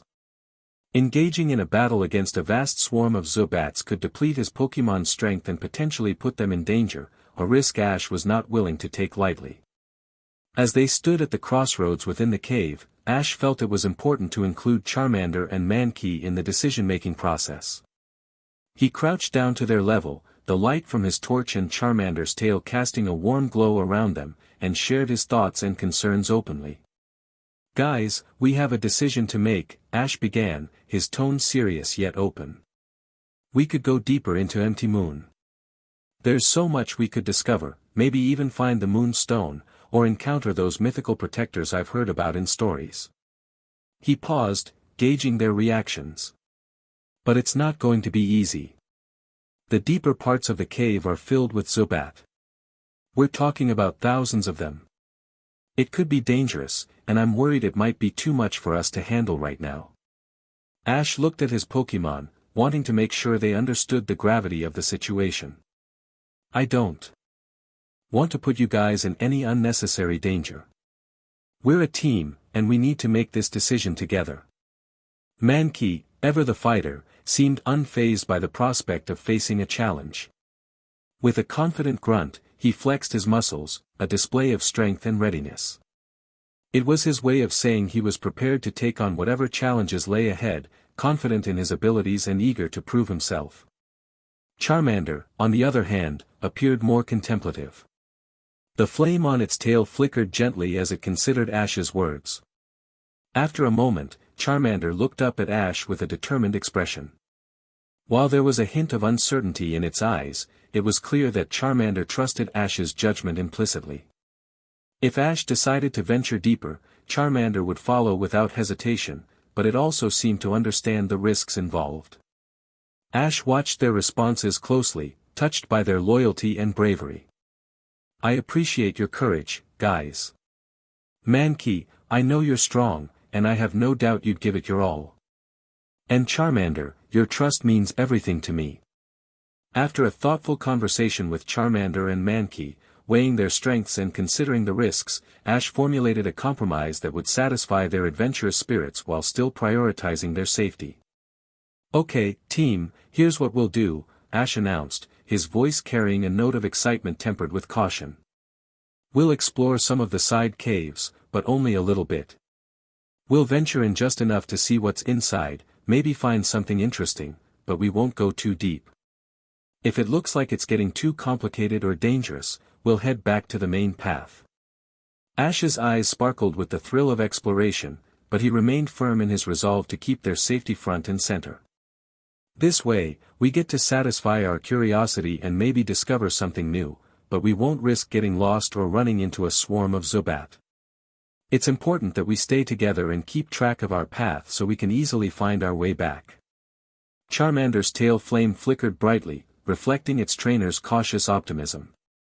It nodded in agreement, the uncertainty replaced by a readiness to explore, reassured by Ash's plan. Mankey, always eager for action, thumped his chest lightly, showing his approval of the plan. The promise of new discoveries, even if limited in scope, was enough to stir his adventurous spirit. Remember, the most important thing is that we stick together, Ash reiterated, looking from Charmander to Mankey. If either of you feels uneasy or if we encounter anything too dangerous, we'll turn back immediately. Agreed? Both Pokémon nodded, their trust in Ash evident in their eyes. They were ready to follow his lead, confident in his judgment and reassured by the safety measures he had put in place. With the plan set, Ash led the way, torch in hand, with Charmander's glowing tail providing additional light. They approached the nearest side cave cautiously, the thrill of the unknown propelling them forward, yet mindful of the boundaries they had set for themselves. As they ventured into the first of the side caves, the shadows seemed to dance around them, creating a tapestry of light and darkness. The air was cool and still, carrying the faint echo of their footsteps. Ash kept a keen eye on their surroundings, ready to guide his Pokémon back to the safety of the main path at the first sign of danger. Ash and his Pokémon walk deeper in the cave, looking at the walls, the floor, and everything, but they don't really find anything. When the cave starts to get narrow, Ash returns back to the main path.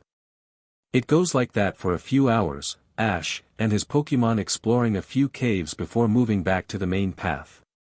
There were a few markers here and there on the main path to let the trainers know which path to follow. As Ash and his Pokémon delved into the side caves of Empty Moon, their journey became a pattern of exploration and cautious retreat. With each new cave they entered, their eyes scanned the surroundings with keen interest, searching the walls, floors, and shadowy recesses for anything of note. The walls were rough and textured, occasionally glinting with embedded minerals that sparkled in the light of Ash's torch and Charmander's flame. Despite their hopeful curiosity, these initial forays into the side caves yielded little in the way of remarkable discoveries. They found no hidden treasures, no rare Pokémon waiting in the dark, just the silent stone and the occasional scatter of pebbles underfoot. When the passages began to narrow, constricting around them like the coils of some great stone serpent, Ash took it as a sign to turn back. He remembered his promise to prioritize their safety, and the narrowing caves felt like a clear boundary not to be crossed. This cautious exploration continued for a few hours. Ash, Charmander, and Mankey would venture into a side cave, their steps echoing softly in the quiet, only to return to the main path when the way forward became uncertain or too confined. Despite the lack of grand discoveries, there was a certain thrill in the exploration itself, a sense of camaraderie that grew with each shared glance and nod when deciding to turn back. The main path through Empty Moon, in contrast to the uncertain wanderings of the side caves, was marked clearly at intervals by simple markers. These markers, placed by previous travelers or perhaps by the Pokémon League for the benefit of trainers, offered a silent guide through the mountain's heart. They were like beacons of civilization in the midst of the wild, a reminder that even in the depths of the earth, trainers were not entirely alone. Ash appreciated these markers more with each detour they took. They were a reassurance, a way to measure their progress through the mountain without losing their way. Each marker they passed was a sign that they were still on the right path. After a day filled with exploration and cautious ventures into the side caves of Empty Moon, the weary trio Ash, Charmander, and Mankey were ready to settle down for the night. Ash, mindful of the time and their collective fatigue, began scouting for a suitable place to camp. His watch indicated that it was indeed getting late, and the dimming light from Charmander's tail flame served as a gentle reminder of the day's end approaching. As they retraced their steps along the main path, Ash kept an eye out for a side cavern that would offer them shelter for the night. Before long, they stumbled upon a cavern that seemed almost tailor-made for their needs. It was more spacious than the others they had encountered. The floor of the cavern was relatively clean, free from the debris and droppings that marked the territories of Zubat and other cave-dwelling Pokémon. It seemed as though this particular cavern was less frequented by the local Pokémon, perhaps due to its location or some other quirk of the cave's geography. Recognizing the suitability of the spot, Ash decided this was where they would make camp for the night. He set down his backpack and began the familiar routine of setting up camp. Charmander's tail flame provided a steady source of light, casting a warm, comforting glow around the cavern and banishing the encroaching darkness. Ash laid out their sleeping gear, making sure both he and his Pokémon had a soft place to rest. He then took out their food supplies, preparing a simple but nourishing meal for dinner. The quiet of the cavern, combined with the fatigue from the day's adventures, lent a peaceful atmosphere to their mealtime. After they had eaten, Ash took a moment to tend to Charmander and Mankey, checking them over for any signs of injury or strain from the day's activities. Satisfied that they were both in good health, he shared a few quiet words with them, expressing his gratitude for their companionship and bravery. With their camp established and their bodies nourished, the trio settled in for the night. Charmander curled up, its tail flame dimming to a gentle flicker as it drifted off to sleep. Mankey found a comfortable spot nearby, its breathing soon becoming deep and even in sleep. Startled from his brief slumber by the sudden explosion, Ash's heart raced as he tried to comprehend the source of the disturbance. The ringing in his ears escalated, a high-pitched sound that seemed to bore into his skull, intensifying his discomfort and disorientation. Clutching his head in an attempt to alleviate the sharp, throbbing pain, Ash scanned the cavern for any sign of danger. Charmander and Mankey were quick to respond to the commotion, their instincts kicking in at the first sign of their trainer's distress. Charmander, with a look of concern etched across its face, moved closer to Ash, its flame tail flickering more intensely as if mirroring its heightened state of alertness. The Pokémon's worry was palpable, its eyes darting around the cavern, searching for any threat that might have caused the sudden disruption. Mankey, on the other hand, exhibited a fiery anger at being rudely awakened. Its eyes narrowed into slits, scanning the shadows with a fierce determination, ready to leap into action at the slightest provocation. The Pokémon's muscles tensed, prepared to defend its trainer and their makeshift camp from whatever had disturbed their peace. As the ringing in Ash's ears began to subside, he took a few deep breaths, trying to calm his racing heart and steady his nerves. The second explosion reverberated through the cavern with such force that the walls themselves seemed to tremble, sending small showers of dust and pebbles cascading down from the ceiling. Ash's heart pounded in his chest, fear gripping him as he contemplated the danger they were in. The stability of the cave itself felt threatened, and the well-being of his Pokémon became his immediate concern.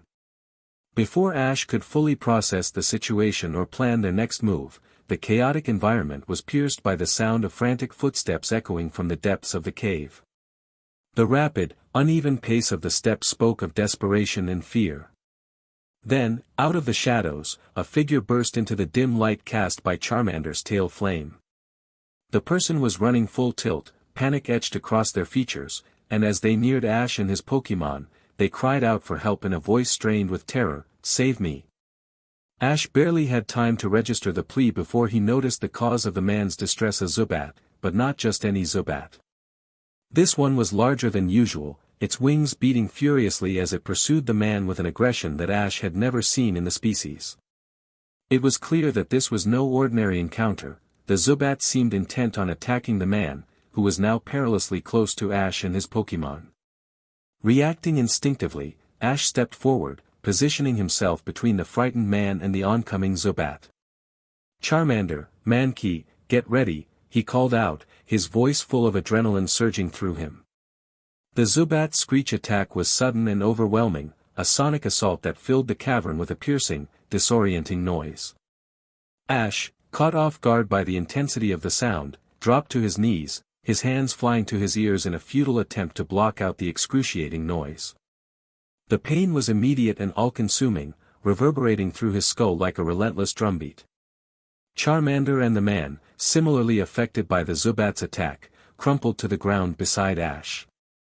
Charmander's flame flickered wildly in response to its trainer's distress, while the man curled up, trying to shield himself from the debilitating sound. Mankey, however, reacted differently.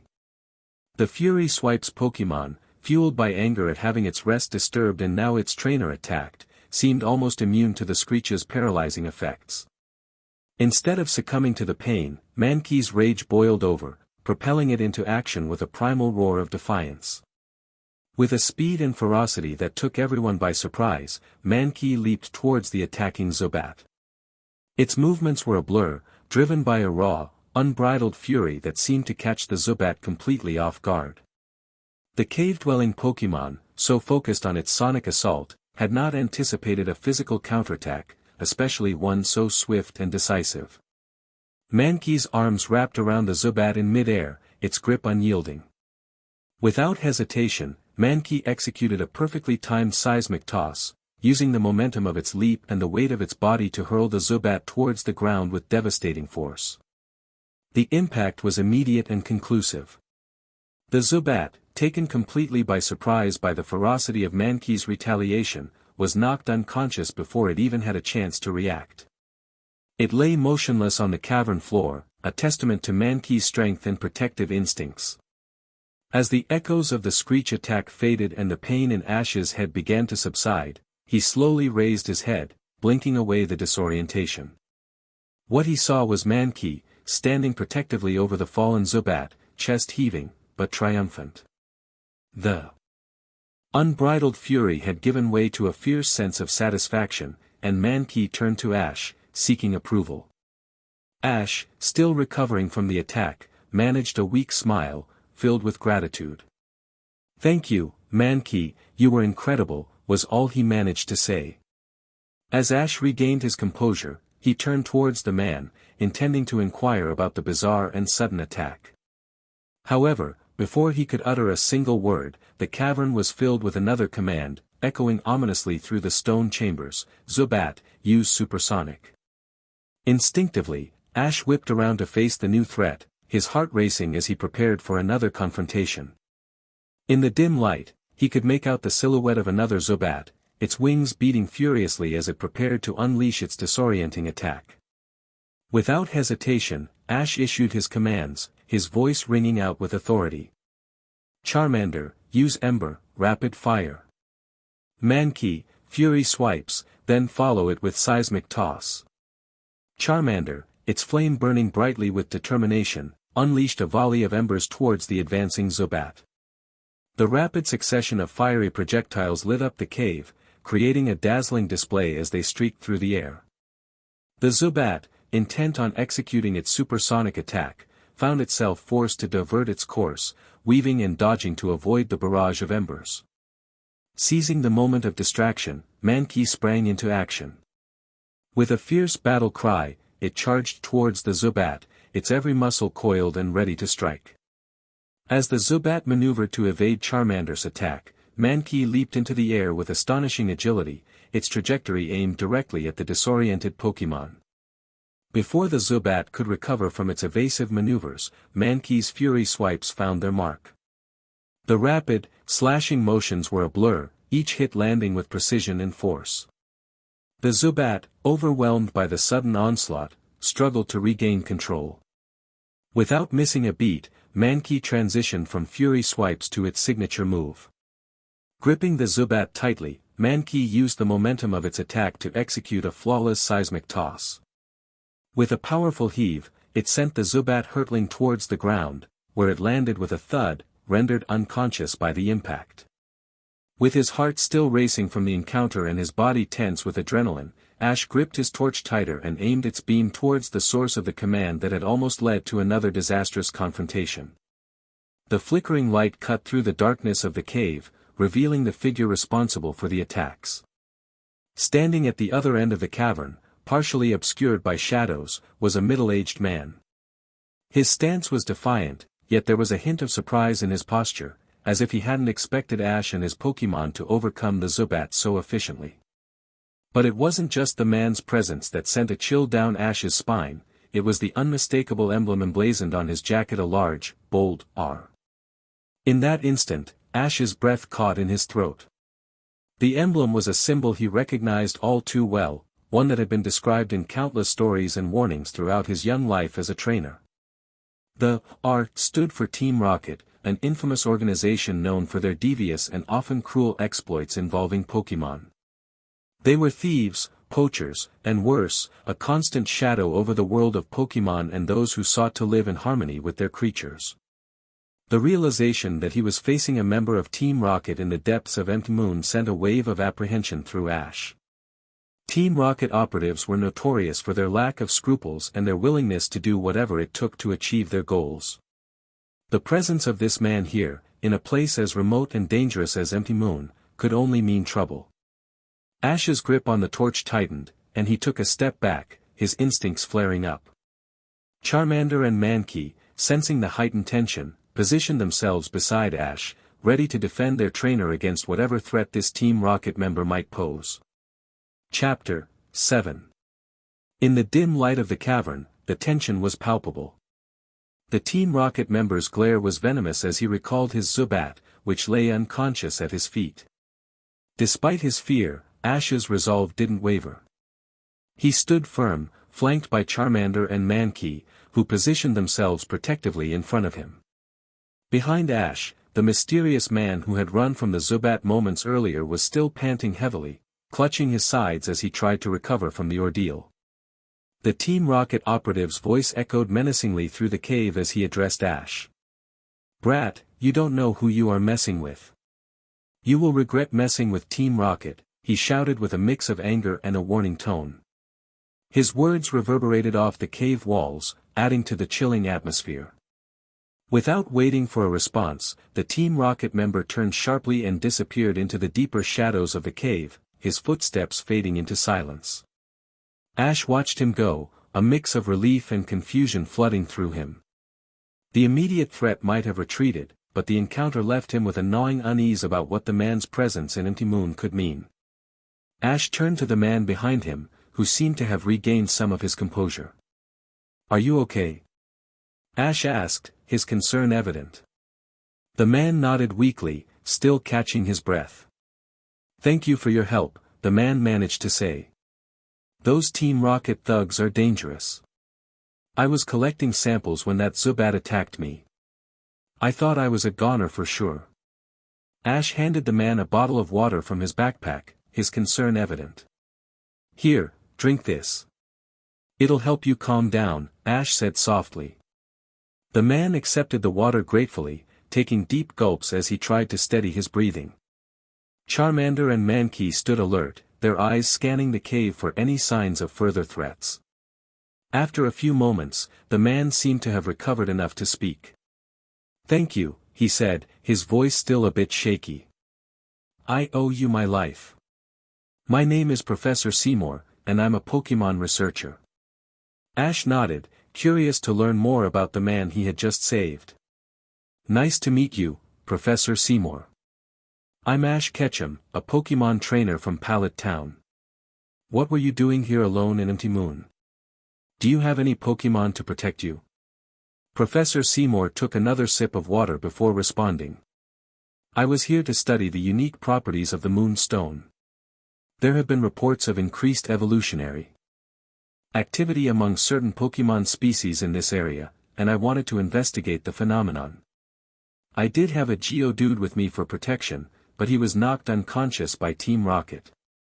I had to flee for my life, and now that I've calmed down a bit, I'm extremely worried about my geodude. I left him behind." Hearing that Professor Seymour had left his Pokémon behind to protect his own life, Ash's view of the man dropped. He couldn't help but think to himself that he would never leave his Pokémon behind, even if it meant putting his own life in danger. However, he chose not to voice his thoughts, aware of the man's obvious distress and concern for his geodude. Professor Seymour, still looking worried, turned to Ash with a pleading expression. "Please, Ash, help me get geodude back. I can't leave him behind."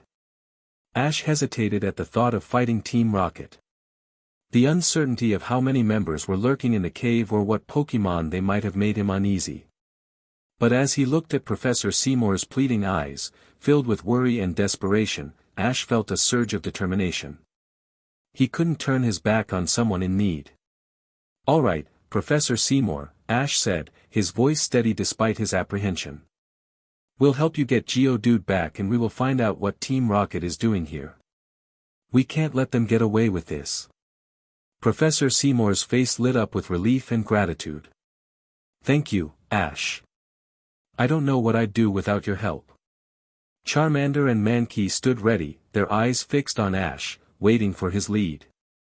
"Let's move carefully and stay alert," Ash advised, taking the lead with his torchlight guiding the way. "We don't know what we're up against, so we need to be prepared for anything." Ash, with Charmander and Mankey by his side and Professor Seymour following closely, ventured deeper into the cave, determined to find out what Team Rocket was up to. The cave's passages twisted and turned, becoming more labyrinthine and sinister with every step. The oppressive darkness seemed to press in on them, and Ash couldn't shake the feeling that they were being watched. Curiously, the usual signs of wild Pokémon, like Zubat or Geodude, were absent, which only heightened his sense of unease. After about half an hour of cautious walking, they heard the faint sounds of shouting ahead. Ash immediately signaled for the group to stop. He turned off his flashlight and whispered to Charmander to dim his tail flame. The cave was cast into near-total darkness, but Ash's eyes quickly adjusted, aided by the faint glow still emanating from Charmander. They crept forward, moving as silently as possible, until they reached a large boulder that provided some cover. Peering around it, Ash saw a disturbing scene unfold. A group of Team Rocket members, easily recognizable by their uniforms, were gathered around a larger area of the cave. They seemed to be directing a few Pokémon, mostly Machop and Drowsy, to dig into the cave walls, revealing the sparkling, embedded fragments of moonstones. The shards glinted in the low light. In the center of the chaos stood a man who appeared to be in charge, barking orders with authority. "Hurry up. We need those moonstones extracted before any more trainers find this place. The boss won't tolerate delays." Ash's heart raced as he observed the scene. This was more than just a small operation. Team Rocket was clearly orchestrating a large-scale theft of the moonstones. He knew he had to act, but charging in blindly could be dangerous. He turned to Professor Seymour, who was crouched behind him, looking scared. "We need to find a way to stop them," Ash whispered. "But we can't take them head-on. We need to get help. There's too many of them, and their Pokémon are strong. You have to go back to Pewter City and get Brock. He'll know what to do." Seymour looked reluctant, his face pale and lined with worry. "But what about you? You can't stay here alone. And what about Geodude?" "I'll be fine," Ash reassured him. "I'll stay out of sight and try to figure out what they're doing here. And I'll find Geodude, but we don't have time to argue. If you hurry, you can get help before they're done here. Go now." Seymour hesitated for a moment longer before nodding reluctantly. "All right, Ash, but be careful. Please." "I will," Ash promised. "Now go." Seymour scrambled to his feet and began to retreat the way they had come, his footsteps quickly swallowed by the darkness. Ash exhaled, his focus returning to the cavern ahead. Just as he was preparing to find a better vantage point, he caught sight of a commotion near the center of the chamber. A tall, commanding figure, clearly the leader, was shouting angrily at one of the grunts. "Drive that idiotic Pokémon away before it causes more trouble. Do I have to do everything myself?" The grunt nodded hastily, fumbling with a Pokeball. Releasing two Zubat, he barked a command, and they took off into one of the dozen tunnels leading out of the chamber. The grunt hurriedly followed, his flashlight flickering as he disappeared into the shadows. Ash's eyes narrowed. This was his chance. A lone Team Rocket grunt would be much easier to handle than the entire group, and if he could gather some information, it would help Brock and Seymour when they returned. Without hesitation, Ash returned Charmander and Mankey to their Pokeballs, knowing their light and presence would make sneaking impossible. Moving as silently as he could, Ash slipped around the edge of the chamber, keeping low to avoid drawing attention. His heart pounded in his chest, but he focused on the task at hand, carefully following the tunnel the grunt had entered. The path twisted and turned, the faint glow of the grunt's flashlight serving as a guide. Ash kept his distance, careful not to let his own presence be known. The tunnel walls felt closer here, the air thicker, and Ash couldn't shake the sense that he was walking into something far more dangerous than he'd anticipated. Eventually, the tunnel opened into a smaller cavern. The grunt stood near the center, shouting commands at the Zubat as they flew wildly, trying to drive away a Pokémon at the far end of the room. Ash squinted, his heart skipping a beat when he recognized the silhouette of a Clefairy, standing its ground despite the relentless assault. "Get lost, you stupid Pokémon," the rocket bellowed. "The boss doesn't want any interruptions." Ash clenched his fists, anger flaring in his chest. He knew he had to act. The Clefairy looked exhausted, its small body trembling under the relentless attacks. Without hesitation, Ash pressed the release button on Charmander's and Mankey's Pokeballs, both Pokémon appearing silently at his side. "Charmander," Ash whispered, his voice low but firm, "use Ember on that Zubat, and follow it up with Metal Claw. Mankey, you attack the other one, Fury Swipes, and follow it up with Seismic Toss to knock it out. Quickly, before they hurt Clefairy." Charmander nodded, its tail flame flaring slightly as it launched a series of precise Ember attacks at the Zubat.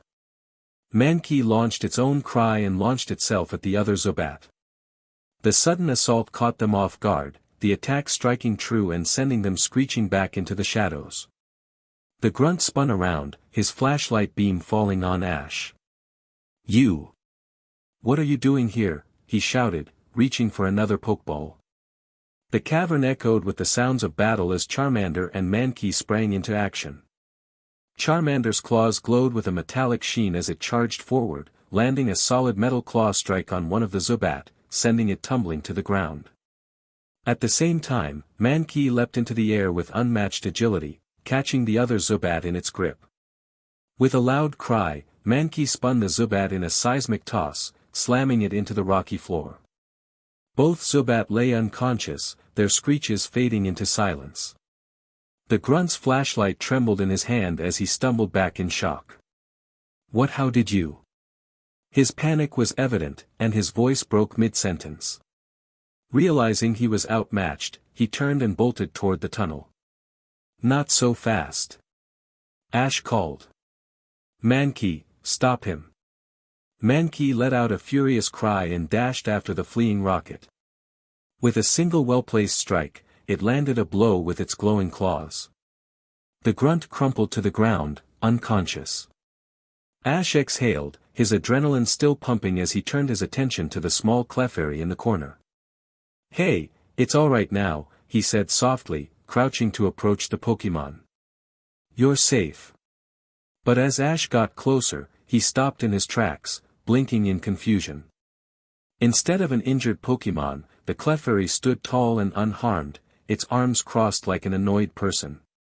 It glared at Ash, tapping one tiny foot on the cavern floor, its large eyes filled with a mix of irritation and judgment.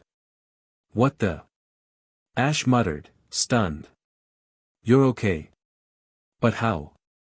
Before he could finish his thought, the atmosphere in the cavern changed. A strange, glowing light began to shimmer along the cave walls.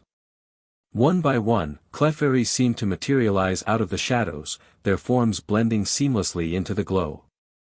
Within moments, the walls were lined with dozens of Clefairy, their luminous eyes reflecting an ancient wisdom. Among them stood a couple of larger, more imposing Clefable, their presence commanding and regal. Charmander and Mankey instinctively moved closer to Ash, their eyes darting between the Pokémon that had seemingly appeared out of nowhere. Ash stood frozen, unsure of what to do. He had never seen so many Clefairy and Clefable in one place, and their sudden emergence left him both awed and unnerved. The Clefairy he had tried to help stepped forward, still glaring, and let out a sharp, melodic cry. Its voice echoed in the cavern, resonating like a command. The Clefable on the walls responded in kind, their cries harmonizing in a strange, haunting melody. "What's going on?" Ash whispered, taking a cautious step back. The air felt thick with energy, a palpable force that made his skin prickle. Before Ash could process what was happening, a blinding light filled the cavern, emanating from the center of the gathered Clefairy and Clefable. It was as if the very stones of the cave were alive, glowing with a radiant, unearthly light. The intensity overwhelmed him, and he felt his knees give out. "Charmander! Mankey!" Ash called weakly, his voice barely audible over the hum of the energy. He saw his Pokémon rushing toward him, their cries filled with concern. And then everything went black. The last thing he heard was the sound of Charmander and Mankey's desperate voices, calling out to him as the light consumed the cavern. Ash's eyelids fluttered open, his vision blurry as he tried to make sense of his surroundings.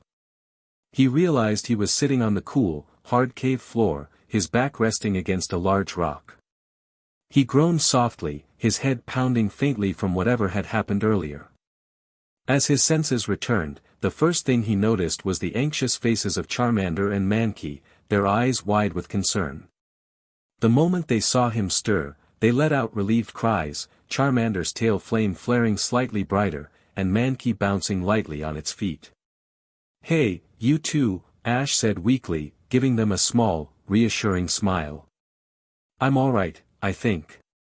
Charmander chirped softly, nuzzling Ash's arm, while Mankey let out an affectionate grunt, crossing its arms but staying close. Ash gently patted both Pokémon before looking around, confusion settling over him. The cavern he found himself in was enormous, far larger than any chamber he had seen in Empty Moon so far. The walls arched high above, glistening with minerals that caught the faint light from glowing mushrooms dotting the area. The air felt lighter here, almost magical, carrying a faint, sweet scent that was calming yet invigorating. Tiny pools of water shimmered like liquid silver, reflecting the soft glow of the bioluminescent flora that seemed to thrive in this secret habitat. But what truly caught Ash's attention was the life teeming around him. Hundreds of small Cleffa were scattered throughout the cavern, playing gleefully in small groups, chasing each other or rolling around in the soft moss that blanketed parts of the floor. Their giggles and soft cries filled the air, creating a serene and almost dreamlike atmosphere. Among the Cleffa were Clefairy, moving gracefully through the cavern. Some were tending to the Cleffa, gently guiding them away from trouble or soothing their playful arguments. Others were engaged in what appeared to be rituals, swaying rhythmically and singing soft, melodic tunes. Their songs blended harmoniously with the laughter of the Cleffa, creating a symphony that seemed to resonate with the cavern itself. Standing like guardians, Clefable watched over the scene. They moved with a quiet authority, their presence commanding respect from the smaller Pokémon. A few stood near the walls, their keen eyes scanning the area as if ensuring the safety of their community. Others were stationed near the center of the cavern, where the true marvel lay. In the middle of the cavern stood an enormous stone, easily several stories tall. It was rough yet majestic, its surface shimmering faintly as if imbued with a mystical energy. The light of the moon poured through a large opening in the cavern's ceiling, striking the stone directly and making it glow with an otherworldly radiance. The sight was mesmerizing, the massive moonstone exuding an aura of ancient power and mystery. Ash's breath hitched as he realized he was looking at what was likely the largest moonstone in the entire world. Around the base of the moonstone, a group of Clefairy and Cleffa danced in intricate patterns, their movements precise yet fluid. They twirled and leapt, their joyous cries blending into a rhythmic chant. The glow of the moonstone seemed to pulse in time with their movements, creating an enchanting spectacle. Ash's confusion grew as he tried to piece together how he had ended up here. The last thing he remembered was the intense light in the smaller cavern, and then, nothing. "Where are we?" Ash muttered to himself, his voice barely above a whisper. "You are in the home of the fairies that reside within the Empty Moon mountain range." Ash froze at the sound of the voice, clear and serene yet undeniably powerful, resonating directly in his mind. His heart raced. The voice was not spoken aloud, it bypassed his ears entirely, a mental communication that felt more NTMT than any words ever could. Alarmed, Ash looked around wildly, searching for the source. Then, his eyes landed on a clefable that seemed to hover slightly off the ground, bathed in the ethereal glow of the moonstone. Ash blinked in surprise. How had he not noticed this clefable before? Its small form floated serenely, its gentle flapping ears and soft gaze giving no outward signs of malice. But as Ash looked closer, he felt something shift in the air, as though the entire cavern bent around this one Pokémon. The moment their eyes met, Ash felt his breath catch in his throat. His surroundings seemed to blur and fade, leaving him alone under the weight of the clefable's gaze. It was as though the Pokémon could see everything: his thoughts, his fears, his dreams.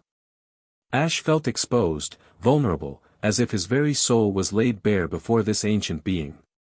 This clefable was small, even diminutive compared to some of the other clefables standing guard, but its presence was enormous, filling every corner of the cavern. Time seemed to stretch as Ash stood frozen, overwhelmed by a strange sense of awe and humility.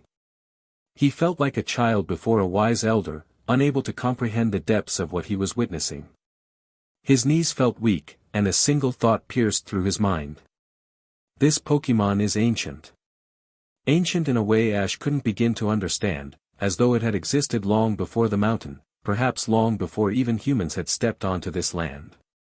It exuded an energy that spoke of wisdom, power, and something beyond, either a connection to the mysteries of the world that Ash could only dream of grasping. Just as the weight of the clefable's presence threatened to overwhelm him, it suddenly withdrew. The air cleared, and the world around him snapped back into focus. Ash gasped as if he had been underwater and had just breached the surface, clutching his chest as he tried to steady himself. Had he imagined it? Ash wasn't sure. The clefable still floated serenely in front of him, its gaze calm and unthreatening. It hadn't moved a muscle, yet something had undeniably shifted. Its presence was still commanding, still undeniably ancient, but the suffocating weight of its aura was gone, as though it had deliberately reeled it back in. Ash swallowed hard, his voice shaking slightly as he spoke. Who are you?" he managed to ask, barely louder than a whisper. What just happened?" The clefable didn't respond verbally, but the voice returned in his mind, softer now, almost soothing. "Do not be afraid, child. You are a visitor to our sanctuary." Ash exchanged a nervous glance with Charmander and Mankey, who were both watching the clefable with a mix of curiosity and unease. It was clear they too felt something extraordinary about this Pokémon. The clefable lowered itself slightly, touching the ground and folding its small arms gently in front of its chest.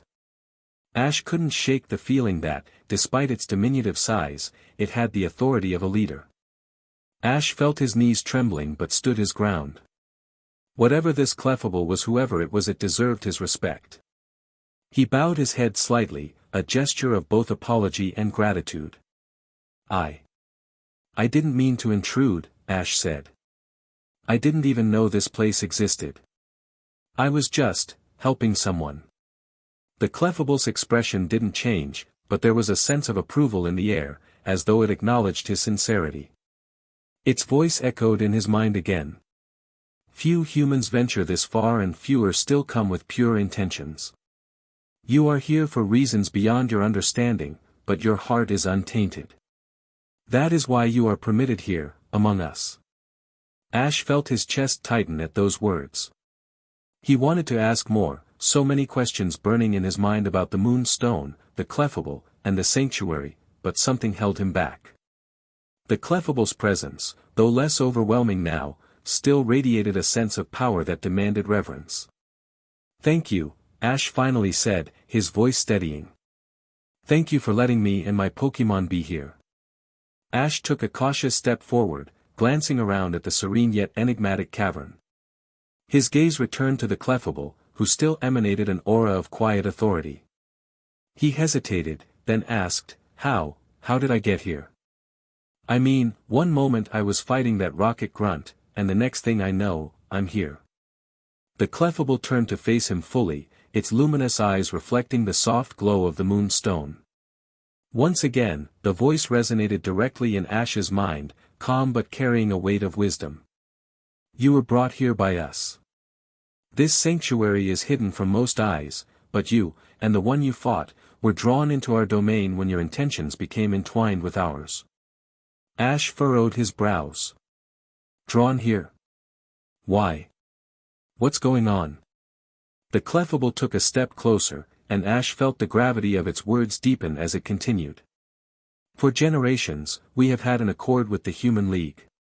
Empty Moon is sacred to us and our kin. In return for its protection, we vowed not to harm the human trainers who traverse its tunnels. If a trainer loses their way or is in need of aid, we are bound to help them return to the surface unharmed.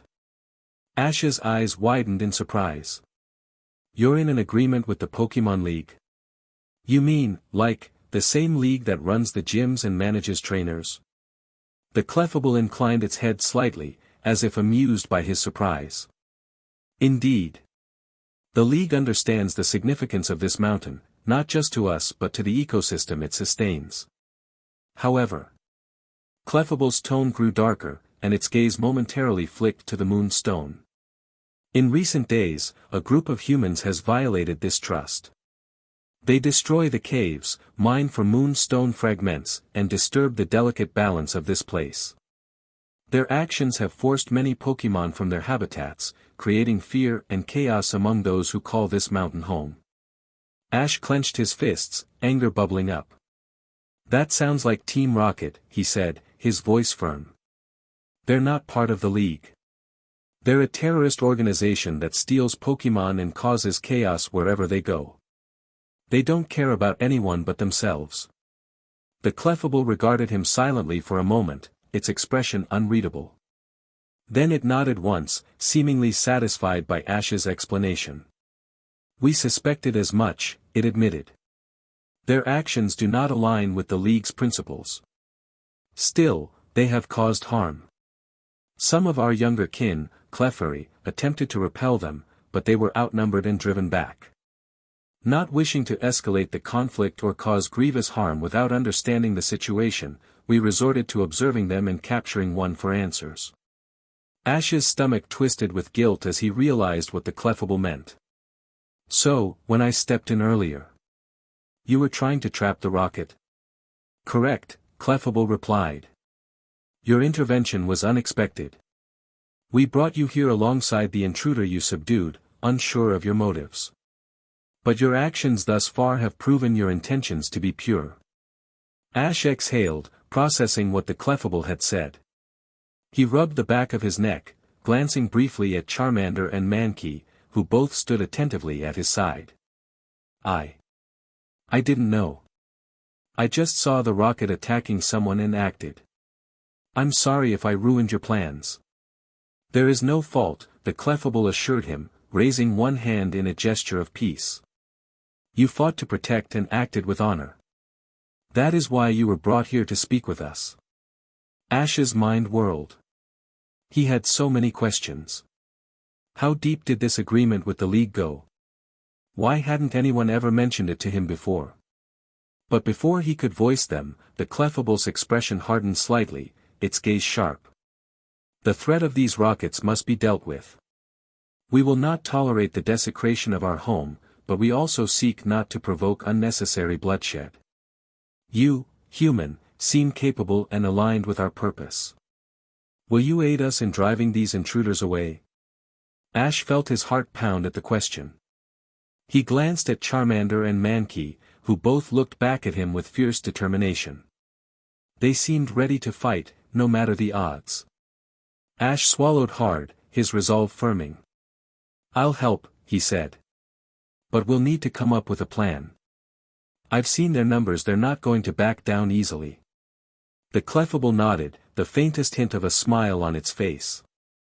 The Clefable tilted its head slightly and gestured toward the far corner of the cavern, where Ash noticed a figure slumped against the wall, bound with vines and still unconscious. It was the rocket grunt he had knocked out earlier. Charmander growled softly, and Mankey crossed his arms, glaring at the man with disdain. Ash frowned and glanced at the Clefable. What happened to him? Did you bring him here too? The Clefable nodded once. We subdued him to ensure he would not cause further harm. He has been contained here, under watch, until we decided what to do next. Ash considered for a moment before speaking. Maybe we should wake him up. He might know more about what Team Rocket's doing in Empty Moon. The Clefable regarded Ash silently for a moment before giving a faint nod of agreement. It raised its small hand, and with a faint glow, the rocket grunt began to stir. His head lolled for a moment before he blinked rapidly, his eyes darting around in confusion. When the grunt's gaze landed on the Clefable standing before him, his reaction was immediate and visceral. His face paled, and he recoiled as far as his bindings would allow, trembling uncontrollably. What is this place?" he stammered. His voice was high-pitched, teetering on the edge of hysteria. "What is that thing?"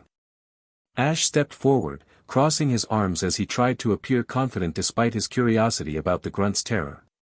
"You're in the heart of Empty Moon," he said firmly. "And if you want to get out of here, you'd better start talking. What are you and Team Rocket doing in this mountain?" The grunt tried to compose himself, straightening slightly despite his bindings. You don't scare me, kid," he muttered, though his voice quivered. He shifted his gaze to Charmander and Mankey, their determined stares making him hesitate. But when his eyes met Clefable's again, his resolve crumbled entirely. The Clefable didn't move, its expression serene and unthreatening, yet the grunt's reaction was almost primal. His breathing quickened, sweat beading on his forehead as he scrambled to avoid looking directly at it. His lips trembled, and he muttered something incoherent under his breath, shaking his head like he was trying to rid himself of a memory. Ash frowned, confused. "What's wrong with you? Why are you so scared?" The grunt let out a strangled laugh, his eyes darting back to Ash briefly. "You have no idea what that thing is. Just one look, and He trailed off, his voice breaking. "It's like it sees everything, like it's everywhere. I don't even know how long I've been here." His voice cracked, and Ash began to wonder if the Clefable had done something he couldn't perceive. Ash glanced at the Clefable, who stood still as a statue, its gaze now on Ash. The same sense of overwhelming presence he had felt earlier flickered in the back of his mind, faint but unmistakable. Yet, outwardly, Clefable appeared as gentle and harmless as ever. Shaking off the unease, Ash refocused on the grunt. "Answer the question," he demanded. "What is Team Rocket doing in Empty Moon?"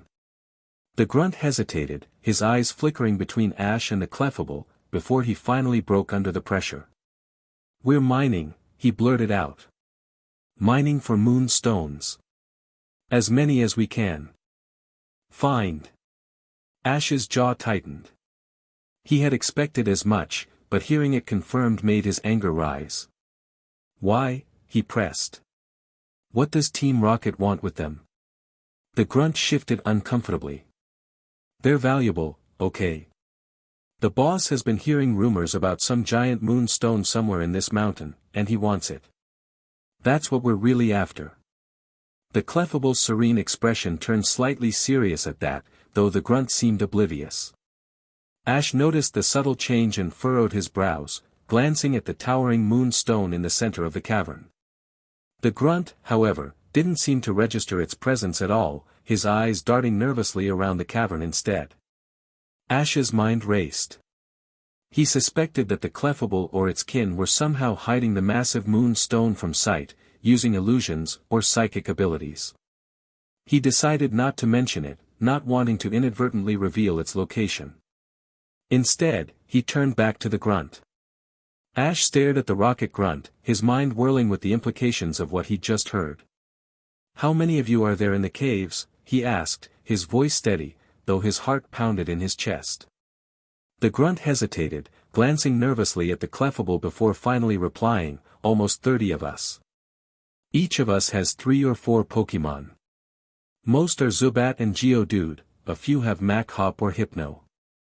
The boss has his own team, but I've never seen them all. He doesn't trust us enough for that." Ash's stomach sank. 30 rockets with teams of Pokemon meant he'd be up against overwhelming odds. He glanced around the cavern at the multitude of Clefairy and Clefable. Most of them were small and unassuming, their gentle demeanor belying the latent power Ash suspected they held. Looking back at the towering moonstone, he felt a strange energy in the air, a deep hum of something ancient and powerful. Ash turned to the Clefable, uncertainty evident in his eyes. "There are enough of you here to overwhelm all the rockets and their Pokemon," he said. "Why haven't you fought back?" The Clefable's gaze met his, and for a moment, Ash felt that otherworldly presence return, making him feel exposed and vulnerable. Then, the Clefable spoke into his mind again, its voice calm yet laden with an enigmatic weight. "We can fight them, yes. But it is not our way to seek violence unless it is necessary. Their actions have brought harm to our home, yet the cost of engaging them head-on would be great. Lives both Pokemon and human would be lost. That is not a decision we take lightly." Ash swallowed hard, understanding the gravity of the situation. "So, what's changed? Why tell me all this now?"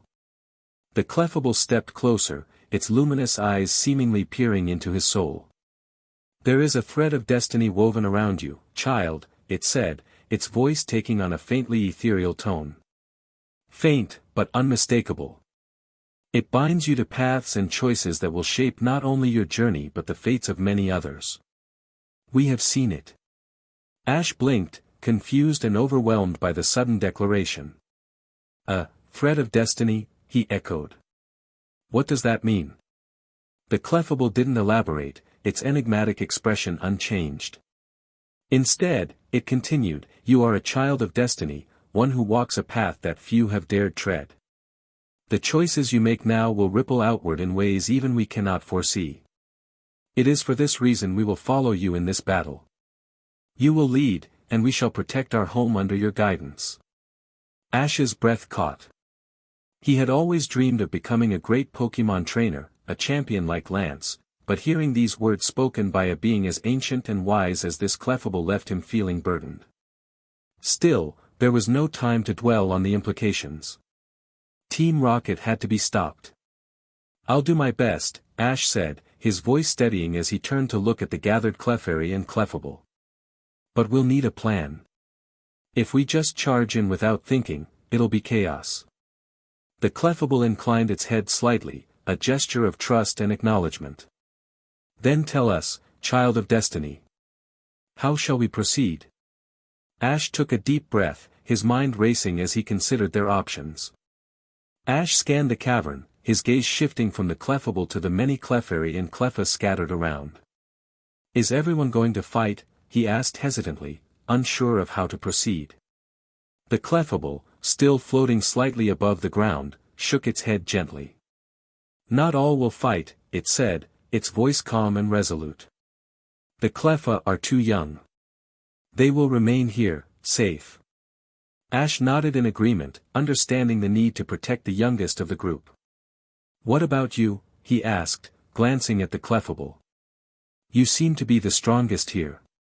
If you're in the fight, we might have a better chance against the rockets." The Clefable's eyes gleamed, and for a moment, Ash felt the faint flicker of that overwhelming presence again. Then, as quickly as it appeared, it vanished. The Clefable spoke with an enigmatic smile. "The young must gain their experience. I will remain here to guard our sanctuary." Ash frowned, not fully satisfied with the answer. He had hoped the Clefable's power would tip the scales in their favor, but he didn't push the issue. There was something deeper at play here, something beyond his understanding. Instead, he focused on the task at hand. "All right," he said, steeling himself. "Can you gather everyone who will fight?" The Clefable nodded and gestured with its hand. Immediately, a group of Clefairy and Clefable began to assemble in the cavern. They moved with a quiet grace, their faces determined. Within moments, 50 Clefairy and 10 Clefable stood before Ash, their small forms deceptively unassuming. "The Clefairy and some of the Clefable will accompany you," the Clefable said. "They are capable and ready to protect their home." Ash glanced at the gathered Pokemon, feeling a mix of awe and responsibility. "That's a lot of Pokemon," he said. "But what about the others? I saw almost 20 rockets with their leader in the main cave chamber when I last checked. I don't know where the rest are, but they could be anywhere in these tunnels." The Clefable's expression grew more serious. "We have ways of locating them." The Clefable's expression grew more serious. It turned and made a few deliberate noises to two of the Clefairy standing nearby. The Clefairy immediately vanished in a soft shimmer of light, leaving Ash wide-eyed. "They can teleport?" Ash asked in astonishment. The Clefable nodded slightly. "A skill developed for survival in these caves." Ash didn't have much time to marvel, as the Clefairy reappeared moments later in the same shimmering light. They hurriedly approached the Clefable, communicating in a series of soft coos and quiet hums. The Clefable's eyes narrowed as it listened intently. "The remaining intruders have gathered in another cavern," the Clefable explained to Ash after a moment. "They are overlooking a group of humans who are tied up in metal cages. These humans appear unconscious." Ash felt a jolt of anger and worry at the description. "They must be Pokemon trainers," he said, clenching his fists. "Trainers who came through the caves and ran into Team Rocket. They've been captured." The Clefable's gaze remained steady, but its tone softened. "What do you intend to do, child?" Ash didn't hesitate. "We rescue them," he said firmly. "If we can free those trainers, they can help us. With their Pokemon and ours combined, we'll have a much better chance of taking down the rest of Team Rocket." The Clefable inclined its head in agreement. "As you wish. My children will follow your lead." Ash turned to his Pokemon, his resolve hardening. "All right, here's the plan," he said, addressing Charmander and Mankey. "We'll sneak into that cavern and take out the rockets guarding the cages as fast as possible. We'll need to keep them from alerting the others. Then we free the trainers, explain the situation, and attack the rest of Team Rocket together." Charmander growled softly in agreement, his tail flame flaring slightly brighter. Mankey cracked his knuckles and let out a determined grunt, ready for action. As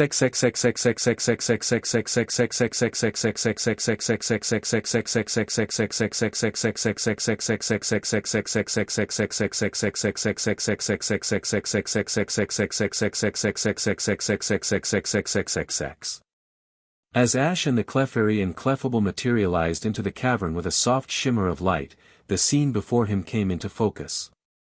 The cavern was dimly lit by oil lamps placed haphazardly on the ground, their flickering flames casting long shadows on the rough walls. The room was smaller than the grand chamber they had just left but still large enough to house a steel cage in the center. Inside the cage, 5 trainers lay slumped against the bars, their hands tied and mouths taped shut, their faces pale with exhaustion. Around a makeshift rock table, a group of Team Rocket grunts were gathered, their laughter echoing off the walls as they played cards.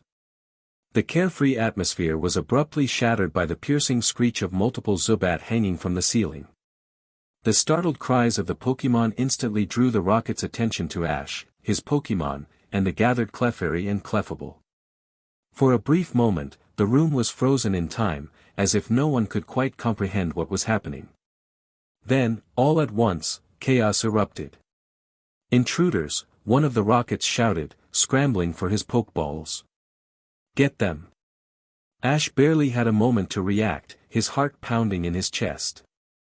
He saw the grunts releasing a variety of Pokemon Ekans slithering forward with hissing menace, Paras scuttling across the ground, and Zubat swooping down from above. "Attack!" Ash shouted instinctively, his voice breaking through the chaos. It wasn't a well-thought-out command, but it was enough. The Clefairy and Clefable surged forward with battle cries of their own, their small forms moving with surprising speed and coordination.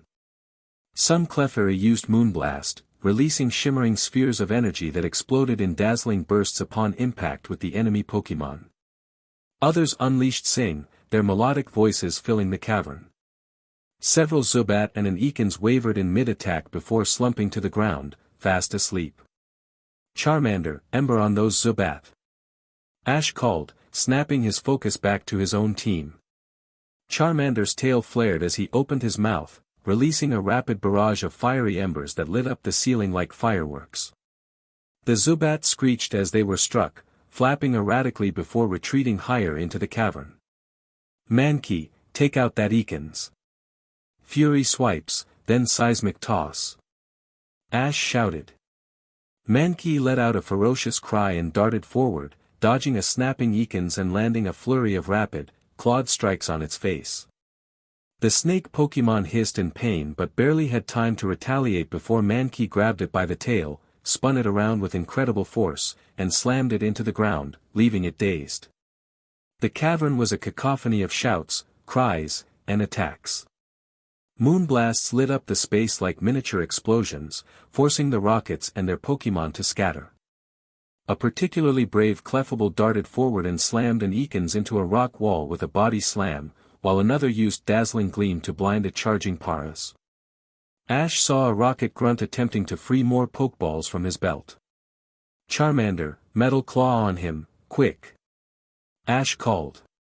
Charmander raced forward and leapt, his claws glowing with metallic energy as he swiped at the rocket's hand. The grunt yelped and dropped the Pokeballs, retreating as Charmander growled menacingly. Meanwhile, another rocket shouted, take out the Clefairy. There are too many. One of the Clefairy was surrounded by a Paras and an Ekans, their combined attacks closing in fast. Mankey, help that Clefairy. Low kick. Ash shouted. Mankey raced to the rescue, sliding in low and sweeping the Ekans off its coiled body. The snake Pokémon crashed to the ground as the Clefairy retaliated with a glowing moonblast that sent the Paras skittering backward. Ash quickly scanned the battlefield, trying to gauge how the fight was progressing. The Clefairy and Clefable were holding their own, overwhelming the rockets with their numbers and well-placed attacks. Still, the grunts continued to release more Pokémon, their desperation mounting. Amid the chaos, Ash's eyes widened as he spotted a tiny Cleffa in the midst of the battle. The little Pokémon was bravely holding its own against a swooping Zubat, letting out bursts of disarming voice that sent the bat Pokémon reeling. Ash's heart swelled with admiration for its courage, but then he froze as he noticed another Zubat descending rapidly from above, its fangs glinting in the faint light. Panic shot through Ash like lightning. Both Charmander and Mankey were locked in their own battles, too far away to help. Acting purely on instinct, Ash shouted, no, and sprinted toward the Cleffa. As the second Zubat dove toward its target, Ash lunged forward, tackling the Zubat out of the air just before it could strike the little Pokémon. The force of the tackle sent Ash and the Zubat sprawling to the ground. The bat Pokémon screeched in fury, flapping its wings furiously as it tried to recover, but before it could launch another attack, a group of Clefairy descended upon it. They unleashed a flurry of Moonblast and Dazzling Gleam, the combined power leaving the Zubat unconscious within seconds. Ash groaned as he picked himself up, his body aching from the impact. He glanced at the Cleffa, who was looking up at him with wide, shining eyes. You okay, little one?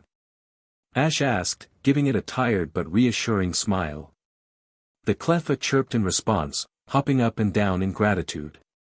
Before Ash could say more, the battle's intensity seemed to wane. Around him, the Clefairy and Clefable were overwhelming the remaining Rocket's Pokémon with their relentless attacks. The Rockets shouted commands in desperation, but it was clear their Pokémon were too exhausted to continue. Charmander, finish it with Metal Claw. Mankey, Seismic Toss. Let's end this. Ash called out.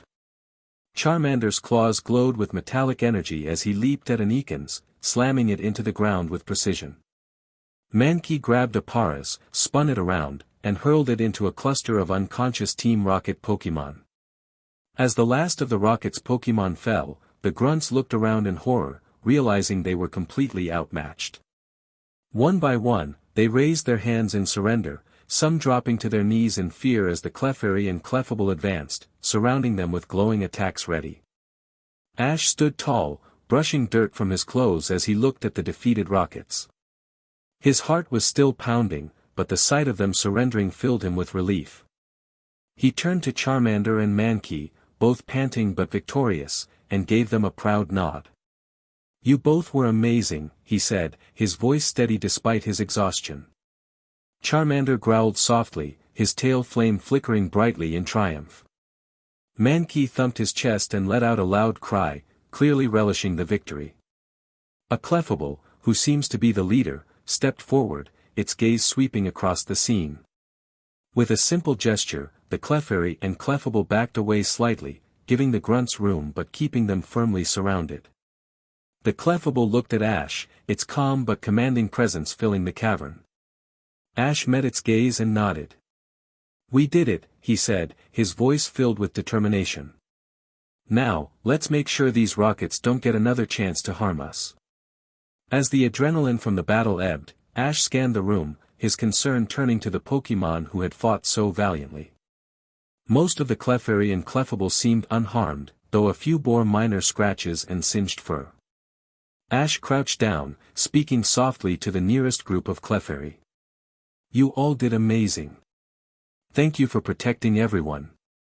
Charmander padded up beside him, his tail flame dim but steady. Charmander, can you help me check on the others? Ash asked. The fire Pokémon nodded, following Ash as they moved among the Clefairy. Mankey, ever watchful, stayed near Ash, glancing at the now subdued rockets. Ash's gaze fell on the little Cleffa he had tackled earlier, now sitting with its head bowed as a larger Clefairy scolded it, waving its tiny arms animatedly.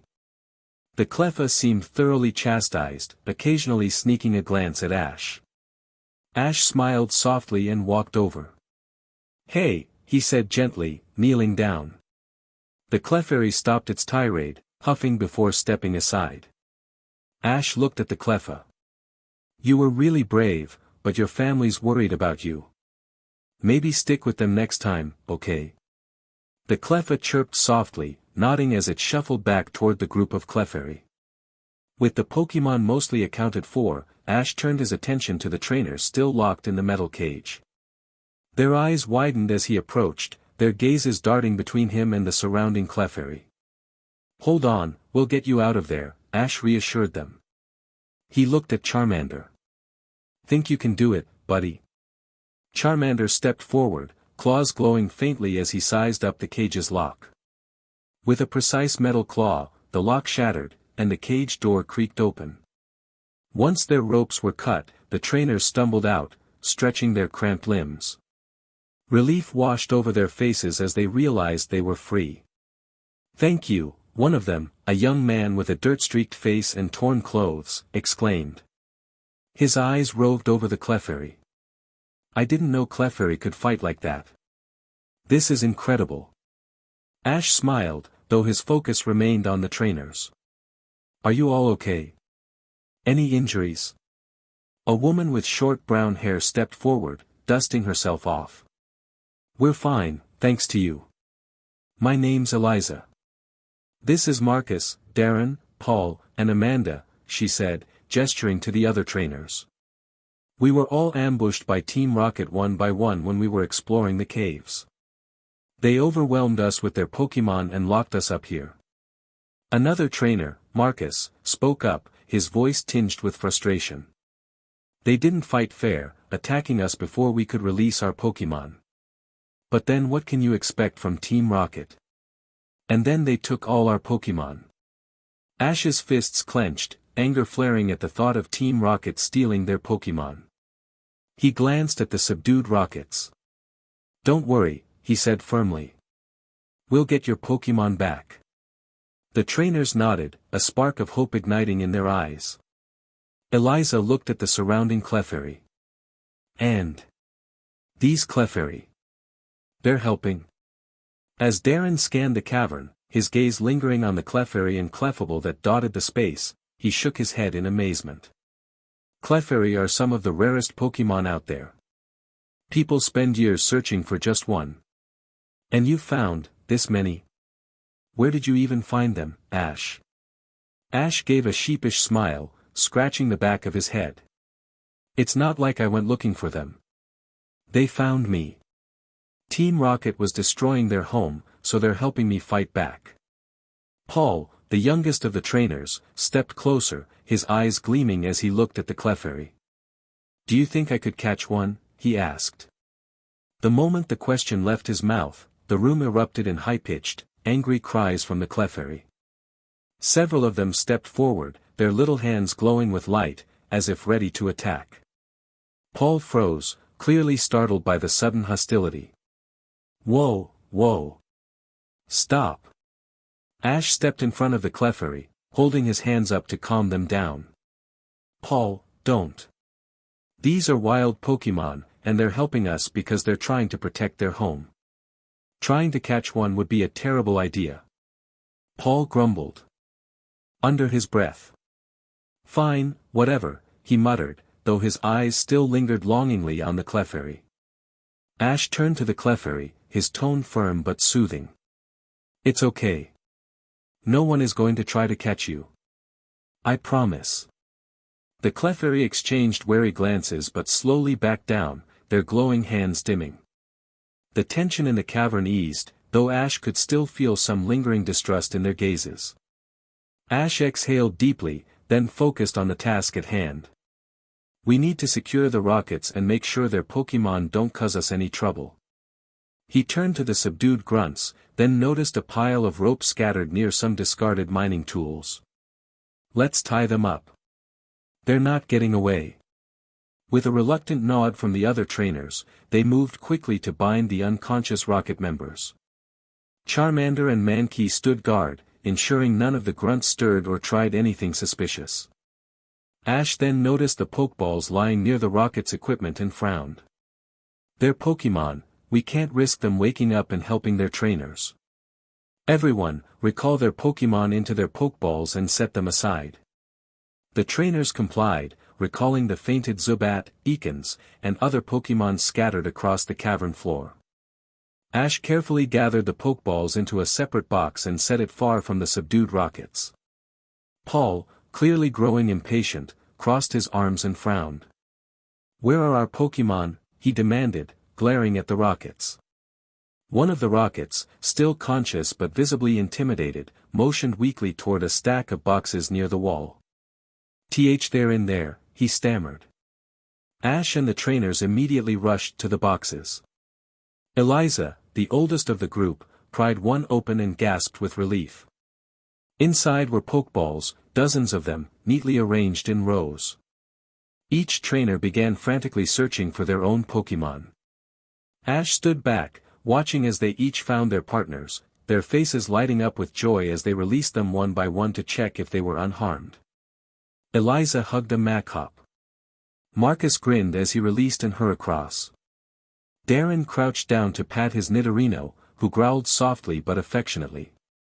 Amanda wiped her eyes as her Butterfree flitted around her head in a joyful dance. Paul, a bit more reserved, quietly released a turtle-shaped Pokemon, that Ash immediately identified as Turtwig. He glanced at Ash, his expression less cocky than before. "Thanks," he mumbled, barely audible but sincere. Ash gave him a small nod. "We're not done yet."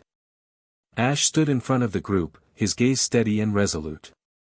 "There are more than double the number of rockets still mining for moonstones in another chamber," he said, his voice firm. "We have to stop them before they do any more damage." Eliza nodded, her Machop standing strong beside her. "We're with you, Ash. Let's put an end to this." Marcus, brushing dirt off his Heracross's horn, smirked. "Yeah, it's about time these rockets learned they can't just do whatever they want." Darren added, his Nidorino growling in agreement, "We're ready. Just tell us what to do." Paul, his Turtwig perched confidently on his shoulder, gave a small nod. "Let's go." Ash quickly recounted his earlier encounter. "Last time, the Zubat spotted me and the Clefairy before we could do anything. We can't afford to let them see us all together like that again." He pointed to a few of the Clefairy, who were listening intently. "I remember seeing multiple entrances to the chamber where the rockets are. If we attack from different sides, we'll catch them off guard and overwhelm them." Amanda tilted her head, her Butterfree flitting above her. "That could work, but how do we coordinate the timing? We don't want to attack too early or too late. I'll signal the start of the attack, Ash explained. I'll attack first, and as soon as you hear the commotion, that's when everyone else moves in. Hit them hard and fast. They won't know what hit them. The trainers exchanged glances before nodding in agreement. Eliza spoke up, her voice steady. It's a good plan. Let's do it. Ash turned to the Clefable, who had been silently observing the discussion. Can the Clefairy teleport us to the different entrances? The Clefable nodded, gesturing towards several Clefairy who quickly grouped up with the trainers. Each trainer, along with their Pokémon, was assigned a Clefairy to teleport them into position. Ash looked at the group one last time. Stay hidden until the signal. We've got this. With that, the Clefairy began their work. Ash and Charmander stood beside their assigned Clefairy. In a flash of light, they were suddenly standing in a dark tunnel with the faint glow of the cavern up ahead. Ash's heart pounded in his chest as he crouched behind a rock, peering into the chamber. The sight was overwhelming. The chamber was massive, its walls shimmering with the embedded fragments of moonstones that the rockets were relentlessly mining. At least 20 rockets were scattered throughout the area, shouting orders and directing their Pokémon. Zubat flew overhead, while Geodude and Machop worked to pry the stones loose. In the center, a towering rocket leader barked commands, his presence commanding. Ash clenched his fists. This was it. Turning to Charmander, he whispered, "Get ready, buddy. We'll give them everything we've got." Charmander growled softly in acknowledgement, its tail flame burning brightly. Ash exhaled, steadying himself. "All right, let's do this." Stepping into the chamber, he shouted at the top of his lungs, "Charmander, fire spin. Let's go." Charmander roared, unleashing a spiraling vortex of flames that lit up the chamber, catching the rockets off guard. Cries of alarm and panic echoed through the cavern as the attack hit several of the mining equipment and sent the Pokémon scrambling. That was the signal. From every side, the other trainers and their Pokémon charged into the chamber. As Charmander's spiraling fire spin roared through the chamber, casting flickering light on the walls, Ash was momentarily stunned as the other trainers charged into the cavern, accompanied by an impressive array of Pokémon. Eliza led the charge with her Machop at her side, but Ash noticed that she had released the rest of her team, a Beedrill, its sharp stingers gleaming menacingly, a Meowth that landed on its feet with a fierce hiss, a bulky Graveler, and a darting Spearow, its shrill cry cutting through the noise. Marcus, grinning with determination, had released his own team alongside his Heracross, a sleek Houndour that growled. As it darted forward, flames liking the edges of its mouth, a powerful Quagsire, its serene expression belying its strength, a baying Mankey that punched the air excitedly, a Rhyhorn, its hooves pounding the cavern floor, and a fluttering Viridian, whose wings left faint trails of light in the darkness. Darren's team was no less formidable. His Nidorino growled fiercely, a Magnemite that hovered with crackling electricity, a Butterfree that immediately fluttered above the fray, ready to disorient foes, and a Psyduck, which waddled forward, its confusion replaced with an uncharacteristic focus. Amanda's Butterfree flitted above, joined by a sleek Mytiana with sharp fangs bared, a graceful Beautifly whose wings shimmered in the dim light, and a sturdy Nosepass that stomped forward with rock-solid resolve. Paul, seemingly a new trainer like Ash, had released his only other Pokémon, a Nidoran, which braced itself next to his Turtwig. Paul's eyes glimmered with anger at the rockets as he clenched his fists. Ash's heart pounded as he saw the combined forces of trainers and Pokémon. We're going to win this, he thought. The rockets, caught completely off guard by Charmander's opening fire spin, barely had time to react before the trainers and their Pokémon charged from all sides. The cavern erupted into chaos. The cavern erupted into absolute pandemonium. The rockets scrambled, shouting orders and releasing more Pokémon in a desperate attempt to fend off the attack. Dozens of Zubats screeched through the air, their high-pitched cries bouncing off the cavern walls, while Ekans slithered forward, their movements erratic and menacing. Here and there, the hulking forms of Machop grappled with opposing Pokemon, their bulging muscles flexing under the strain of combat. A few Hypno hung toward the back, their pendulums swinging ominously, casting confusion and hypnosis on whoever crossed their path.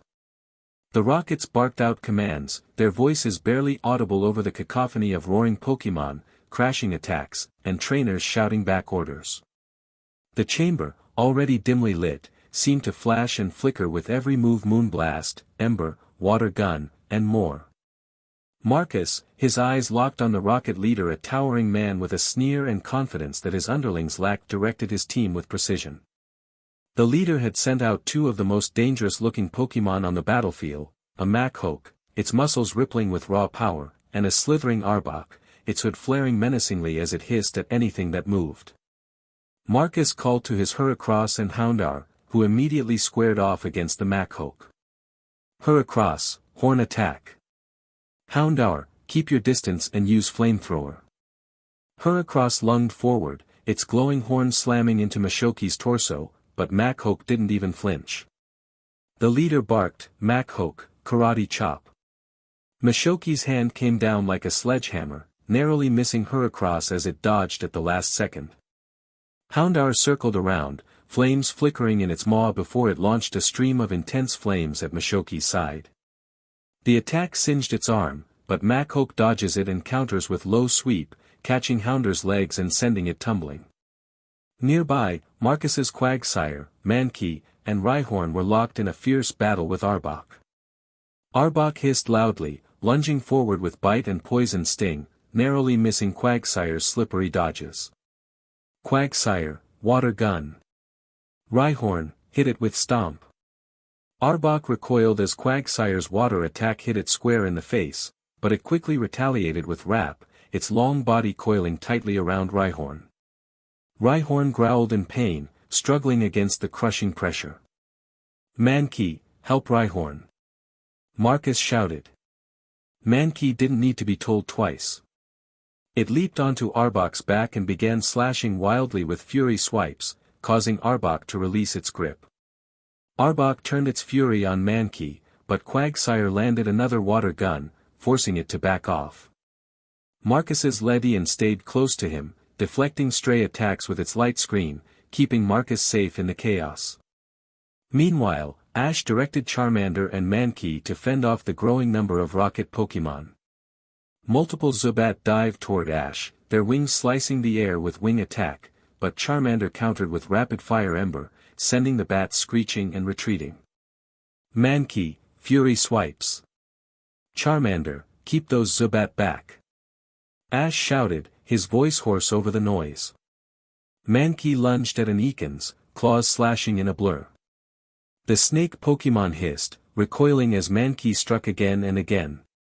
Before it could retaliate, Mankey seized it and hurled it into another Ekans with a powerful seismic toss, sending both crashing into the cavern wall. Nearby, a Hypno swung its pendulum, aiming a hypnosis at Charmander. Charmander, close your eyes and use Metal Claw. Ash called out. Charmander snapped its eyes shut and charged forward, its claws glowing with metallic energy. The claws raked across Hypno's chest, sending it staggering back. Another Ekans tried to sneak up on Charmander, but it was stopped in its tracks by a Moonblast from a nearby Clefairy. The Clefairy and Clefable fought with ferocity, their disarming voices, Moonblasts, and metronome attacks throwing the Rockets into disarray. Eliza's Graveler barreled through the chaos, rolling into a group of Ekans with Rollout. Amanda's Beautifly flitted through the air, firing glittering silver winds that buffeted the Zubat trying to regroup.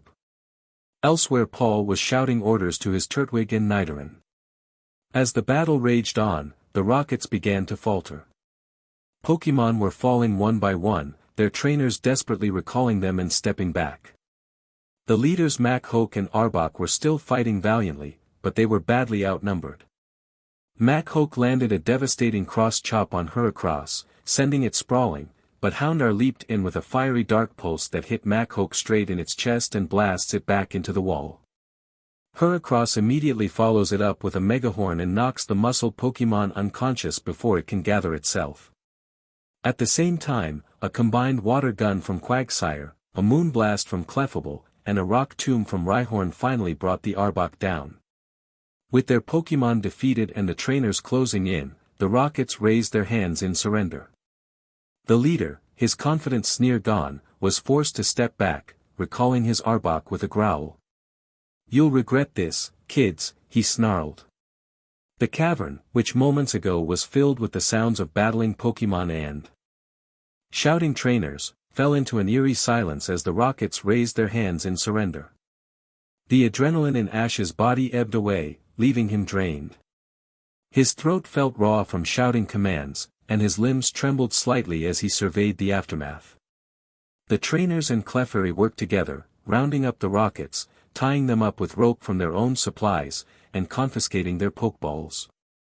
The captured Pokémon were placed in a separate container, ensuring the Rockets couldn't use them again. Charmander and Mankey, their energy spent, collapsed onto the ground beside Ash, panting heavily. Ash knelt down and placed a reassuring hand on both of his Pokémon, murmuring, "You guys were amazing. Rest for now, you've earned it." He turned his attention to the Clefairy and Clefable, scanning for injuries. To his relief, none of them seemed to be seriously hurt, though some bore light scratches and bruises. Just as he opened his mouth to thank them, a calm but commanding voice echoed in his mind. "We will meet again soon, child." Ash spun around, startled, his eyes locking onto the leader Clefable. For the first time, he realized it too could communicate through telepathy. Its serene yet mysterious expression lingered for a moment before it raised one small hand. In unison, the Clefairy and Clefable vanished, their forms shimmering and fading into the shadows of the cave as though they were never there. "What?" Ash managed to croak, too stunned to finish his sentence. Before Ash or the trainers could process what had just happened, a deep, resounding rumble shook the cavern floor. Loose rocks tumbled from the ceiling, and dust filled the air as the ground trembled beneath their feet. A massive onyx erupted from the ground in the center of the chamber, its segmented, rocky body coiling around the prisoners and trainers alike. Its sheer size made the chamber feel smaller, and its piercing eyes surveyed everyone with a warning glare. Before anyone could react, more heavy footsteps echoed from the cavern entrance. A golem, its spherical body like a moving boulder, rolled in, stopping near the onyx. Behind it, a towering Rhyhorn stomped into view, its drill-like horn scraping the cavern ceiling. Then came the last figure, a massive Tyranitar, its green, armor-like scales glinting under the cavern's light. Its presence was overwhelming, exuding a raw, primal power that made even the trainers' Pokémon hesitate. The trainers, Rockets, and Pokémon alike instinctively took a step back, their gazes locked onto the fearsome Pokémon. And then, stepping out from behind the Tyranitar, his face shadowed by the dim lighting but his posture commanding respect, was Brock. His normally calm demeanor was replaced with a hardened, serious expression, and his eyes scanned the room like a stone-cold warrior surveying the battlefield. "Brock," Ash whispered, finally feeling relieved that help had at last arrived.